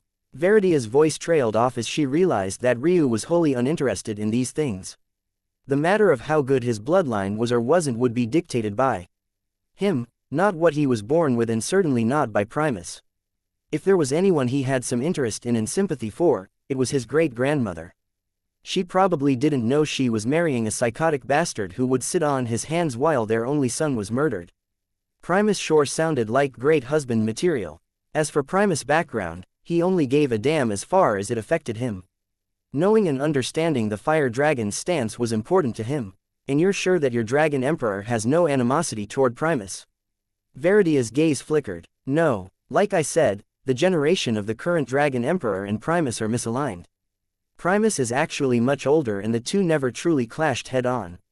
Even if there might be a clash in the future, it wouldn't be as a result of animosity. That is simply the way of the dragons. I'm sure any challenge will be accepted with open claws. I see, Ryu replied lightly. That was a small boon, he guessed. But that wouldn't really stop the phoenixes or the lightning Qilin from being enraged. And as for my original question, Ryu asked, boy, Veridia let out an exasperated sigh, feeling a headache coming on. Do you even know what the 9 powers of the 9th heaven are? No, Veridia shook her head and Selhira giggled. There are the dragons, the Qilins, the phoenixes, the griffins, the rocks, and then there are 4 human powers. The martial gods, the beast mimicry sect, the arcane mancer sect, and finally, the devouring heaven sect. The human powers likely all have at least one method capable of cultivating the chaotic silk meridians, but it would be nigh impossible for you to get it. The martial gods won't allow anyone without their bloodline into their inner circles. They populate themselves too well, and they have too many bloodlines. They do not take in outsiders. And those they do certainly won't be able to earn a look at such a valuable technique. The arcane mancer sect is one that dabbles in many mysteries of the mind. They are the strongest mental realm masters on the 9th heaven, and they have extremely high requirements for soul strength and talent. The problem is that they're also the most sinister of the sects as well. If you enter without a backer, you'll be devoured by one faction or another, whether it's their soul eaters, their necromancers, or even their illusionists. Even the most docile members of their sect are extraordinarily dangerous, and you would likely die before you even understood what happened to you. The Devouring Heaven sect is the smallest of all of these groups, and they only accept those with the devouring talents, that being the perfect blackbody soul, the Devouring Heaven meridians, the Devouring Heaven bone structure, and those of the like. The trouble with them is that they take in all their disciples as babies and children, raising them up from infancy. The other sects you might be able to join as you are now if you jump through some hoops, but even then, it's impossible. They are even more selective than the martial gods. Then there's the beast mimicry sect. They're dangerous for other reasons, especially to you. Even if you have the talent to be a beast master, just the fact you have beast blood in you will make you incompatible. Their techniques will be able to work against you, and if you attempt to use them, they will clash against your own nature. Even if by some miracle you manage to make it in, just by virtue of those last points, not only would you be in danger of losing your mind to the control of another interested in having such a specimen under their control, but you never be able to rise up their ranks high enough to exchange for such a technique because your talent for their techniques would be far too poor.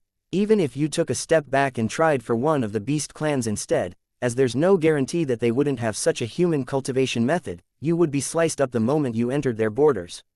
If they sensed your bloodlines, they would chase you down to the ends of the heavens. And that's the main problem you're facing. Even the beast mimicry sect doesn't dare to tame one of the 5 beast powers, so they wouldn't even dare to take you in to begin with. Chapter 1640. Unlucky Veridia was far more patient in explaining these things than she would have been to almost anyone other than her own daughter. However, the more Ryu's reaction remained indifferent, the more annoyed she found herself getting. She could tell that this was just Ryu's default state. It was really starting to piss her off. A fire dragon would have at least reacted with disdain, since when one would have been so calm. Even the crystal dragons weren't this annoying. Maybe she had mentioned those names too casually, or maybe Ryu simply had no way of understanding from their names alone. You don't need to try and explain it again, I get it. But I also never said anything about joining any of them.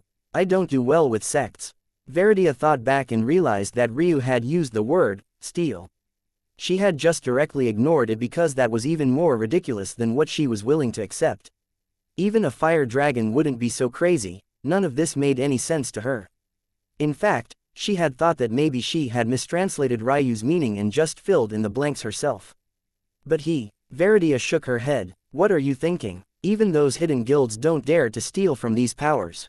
Don't think that your master's deterrence is that great.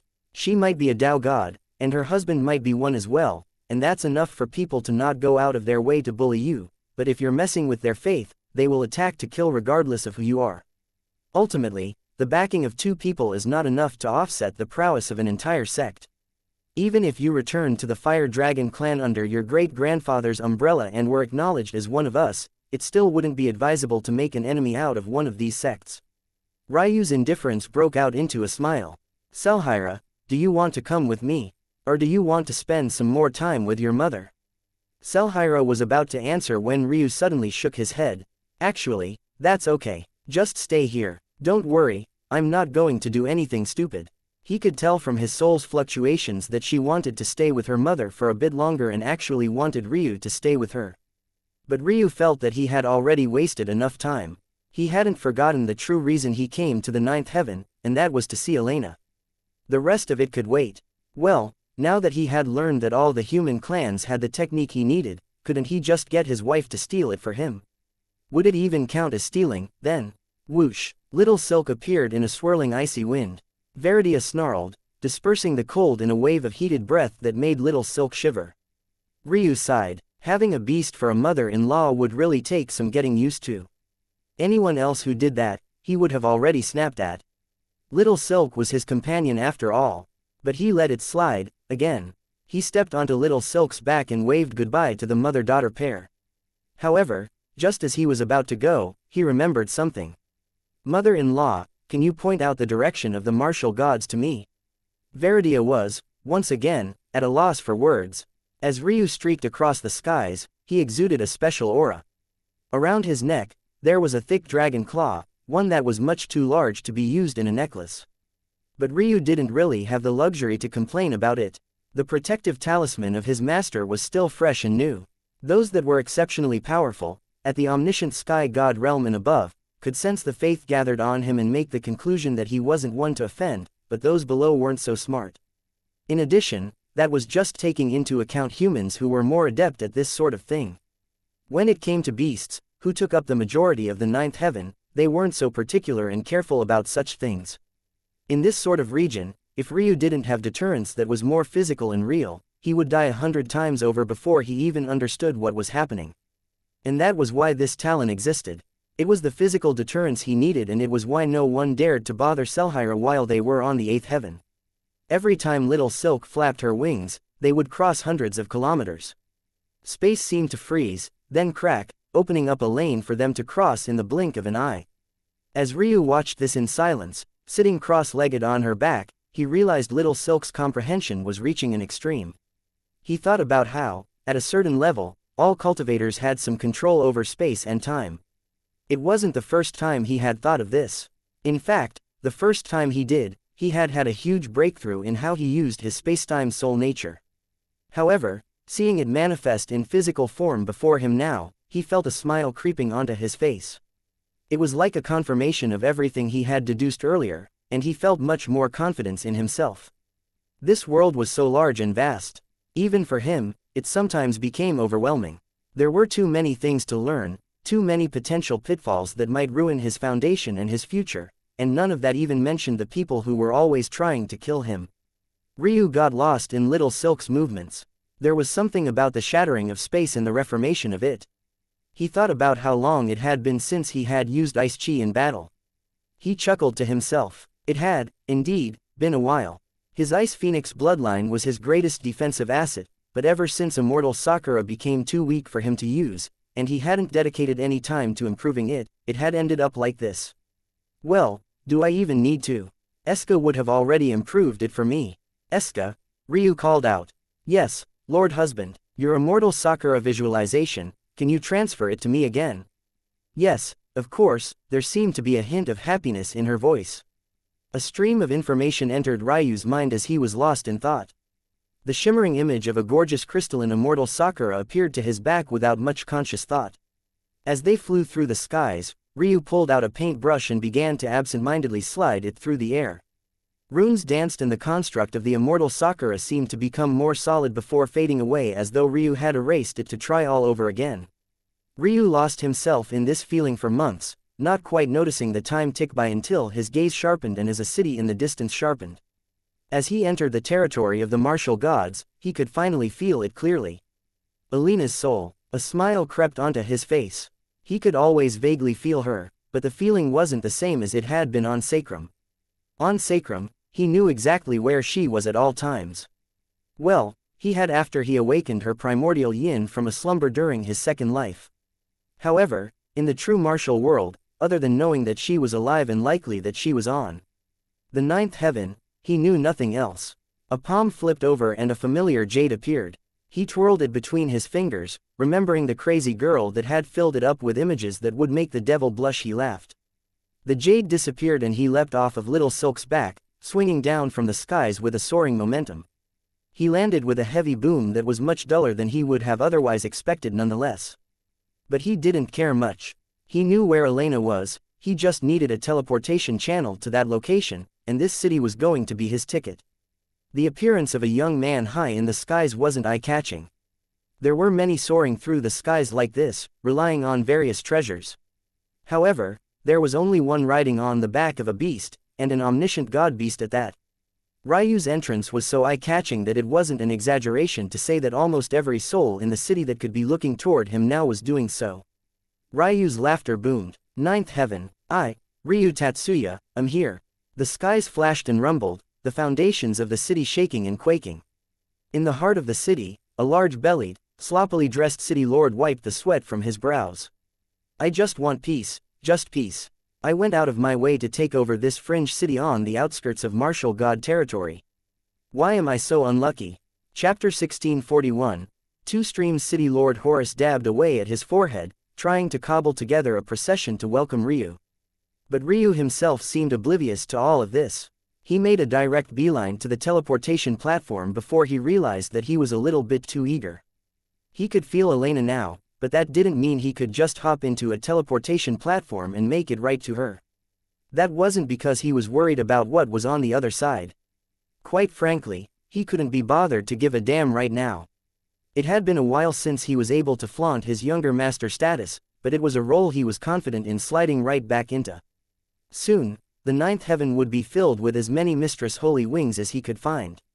But, no, the main problem he was facing was that he had no idea how to translate his sensory information about where Elena was to the teleportation itself. He could point in a general direction, but he had no idea how that direction related to the teleportation destinations themselves. In the worst case, he'd have to randomly pick locations until he got close enough. He could just wait here as he was pretty sure that Elena could feel him by now too. But that would defeat the purpose. He had come to visit his wife. If he had to wait for her to come to him because he was lost, wouldn't that be too embarrassing?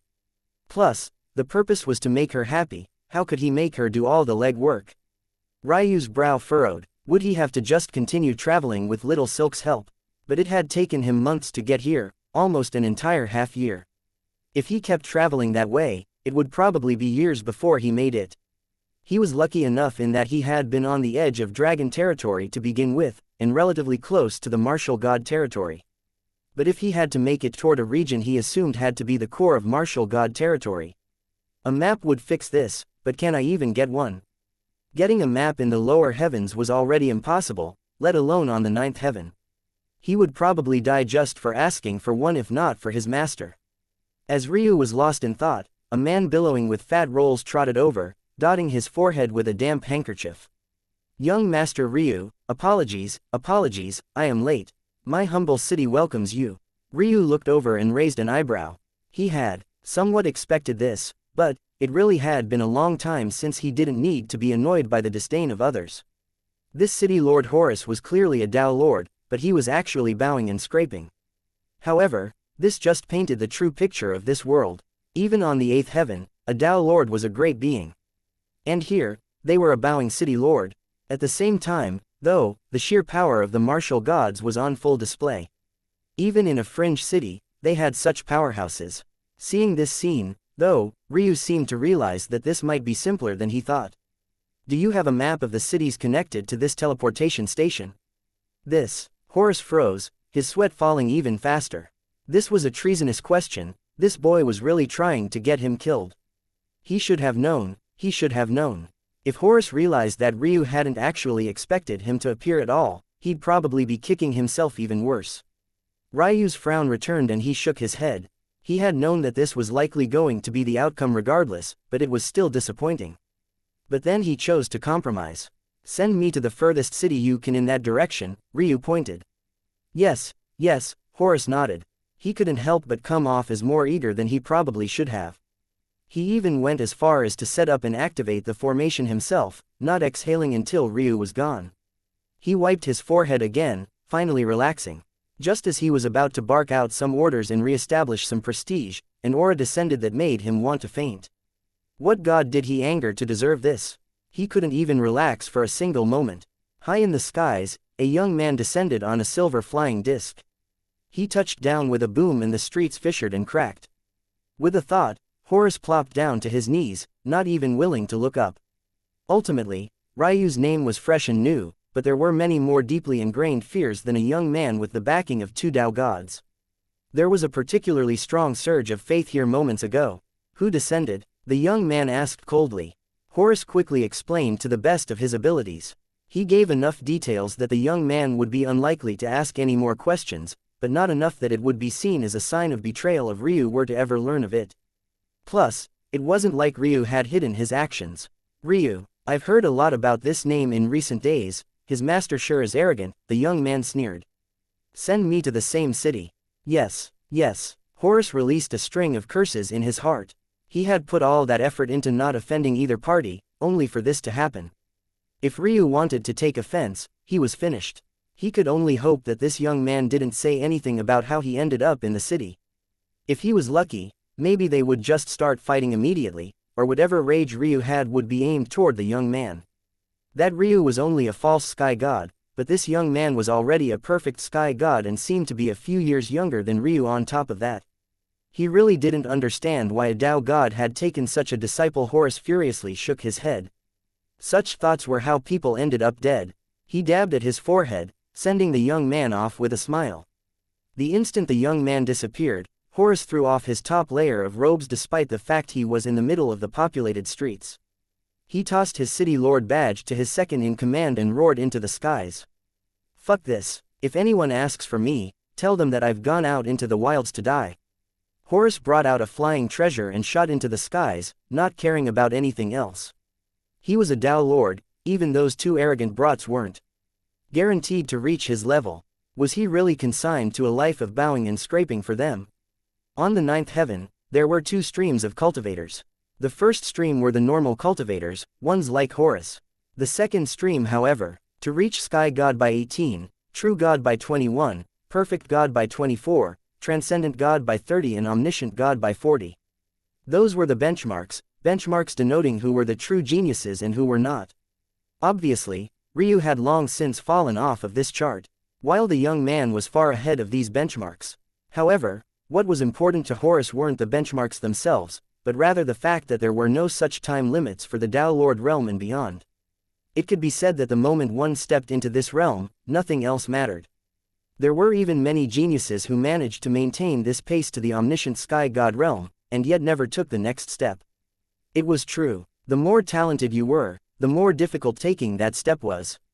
It was the paradox that had haunted many a genius. He had wanted a life of leisure, but life wasn't kind to him. He wanted nothing to do with this any longer. Ryu didn't know what happened after he left, nor did he care. In fact, the first thing he did was sense for Elena, and when he realized he still had a ways to go, he commandeered another teleportation array, pointed in the direction he wanted, then vanished again. He realized quickly as he did this for a third and then fourth time that the cities weren't all interconnected. Instead, it seemed that the periphery cities were only connected to some higher-level cities, but none too far above it. This was likely a protection.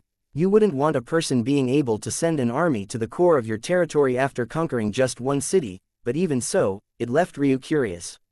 He was told before that the martial gods were extraordinarily cautious given their strength, and now there was this.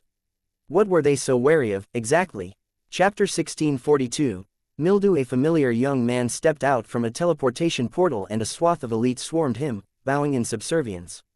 However, the young man didn't seem to notice them. He frowned, realizing that his target was once again not here. What the hell was going on? Was this man making him chase him around everywhere? Although the young man didn't curse, his scowl caused the chi in the air to ripple and the surrounding guards to bow even lower, fearing that they had offended him in some way or form.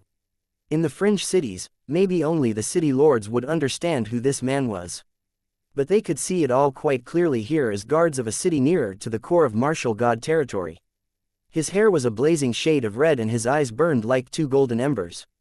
He wore robes emblazoned with the same colors. He was unnaturally tall and the air seemed to crackle and pop around his body. This was clearly a young master of the flame swallower branch of the martial gods.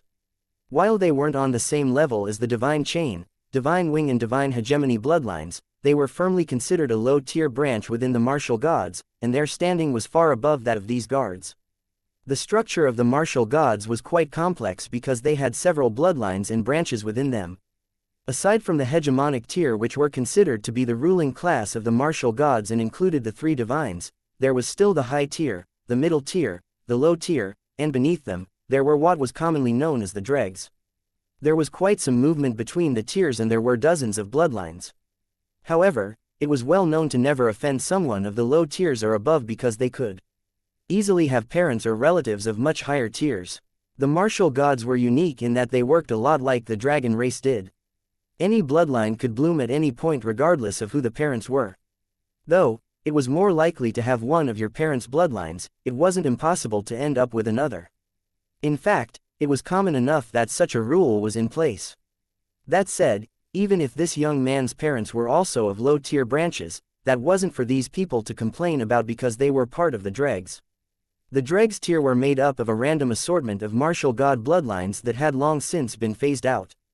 They weren't necessarily weak or powerful, but through the process of evolution, their inferiority had been decided. And much like with evolution, it wasn't always the weakest that lost out. It was easy for unfortunate circumstances to lead to the fall of an otherwise powerful bloodline.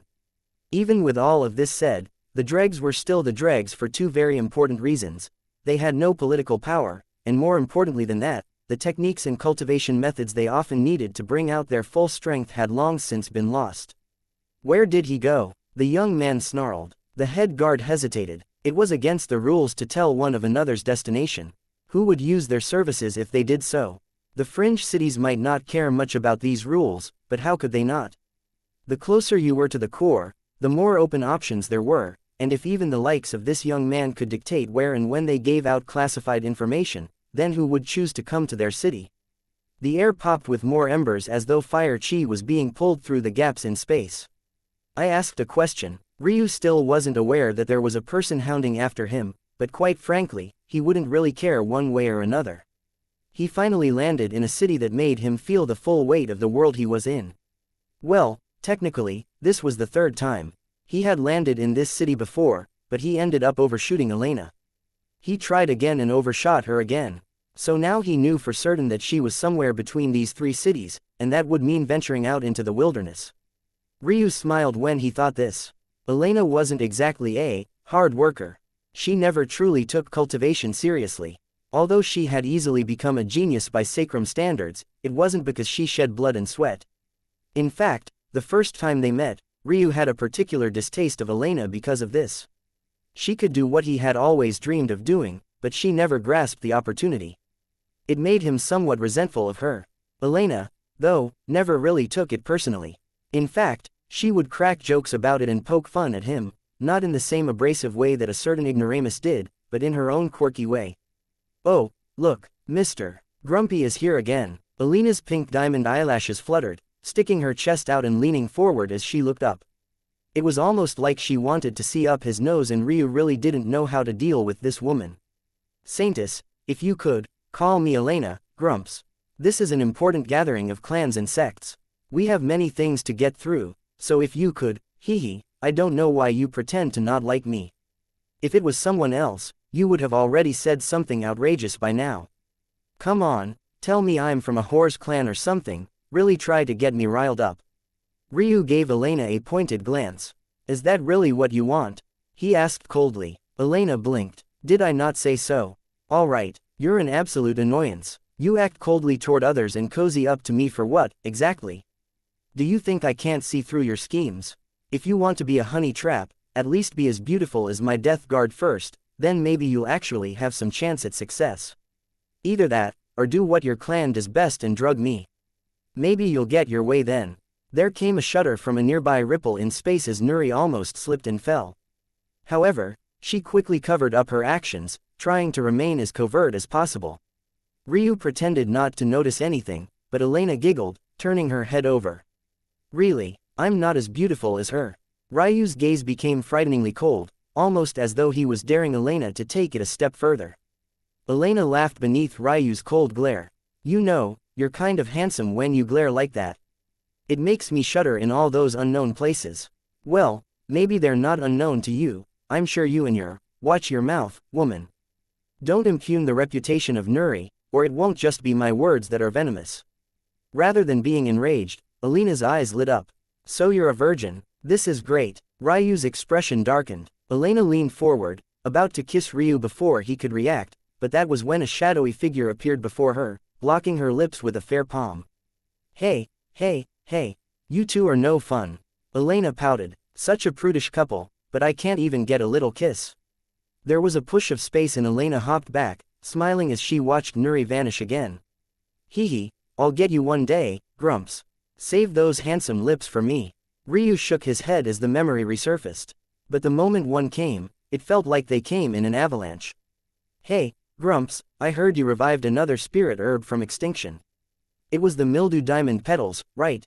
Tell me the truth, you did it for me, right?" "Right." Ryu was speechless. What was this woman talking about? What the hell could it possibly have to do with you? Hee, aren't the mildew diamond petals a beautiful pink color? It sparkles like my hair and eyes, right? Don't tell me you didn't think of me even once." Ryu sneered. "Did you also know that it's a fungus that grows anywhere damp and moist? It's particularly clingy and irrationally difficult to get rid of. It only went extinct because people got fed up and took up arms to wipe it out." The double meaning was clear, and the underlying thread was even clearer, but Elena just clapped her hands. "So you really did think of me?" Ryu didn't even know what to say. And it was then, in a sudden flash, that Elena stole his lips. Nuri had gotten so used to Elena's antics that she wasn't even on guard against her anymore. Unless there was killing intent, she almost never reacted anymore. Hee, Elena skipped back, dodging out of the way of an infuriated wave of spatial chi. "I'm only so clingy because I have to be. A man as stingy as you would never pursue me. The fact you've noticed makes me happy." Chapter 1643. I believe Ryu was stunned. However, that only lasted a moment before he was truly enraged. It felt like this woman was toying with him simply because she could. His body was too weak, his reaction speed far too slow to even think about dodging her. She was already in the Tao pedestal realm, and even Nuri had to be on top of her game to stop her from doing as she pleased, let alone him. But that truly made him furious. On the one hand, he was relying on his adoptive sister to protect him, and on the other there was this woman who seemed to be able to steal and take from him as she pleased. That was his first kiss. It wasn't something he gave a damn about before, he wasn't some love-struck fool who felt the need to protect something like that. But there was something particularly rage-inducing about the fact it had just been taken from him without a word. As Elena giggled and vanished into the distance, dodging out of the way of Nuri's assault, the cold aura that pervaded the surroundings only grew deeper and deeper. Suddenly, Ryu hacked up a mouthful of blood, his vision going black. Ryu! Nuri realized that something was wrong immediately and rushed to catch him. The last thing he saw before everything went dark was her worried expression. Ryu shook his head. That memory wasn't a good one at all. Back then, he had truly been infuriated. He was so angry, in fact, that his fire dragon bloodline had activated. Unfortunately, ever since he failed this awakening, his body had become continuously frailer and he couldn't withstand something like that. It had to be remembered that Ryu had spent much of the time before his 7th birthday training with his father. He had broken records of the Armament Guild and truly flourished. In his age group, he had been undefeatable, and he had even battered and beaten several Awakening Realm children even before his awakening. In fact, if Ryu recalled correctly, he had even defeated a Pulse Opening Realm child when he was just 6 years old, and that was without even a drop of cultivation to speak of outside of normal physical training. He was no different from a mortal. However, after his awakening failed, things went in reverse for him. His bloodlines continued to grow stronger, but he didn't have the body to support them. In addition, because he didn't have cultivation to perfect his body, there was a normal accumulation of wear and tear that cultivators didn't have to deal with. Ultimately, that was a breaking point and he ended up losing consciousness for a long time. Luckily, his parents and grandparents were who they were, so finding spiritual herbs that were both strong enough to tide him over, while also gentle enough that he would combust upon consuming them, while difficult, hadn't been impossible. He didn't remember much about that time because he weaved in and out of consciousness. However, when he finally did regain his faculties in their entirety, he was surprised to find an unexpected scene. Ryu opened his eyes slowly. For the first time in a long while, he didn't have a splitting headache and could actually see straight. But rather than seeing someone he wanted to see, there was actually the woman he hated the most. He was about to unleash an enraged tirade when Alina's eyes lit up like blooming stars. For some reason, he forgot what he was going to say for a moment and he blamed it on the fact his head was still far too foggy. "You're awake, thank goodness." Elena grabbed his hand and he was still feeling a bit too tender to pull it away. He could only look at the woman and give her a glare with a clear meaning. Even so, just like usual, the woman giggled, her pink eyes glistening with unshed tears she quickly wiped away. "What are you doing here?" Ryu asked with a frown. "No, how are you even here? This is the Tatsuya clan. Where is Nuri?" Elena smiled. "Granny Kunin let me in." "Bullshit." Ryu almost barked out. As if that would happen, he knew how much his grandmother abhorred the Holy Wing clan. It was Alina's grandmother who drugged and raped his grandpa Kunin. The only reason there wasn't all-out war between the Ice Phoenix clan and the Holy Wing clan was because that bitch had his grandfather's child. Nothing more, nothing else. Although Alina's mother wasn't that child and thus mostly unrelated to this, his grandma Kunin would happily burn in hell if it meant the Holy Wing clan was wiped off the face of existence. Hee, it's the truth. We have a very good relationship. Ryu frowned, not understanding. Last time he was awake, although his grandmother didn't exactly target Elena, she wasn't fond of her either. Not that it mattered to him since he was annoyed by this woman as well. "Don't worry your handsome little head over it, Grumps. Does my future husband need to worry about the affairs of women? You just lie there and look pretty." Ryu felt a spark of rage light up inside him again. He had been trying to remain calm because he was smart, he already knew what must have triggered all of this in the first place, and he didn't want to stumble into another problem. Alina's words were the most insulting he had ever heard in his life. He was Ryu Tatsuya, a man destined to stand at the top of the world. Even if he couldn't cultivate, he would be better at everything else until the world acknowledged his right to wield real strength. "Insult me again, and I swear I will wipe your Holy Wing clan off of the map."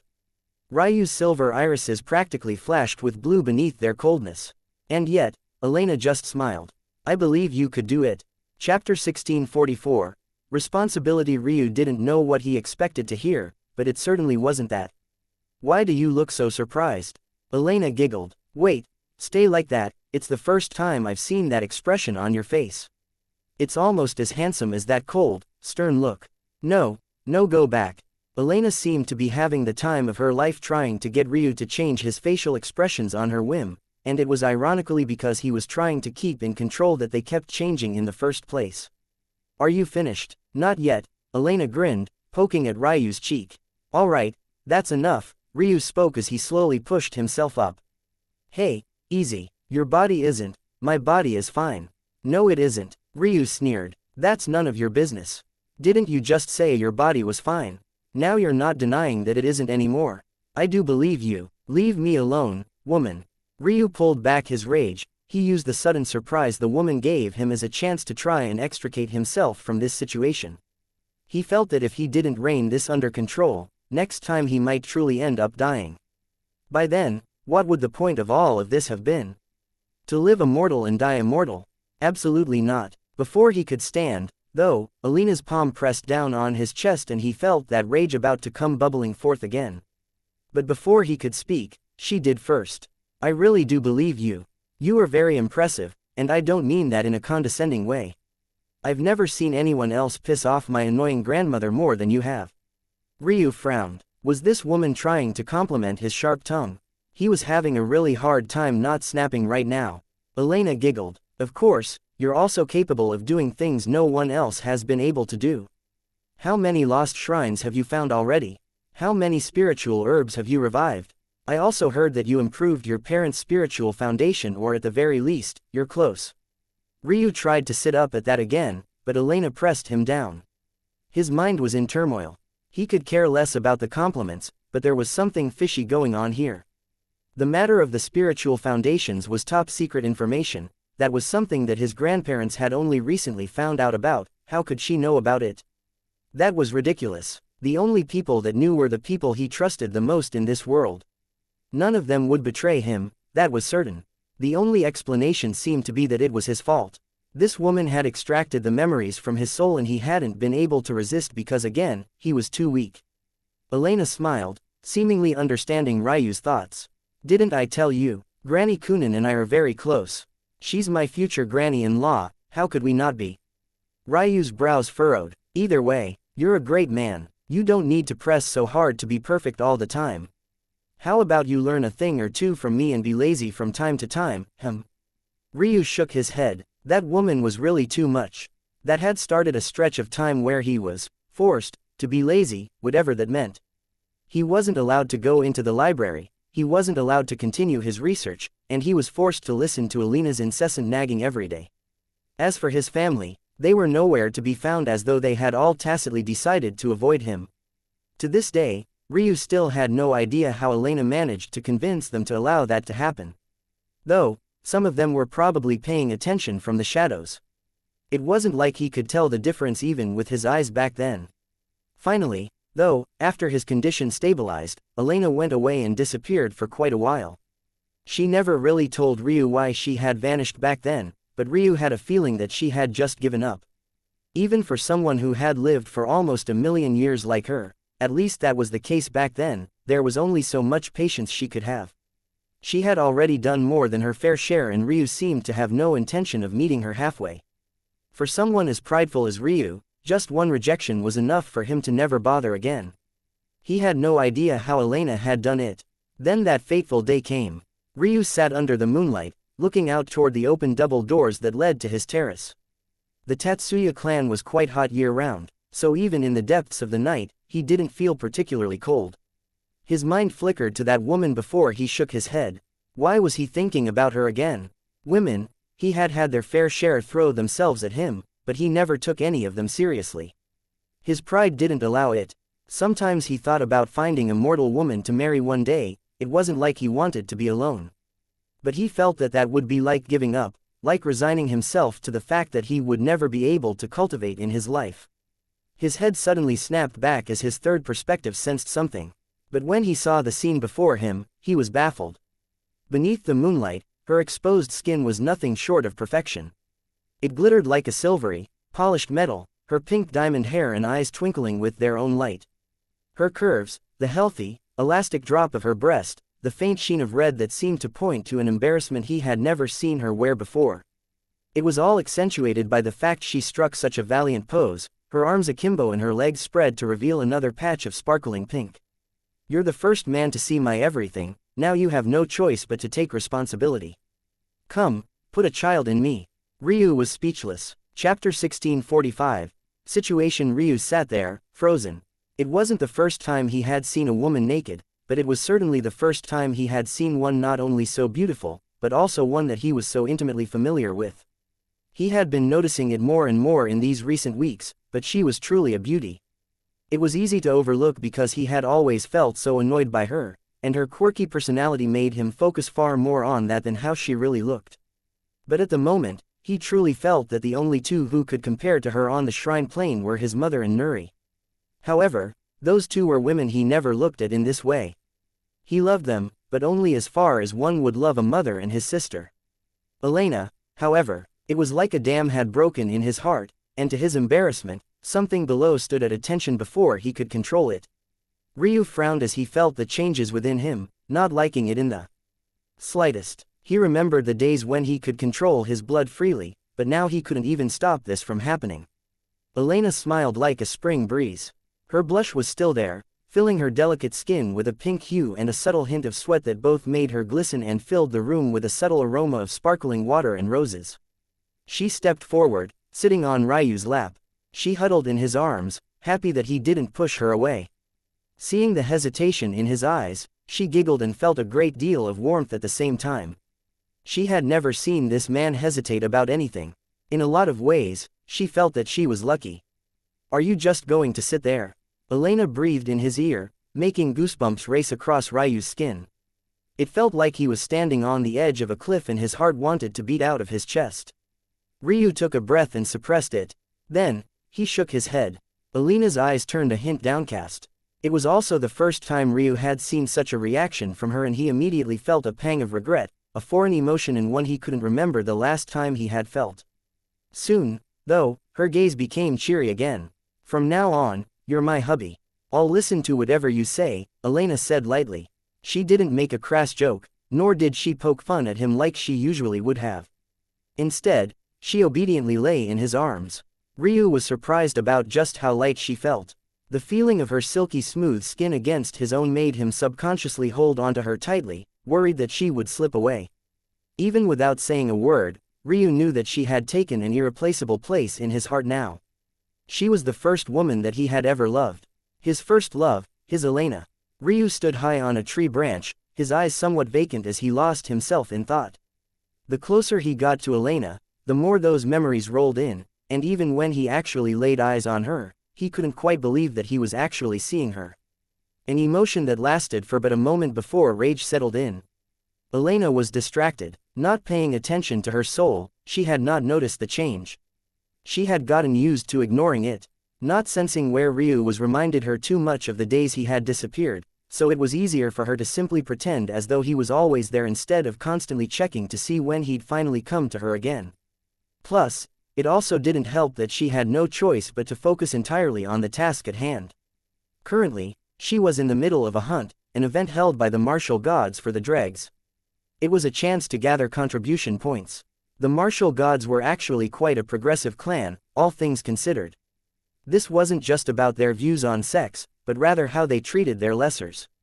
Because dreg bloodlines weren't necessarily useless and were often just forgotten streams of their former glory, if there were any geniuses that climbed up within them, then it could be possible to resurrect one of these branches and allow them to climb back up to the status of one of the tiers. There were many examples of this in the past, though many was just relative. Ultimately, due to how long a period of time these many examples occurred in, it was still an extraordinarily rare event. Elena's life, unfortunately, hadn't been as easy as Ryu had assumed it might be. Ryu knew that her father had high standing and doted on her quite a bit. In addition, her mother might have much lower standing, but she also at least had enough resources to separate away from her battle amongst Elena's father's other wives that she could target sacrum. What Ryu hadn't taken into account was that none of this mattered in the martial god clan. Who your parents were held little significance unless they were the highest existences, meaning powerhouses that were at least Dao sovereigns. And even then, a Dao sovereign would have too little weight to push around in a clan of this magnitude. Alina's father was an extraordinary genius in the eyes of the martial gods, but he wasn't even a Tao sovereign yet. He had made it to the omniscient sky god realm while following the genius stream, and had only very recently did he become a Tao lord. As for her mother, she was, once again, just one of many wives. Her standing was even lower. Even if her father's name carried some weight, it was spread out so far across all his children and wives that it was hard for Elena to claim any piece of it herself. And that led to the current situation. Chapter 1646, Stop. When she returned to the martial god clan, Elena had to rebuild her entire foundation. As such, she had only very recently entered the sky god realm. Let that 5 years, in fact. Though it had been less than 5 years, in that time she had already made it to the true sky god realm. If one ignored her real age, she was currently on pace with the genius stream. She had a little bit more than a year to make it to the perfect sky god realm to keep up that pace. Unfortunately, that wasn't how things worked. The only reason she was even considered as a member of the younger generation right now was because of her father's influence in the first place. If not for this, she wouldn't even have this opportunity at all. And that truth came with its own hardships.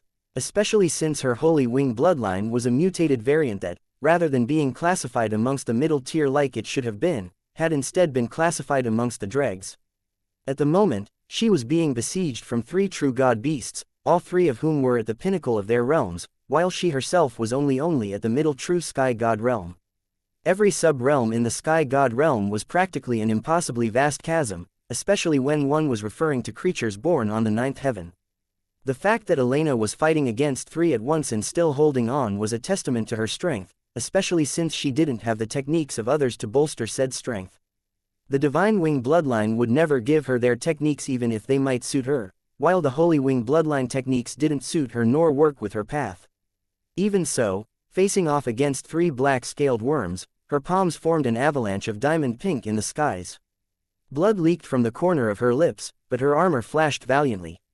This, though, wasn't enough to piss Ryu off.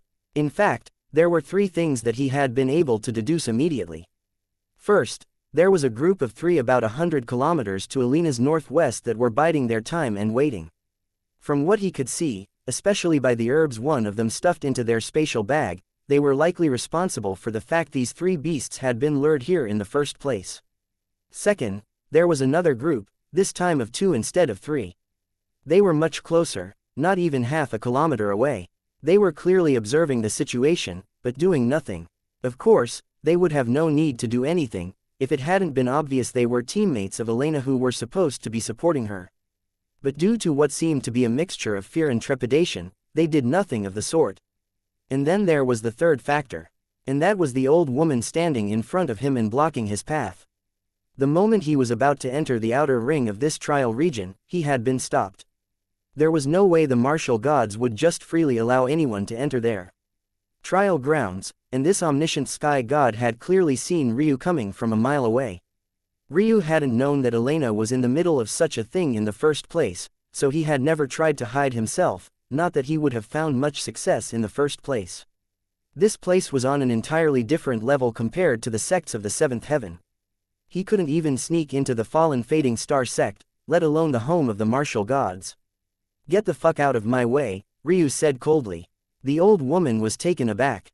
She had no idea who Ryu was, but the way he spoke made her hesitate.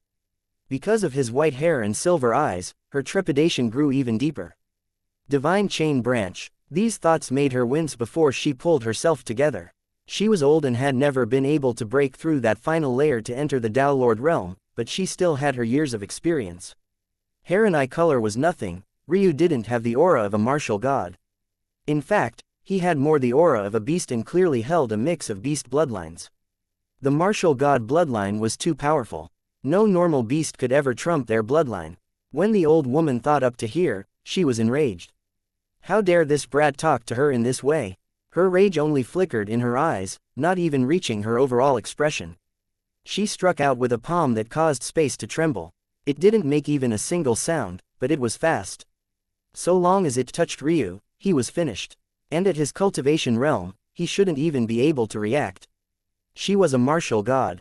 She might only have a dreg bloodline, but it didn't matter to her in the slightest what sort of background Ryu might have since he wasn't also a martial god. They were the gods of the true martial world, their pride should never be impugned upon. Against outsiders, even if Ryu had a Tao god for an ancestor, the clan would never give her up even if she was a dreg. This was their bottom line, their pride as martial gods. Just when it seemed that Ryu would lose his life, there was a gust of wind so chilly the woman felt it down to her bones. The strike slowed down considerably and Ryu took a step and vanished into the void. The old woman's eyes widened at the unexpected change, not only the fact this young man had someone so strong protecting and following after him, but also that he was able to break the space of the ninth heaven as a mere false sky god. Space soul nature. Little Silk appeared, flapping her wings gently. Stop right there. The old woman barked, but Little Silk appeared in her path as Ryu vanished into the distance. Ryu didn't even look back, his gaze filled with a murderous intent. Chapter 1647. The three black-scaled worms looked like vicious, snake-like beasts. Their bodies were covered in horns and their menace seemed to pervade the air with a poison-like domain. However, rather than attacking one's body, it felt like it attacked one's mind instead. Fear, trepidation, disgust. It made you feel all sorts of emotions that ebbed away at your focus chi and made you feel inferior before their might. However, if on one side it seemed to be a bundle of darkness, on the other, there was a sparkling, transcendent-like aura, one that filled the skies with sparkling shards of diamond and palms that could blot out the sun. Elena weaved in and out of their trio of attacks, her dress fluttering along with her hair. Oddly enough, the worms couldn't seem to touch even the hem of her clothing, but every time she tried to output enough strength to deal a deal blow to them, more blood would leak from the corner of her lips, causing her to clench her jaw as though to stop herself from crying out in pain. A tail whip came from her side and her gaze flashed with determination. With a step forward, she struck out a palm to her side, a large, pink and illusory palm forming and grabbing it. Bang! Elena's winced, her entire body feeling like it was falling apart. The weight and strength of these worms were even more sinister than their domain. She had been avoiding meeting them head-on all this time, but she realized that if she didn't, she would never get the chance to win. They'd just slowly whittle her away until she had absolutely nothing left to give. A coughing rain of blood came from her lips, but she didn't let it stop her next movements. A pair of wings appeared on her black, glittering like delicately sculpted pink diamonds. The domain of the worm seemed to be suppressed in that moment, just in time for the follow-up attacks of the two remaining worms. If there was any advantage that she had, it was the fact that her body was much smaller. The beasts of the ninth heaven had their sizes suppressed even more so than the others. However, these true god beasts were still over 15 meters long and had heads that dwarfed her in size. Thanks to this, it was incredibly difficult for them to attack her at the same time without also attacking one another. While she was dodging, they had the advantage. But now that she had grabbed one of them, the other two couldn't attack as they pleased. Instead, they opened their maws, sending out a jet of black liquid that seemed to corrode the air. Elena flapped her wings once and clenched her fist and took a step. Her torso flexed and rippled with strength as she pulled the WYRM up and back, swinging out a powerful booming strength with the other. Somehow, she seemed to be able to transfer the effort and weight of the WYRM from one of her hands and explode with a great amount of strength with the other. Runes on her delicately sculpted wings flashed as her fist imprint crushed the jet of black liquids, popping and sizzling in the air before turning them into a rain of ash and continuing to one of the worms. Bang! Though it tried to dodge, a quarter of its head was blasted to smithereens. Blood and bone fell in shards that played on the heart, dyeing the forest floor in carnage. Elena wanted to celebrate her victory but her body shuddered, a violent fit of coughs shaking her to her core. This time, it wasn't just blood that came up, but her inner organs as well, falling in small fleshy pieces. Her grip on the WYRM she had commandeered loosened enough to allow it to escape and lash out with a tail. At the same time, the second WYRM seemed to have realized the chance as well, slithering by its companion and surging forward.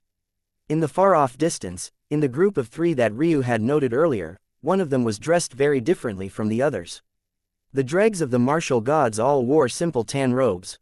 It was a well-designed robe, one that had its own beauty carved out from its simplicity. One wouldn't look at them and assume that they were beggars. However, it was just a fact that they were simple. The third of them, however, wore extraordinarily elaborate robes. One of their shoulders were adorned by feathers from what must have been from an extraordinary beast considering the aura it was giving off, forming a pauldron of energy. The other shoulder, and the entire side of that shoulder for that matter, seemed to be weaved from strong, black scales. As for the feather shoulder's side, it was in perfect contrast to the feathers themselves. The feathers were a delicate white with veins of red, and its half of the robes was a blazing red with embroidery of white. Like this, the robe formed a dichotomy of red, white and black, and despite the imbalance, it seemed to work together well. When the young woman wearing this robe saw one of the worms die, her eyes flashed with rage, her seething anger seemed to scare the two dregs by her side and they felt their hearts shudder. "Die, you bitch," she ground out through her teeth. It seemed that the only thing that could satisfy her would be if Elena died under this assault, but even then it felt like she would never recoup her losses. However, just when it seemed that Elena would die, the illusory palm the first WYRM had broken free from seemed to solidify and she reaffirmed her grip before the beast's tail whip could gather up momentum. At the same time, the last surviving WYRM maw bore down on her, trying to eat her whole. Unfortunately for it, the tail of its companion suddenly appeared in its way. And in that same instant, a young man wearing robes of white and sky blue appeared before the feather and scale-robed woman, his gaze seething. Chapter 1648, let alone the three were taken aback. Ryu had appeared out of nowhere and they hadn't even sensed it. How was that even possible? Space soul nature, the feather and scale-robed woman called out in shock. The number of those that could step into and out of the void on the ninth heaven, while also being below the Tao Lord realm, would not exceed 24. In fact, the young woman felt that even this didn't quite do the shock of this matter justice. The spatial affinity it took to do this was so impossible to put into words for her that she didn't even register that Ryu was just a false sky god for several seconds. And it also didn't help that Ryu didn't bother to speak nonsense. He could have killed them in the shadows. They probably wouldn't have even known what happened. But he felt that such a death for these people would be far too easy. Even on the ninth heaven, the world needed to know that the women of Ryu Tatsuya weren't people that could be casually touched. And if you did, you had to be ready for the consequences. Ryu's fist landed on the woman's chest, a rumbling might causing the skies to tremble. Bang. The woman felt as though all the air in her body had been unceremoniously pulled out. She could feel every moment of her ribcage uncomfortable deforming and almost snapping beneath the pressure. Just a few extra 100 pounds of force and it would have happened, an increment that was infinitesimally small in the eyes of experts of their caliber. She hacked up a lung full of air and shot backward, slamming against a tree. Ryu frowned, not liking the result in the slightest. He had wanted to blast a hole right through that woman's chest. For experts like this, that would mostly be a non-fatal wound anyway. At the very least, she would be able to survive a long while in that state. He could tell that this woman was the beast tamer controlling the worms. Her body was frail as she didn't practice any body realm cultivation methods, and Ryu's own body was exceptionally powerful. And yet she had managed to tank the blow. Fine, he thought coldly. The air shifted and a twin pair of gold and dark gold trigram diagrams appeared in his irises. The aura of a founding Tao fell like a meteor from the skies. The clouds stopped moving and the day seemed to darken. Ryu's stance shifted and the fluttering silver and dark silver runes around him multiplied before a large domain took shape. His self-created martial arts exploded forth and a twin trigram diagrams that spanned just over 10 meters appeared. One rotated counterclockwise and hovered above his head. The other rotated clockwise and was beneath his feet. Sheeing. The sound of echoing weapons filled the space, and yet Ryu didn't take out any weapons at all. His body alone was his weapon. Stop. The two young men seemed to recover for a moment before the waves of shock came one after another. Was that a founding Tao? Who the hell had they just offended? However, when they realized that Ryu didn't have the aura of a martial god, they had no choice but to grit their teeth and press. He was ultimately just a false sky god. He shouldn't be able to bridge the gap to their standing even if they were only the dregs of the martial gods. Plus, their Taos exploded forth and both exuded the air of lower hegemonic Taos. They rushed forward, planning to capture Ryu. Even the omniscient elder from earlier wouldn't have attempted to kill Ryu if she knew he had a founding Tao, let alone these two. The two of them took out spears, their strengths amplifying. One of them seemed capable of layering the air and increasing resistance. The other was almost the opposite, controlling fluidity and making his spear look as though it had no tangible form at all. And yet Ryu's eyes saw through it all. He stood almost relaxed in his battle stance before he suddenly took an explosive step forward. His wrist flickered and almost seemed to wrap around the shaft of the intangible spear. At the same time, he threw a punch that caused the air to clap like thunder. The punch shuttled through the void and smashed against the face of the air solidity-controlling warrior, while his flickering wrist slapped down, sending the intangible spear piercing into the ground. Blood and teeth flew from one as the other stumbled forward, losing their balance. Ryu took another step forward, black-red flames erupting from him as he pierced a claw into the intangible spear-wielding young man. It was just one mistake, one stumble, and yet he had lost his life for it in an instant. His companion felt his head spinning. That one punch of Ryu's had almost taken his head clean off. He could even feel micro-fractures forming in his neck. Ryu realized at that moment that these two were nowhere near the same level as the first young woman, but he also didn't give a damn. He grabbed the rigid spear of the young man while he was flailing and pulled him forward. The young man couldn't even react as he was sent head first into Ryu's elbow, his entire face bending into a U shape as his skull deformed. He too fell to the ground. Dead. Rage flames danced across Ryu's fingers and into his hair. As he walked toward the young woman who had finally managed to gather herself, he looked like a demon who had just stepped out from the abyss. The young woman coughed and wiped away the last bits of saliva from her pink lips with a forearm. She too could feel the founding Tao, and it shocked her to an absolute extreme. Just who was this? However, shock was one thing, fear was another. She sneered, "You can kill the dregs of the martial gods, but can you kill me? Do you even understand the weight of offending a disciple of the beast mimicry sect?" Ryu didn't care to ask why a disciple of this sect was partaking in an event like this one. He didn't give a damn. "Let alone offend you. I'm going to enjoy killing you." Horns grew from Ryu's head, scales grew along his body and claws curled from his nails, glistening beneath the sun. Chapter 1649, In that case.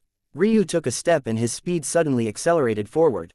Enrika had thought of many ways this interaction could go, but she never expected this. And quite frankly, that was because she was more than just a little bit of an airhead. Either that, or her head was too far in the clouds, riding on a wave of arrogance, to realize the truth before her. She had no idea where Ryu had come from, but he had just casually killed two martial gods right in the middle of their territory without having the aura of a martial god himself. On top of that, he exuded the aura of a founding Tao. Without knowing his background, any sane person would assume him to be a big shot. Who wouldn't give a damn about her status as a disciple of the beast mimicry sect? This was only logical. However, Enrika wasn't completely in the weeds. If there was a ranking down for the power one least wanted to offend, the beast mimicry sect would probably rank at the very top, and that was even beyond the sinister arcane Mancer sect. The beast mimicry sect held this status precisely because of their ability to control beasts. Their sect members were already numerous, but one then had to multiply by a factor of 10 or more to account for all their beast companions. There were even many elders and geniuses of the sect that curated their own beast clans, creating new species that were only just shy of the well-known legendary beasts. The personal frailty of a beast tamer almost didn't matter at all. That was because what was most important wasn't their personal strength, but rather the strength of their souls and their intelligence. Unfortunately for this woman, Ryu didn't believe she had any of this at all. That was because rather than pulling out what other beasts she might have had, she instead stood there talking like he was going to let her do as she pleased. Bang, bang, bang. Enrika's body cratered in 3 places, her gaze going blank as she felt her life slipping away from her.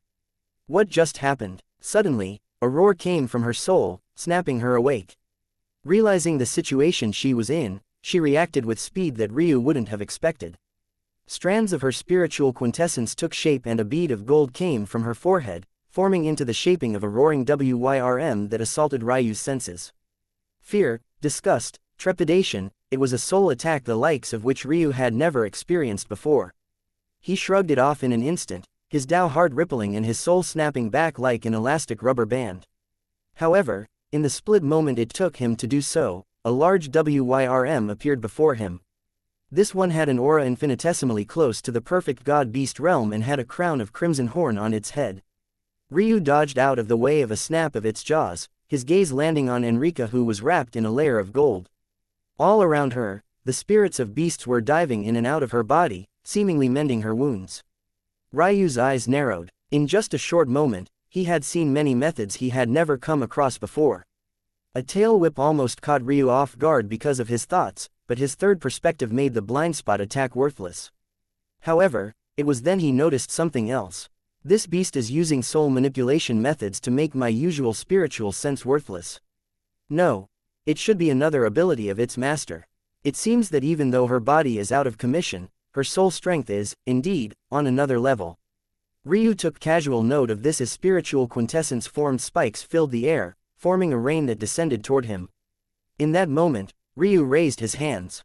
Images of his father flashed through his mind one after another. Titus was capable of using the talents of dragons with such fluidity and casualness that it baffled him. Even when he used his halberd, he could cast dragon breath or dragon claw with the same sort of ease he could with his hands. Ryu wondered if he could do the same. His palms formed jaws of their own, snapping down with dragon claw from two directions at once. He clamped the up jaw of the WYRM with one hand and the lower with the other. The roar of the beast echoed through his very soul, the attack even more potent now than it had been before. But this time, Ryu shrugged it off with even more ease, his shoulders and arms flexing as his claws sharpened. A roar echoed from Ryu's own lips, and the call of dragon's roar made the worm's blood run cold. Its eyes glazing over for a moment. A soul attack, he was unmatched in this respect. His claws ripped through the bone of the creature as he lifted it up, rage flames billowing forth from his body as he swung the creature down toward Enrica. Clang! A shield of spiritual quintessence formed, but the backlash of the soul technique crushed the body of the WYRM, leaving it crying and whimpering in subservience. Ryu lifted it up again and plowed it into the ground. He raised a fist and accelerated it forward, ripping through its eyes as layers of space and time tore through the creature's body. He pulled out a bloody hand, flames burning the blood to ash as he flashed and appeared by Enrica's floating body. Shields sprang up in his way one after another, each one sturdy and powerful. Ryu could see that she was quickly returning to her peak form. She sacrificed her beasts for the sake of saving her life. It's no wonder she only summoned one. In that case, Ryu's claw became a single finger. His image and that of his father overlapped as an extraordinary amount of piercing power descended. Chapter 1650. Reliable high in the skies, his birthed phenomena roared to life, shaking the already trembling skies. He concentrated Dragon's Claw into a single downward motion. The world shook as space bowed to his whims. PCHU. Enrica's head was torn clean through, her eyes only snapping open at the last minute to show her horror. She had been planning all sorts of nasty things for the moment her life finally wasn't in danger anymore, only for this to happen. She couldn't believe that Ryu actually dared to kill her. Her throat was caught before she fell to the ground, her gaze vacant. But Ryu's eyes couldn't help but narrow. He had sensed something just now. Reaching down, he ripped the pouch on the woman's side away and found that there were hundreds of beasts within. Of course, most of these beasts were just small fry, a large number of them only being at the fragmented sky god realm. Clearly, Enrica had been sacrificing the lessers because she didn't want to use her more valuable beasts, and that had made her suffer dearly in the end. Because so much of her soul was diverted to sacrificing her beasts, she could only control one beast at a time and had probably already given up on controlling the beasts fighting Elena. To make matters worse, because she was only absorbing the weaker beasts as a healing sacrifice, it was taking her longer than it otherwise would have, making her outcome all the more set in stone. But this wasn't what Ryu had sensed. There was something that tried to work but failed. The moment he had this thought, he found it. A claw dug into Enrica's skull and he found a shard that made his frown deepen. This should be connected to beast mimicry sect territory. It failed to activate because, in all likelihood, the martial god formations blocked it. Is it a life-saving measure? No, not quite. Ryu was sure that life-saving measures did exist. Though, it was probably more likely that anyone that had such a thing would instead have a death guard following them around much like he had. Such things were reserved for the cream of the crop, and if Enrica had come here to participate in what was otherwise a small gathering, she certainly was not one. In fact, she was probably barely an outer sect disciple, if she was even that at all. This shard, there were strong spatial fluctuations, and it hadn't tried to give energy, but rather take it away. Was it implanted to control her? No, maybe to take advantage of her. Ryu wasn't sure. The runes on this thing were well beyond him and he suddenly felt the urge to study them. But for the time being, he made a move to put it away. Then, he looked at the spatial bag again. I think that I might be able to stop people from using this spatial device entirely. This is much more complex than a normal spatial ring. I wonder. The world inside the spatial bag was like a real world, and it functioned more like one. In order to make it more manageable, there were several runes and things of the like used to aid those without the same sort of spatial awareness to quickly find the beasts they needed in such a large area and safely bring them out. In addition, because the beast couldn't just plop into your hand, there were also extra runes designed to help one plop them down within a given area. This bag seemed to have a working range of around 10 meters, but someone of Enrica's caliber could probably only control around 5 meters. This was to say that in Ryu's presence, until they summoned their beasts beforehand, those of the beast mimicry sect probably wouldn't even be able to mount a proper assault against him. Well, at least not one that required their beasts. No wonder she reacted so fiercely to my spacetime soul nature. I just didn't notice it quickly enough. Ryu put the spatial bag away along with Enrica's corpse. He realized that Selhira's father had greatly improved his Golden Moon world. It was just as large as it was on the 6th heaven and no longer shrunk down, or else Ryu realized it might have collapsed the moment he stepped onto the 9th heaven. A smile spread across Ryu's lips as he took a step and vanished. When he appeared again, he found a delicate beauty with a slight frame, taking long, heaving breaths. She stood over 3 corpses, her fingers dripping with blood and her gaze somewhat absent.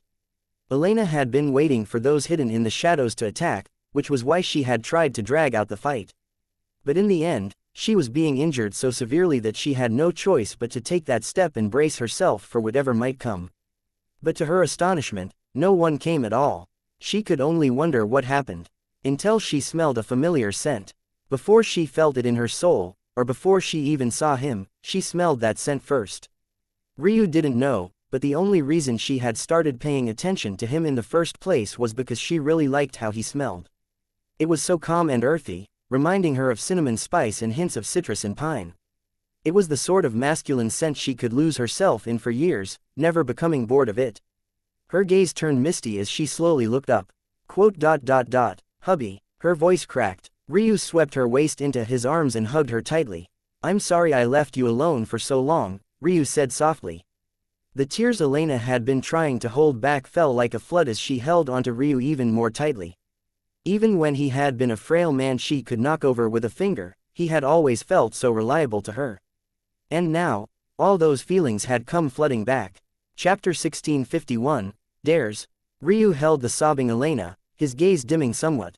This was his fault, he knew it was his fault. Even if he had spent 999 years stuck in a cycle of rebirth, a rebirth that was likely responsible for the reason he had been able to relay his foundation so quickly to begin with, what about the almost decade afterward? It was an irrational feeling, he knew that. Until quite recently, just setting foot on the 9th heaven would have killed him. This wasn't a matter of the martial gods hunting him down, but rather the environment itself was something his body simply couldn't withstand. That was a huge issue to contend with even before he got to the many people and things that would want him dead. But even with all of this being the case, he felt that it was his responsibility to not be weak, his responsibility to be here, his responsibility to climb through hell or high water to be by her side. The fact he couldn't was a notch against him, a blemish on his soul, and one he had no one to blame but himself for. He could think of any number of acceptable reasons for why he couldn't be here, but none of it should have mattered. Especially when he thought about why Elena left in the first place. For a long time, Elena was just content with what she had. She was content to live out the rest of her days in Sacrum. She was content to have a cripple for a husband even if it meant that he would only be in her life for a short time. She was content with what she had.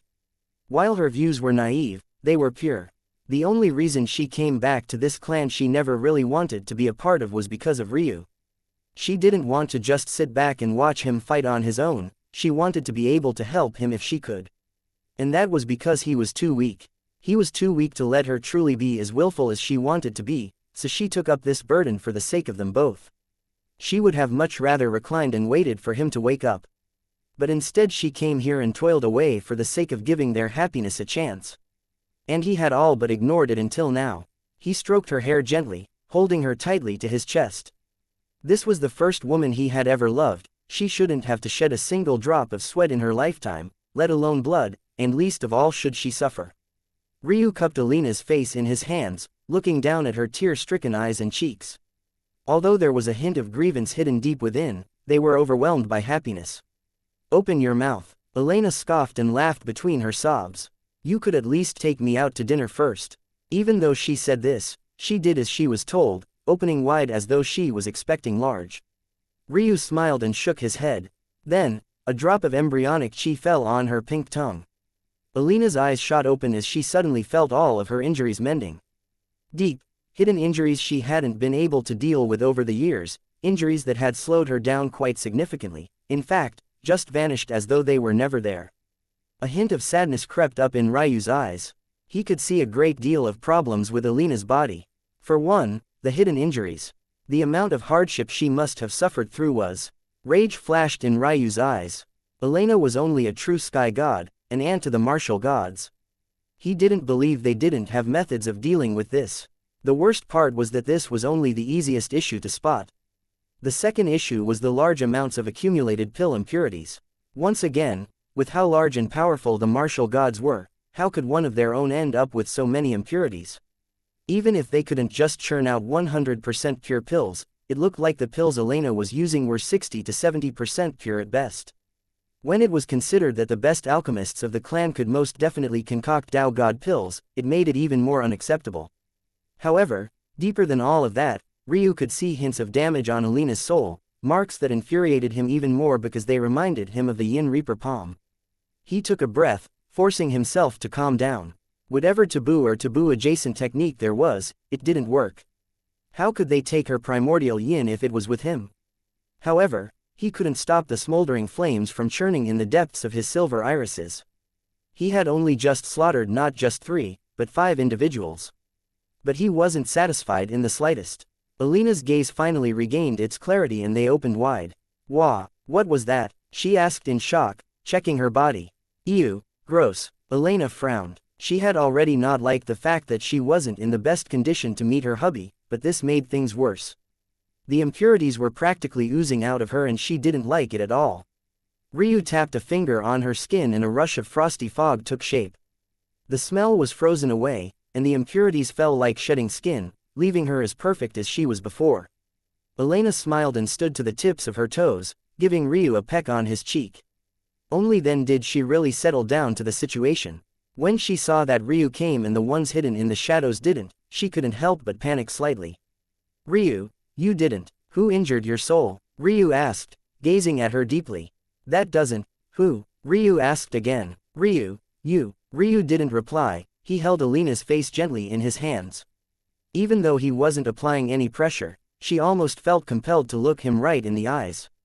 No matter what she did, she couldn't seem to look away. "Ryu," she said softly, biting her lip. "This person is already a perfect sky god, and they're almost close to becoming a transcendent sky god. On top of that, they are part of the high tier." "Who?" Ryu asked again lightly. Elena seemed to melt. Ryu's gaze was the same indifference she remembered, the same unbothered, unadulterated confidence. She had known this would happen. His only doubts in his first life were toward his cultivation, but he never felt inferior to anyone. His only challenge was himself. When she said she believed that he could destroy the Holy Wing clan if he wanted, she had meant every word of it. When she tried to stop him from fighting against the martial gods, it was never about not believing in him, it was because she knew that the moment he did, any chance she naively thought they had at peace would cease to be. "Okay," Elena said softly. She didn't mention the name, but her words are effectively the same. It wasn't like Ryu would recognize the name anyway. All that mattered was the sentiment. "Little Silk," Ryu called out. A flash of sky blue cut through the skies. Beneath her, wrapped in bundles of silvery blue silk, there was a familiar old woman whose eyes were opened wide with shock and rage. "Leave her here. Don't kill her. Let's go." Ryu took Elena's waist and took a step, appearing on Little Silk's back.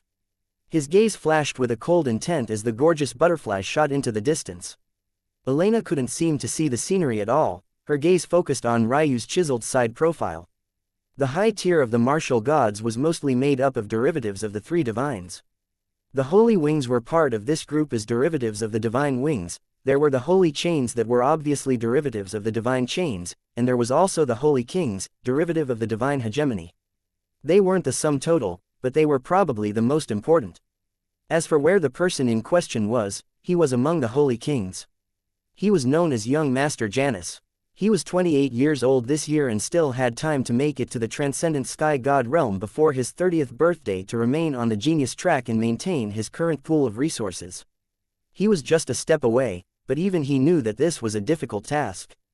He was just a step away, but anyone who would say they were 100% confident could only be a conceited fool. As for being a generational talent, that was impossible. Such a talent wouldn't ever be 2 years away from falling off the genius path anyway. Those freaks would have probably broken through to the omniscient sky god realm 20 years in advance. I'll succeed in the task Mother asked of me soon and that bitch will be dealt with. That should get me a few more resources. But I don't need more chi. I need inspiration to break through with my Tao. I'll have to trade them for a change using the boom. Janus, entire courtyard trembled as though the world was coming to an end. Who dares? He stood up in a rage. Although he sounded enraged, his mind was calculating many things. Who the hell could make it through his protective formation so easily? Chapter 1652. Herd of gorillas. The area wasn't exactly densely populated. It was a region not too deep into the high tier either. However, densely to mortals versus what a cultivator might expect it to be were on entirely different levels. In a world like this one, even if the homes were dozens of miles apart, it was a matter of a glance for the various homeowners to check on what was going on, let alone the fact these homes weren't nearly so spaced out. Janus' home was a mansion that squared off what was at least 50 meters longitudinally and latitudinally for itself. But for experts like them, this matter was hardly the effort of a single step. Usually, privacy in these regions was protected with the use of formations, but as Janus had said, his own had just shattered, causing the senses of the entire neighborhood to fall on him. However, even before that, Ryu's entrance was far too prominent. He descended from the skies riding upon a beast whose aura was infinitesimally close to the Lord Beast realm, and shattered a formation that should have taken some time to deal with in an instant. But even more eye-catching than that, it was Elena. Elena was someone that most knew. They knew of her standing, and it made many wary of her, but it also made others much more antagonistic toward her as well. Status was always a double-edged sword, especially when you were weak. While most would avoid her entirely, there were some that would go out of their way to harass her and make her life a living nightmare. Even so, she was undeniably beautiful, and her rise in recent years, after almost a millennia of dormancy, could be said to be meteoric, bringing more attention to her when even those who might have some animosity toward her would have ignored her before simply due to how weak she was. However, at this moment, she was hanging from the arm of a young man. His momentum might have felt frightening at first, especially considering the beast he rode upon. But when he took a step forward and landed in the courtyard on his own, his true aura was on clear display for them all to see.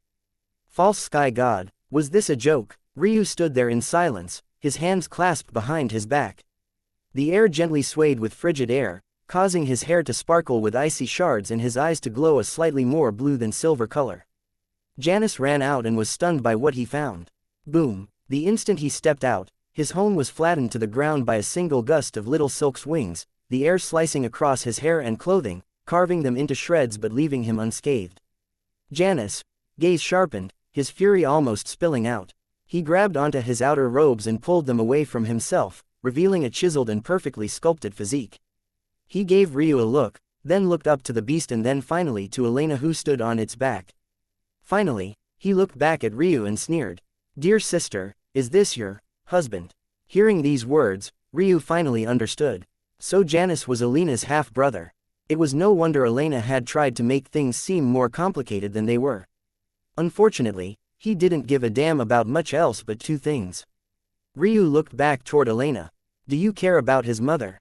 Ryu asked, meeting Elena's gaze. He turned his eyes away from Janus as though he didn't matter in the slightest. Elena's eyes sparkled. "No, I hate her." Ryu's lip curled into a smile. "Do you care what your father thinks about his death?" "No, I hate him too." These were words that Elena had never dared to speak to anyone but herself, words if she usually spoke would end in a world of hurt for her.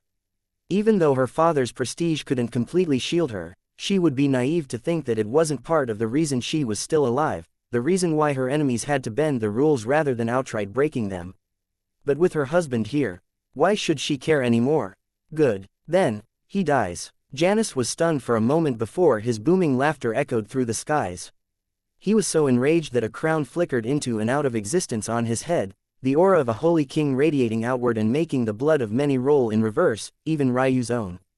Ryu's gaze slowly turned back toward Janice, his complexion paling and rosing as his blood raged out of his control. But all the while, the calmness in his eyes didn't seem to fade in the slightest.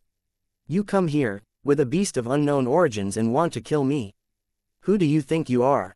My beast will not attack, Ryu said lightly. It will be me who crushes you.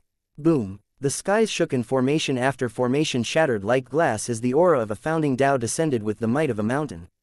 Twin trigram diagrams appeared above and below Ryu, as well as in his eyes. His birthed phenomena rose high into the skies, its looming presence suffocating the chi in the region. Ryu had always had a great weakness. It felt like his abilities were always auxiliary and never directly increased the foundation of his strength. However, what once might be seen as a weakness had become a great asset.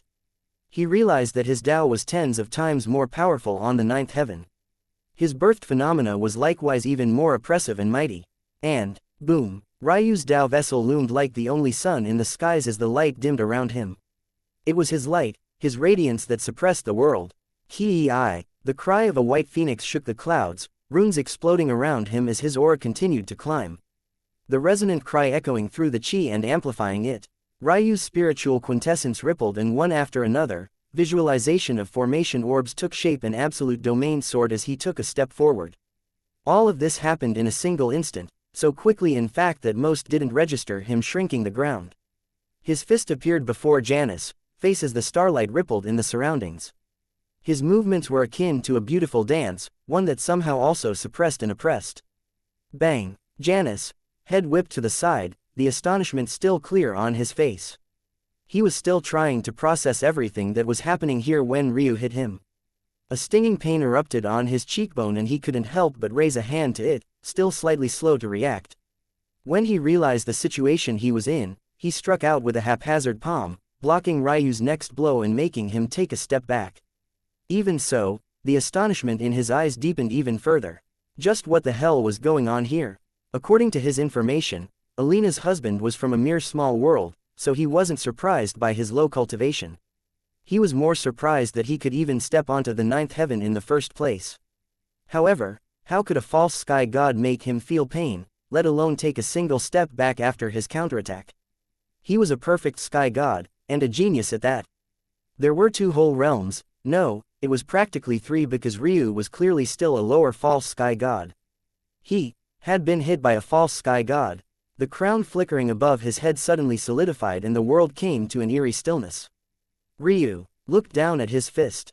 He had actually broken his hand on that attack. It was the first time since he had gotten it that his boundless cosmos bone structure had collapsed under pressure. It wasn't just the hardness of Janice's body that was secondary. Rather, it felt like anything that came in contact with Janice was under his own laws and regulations, even to the point that just contact with him at all was blasphemous and had to be punished. So that's the Holy King bloodline, huh? Interesting. Ryu shook out his wrist as though he couldn't feel the pain, snapping his bones back into place before circulating embryonic chi and healing it completely. Then, he looked at Janice. Everything in the world truly had stilled. His birthed phenomena and Tao vessel were struggling to maintain control over the chi in the region, and he could even feel that his bloodlines were more than just rolling in reverse now. They were practically rebelling as though they wanted to rush out of his body and pay homage to Janice rather than him. Since you've come here today, don't think of leaving. I will crush you until your worthless pride is nothing more than a shattered pile of bone. Ryu met his gaze, looking at the shimmering gold that took shape within them. His Tao heart suddenly glistened. Like a reflective blade catching the sun's rays, it sparkled and the hold Janice had on his body seemed to have disappeared. I've never had much respect at all for the martial gods, Ryu said lightly. You speak of pride a lot, but I don't think any of you actually knows what that means. You lower yourselves to the most grotesque of standards, then puff out your chests like a herd of gorillas. Let me show you what true pride is. In the face of even the greatest odds, it does not break nor fold. Ryu's eyes shone with a resplendent light. Heaven's Gate, open. Chapter 1653. Congratulations. The legend of the Heaven's Gate hadn't appeared in generations, and the legends built around it were akin to the stuff of mythos. It was said that the Earth's Gate held the secrets to life and the Heaven's Gate held the secrets to existence. They sat on two opposing ends of reality, creating the parameters by which creation itself could flourish. And today, the Heaven's Gate had appeared again. They were tall and looming, so much so that no matter where you stood on the ninth heaven, they could be seen as clear as day. Golds, silvers and bronzes, wound together in a fanciful embroidery that encompassed all that ever had been and ever would be stood in an impossible tall arch. And with a step, Ryu took a step through it. It was a simple action, one unadorned and lacking any sort of flair. His hair danced gently, a delicate glow gliding across his blemishless skin. His chi realm cultivation rose to the peak of the true God realm. His body realm cultivation rose to the pinnacle of the false realm. His mental realm cultivation rose to an unmatched level within the true realm. His Tao rose from the false grade to the true grade. His internal matrix thrummed and advanced as well, raising his Tao to an equivalent realm of the perfect grade. His inheritances and comprehensions all advanced, his fluttering hair dancing with more and more fervor as his chilled of chaos and chilled of order constitutions blended together into a tempestuous rain. Ryu had thought about what he should do here. Should he fight a long, drawn-out battle? Should he try and hide his cards to the best of his ability? Should he restrain himself and find a more clever or unique method to seek justice for his wife? But then he understood something. This was no longer the lower heavens. The very people who had targeted him as a child were present in this land. They knew of his beyond perfect extreme spiritual foundation. They knew of his mysteries of heaven and earth pupils. They knew of his chaotic silk meridians. In that case, why not give them a taste of the strength they had feared so much they took steps to suppress it in the crib? His eyes of now and his eyes of back then were not even comparable. In the past, a single use of Earth Gate or Heaven's Gate would leave him unable to use it for months to years depending on the situation. But now, this was his power, and it was entirely under his control. PCHU. Janus tried to dodge, but he felt the laws of the world break around him. He suddenly couldn't tell up from down or left from right. He thought he was moving away, but he ended up running right into Ryu's claws. His chest was pierced by 5 incisions at once, and his eyes couldn't help but widen into saucers. He could feel the edges of Ryu's claws grazing against his heart, lightly touching the soft flesh as though gently checking if it could handle being punctured. Impossible, impossible. Janus' eyes were completely filled with despair. The control that Ryu had exhibited just now was that of a transcendent. It was definitely transcendent control, but how could a false sky god possibly have transcendent control? A transcendent with spacetime soul nature. How could anyone beneath the transcended sky god realm possibly defeat him? No. It's possible, Janus thought, his eyes dimming further. It would just have to be one of those monsters. Janus realized now more than ever how large the gap between him and one of those geniuses that scoffed at their standards. They didn't play by the rules of common sense, because they didn't have to. Since he couldn't win in a straight-up fight, then he would just have to find another way. Janus roared, feeling Ryu's claws about to crush his heart. The shattered formation of his courtyard was suddenly replaced by another, one hidden beneath the first and also one that Janus had never had any reason to activate before.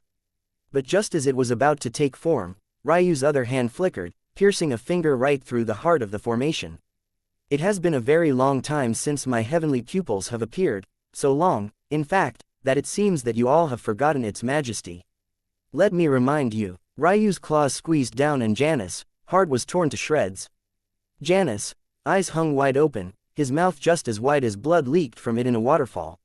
He coughed, then chuckled a bitter laugh. I hope you've enjoyed this small victory. Janus coughed again, the crown of chi above his head flickering into and out of existence. Ryu didn't say anything, but he could truly feel the strong vitality of martial gods at the moment. Granted, Janus was a perfect sky god, but he looked like he could still live for several days even with his heart in such a state. Boom, but I already knew that it would be useless. That formation had another purpose entirely, one I'm sure you saw through as well and didn't give a damn about. That's the thing about you monsters, always so arrogant, always believing that you're above it all. Never being able to see the bigger picture. For you to appear now, though, it means you saved my big sister from the dreg hunt, and if you saved her, that almost certainly means that you clashed with Enrica, and considering your arrogance, she's almost certainly dead. Do you think that a beast mimicry disciple would just appear in martial god territory without rhyme or reason? Janus suddenly heard a chuckle that caught him off guard. Soon, He found himself lifted up by the wounds in his chest until he looked at Ryu face to face. "Congratulations," Ryu said with a smile. "You've earned yourself an extension on your life." Confusion painted Janice's expression. "Confused? Don't be. Wouldn't it be a shame if you didn't see your little scheme fall flat on its face?" Chapter 1654. Skip this farce. Boom. Boom. Boom. Almost the instant Ryu finished talking, the skies were filled with flying treasures. The first to appear were, of course, those in courtyards adjacent or nearby to Janice's own. But very quickly, there were others. None of these people were part of Janice's scheme, however. Rather, it was because of the appearance of Heaven's Gate that they had come. It was not a phenomena that could be ignored in the slightest, and Ryu had already known the kind of commotion it would cause. In fact, that was part of the reason he had used it in the first place. Soon, however, those that Janice had called forward personally would arrive. Ryu had, indeed, seen it. The hidden formation was multifaceted. Any activation of it would mean that Janice was in great danger to begin with, and if it was destroyed it was even more of a sign. The moment it had been activated, the individuals with the most investment in Janice had likewise already appeared. Countless gazes landed on Ryu, and just as many seemed to widen. How could they not recognize Janice? He was a holy king. He might not be among the hegemons, and he was nowhere near the best of the holy kings either, considering how close he was to falling off the genius path, but Ryu was clearly radiating the aura of a true sky god, and he didn't even have a single scratch on him. And then there was Alina's existence. They had all taken note of this woman long ago, and she clearly seemed to be with Ryu. But where did this man come from? Or maybe even more importantly than that, where did the beast she was riding on come from? They didn't just make obedient omniscient god beasts on the verge of becoming lord beasts, it just didn't happen. Their gazes landed back on Ryu, who had a hand through Janice's chest. The latter coughed up blood from time to time, but he didn't dare to move as Ryu tossed his body around as though he was a sock puppet. The rage in his eyes was extremely subdued at the moment, not spilling forth even after he spotted exactly those he wanted to see. At that moment, the crowd of flying treasures was forced to part beneath the majesty of two people, both of whom were exuding the aura of the omniscient sky god realm. Behind them, there was a single young man wearing robes of pristine white aside from the golden branches and the singular pauldron formed of black scales on his right shoulder. This young man looked young, extremely so. Only about 16 or 17 years old, and yet, he exuded the air of a lower perfect sky god that somehow felt no less inferior to the two omniscient sky gods he was following behind. In fact, if one looked more closely, it felt that less than following them, they were escorting him. It was just a few word difference, but it was a difference that weighed as heavily as a mountain. Janice, one of the omniscient sky gods, called out in shock. She had rushed over here, but she expected to see her son on the losing side of a great battle. She never expected that she would come to see his life hanging on by a thread. Her gaze flashed like lightning when it landed on Ryu, but she frowned when she noticed Elena a moment afterward. There were only two explanations, but she felt like one was entirely inappropriate and yet somehow also made the most sense. It was either this was Elena's husband, the one she talked about so much, or she had finally given up on that trash and found someone else to rely upon. It wasn't like the martial gods weren't known for the promiscuity, not many would bat an eye to her change. However, Elena had been so oddly staunchly opposed despite receiving many decent offers. Had she finally grown tired? Both explanations had reasons that didn't seem to make much sense. On the one hand, it was too out of character for Elena. But on the other, how could someone from a small world defeat her son with so little effort? "Unhand him," she said coldly. Ryu shook Janice, causing him to cough up another mouthful of blood. It almost looked like he was asking him, and this only infuriated his mother all the more. Janice's mother was on the verge of asking Ryu if he knew who her husband was, but when she looked toward Elena, she knew that she would only be humiliating herself by attempting to do so. Rika, Janice wheezed out. The young man frowned when he heard this. He had been only really curious about the Heaven's Gate, which was why he had bothered to come at all. But he didn't expect to hear these words. Why was Janice mentioning his sister? She's dead. Janice pushed out again. Ryu didn't make any attempt to stop him, and Janice likely knew this as well. The young man felt like he had been hit by a bolt of lightning. What? He only spoke a single word, and it didn't even seem to have much strength behind it, but all the chi in the skies flowed in reverse. Except for the chi in one area. The air around Ryu was so stable and unmoved that it painted the picture of a calm lake. Janice struggled and pointed a bloody finger right at Ryu. But because they were so close, he ended up weakly hitting him first. Ryu shook his wrist and tossed Janice away.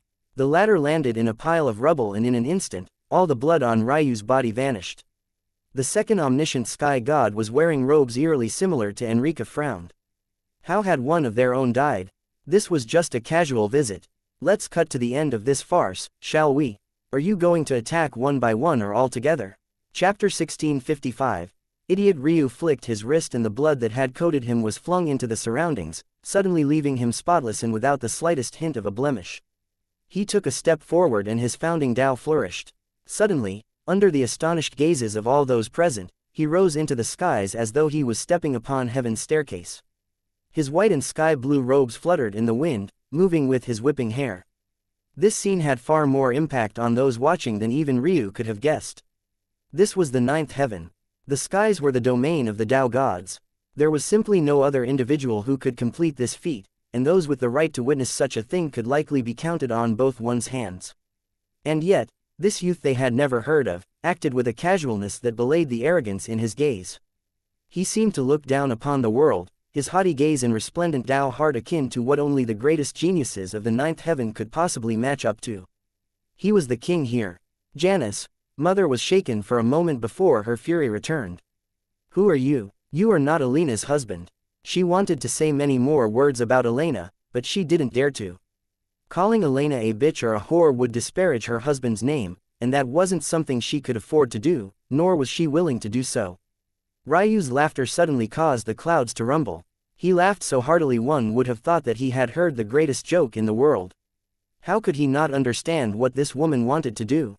She thought that he definitely wasn't Elena's husband, so by mentioning the fact that one existed, she thought that he could make him turn on his own wife. But, wasn't she a little too stupid? My wife's name is Elena Tatsuya. Do you have any more questions? The skies shook as the twin trigram diagrams in Ryu's eyes sparkled with a shimmer and gleam. His momentum continued to climb as the words slowly sunk in, the Tatsuya name striking them like thunder. I've heard that the martial gods have had quite a time, thinking to themselves to be great, suppressing my wife and treating her like she was someone without protection. Today, you'll pay for that. Sashi, Janice's mother, was slowly regaining her calm. This Ryu was exceptionally good at pressing down upon their weaknesses and making them squirm. She could even feel a subtle down pressing on her courage, trying to crush it into minced meat and suppress her to the point she couldn't even raise her head. It was only now she truly understood that power of a founding Tao of legends. However, after realizing that Ryu had the mysteries of heaven and earth pupils, it all seemed to make sense. If the owner of these eyes couldn't form a founding Tao, then who could? If only she knew that Ryu's founding Tao had been formed before his eyes were unsealed. As for what he could accomplish with them finally back at his beck and call, well, it seemed that many scurrying lab rats had run to his front door to give him the chance to find out. I've grown bored of this. Little Silk, whoosh. Sashi and the older woman from the beast mimicry sect suddenly felt a great cold shiver run through their spines. It felt like countless icy daggers, so thin they couldn't even see it with their naked eyes, had appeared around them. If they moved even the slightest inch, they would be crushed. Bang! At that moment, the silent young man who had a silent, brewing rage in his eyes, suddenly waved a hand, shattered the shroud of hidden ice needles. From the very beginning, Ryu had directly ignored him as though he wasn't even worthy of his time. This infuriated him, but not more than the supposed death of his sister. Mysteries of heaven and earth pupils. So what? He hadn't come here when he sensed heaven's gate for the sake of bowing and scraping. He had come to see if a mere 7th-ranked heavenly pupil was even worthy of him taking action. Founding Tao, what worth did it have at the true God realm? Was it better than his own ancient Tao of a far superior level? His Tao heart shone in his chest like a furious ember. No one could make him lower his head. You'll pay for this. He moved without another word, not introducing himself, not even asking for Ryu's name. None of it mattered to him. He struck out with a fist that made the world lose color. Ryu shifted a gaze over. The world seemed slow to him, moving in frames per second instead of a smooth cadence. He saw so many flaws in the fist in an instant that he almost felt lazy. A beast tamer attacking a close combat expert like him with a fist. Was he really so arrogant? Ryu stretched out a palm, his cosmos fog stirring as his body weight increased hundreds of fold in an instant. Bang! A clap of echoing thunder rang. It sounded like they had nestled within one another, layering and booming out with a sudden violent cadence. Ryu towered over the young man, unmoving in the skies as the latter was sent flying backward. Compared to Ryu, who was controlling his own flight, the young man was only relying on a flying treasure. He stood no chance in such a confrontation even if one disregarded that beast tamers had no such close combat skills. He thought himself a genius who could overwhelm Ryu regardless of the field. Unfortunately, he was mistaken. The young man barely caught his balance, his flying treasure teetering in the air. His face twisted with embarrassment and rage. "Idiot," Ryu spoke without the slightest hint of respect. "How about you try and take out your beasts instead?" Chapter 1656. Two paths. Valerius thought he was truly seeing in red. "Do you think you're worthy of such a thing?" Slap. Valerius had no idea where it came from. Ryu hadn't even taken a single step. His hand just swung and a handprint deformed his cheek and left a tooth flying into the distance. "Every moment you don't, I'll increase the strength of that slap by 10%. You," the sound echoed even louder than before. The beast tamer woman seemed to finally regain her bearings. "Stop right." Ice needles appeared once again, these ones even more robust than before, and yet somehow even less detectable than the first time. Another slap. This one shattered Valerius' cheekbone and part of his jaw. The side of his face swelled into a balloon. By the time the fifth descended, Ryu was greatly disappointed. The combination of genius and youth on the ninth heaven left him feeling no sort of exhilaration. Those that were both great enough geniuses and of adequate strength to fight him were still teenagers. Their minds lacked any sort of refinement, their techniques were what were passed down to them from others, and they had yet to form a single individual thought yet.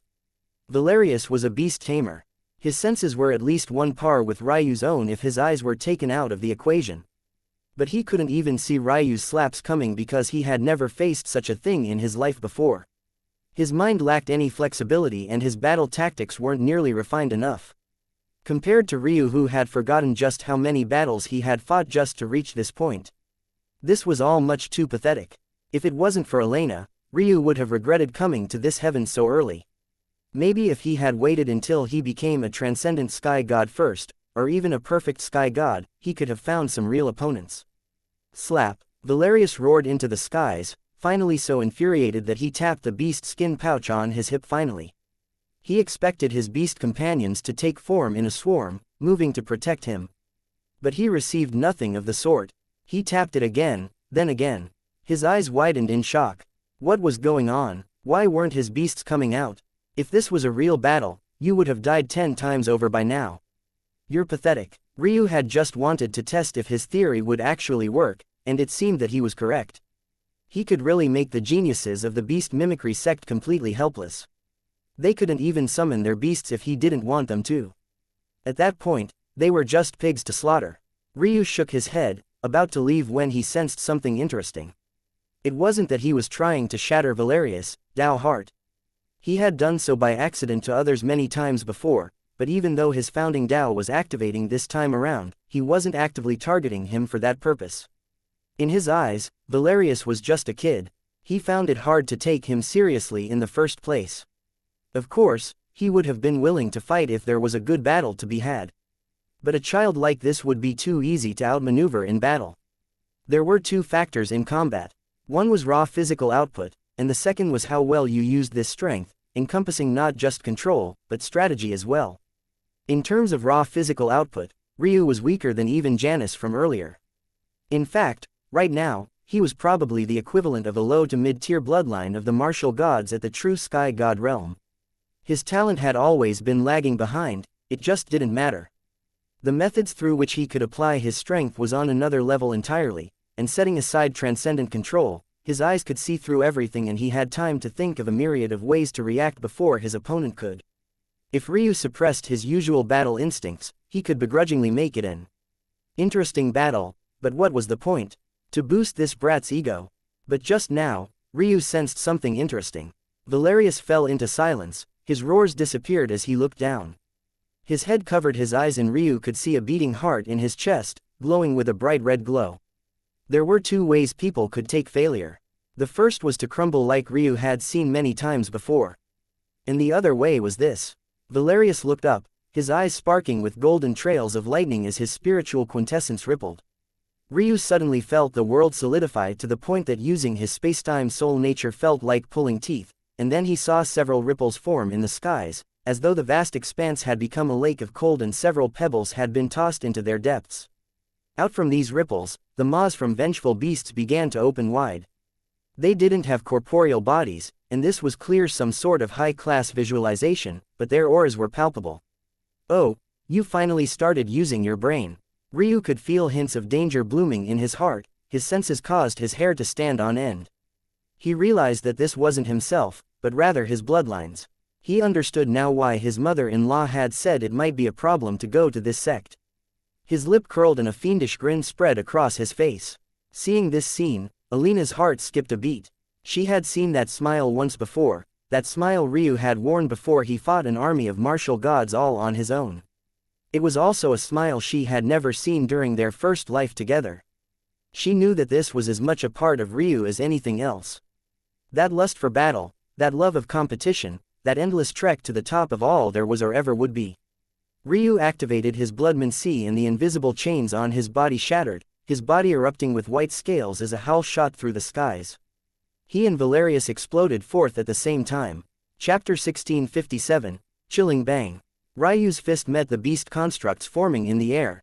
For a moment, it looked as though they were evenly matched, but in that instant, Ryu's perfect blackbody soul thrummed. Bang! The beast constructs seemed to implode, becoming large streams of spiritual quintessence that erupted from their innards and spilled out into the surroundings. Valerius, eyes narrowed, but his hands quickly began to form hand seals. He took note of Ryu's perfect blackbody soul, deducing what had just happened in an instant and changing his tactics. His arms spread out and his Tao erupted, the billowing aura of a higher ancient Tao spilling into the surroundings. The constructs that Ryu had just blown apart seemed to reform on their own, a cascading swell of life and creation pooling. For a moment, the constructs didn't seem to just be constructs anymore, but rather real, living, breathing beasts. Valerius pressed two fingers, holding one palm out toward Ryu and raising those fingers into the sky. Blood was pulled out from his pores, chi spilled out from his mouth and nose, and spiritual quintessence swirled among them, forming an amalgamation of something entirely new.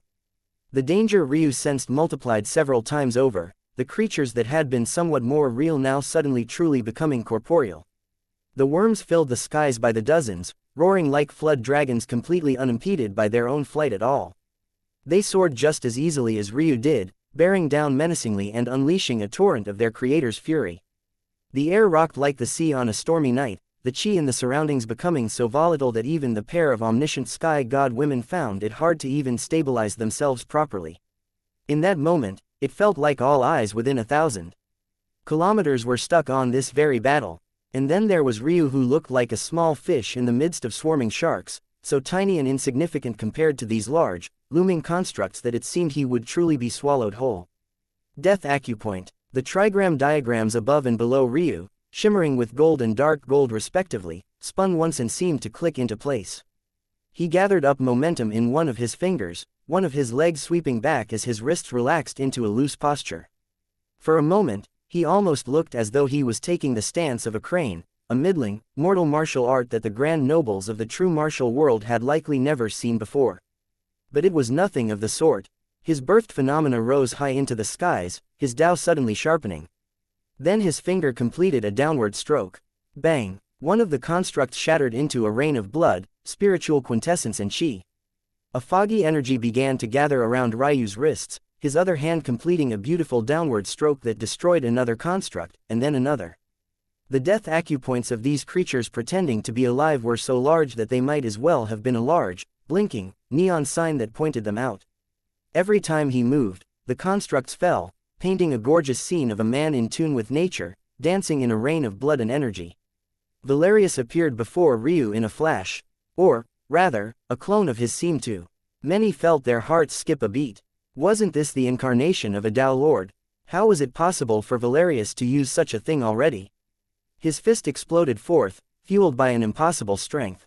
That was because Ryu could see in an instant that it wasn't just vital chi and chi that was fueling this strike, but somehow Valerius was also using his spiritual quintessence to directly increase his strength. It was a technique that was a perfect fusion of his Tao, his mage arts, and his inheritances. Compared to the strike of his real body, this fist was hundreds of times more powerful rather than being the weaker version it should have been. Boom! Fist and fist met and Ryu felt his arm snap backward under the force. Though his arm wasn't broken, his guard certainly was. However, he used the sudden loss of momentum to step back and out of the range of the incarnation's second blow, sweeping another fingered technique out in an arc to shatter an approaching construct. A battle that shattered the very air it took place on erupted, every clash ending in a cacophony of exploding energy and shattering reality. Ryu realized very quickly why Valerius was able to keep up in close combat with this incarnation. It wasn't just that he was distracted but the constructs constantly trying to rip his head off, nor was it just the fact that the incarnation itself was outputting far more power than himself, but it was that Valerius was a third-party observer to everything as well. He wasn't the incarnation, he was controlling the incarnation. As such, his vantage point was akin to a use of third perspective. No, Ryu's eyes flashed like lightning. It wasn't just his main body, but all the constructs, every single one of his creations was an extra set of eyes and it negated one of his greatest advantages. Bang, bang, bang. Ryu exchanged a quick flurry of elbows and knees with the incarnation, garnering himself a small bit of breathing room to use Death Acupoint again and destroy another incarnation. The white scales across Ryu's body suddenly thrummed as everything clicked into place. It was time for him to stop reacting and start taking the initiation. Immortal Sakura. Ryu's wings opened wide as a construct of his own appeared high in the skies. The visualization loomed so tall and mighty that it could be seen for tens of thousands of kilometers. When its delicate pink diamond cherry blossoms began to fall from the skies, it painted an image of awe and fascination, forming a gorgeous tapestry that was quickly assaulted by a rain of bone-chilling cold. Chapter 1658. A genius. The cherry blossoms froze over one after another, gaining shields of a transparent, pale blue. Then, upon each one, ice phoenix heavenly patterns took shape. They were sharp lines at perfect 90-degree angles, looking as though an artist had meticulously met a downstroke with several cross strokes. They shone with a bright sky blue color and the world seemed to slow. In that moment, the lock that Valerius had managed to place on Ryu's spacetime control loosened considerably. All this time, Ryu had focused his attention on Valerius, beast skin spatial pouch, the only thing he could do under such restriction. But now, absolute domain took shape once again, star chi falling from the skies in a beautiful wash of silver. The scene could only be described as gorgeous. A man adorned by white scales, standing beneath an immortal sakura with blossoms of pink and blue, allowing the rain of the stars to fall down upon him. Roar! Ryu's mouth parted and a mighty dragon roar tore a vortex through the clouds above. Bang! Bang! Bang! The WYRM constructs ran into the seemingly delicate and fluttering cherry blossoms, only to be iced over in shards of blue and shattered into countless sparkling pieces that only added to the ambiance. The incarnation tried to close in on Ryu again, throwing out a fist, but Ryu didn't even pay attention to it as it collided with another blossoming petal. Its arm was suddenly encased by ice, and though it quickly shrugged it off, Ryu's fist had already found its way to its chest. Ryu unleashed a relentless barrage, his fist smoothly flowing into his kicks, which just as smoothly paved a wide path for his palms and claws. He changed his battle stance so frequently that it was entirely impossible to track, and even when one thought they found an opening, a fluttering blossom would find its way to block it. The shiing of blades and the swinging tempest of staffs and weapons of bludgeoning horrors echoed. When one's eyes lost focus, it looked more like Ryu had become an arsenal of weapons rather than a man fighting with his own body. And every time they caused just the faintest inkling of one of these weapons, it would feel entirely blinding, almost as though a god amongst men was standing before them. Ryu's speed suddenly accelerated, layering time in a way Valerius simply couldn't see through. In that moment, Ryu seemed to have truly transcended. Everything came together and it was all due to just a simple thought. This gorgeous scene, shouldn't it be painted? In that moment, the onlookers felt as though they were trapped. They couldn't take their eyes off of it.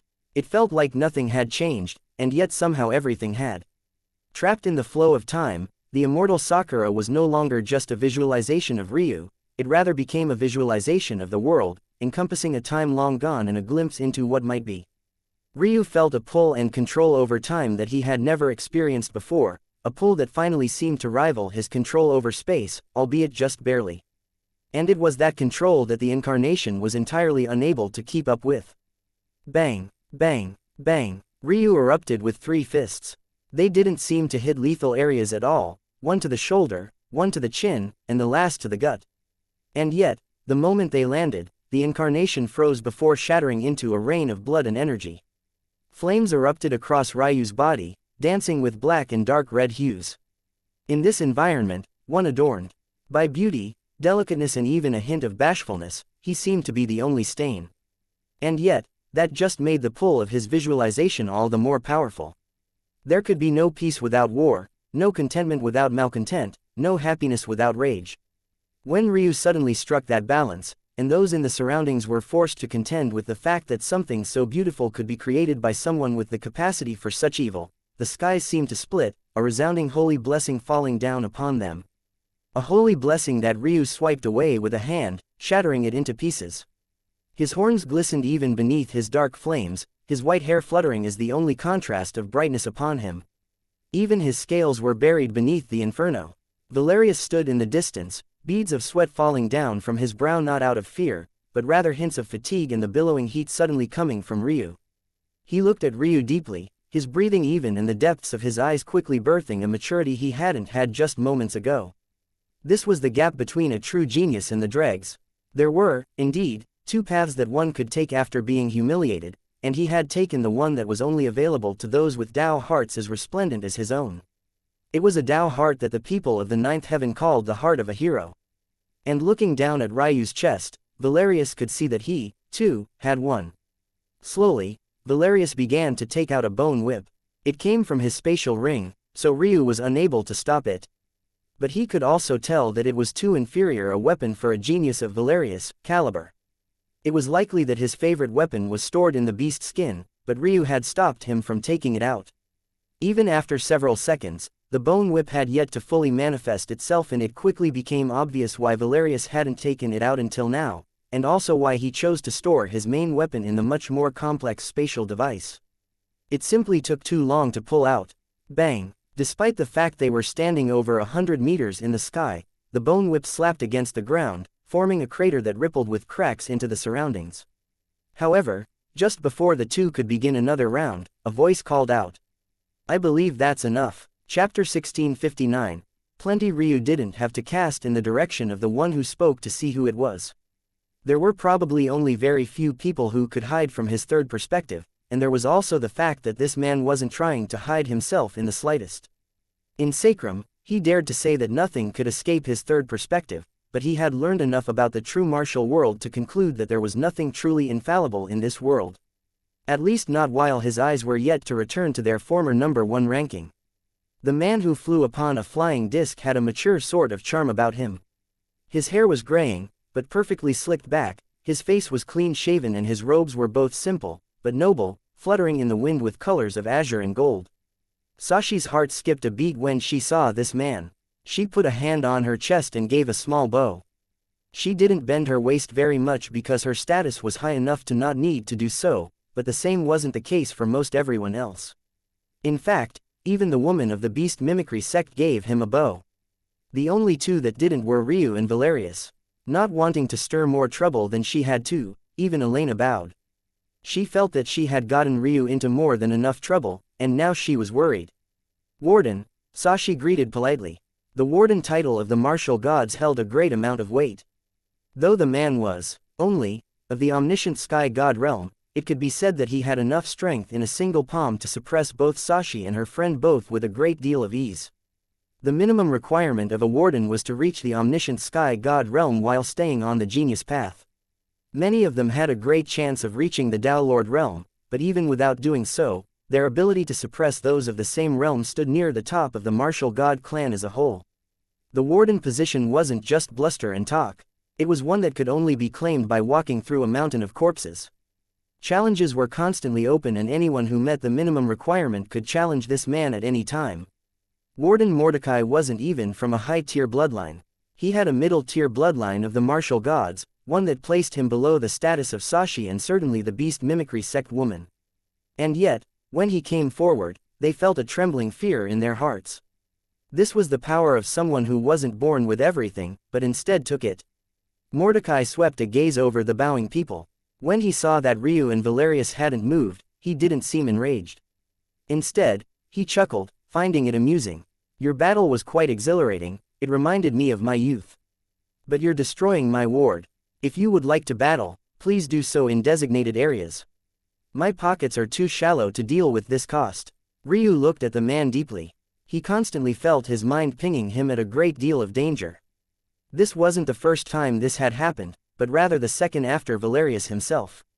It was an extremely subtle feeling, one that could easily slip through his grasp.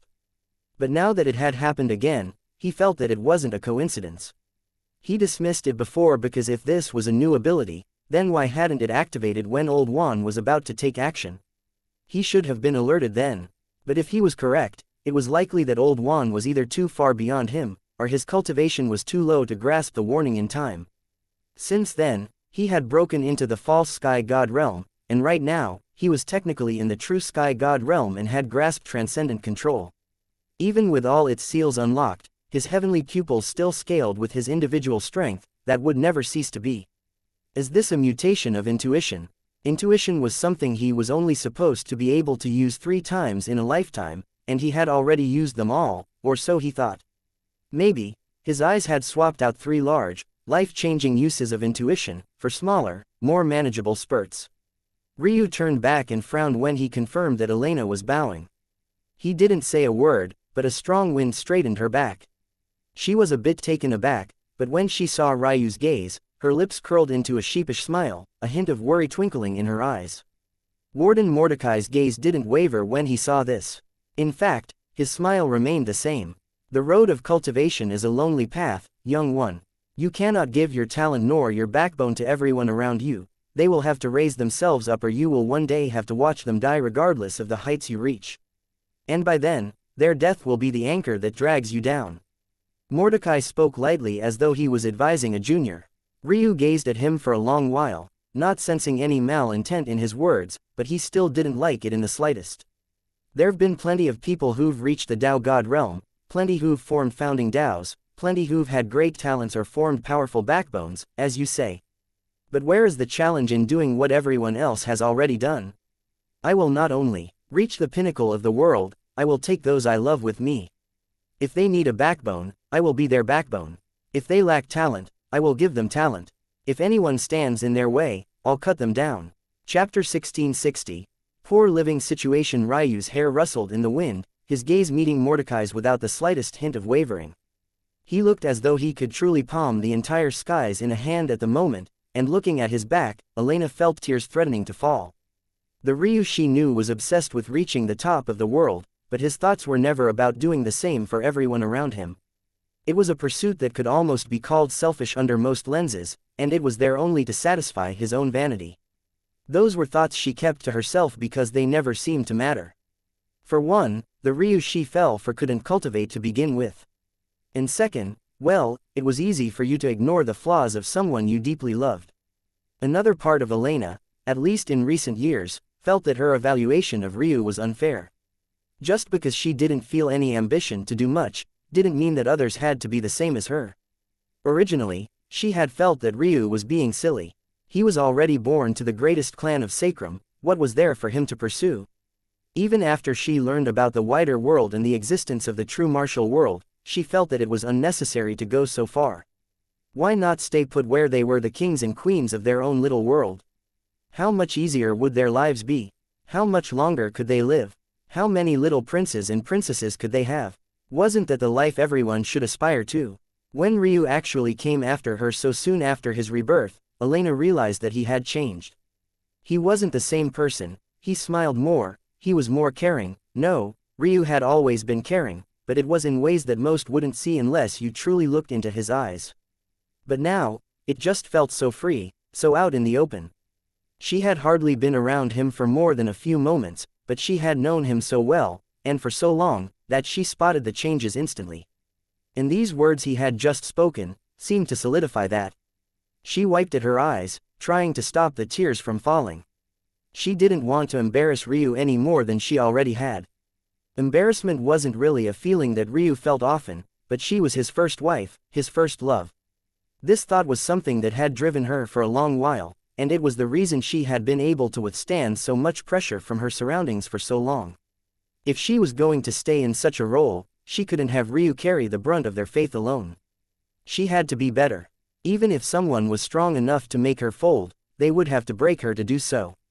Something changed in Alina's eyes, and Mordecai, who was still mulling over Ryu's words, looked over, his gaze akin to an abrupt flash of lightning. He raised an eyebrow, and didn't say much more. Geniuses like Ryu didn't listen when they had already made up their minds one way or another.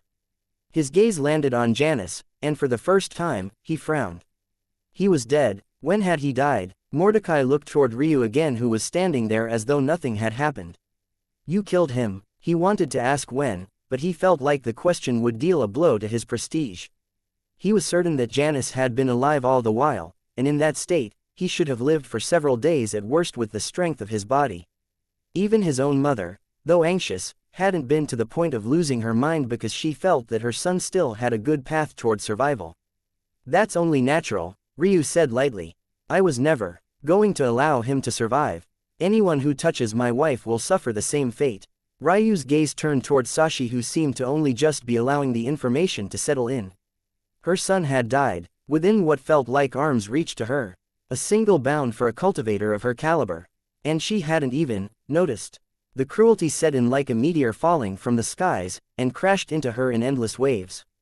Her chest felt like it had been hollowed out, and her eyes sunk into despair and fury. She looked toward Ryu, huffing breaths in and out as though she was some sort of feral animal. You did this on purpose, she screeched, lunging at Ryu. Ryu looked at her calmly as Little Silk flapped her wings once, creating a solid barrier of ice as he took a step back, crossing several layers of space as though they weren't even there. Sashi tried to smash the barrier to pieces, but the moment she touched it, she felt her chi freeze over in an instant. Ryu appeared by Alina's side and took up her waist. Where's your residence? Ryu asked. Elena took a breath, her gaze shimmering with confidence before she pointed out a direction. With a flash, they appeared on Little Silk's back and shot into the distance, leaving a stream of blue frost in their wake. I will kill you personally, Ryu Tatsuya. Valerius, calm voice echoed. Ryu's lip curled and he didn't bother to look back. It seemed that he didn't even need to give out his full name these days for people to know him. Ryu and Elena touched down in an untouched compound. Despite Elena's living conditions, the courtyard wasn't bad and only a little shy of Janice's own. Elena took Ryu's wrist and pulled him along. Ryu chuckled. You don't need to be so eager. Shouldn't I at least take a shower first? Elena glanced at him and looked her husband up and down as though she might really eat him. I'll eat you up later, there's something else. She pulled Ryu into the basement. They passed through several seals before they stood before an altar with a single jade sitting on it. What's that? Ryu asked. For your meridians and spiritual foundation, Elena said with a bright smile. Ryu felt like he had been struck by a bolt of lightning. Could it be that the reason Elena's living situation was so poor was because she had traded everything for this? Chapter 1661. Pleasure. Ryu stood in silence for a long while, the thoughts swirling about in his mind seemingly infinite and intangible. As for the swirl of emotions, they were even more fervent. It seemed so very obvious when he thought about it. No matter how cruel the martial gods were, it was impossible that it would be to the point of having Elena ingest pills that were so inferior. That was crossing a line that simply didn't make sense, and from everything he understood, while Elena might not be fond of her father, the opposite wasn't true. In fact, Elena's father doted on her quite a bit. Then how had all of this happened? The answer was right before him now. Rather than taking advantage of the opportunity she would likely be given, Elena chose to trade it all away for a chance for him. I'm sorry, Elena said with a bitter smile. When I traded for it, I honestly thought all of this cultivation nonsense was easy. I never really tried before, so I thought if I just finally started putting in some effort, I would be able to grow strong enough to leave the ninth heaven and find you before you finished your rebirth. But I was too naive. Cultivation itself wasn't a problem, but having to reform my foundation without a large amount of cultivation resources was impossible. It ended up slowing me considerably, so it's just been sitting here. Elena pouted a bit, the guilt clear in her eyes. She was right. When Ryu was reforming his Foundation, the only reason it was so easy aside from his rebirth helping him, was because he could concoct his own pills.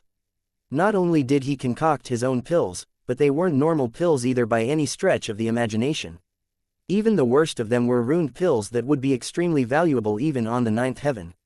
Elena had likely tried to speed-run the rebuilding of her foundation, and the result of that was all the pill impurities piling up in her body. And by a certain point, all those impurities actually just ended up slowing her progress down any further. Elena had always been too lazy to even cultivate, let alone learn a secondary profession. If there was anything she liked to do, it was having sex and dancing. Those were, really, her only two passions in life. Ryu embraced Elena, holding her small frame both firmly and gently. "No," he said softly. "This is my fault. Don't apologize." Elena opened her mouth to refute, but feeling the firmness in Ryu's touch, she melted instead. She could understand the mood that Ryu was trying to convey. Like he had said in the past, he would give her the leeway to be as willful as she wanted. That was her right as his wife. What she hadn't understood until now was that Ryu's meaning didn't just extend to the bounds of sacrum. When he said those words, he meant them down to the greatest fiber of his very being. Even if it was the true martial world that stood in their path, if she said she wanted them split into, he would split them for her. Elena suddenly felt a warmness accumulating between her legs, one that she tried to squeeze down. She wanted to experience this embrace for just a moment longer, an innocent sort of grace bestowed from a husband to a wife. Ryu cupped her cheek in a palm, looking down at her. "Let's go see the," Elena started before she was cut off by a shake of Ryu's head. "Forget that. First, this husband of yours has about 1,000,000,000 years of pleasure to bestow." Elena's eyes opened wide. Though there was a little excitement, there was another greater hint of fear. Could even she withstand such a thing? "Hubby, she was swept off her feet, a squeal exiting her lips as she was almost immediately thrust into the ride of her life. Honestly speaking, she wasn't quite sure what happened. The world was a blur, and she was so pent up that before Ryu even peeled her panties off, they were drenched. She felt a subtle hint of embarrassment when Ryu had stripped her down to her undergarments. She hadn't even expected that he was coming today, so they were just a plain pair of white, a simple band across her chest and an unadorned pair of panties that curved around her hips. Sensing this, Ryu chuckled. Rather than being embarrassed about the squishy wetness that had appeared before he could even touch her, she was actually more embarrassed about not wearing something skimpy enough. That was his wife, and fortunately, or unfortunately depending on how one looked at it, she completely forgot about everything from the first moment Ryu slipped in. The world became a blur and her eyes rolled back, her body going completely limp.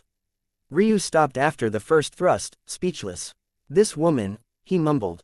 He just stood there, watching her collapse from an all-fours position right in front of him. Her ass was still arched up in a beautiful curve he couldn't get enough of, a delicate pink dot winking at him as though trying to seduce him down another path. Suddenly, Elena moaned and she looked around as though wondering how long she had been passed out for. When she realized that Ryu was still in her but not moving, she was suddenly a bit angry. "Listen here, Ryu Tatsuya," she mumbled in a slur of almost unintelligible words. "Even if I pass out, you better not. Stop fucking me or else I won't forgive you. Bring the Holy Ghost out of me. Make my ancestors blush. Let the entire ninth heaven hear." Ryu thrust again. "As you command." Elena's next words were swallowed by a spine-tingling moan. Her fingers ripped into the mattress, every muscle of her body tensing to an extreme. Ryu grinned like a wild man. This was it. The first time he had sex with his wife she had to hold back for fear of harming him. The second time, he had already surpassed her, but the shadows of worry from their first life had not left her just yet, so even though she was more relaxed, he could sense something holding the floodgates back. This time, however, she lost herself entirely as though her whole body had become a sexual organ. It could even be said that in Elena's life, this was the first time she had truly had sex. This was the moment every man dreamed of, a moment where their woman felt so secure, so confident in them, so undeniably on their side through thick and thin, that she could turn her inhibitions off and lay everything in his palms. As Ryu had said, her wish was his command. Since this was what she wanted, he would break her in every way possible. It was hard to tell just how long they had gone for. It reached a point where Ryu bent and twisted time around them. Ryu had said he would give her billions of years' worth, and though it wasn't so exaggerated in time, it was without a doubt at least a month or two. At least half that time Elena spent entirely passed out, and by the end of the first half-month, the time she spent awake, time she would usually spend goading him on, became a time of constant pleas instead. It was hard to tell just how long they had gone for. It reached a point where Ryu bent and twisted time around them. Ryu had said he would give her billions of years' worth, and though it wasn't so exaggerated in time, it was without a doubt at least a month or two. At least half that time Elena spent entirely passed out, and by the end of the first half-month, the time she spent awake, time she would usually spend goading him on, became a time of constant pleas instead. However, Ryu could sense one thing coming from her mouth, and something entirely different coming from her thoughts. Regardless, he never listened. Elena ended up being a crying, sobbing mess. The gap between her orgasms became further and further apart, but when they hit, they came in waves so intense that she wanted to curl away into a ball. It was more than just a drunken stupor, to her it felt more like her brain circuits were frying. Eventually, she truly did reach her limits and Ryu left her be, but that was when something that left him speechless occurred. He was barely paying attention, but during their session she broke into the peak true sky god realm. Then, when he finally laid her down and she fell into a deep sleep, she broke into the lower perfect sky god realm. Ryu didn't even quite know what to say. If they were dual cultivating, it would be one thing. It might even make some sense. But even then, it was only some. That was because you couldn't break through a major cultivation realm in the sky god realms without first improving your Tao. When had she even had time to do that? Plus, Ryu was trying to make this a matter between himself and his wife, excluding heaven entirely. So he wasn't worried about cultivation in the slightest. He hadn't given her more than that first drop of embryonic chi. So where had this energy even come from? Ryu laughed to himself and shook his head. Maybe only his Elena could improve like this purely off the back of pleasure and nothing more. Chapter 1662. Shocking synergy. Ryu stood before a familiar altar, his arms crossed. In truth, he was a bit confused. On the one hand, the sacrifice that Elena made was noble, and considering her father's status, getting her hands on these cultivation methods was probably not beyond what he could accomplish. But on the other, it made little sense whatsoever. He didn't mention it because he felt that it would be too cruel to Elena to have suffered so much, and yet for it to bear no fruit whatsoever. But logically speaking, the martial gods knew of him, they knew of his relationship with Elena. If they went so far as to seal him away when he was a mere baby in his mother's womb, why would they so gleefully place something like this on a silver platter? There were a few reasons that Ryu could think of. The first was that maybe they really didn't know about his and Elena's relationship. After all, from his understanding, it was Elena's mother who had acted on her own in an attempt to maneuver her way into a far higher position in the family. Ryu found this explanation unacceptable because it required a level of incompetence that bordered on the mentally ill. A family willing to go as far as to seal a child from a small world would never make such a stupid and obvious mistake. The other reasons were much more reasonable. Maybe he was wrong in assuming that they feared his beyond perfect extreme spiritual foundation's combination with his chaotic silk meridians. Maybe there was no special synergy between the two at all and he had been thinking too much. Maybe the real reason they sealed him was purely because of his overwhelming fate star, and now that his fate star was less than middling, they felt that he was nothing to fear any longer. Ryu could find this explanation reasonable, especially with what he had learned about Great Circle talents and how clans and sects at this upper echelon. Even if there was some special synergy between his meridians and original spiritual foundation, would it be able to supersede a synergy between all 6 pillars of cultivation? Maybe he had truly been looking in the wrong direction all this time and he had already lost what made him the most special. And then there was the second possibility, and that was the fact that these cultivation methods had been modified. Now, they were likely riddled with pitfalls and traps just waiting for him to fall into. Honestly speaking, Ryu was almost 100% certain that this second possibility was the reality. There was a simple reason for that. Why seal his spiritual foundation and his fate star? If his fate star was sealed, why worry about whether he could cultivate or not? Wouldn't he not make it far anyway? And if his spiritual foundation was sealed, he wouldn't be able to cultivate anyway, so why bother sealing his fate star?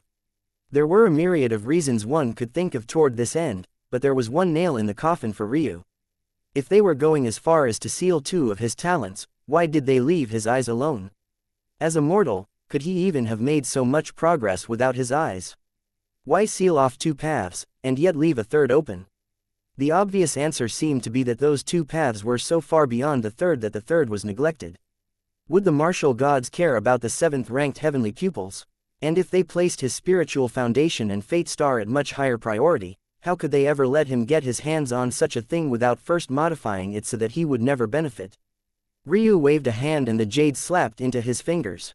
It was extremely cool to the touch, and with the heat emitting from Ryu, this was more obvious now than ever before. Then, he sunk his mind into it. Soon, he pulled away. Interesting. Ryu's reaction wasn't what it should have been. This technique was one that he had always wanted, and now it was in his hands. But instead of enjoying it, his mind was racing with thoughts of what pitfalls there might be. It seemed that he was correct. There was a shocking synergistic effect between the beyond perfect extreme spiritual foundation and his own. The trouble was that the method mentioned that this effect was the creation of essence silk meridians, not embryonic chi meridians like what Ryu had truly ended up with. This was almost enough to break Ryu's foul mood, because it meant that the changes the martial gods had forced onto him resulted in changes they couldn't even fathom. Obviously, the original beyond perfect extreme spiritual foundation was meant to be in his dantian, not his heart. At the same time, it was also sharing a space with a realm heart that had its own unique natural enlightenment tied to it. Clearly, a combination of these factors had ended up in the birth of a pair of meridians the martial gods had absolutely no idea about. However, the synergistic effects didn't end here. According to this method, the true fearsomeness of the beyond perfect extreme spiritual foundation was in what it could do to your second spiritual foundation. Apparently, if the beyond perfect extreme spiritual foundation was in Ryu's dantian, not only would it be able to apply the same effect on his second spiritual foundation, but it was also meant to be able to double the effect of his chaotic silk meridians as well. Essentially, it should have been capable of pushing his second spiritual foundation to its own extreme. And then, if this method was used, he should have been able to create a third spiritual foundation that went beyond extreme. In addition, if he commandeered yet another spiritual foundation for him, he would be able to have two sets of meridians and 4 spiritual foundations total, all at their extreme. Reading all of this, Ryu suddenly understood why the martial gods feared the combination of these talents so much. What did 4 spiritual foundations even mean? If your beyond perfect extreme spiritual foundation was occupied by natural treasures, and your second had your Tao, then what would your third and fourth have? Obviously, you could do what others could not, establishing a second and a third Tao for yourself. If Ryu had followed the path he was meant to, with his heavenly pupils and his natural comprehension talent, wouldn't he have been able to form not just 1, but 3 separate founding Taos? Forming 3 separate godhoods in a single body. Just what kind of strength would he be able to wield at that point? Maybe, there was a potential third reason the martial gods had allowed him to have this technique. Maybe they already knew it was no longer possible for the beyond perfect extreme spiritual foundation to be Ryu's main spiritual foundation. That was when something else struck Ryu. That was right, at the moment, his beyond perfect extreme spiritual foundation didn't have a godhood, it was instead an amalgamation of natural treasures instead. What if someone was born with it alone, but didn't have the chaotic silk meridians that allowed one to assimilate a second spiritual foundation? In that situation, wouldn't such a person be entirely reliant on outside sources they couldn't even manage or control? How could you even progress through the sky god realms in that situation? Would you be stuck at the fragmented sky god realm for eternity? Could it be that the chaotic silk and essence silk meridians were the only ones in existence that could even begin to allow the beyond perfect extreme spiritual foundation to reach its full potential? Ryu could only sigh. In the past, he would have likely felt a raging tempest of fury. He might have formed a new set of meridians the martial gods could have never fathomed. But look at what it had cost him. Though, it was hard to say. If he could pick, would he give up 3 Taos and 4 spiritual foundations for an endless well of embryonic chi? If he was honest, it was a closer call than he'd like to admit. So why fret so much about what he had lost? There was another silver lining too. Now he didn't have to be tempted into using these methods completely. He could take what he needed from them and ignore the rest. From the very beginning, he only needed a reference. A book of insights would have been just as useful to him. But there was something else that made Ryu stand there for a long while. It was easy to forget, but his fate star and his spiritual foundation weren't the only things stolen from him. He hadn't forgotten. Originally, his soul was incredibly weak, stripped away and locked in the death shrine for reasons he still didn't understand. However, he now had an inkling. The truth was that this method in the palm of his hand now was sheer speculation, conclusions drawn by some of the best minds across the cultivation world. No talent with Ryu's particular synergy had ever appeared before, or else they would probably be ruling the world right now. And due to that, there were certain extrapolations taken in these methods that wouldn't normally be there otherwise. One such extrapolation was what it would take to be able to use both essence and chaotic chi at once. It detailed a soul quintessence with a devouring character that would be capable of taking both in and creating the first chi to ever surpass them both, a chi to end all chis, one unmatched now and into forever. And wasn't that precisely a description of his perfect blackbody soul? Chapter 1663, Inseparable, Interesting. Ryu spun the jade on his finger, his mind churning. His thoughts shifted from the overview of the technique, down to where the pitfalls might be. The first and most obvious was in the method to fuse spiritual quintessence and chi. Unfortunately for the martial gods, the secrets of the 3 souls and 7 spirits was already revealed to Ryu, so he knew what was written down here was a large pile of nonsense. It spoke about taking spiritual quintessence, pouring it into your surroundings in a sphere, forming it and molding it, before trying to cultivate it through the nose and mouth as though it was normal chi. Trying to do such a thing would be asking for minor fractures to accumulate along your soul over long periods of time. Usual injuries to the soul were meaningless for one with the perfect blackbody, Ryu mused. I had even split my soul completely in 2 before in the past and had ended up just fine. However, that didn't mean that there weren't any injuries that could permanently harm my soul. In this case, forming a link between my soul quintessence and my meridians sounded nice, until one remembered that the chaotic silk meridians were literally connected to chaos. The soul was one of the ultimate forms of order, he continued in his thoughts. It represented the core of life itself, and without it, there wouldn't be life or reincarnation at all.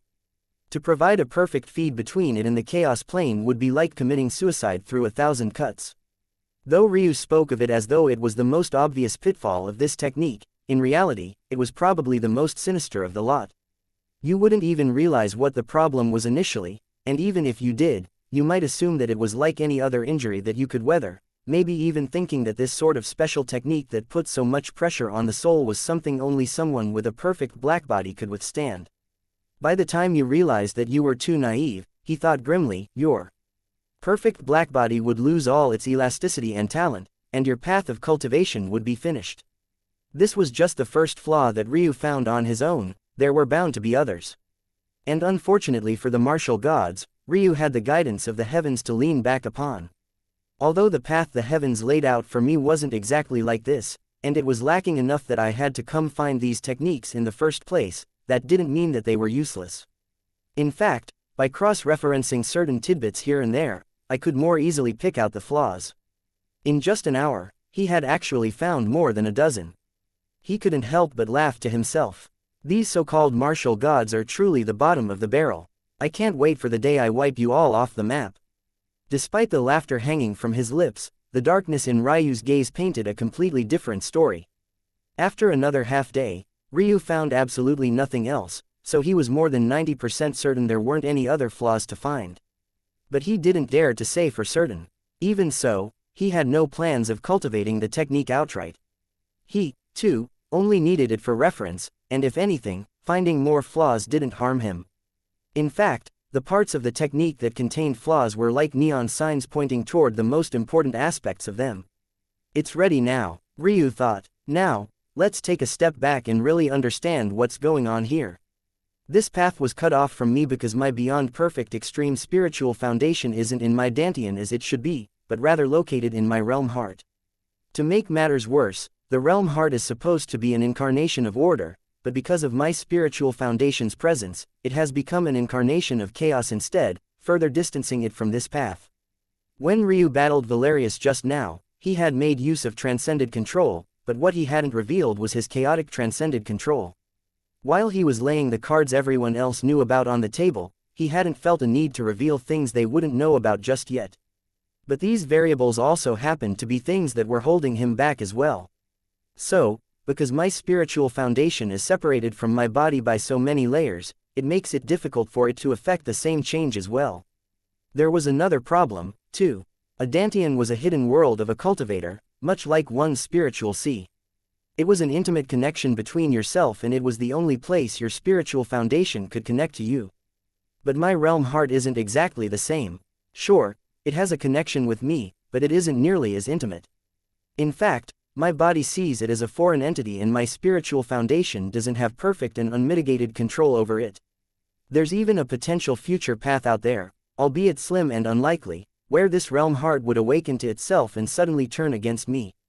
This was the barrier Ryu was facing right now. While my Dantian was occupied by the spiritual foundation of another, my original spiritual foundation was practically a world away and unable to help me to the extremes it was meant to be able to. So in that case, how could I fix that? Or, maybe the idea of fixing it was inappropriate. How could I take advantage of this new situation the same way the martial gods had taken advantage of the potential first situation? Innovation, Ryu thought softly, his mind mulling things over. Let's try something first, then. Ryu pulled at his cosmos fog, pouring it toward his realm heart. He wondered if the realm heart was just too separate from him. Why not make it an inseparable part instead? Chapter 1664, Not Everything. The idea was forming in Ryu's head even as he acted. The flaws and pitfalls of the original techniques and research notes made him realize a few things. Rather than shunning those flaws, he focused on them. While others might just see flaws, he saw areas the martial gods thought were important enough to try to obfuscate in the first place. And those were precisely the weaknesses he targeted. Ryu didn't just try to envelope his realm heart in cosmos fog. That was a waste of his time, and it would drain him to an impossible extent. Instead, he chose to do something different. The beyond perfect extreme spiritual foundation had a profound copying and creation ability, Ryu murmured to himself, his eyes glinting with determination.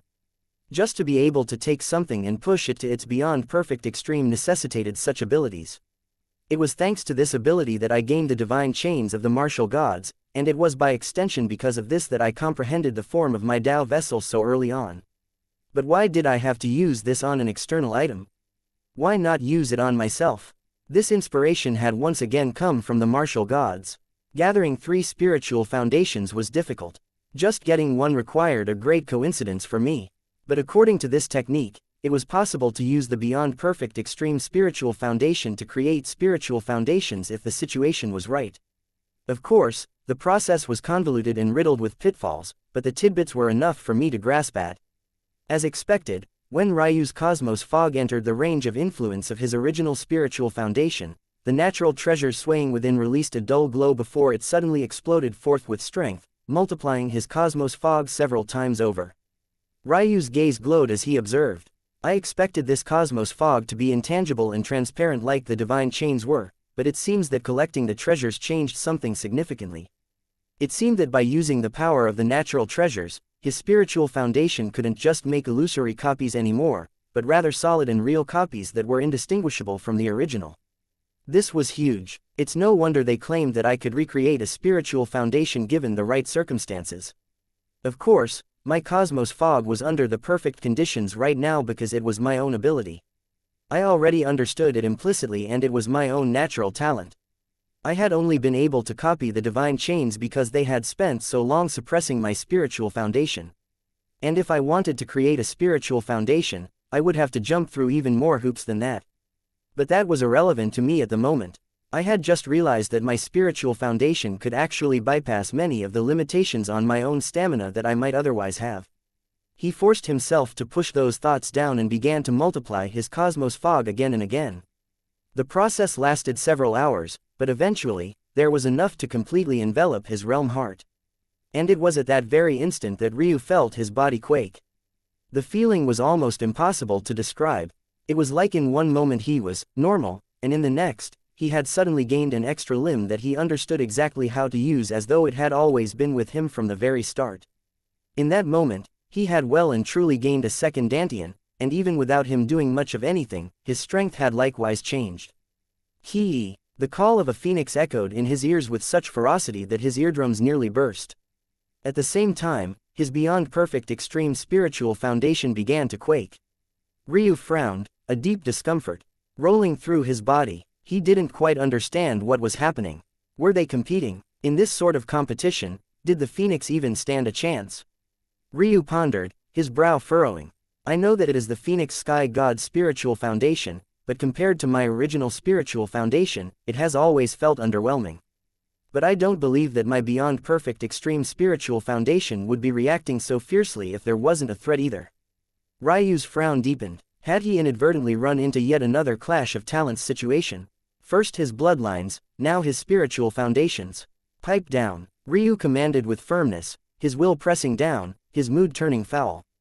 He was tired of things taking up corners of his body, trying to dictate how things would or wouldn't happen. Last time this had happened, I used the divine chains to forcefully restrict and seal away my own bloodline talents, Ryu thought grimly. I would rather that than whatever nonsense is happening here. But there was a difference between those situations and this one. That was because unlike bloodlines, spiritual foundations were unblemished by karma and the lines of fate. Every time a spiritual foundation was granted, all previous users became irrelevant, and that was precisely why inherited spiritual foundation were so looked down upon, Ryu reasoned. Taking one on was like introducing weakness into your foundation and cultivation, you were bound to not make it far. But the White Phoenix spiritual foundation surpassed this worry as well because it was a living spiritual foundation, its weaknesses weren't the same as other inherited foundations.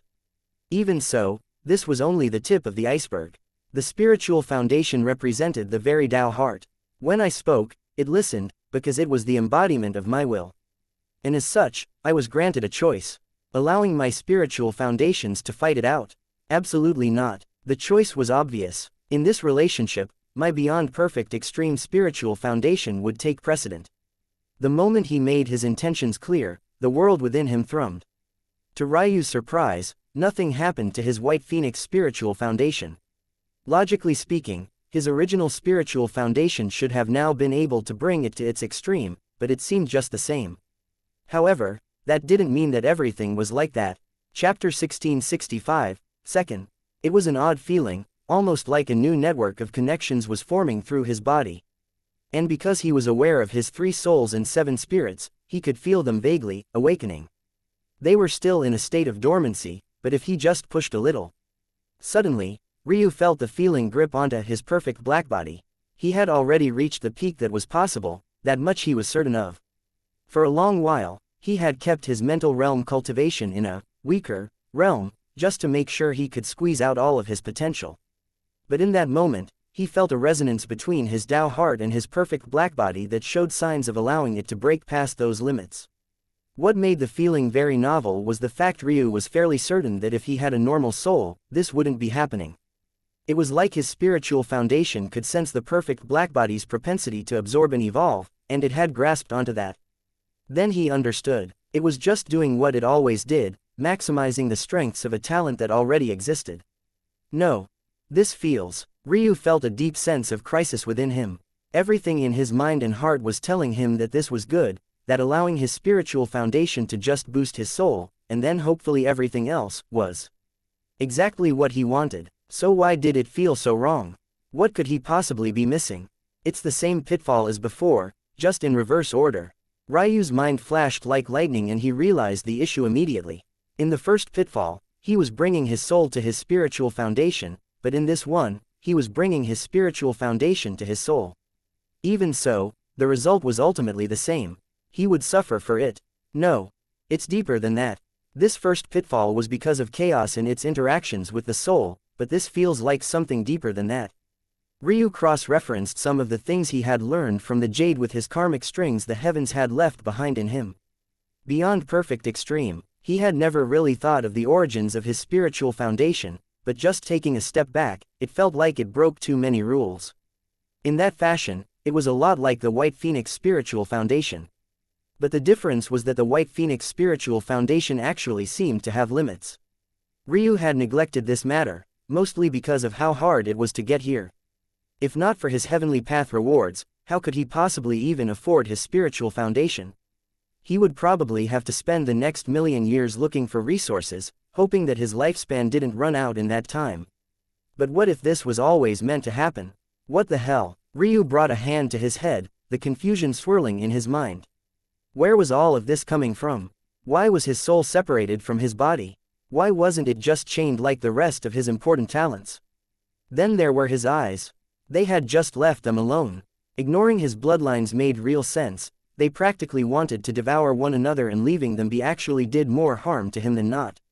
The bone structure he had been born with wasn't anything to write home about, and it wasn't even worth giving a second glance. Even if the mysteries of heaven and earth pupils were ranked 7th, how rare were heavenly pupils? Even the 30th ranked represented a shocking amount of talent, let alone one in the top 10. Then he thought about something else. The first time he had tried to reform a connection with his spiritual foundation, the Phoenix Sky God lashed out. But how come they were so silent when he tried the second time? What changed between then and that moment? I regained my perfect blackbody soul. I experienced rebirth. My eyes were dormant and mostly blinded. The more Ryu thought, the more confused he became. No. There are too many convoluted threads being formed here. The only explanation is that there hasn't just been one person messing around with me before I was even born, but at least 2 people, each one with different goals. The reason I can't find a clear line of logic to any of it is because I keep thinking of them as the same person, as though all of this was done by the martial gods and martial gods alone. But, if I take a step back, Ryu's eyes flashed. The eyes are the window to the soul. His heart was beating surprisingly fast at the moment. How had they targeted his fate star and spiritual foundation? That was easy. They were all located in the abyssal plane, and though they were connected to Ryu, they had real, physical forms that could be visited by anyone who was powerful enough. When a child was being born, a fate star and a spiritual foundation would enter a state of weakness in order to accommodate the frailty of a baby, and thus would be easier to target in those times. But how would they target his eyes? His eyes had a physical form as well, but they were on him and in his mother's womb. Unless they sent someone to physically pluck them away, the only other method to target his eyes from worlds away would be quote, through my soul. Suddenly, Ryu was faced with 2 realities. It seemed that on the one hand, the martial gods were trying to ruin him completely, and someone else, midway through that attempt, had taken action to thwart their complete success, thus giving him a small path to rise again. And that person had to be the Phoenix Sky God. In that case, why did they stop him from fusing with his spiritual foundation the first time, but allow it the second? Chapter 1666. Only Ryu's mind was churning wildly, quickly making deductions and then tossing them away. He, of course, didn't think that the Phoenix Sky God did this out of kindness. That was asinine. If he died or was ruined prematurely, how could he be of use to this god among Tao gods? Ryu didn't know why the Phoenix Sky God wanted him to have this spiritual foundation, but what was a fact was that he wouldn't have been able to form it in the first place if he didn't piece together the Phoenix Sky God's story, and he wouldn't have been able to piece the Phoenix Sky God's story without great comprehension skills he had in large part due to his heavenly pupils. Ryu's baseline of comprehension ability was high. That was how he had managed to form a founding Tao even with his eyes sealed. However, with his eyes, he was on another level entirely, one that put shame to the greatest minds to maybe ever exist. And even he felt like he was pushed to his very brink just piecing together the Phoenix Sky God's story. It had to be remembered that Ryu was fiendishly looking for anything that could allow him to cultivate during his first life. He left no stone unturned. Obviously, then, the idea of inheriting a spiritual foundation had been the first thing he thought of, and he spent an entire almost 1,000 years researching these matters. That amount of time to most high-level cultivators was a blink of an eye. But for it to take Ryu of all people that long, when he was specifically looking for it in the first place, went to show just the sheer level of difficulty. But that was another layer of the mystery he didn't quite understand. If the Phoenix Sky God wanted to use him, why make the hurdle so difficult? Unless that was part of the Phoenix Sky God's test to begin with. Ryu rubbed his temples. It had been a very long time since he had run into such a difficult problem. Not understanding something because lack of information was one thing, he could accept that. After all, he had easily decided that he needed a reference cultivation method for his meridians. But right now, he felt like he had all the information before him and was still somehow missing the forest for the trees. My spiritual foundation is my Tao heart, but Ryu's heart skipped a beat. That was right, he had almost forgotten. He had spent so long with a Tao heart at all, so much so that his body had adapted to a life with 2 incorporeal souls instead of 3. That was a huge discovery he had made in the true nether world. But had he been looking at it wrong this entire time? The Phoenix Sky God had taken his soul. The martial gods had taken his Tao heart. Could it be that he had actually adapted all this time to life with just a single incorporeal soul? But what did that mean? The yin spirit, the yang spirit, the original spirit. The original spirit represented was the root of intelligence. The yin spirit was the source of your life and what fueled you. The yang spirit was self-awareness and identity. The first should be his perfect black body. The third should be his spiritual foundation, or more accurately, the Tao heart hidden within. But the idea of losing any one of these sounded ridiculous, unless the translations are off, but I cobbled together this understanding through countless scattered texts. It's impossible for me to pin it down to the origin language, not unless I find a new core source material. Ryu cast the thought away, working on a new theory. His mind continued to move through thought after thought until he continuously came back to a single one. Quote, "The Phoenix Sky God wants my spiritual foundation to destroy my perfect black body." The thought sent him reeling. It wasn't that the Phoenix Sky God wanted him to destroy it, but rather that the Phoenix Sky God had primed his body, and practically personally sculpted him into a being that could withstand having his soul put through such a thing. He had learned to live without his yang and original spirit, so if they were a bit unruly or if they were even a bit crippled, how would it affect him at all? Is that it? Is that the secret? The secret is that a pitfall for anyone else is actually just another Tuesday for me. Understanding bloomed like a lotus in Ryu's mind. The beyond perfect extreme spiritual foundation was an insatiable existence. It was powerful, but it completely removed a cultivator's sense of self. If he just thought about it, it was a spiritual foundation that didn't even allow you to form your own Tao. You had to rely on external treasures to forge your path, and while normal cultivation was usually about going against the heavens, the beyond perfect extreme spiritual foundation was the exact opposite. It seemed exceptionally powerful, but ultimately once you reached the end of the path, you would be capped by whatever grace the heavenly treasures you used to unlock it allowed you.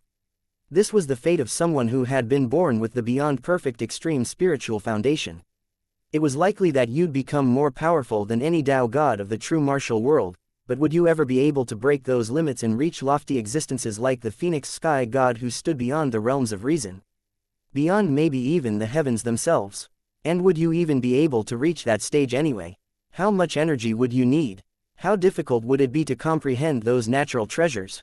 Would you even be able to gather them up before your lifespan ran out unless you got as lucky as he had?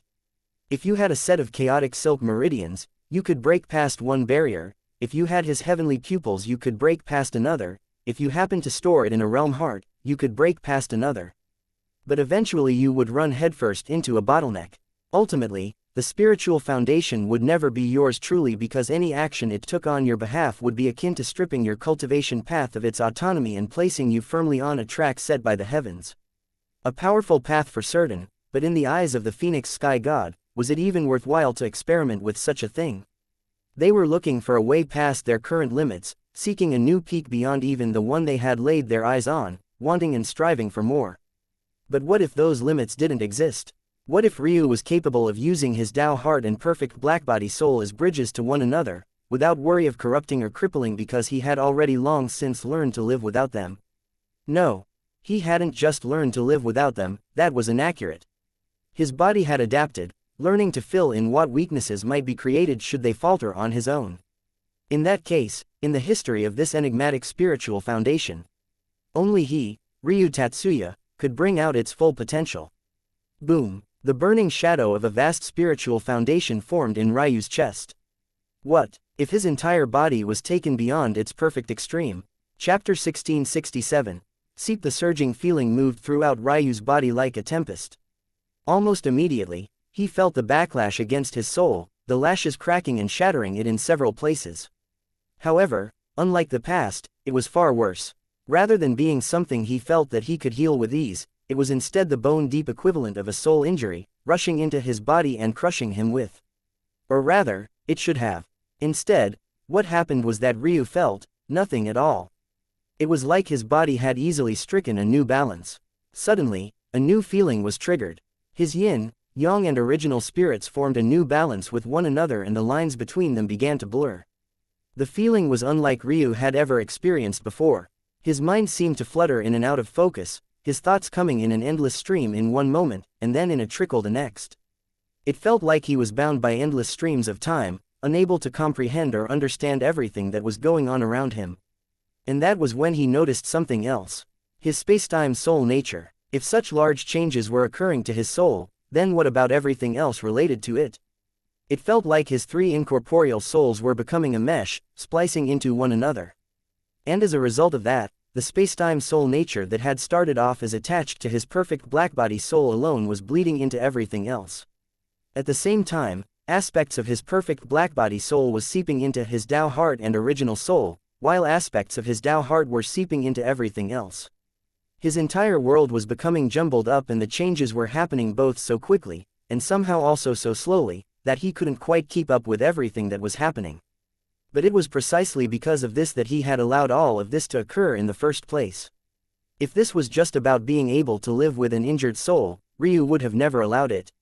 It felt to him like he would have been more of a prototype one, an experimental lab rat, if he were to allow such a thing. Maybe in the eyes of the Phoenix Sky God, he was just one experiment of many, and in the future, they would cobble together the experiences of the many to form a new path to cultivation, or maybe even create a realm above the Tao God realm. However, Ryu wasn't one to allow himself to be trapped in the schemes of others. So why was he just going along with what the Phoenix Sky God seemed to want to happen? And the reason for this was quite obvious. Because it benefited him. This wasn't the same as rejecting the karma of the chaotic space Tao sovereign. Ryu had crushed that inheritance out of spite because he didn't believe that man deserved to be tied to his karma.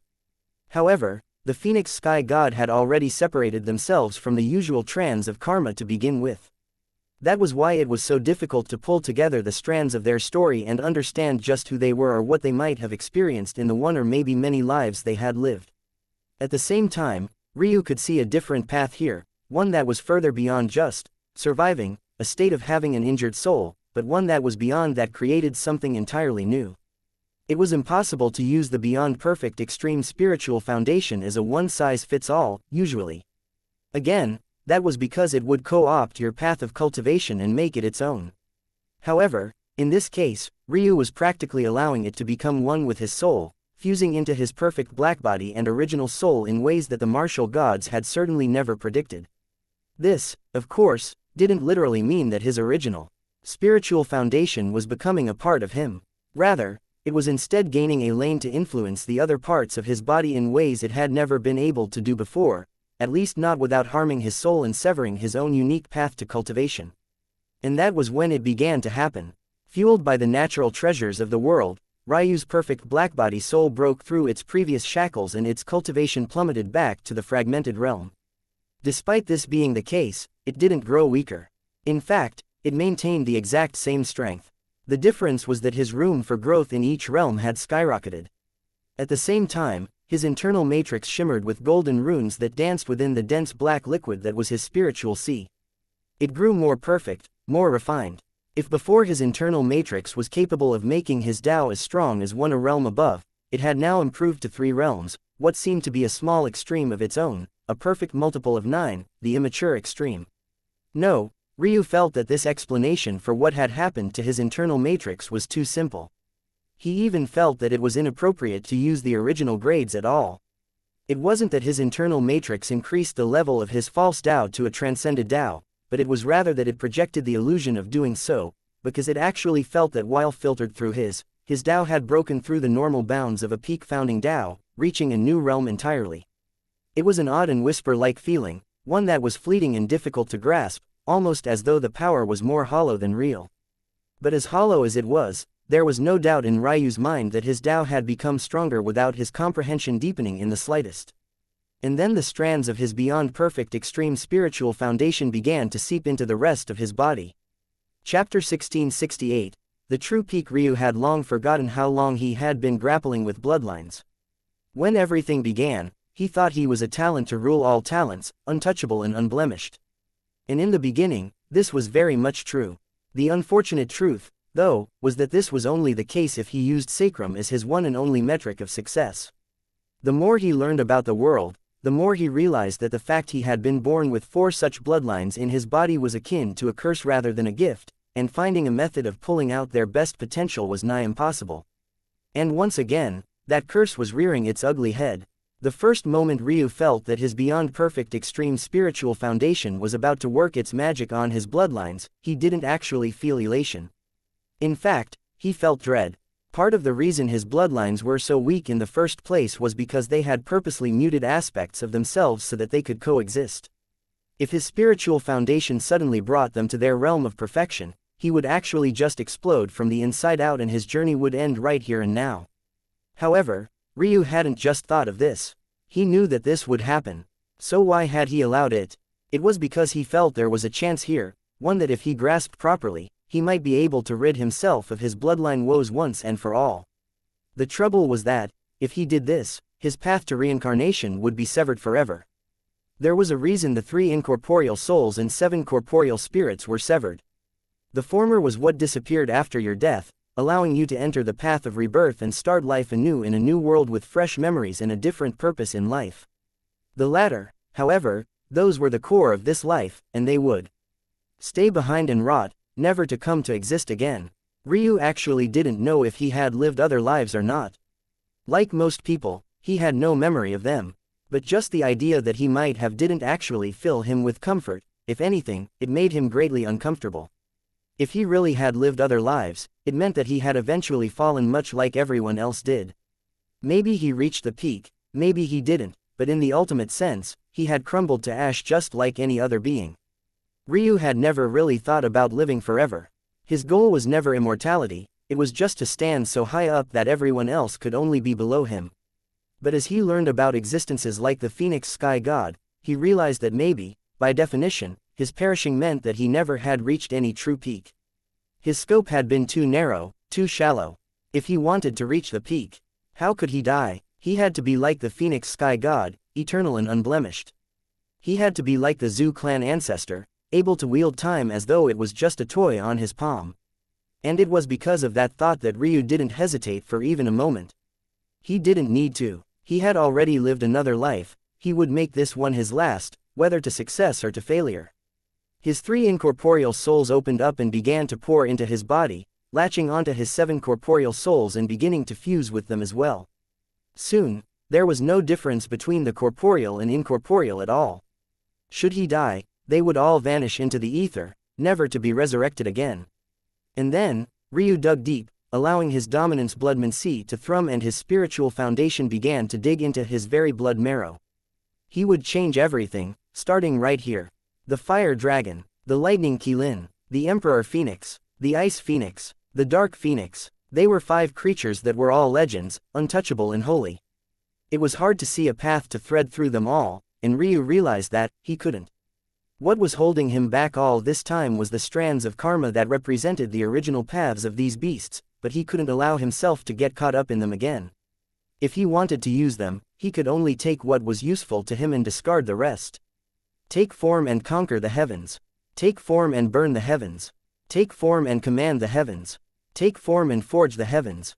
Ryu sat down and entered a deep state of meditation, weaving together his thoughts and will into one, and forging something new. He had had a painting brewing in his mind for a long time, a thought that he had mostly ignored. Others thought that his bloodlines had no connection between them, but honestly, he didn't think so. A cycle began to form in his mind, one that represented perfect harmony. The Lightning Qilin was his heavens. The Fire Dragon was his earth, and the Phoenixes were the cycle and balance of karma in between, wielding the levers of life, death and reincarnation. However, it was one thing to have such an idea or balance in mind, but it was another matter entirely to actually parse apart what it truly meant. Within Ryu's body, space and time became his brush, and his inner world became his canvas. With slow, deliberate strokes, he began to draw across the air. Every time he did so, worlds collapsed, trees and vegetation crumbled, and reality was spliced apart, unable to form back up. The world was entirely under his control, and the more strokes of his brush he used, the worse the situation seemed to become. It didn't look like he was creating much of anything.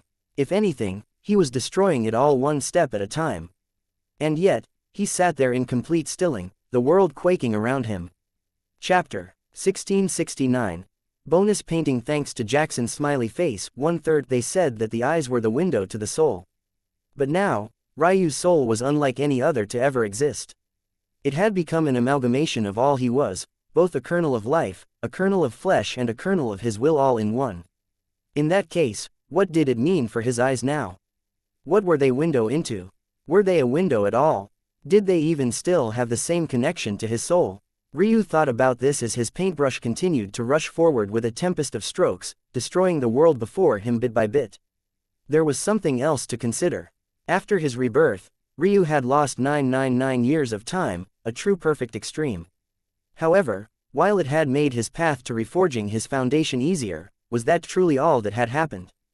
The truth of the matter was that the real reason Ryu saw so little change and progress after his rebirth, despite having the chi of the shrines to support him at the time, was primarily because all of the rebirth potential had been focused on his eyes. After swallowing so many black-veined spirit-seeking lilies, Ryu's eyes entered a crossroads. On the one hand, there was a forever dormancy, and on the other, there was an evolution into something it had never been before.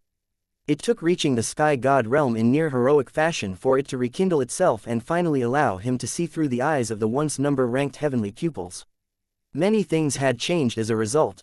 His eyes went from using a function of time with heaven and earth gate, to strict realm changes instead. He had also gone from being stuck in long dormancy stages afterward, to being able to use either one again so long as his karmic chi replenished. This was the largest change to his eyes, and the others were more subtle. But to have such large changes to what were arguably the two most powerful abilities of his eyes. How could such a result be argued again? Now, Ryu was slowly beginning to realize that this could only be as a result of his rebirth, but at the same time, it felt lackluster. Was this all he had to give? And then his mind landed on his inner world. Right now, he could no longer even sense the original treasure that he had fused with. It had well and truly become a world, as though the treasure was now him and he was the treasure. It had to be remembered that the usual inner worlds granted to all heavenly pupils wielders were bland, just a box of gray with nothing special about it. Of course, it could be changed and evolved, but doing so wasn't an easy task. In Sacrum, Ryu's parents had managed to con Mistress Holy Wing out of what he had called an origin grade treasure at the time, an incubator capable of allowing him to absorb treasures with ease so long as they were planted within. For a mortal like him, this treasure was invaluable, and his parents and grandparents had been trying to get it from the Holy Wings for centuries, as it was the only thing that could allow him to easily absorb volatile treasures far too powerful for his body to handle. On the night of his death, in a twist of irony, he finally managed to get his hands on it. However, as great as that treasure sounded to those of Sacrum, if Ryu was correct, by the true martial world standards, it was a mere fragmented grade treasure. Thanks to his rewards from the incomplete heavenly path, he had many omniscient grade treasures, let alone fragmented grade. However, what he hadn't realized after his eyes had unsealed was that this so-called fragmented grade treasure couldn't even be considered that any longer. In fact, it wasn't a treasure anymore at all. After what could only be trillions upon trillions of years, it had become a part of him, evolving along with his eyes and becoming something entirely different. It was well and truly a world, one within him that had a completely different environment to anything he had ever seen. It was akin to a small world with different laws compared to others, and it was completely under his control. And it was this world that had become the window to his body. His body was it and it was his body. The connection between the two was entirely inseparable, and when it was repainted in Ryu's image, it breathed with life in an unfathomable way. Soon, the lands became seas of fire and the skies became lakes of blue lightning. Under the strokes of Ryu's will, those flames and bolts converged. On the ground, sparks of embers became the delicate petals of flowers and the boundless blades of grass. In the skies the slithering snakes and dragons of lightning became as delicate as clouds and as willowy as the wind. In the center of it all, flames of red gold, black and ice blue danced. They formed spirals in the air that quickly became familiar patterns. The jagged, straight lines of the ice phoenix. The swirling pinwheels of the dark phoenix. The delicate feather patterns of the Emperor Phoenix and Fire Phoenix. They layered atop of one another, forming a tapestry of colors, an enigma of the mind and a construct so unfathomably beautiful that it didn't feel real. As though it was something that could only be brought to life in a painting. Ryu lost himself in his strokes, the unfathomable changes of his body becoming rooted in this world as cosmos fog began to billow forth. One would never know of the earth-shattering and heaven-sundering events that were ongoing. Because it was all in the palm of his hands. The laws of the world no longer mattered to him anymore. Because only his will was important. Chapter 1670. Bonus law. Thanks to Jackson's smiley face, 2/3 white scales danced across Ryu's body, flashing into and out of existence in an illusory sense. They didn't seem to be real, and yet they exuded an air of majesty and nobility that was unheard of. But at the same time, their grade continuously plummeted. Ryu didn't seem to notice this at all, though, sitting in a stoic silence as he weaved together the masterpiece of a lifetime. The Qilin was his heaven, the fire dragon his earth, his phoenixes the cycle in between. Together, they formed a perfect balance, feeding off of one another, learning from one another, enhancing one another. In a way, this was the path that he had always been angling for, a path that had opened up to him after he stopped blaming the heavens for everything that went wrong in his life and taking true control, finally understanding that it was nothing more than an amalgamation of laws and rolls of the dice. It wasn't that he had never understood this, but as he had learned many times before, there was a difference between knowing something and truly comprehending it. A harmony between heaven and earth, a perfect cycle between. The judgment of heaven gives way to death, the defiance of earth gives way to life. Reincarnation is the bridge that connects them all. His thoughts floated back to his grandmother. His grandma Tatsuya was a woman whose arrogance knew no bounds. He could still remember the lofty air she had exuded when she spoke those last words to him. When it comes to control and understanding of heavenly patterns, there is no one in the past or future that has or will surpass me. Dark Phoenix heavenly patterns aren't an ultimate offense. They embody exactly what their originators did. Death, decay, destruction.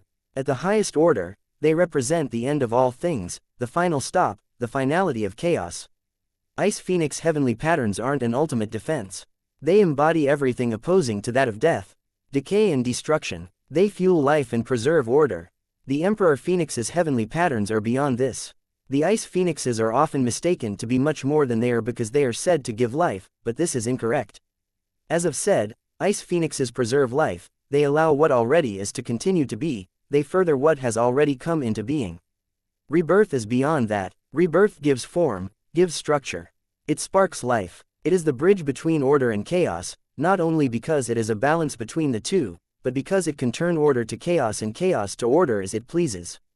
We create. This is what it means to be rebirth, this is what it means to be an Emperor Phoenix. Little Ryu, I only want you to promise this Empress one thing. The memory played in Ryu's head with perfect recollection, his origin flames thrumming with life and a dormant white flame rushing up. I will kill every last one of them, Ryu said softly. His voice wasn't nearly as cold as it was the first time he said it, but the conviction was so bone deep that the world shuddered as though a Tao god had spoken it into law. His grandmother's final laughter echoed in his ears and it all came together. A Qilin to rule the heavens. A dragon to rule the earth. A phoenix to give it meaning. The world solidified as Ryu penned his final stroke. A shudder shot through his body as the grade of his bloodlines finally hit rock bottom. At the moment, they wouldn't even register as the most common of bloodlines. If he was on sacrum, it would be said that he was born without bloodline talent at all. In the true martial world, he would be trash amongst the worst trash even amongst those of the first heaven. However, even now, he didn't seem to register it at all. He sat there in silence, his eyes closed. Every time he breathed, the leaves of his world would rustle, the clouds would tremble and the sun above would sparkle. It was a fantastical world, one where the stars above sparked with blue bolts and the grass below danced with embers of red and gold. There wasn't a single beast that could be seen, and yet it exuded the air of them all at the same time, a majestic bearing exuding from the most insignificant of flower petals to the heights of the celestial bodies above. Ryu took another breath and the flames sparked and lightning danced. It looked as though a rush of wind had superheated everything before he exhaled and it all went back to normal once more. Ryu's body felt like one in a way it never had before. Every aspect of it seemed to be perfectly under his control, and the largest change seemed to be the fact that his focus chi felt practically endless, that there was an unfathomable depth to pull from the past and the future that would always leave him at the peak of his mental faculties. And why wouldn't it? His focus chi was a function of his brain's capacity, and his corporeal spirits had just fused with his incorporeal souls, which then became a window for a world of his own. All of which was fueled by his beyond perfect extreme spiritual foundation. In this sort of situation, how could his mental capacity not be endless? In fact, he even felt that his body's stamina overall was endless. As for whether that was true or not, he knew the answer was the latter. Even his focus chi's endlessness was a mirage. There was a limit, that was for sure. The question was whether he would ever run into it at this stage of his strength. And the answer to that was no. But that was hardly the most shocking thing. The reason why speaking earlier had felt like a Tao god had spoken it into existence, was because that was exactly what he was now. A Tao god. Chapter 1671. Bonus challenge thanks to Jackson's smiley face, 3/3. Ryu shook his head. Was he technically a Tao god? Yes. He had a world entirely under his control, and by all metrics, within its bounds, he could exhibit all the skill of a Tao god. The trouble was that the world was too weak, and that was part of the reason his bloodlines had plummeted to the common grade. In reality, his bloodlines hadn't weakened to the common grade, that would be ridiculous. In fact, his bloodlines, as of now, at least the combination of them working together, like to be the strongest bloodline in the whole of the true martial world. Ryu didn't believe this was exaggerated at all. For all intents and purposes, he had unlocked the full potential of his bloodlines and they were in complete harmony with one another. So what was the issue? The problem lay in the fact that his world could not possibly compare to the true martial world. As a result, the true martial world didn't even recognize his bloodlines nor grade them. As a result of this, his bloodlines when exhibited in this world were actually weaker than they should be. But not by as much as one would think. In fact, even with the weakening Ryu experienced, in practice, his bloodline was still at the level of a god-grade bloodline, and this was truly something to celebrate. Who cared what this world graded his bloodline as if he stood beyond them anyway? If there came a day where he could form a world worthy of being a 10th heaven, let alone being ranked as a god-grade bloodline, it would be off the scale not due to this world not being bothered to grade it, but because it would be too great for this world to grade at all. This was the benefit of having a world where the faith and karma were controlled by you, yourself. But it was also because of this that Ryu had a shortcut to improving his world as well. If he could gather large amounts of faith in this world, and then use it to fuel his own, he would quickly find his own world improving. But that wasn't all. His taboo methods, namely, his 9 pillars and their construction, had undergone their own change. He had released them from the shackles of fate that bound them as well.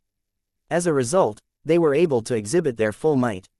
In the past, his fragmented body realm was capable of bridging the gap to the false body realm of just the 7th heaven.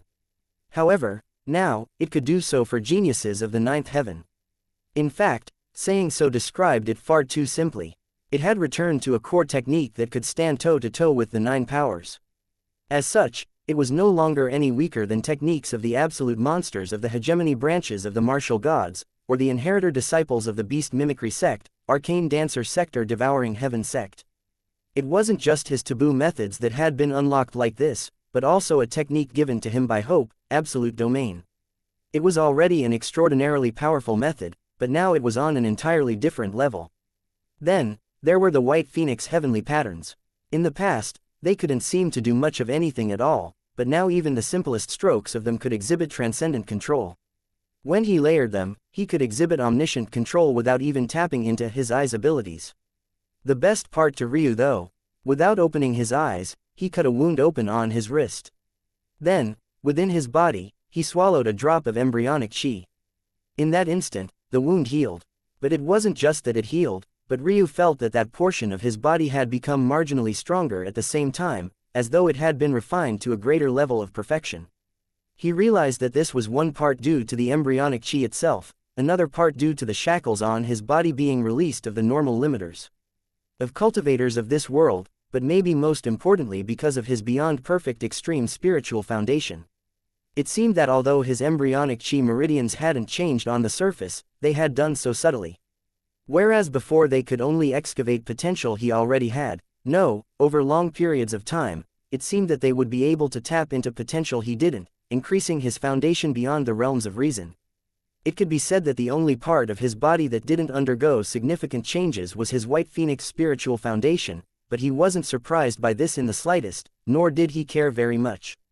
He had just stepped into a door that even the Phoenix Sky God didn't see coming. Like he had said before, he would make sure whoever they were paid, but before that, he would slowly, but surely, wipe the martial gods off the face of the map. Ryu's eyes opened. He didn't do so with flash or flare, and yet reality before him collapsed the instant he did. It wasn't until he forcefully constricted his pupils that the world chilled and went back to normal. Ryu looked up and back, finding a wobbly-legged Elena standing there, leaning on the wall with a forearm. Ryu chuckled. How long did it take you to walk here? Not long at all. I have no idea what you're talking about, hubby, Elena said with a hoarse voice. Is that so? Ryu smiled. That sounds like a challenge. Elena shivered. For the first time, she wondered if she actually wanted sex or not. But before she could react, she had already been hauled over Ryu's shoulder. She hissed out a breath when he grabbed a handful of her ass, wondering how the hell she had gotten so sensitive. Carrying her up the stairs like a sack of potatoes, Ryu's grin grew wider and wider, a finger slipping into her nether regions and allowing a drop of embryonic chi to soak into her fragrant juices. Elena's mind went blank. Chapter 1672. Larger goals. Elena had never experienced anything like this before. She found herself in a world of fire and lightning, and every time she was holding on by nothing more than a string, she found herself before replenishing only for it to happen all over again. Her mind danced in and out of consciousness. At some point, she really did begin begging for mercy, but as though Ryu couldn't hear her at all, his assault was relentless. Her body went limp, her eyes rolling to the back of her head. Every single time another drop of embryonic chi entered her, it would refresh her physical state, but it did nothing to lessen the accumulating waves of pleasure. Instead, they seemed to multiply several times over. Her brain turned to mush, all of her inhibitions lowering to the point where she couldn't even make heads or tails of what even she was doing, let alone what was being done to her. Her words slurred into an unintelligible language, and she even reached a point where her jaw went slack and her tongue hung from her mouth. She couldn't seem to control any part of her any longer, even if it was something as small and benign as that. She didn't even know where Ryu let her go, but at some point she lay face down ass up in a field of fire-forged spiritual herbs. She couldn't sense anything but pleasure, and her body twitched from time to time, thick globules of a precious liquid falling out from in between her legs. Ryu wiped his forehead with the back of his hand, nodding to himself as though admiring his handiwork. In truth, he had only done all of this in one part to pleasure his wife. She had given up long ago. If anything, he probably should have stopped. The reward centers in her brain were fried and she could barely walk straight before, let alone now. The real reason he did so was to check on Elena's limits, not sexually, but in terms of combat. The only reason Elena would have broken into the perfect sky god realm during their first round was because she had that latent potential within her. Much like Eska, Elena had cultivated as much as only Tao gods of the true martial world could. Of course, she had spent much of that time lazing around, but just through being around cultivation for so long she had insights on certain things that others could not fathom. It wasn't just this either. But in the last 1,000 years, Elena had put a great deal of effort into her cultivation, consolidating much of that knowledge she had spent over 1 billion years accumulating. On top of that, the only reason her cultivation had been so slow was because of the accumulated micro-injuries and impurities within her. When these things came together, and were ultimately finally resolved, she experienced continuous breakthroughs. He just had to force it out of her. The ultimate result was that Elena breezed through the perfect sky god realm like it wasn't even there. Unbeknownst to her, she had already entered the higher transcendent realm, and she didn't even really think much about it, not that she could think. Ryu found himself still feeling uncomfortable, though. He looked down at the flagpole still standing at attention and he shook his head. Was this the price he paid for such powerful bloodlines? He had 5 beasts raging about in him, scrambling for more. And the worst part wasn't that they were 5 beasts, but rather that they had been released of their normal shackles. This essentially meant that the dragon, Qilin and Phoenix bloodlines in him didn't recognize that they were primordial beasts, worshipped by almost all. Instead, they saw themselves as upstarts. And because of that, they were eager to pass along their seed. It was like they had regressed back to a time in Sacrum where beasts were fighting for supremacy over the Fae. As such, they were scratching and clawing for anything they could get. After a bit, Ryu vanished from his inner world, shattered the Golden Moon world ring, moved everything into his own inner world, and before Aizmine could even understand what was going on, her cries were ringing out as well. By the time Aizmine couldn't think straight any longer, she punted the ball to Eska and swapped over their body to the zoo ancestor. Eska was already blushing down to her collarbone, but that wasn't enough to allow her to escape either. Ryu was relentless and it was hard to tell how many weeks passed. Not that it mattered. Not only could he enter his own world now in exchange for leaving a small marker on the outside world, but time here was entirely under his control. Barely a second had passed outside, and it would have been even less than that had he not been wary of pushing the time dilation too far for various reasons. It was just a shame that his world had worse laws than even Sacrum, or else he could have cultivated here and advanced by leaps and bounds. Instead, it seemed that he would have to settle for using it as a dual cultivation ground. And that he did. This time, he was just painting a different sort of masterpiece. Lord husband, let me rest, Eska wheezed out weakly, her large breasts rippling with lines of sweat and a slightly rouge hue. Ryu had no choice but to gently place her down. Unfortunately, he didn't have a valid reason for pushing Eska beyond her breaking point. Unlike Elena, her journey had been far more steady and expedient. That was also, in part, due to her experience in her fortuitous encounter. But the reason hardly mattered anymore. Ryu took a breath and exhaled. Leaning back, he gazed into the skies, forcing a certain pulsing mass down. It was almost enough to make a man want more wives. Almost. But he had much larger goals than that. Chapter 1673, and you. A long while later, Elena managed to wake up, feeling groggy. The moment she moved, though, she accidentally blew a hole through the ground. Ryu chuckled. Hey, I put a lot of effort into making this world. Don't destroy it. Elena blinked in confusion, still not quite understanding what was happening. When she realized what happened to her cultivation, she was stunned again. What is that liquid? She asked. Ryu smirked. You want a sex ed lesson? Elena was speechless. How was she going to beat this version of Ryu? In the past, she was the one who'd be making the jokes, but now he was more quippy than her. Well, he had always been good at that sort of stuff. It was just that he had always turned it on his enemies since his tongue was the only thing he could use to attack. But now, it's embryonic chi, Ryu finally answered, deciding to not tease her anymore. What? Elena didn't even know how to take what she was hearing. Of course, she knew what embryonic chi was, but how could Ryu possibly produce so much of it? Even a single drop was life-changing, but he had practically pumped her with another drop every few hours.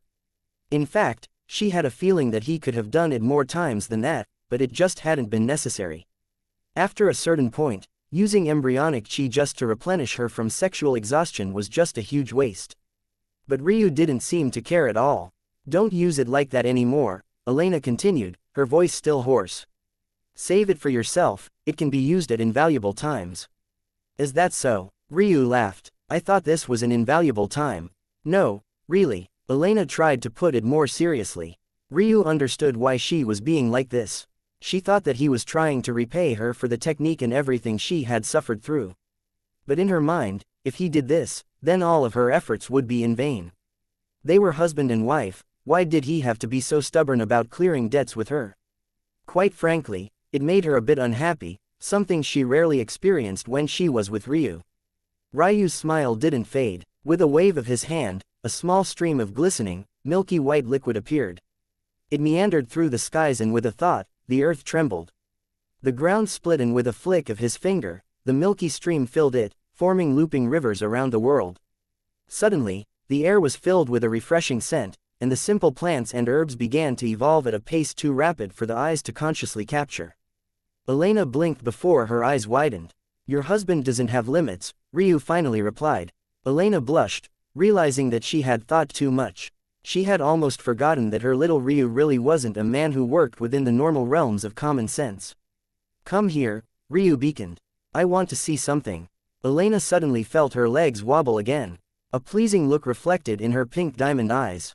Ryu laughed. It isn't that, don't worry. I'll let you rest. Elena giggled and slid into Ryu's embrace, her smooth skin gliding around his as she sat in his lap, back against his chest. Ryu pressed a hand into her lower belly and closed his eyes. Elena didn't resist, allowing Ryu's senses to practically open her body up.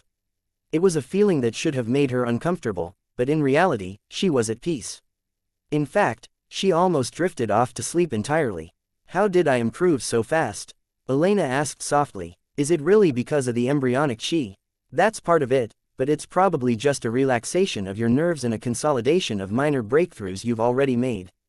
Your Tao has likely been ready to move forward for a long while now, and I don't actually think you're done improving.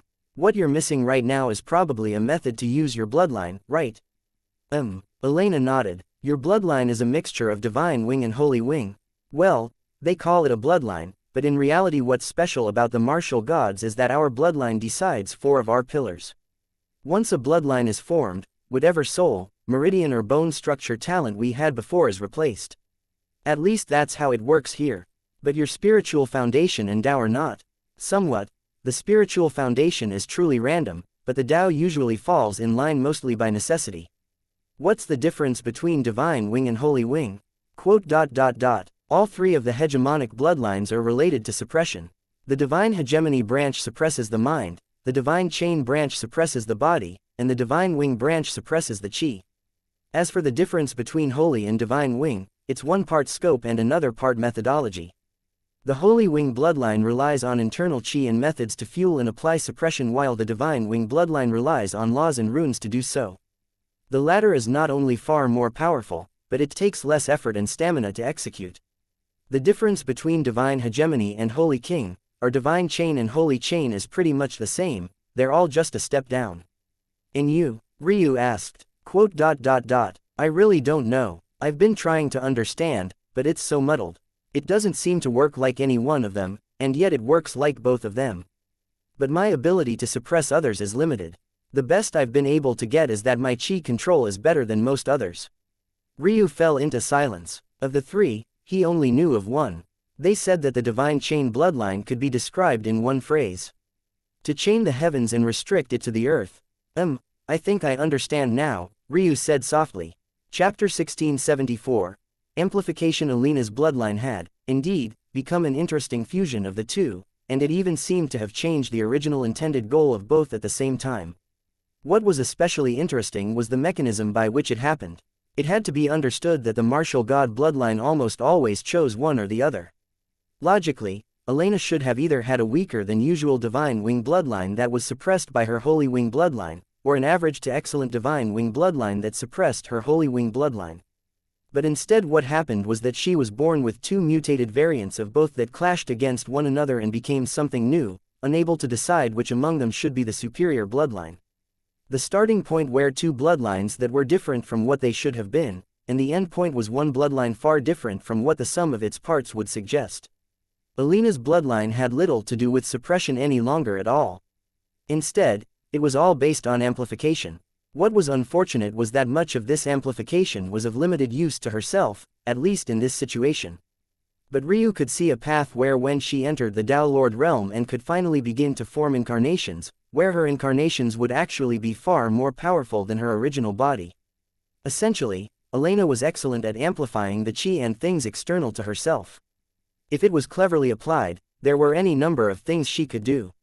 Even without forming an incarnation, beast taming would be a monstrous path for her. When it came to secondary professions like alchemy or formation crafting, she would be on another level. If she had a team of people to support her, she became a necromancer. The list of possibilities was endless, but many of those things were matters that Elena had no experience with. She was born a holy wing, so she had been trained like a holy wing. She spent a lot of time in close combat. Her current combat style was basically just an amplification of that style from the very beginning. Even when she fought, she seemed to subconsciously understand that atmospheric chi was her best ability, which was why she formed all those large palms of chi even when it seemed to be a waste of chi. Honestly, after the Immortal Ring realm, the fascination with atmospheric chi lessened tremendously.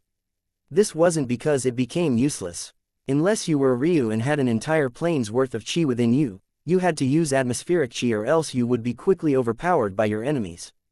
The difference was that others used atmospheric chi to amplify chi coming from within themselves, but Elena did the opposite.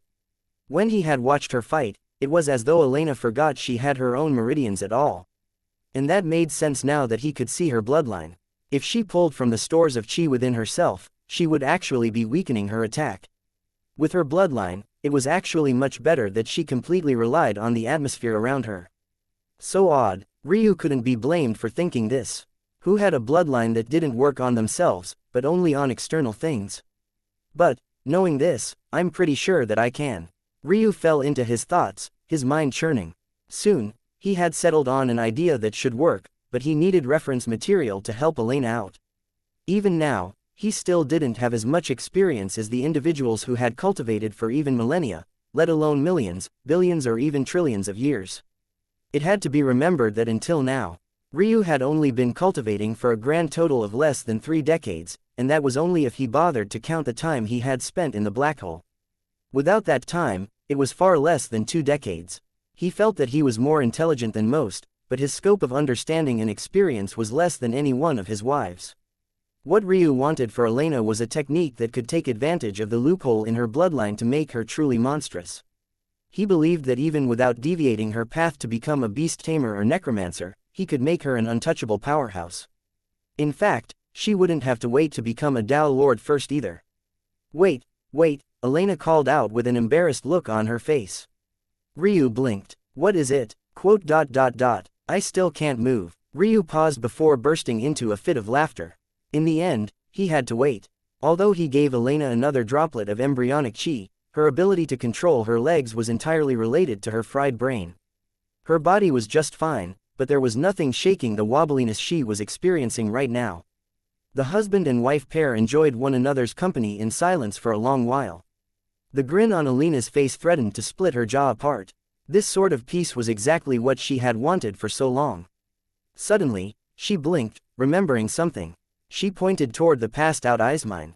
Who's that? Ryu chuckled. That's Aizmine. Wasn't there another woman? I can't remember clearly. They share the same body. That was Eska. Oh, she has the aura of a martial god. Yes, she's a member of your mom's faction. The Heavenly Dew branch. I see, Elena muttered. Speaking of which, what level are the Heavenly Dew at? It depends. Really, I thought the tier was guaranteed. No, the dregs are given opportunities because it's not necessarily that their potential is worse than the other tiers, but that they have yet to figure out methods of unearthing said potential. The martial gods have a unique profession of their own. They call it talent oracles, where people pretty much spend all their time researching and positing synergy between different talent pillars. The Heavenly Dew is a relatively newly established branch. They've had a few successful experts, and they've been graded as having high-tier potential, but their legacies and technique methods are only at the low tier.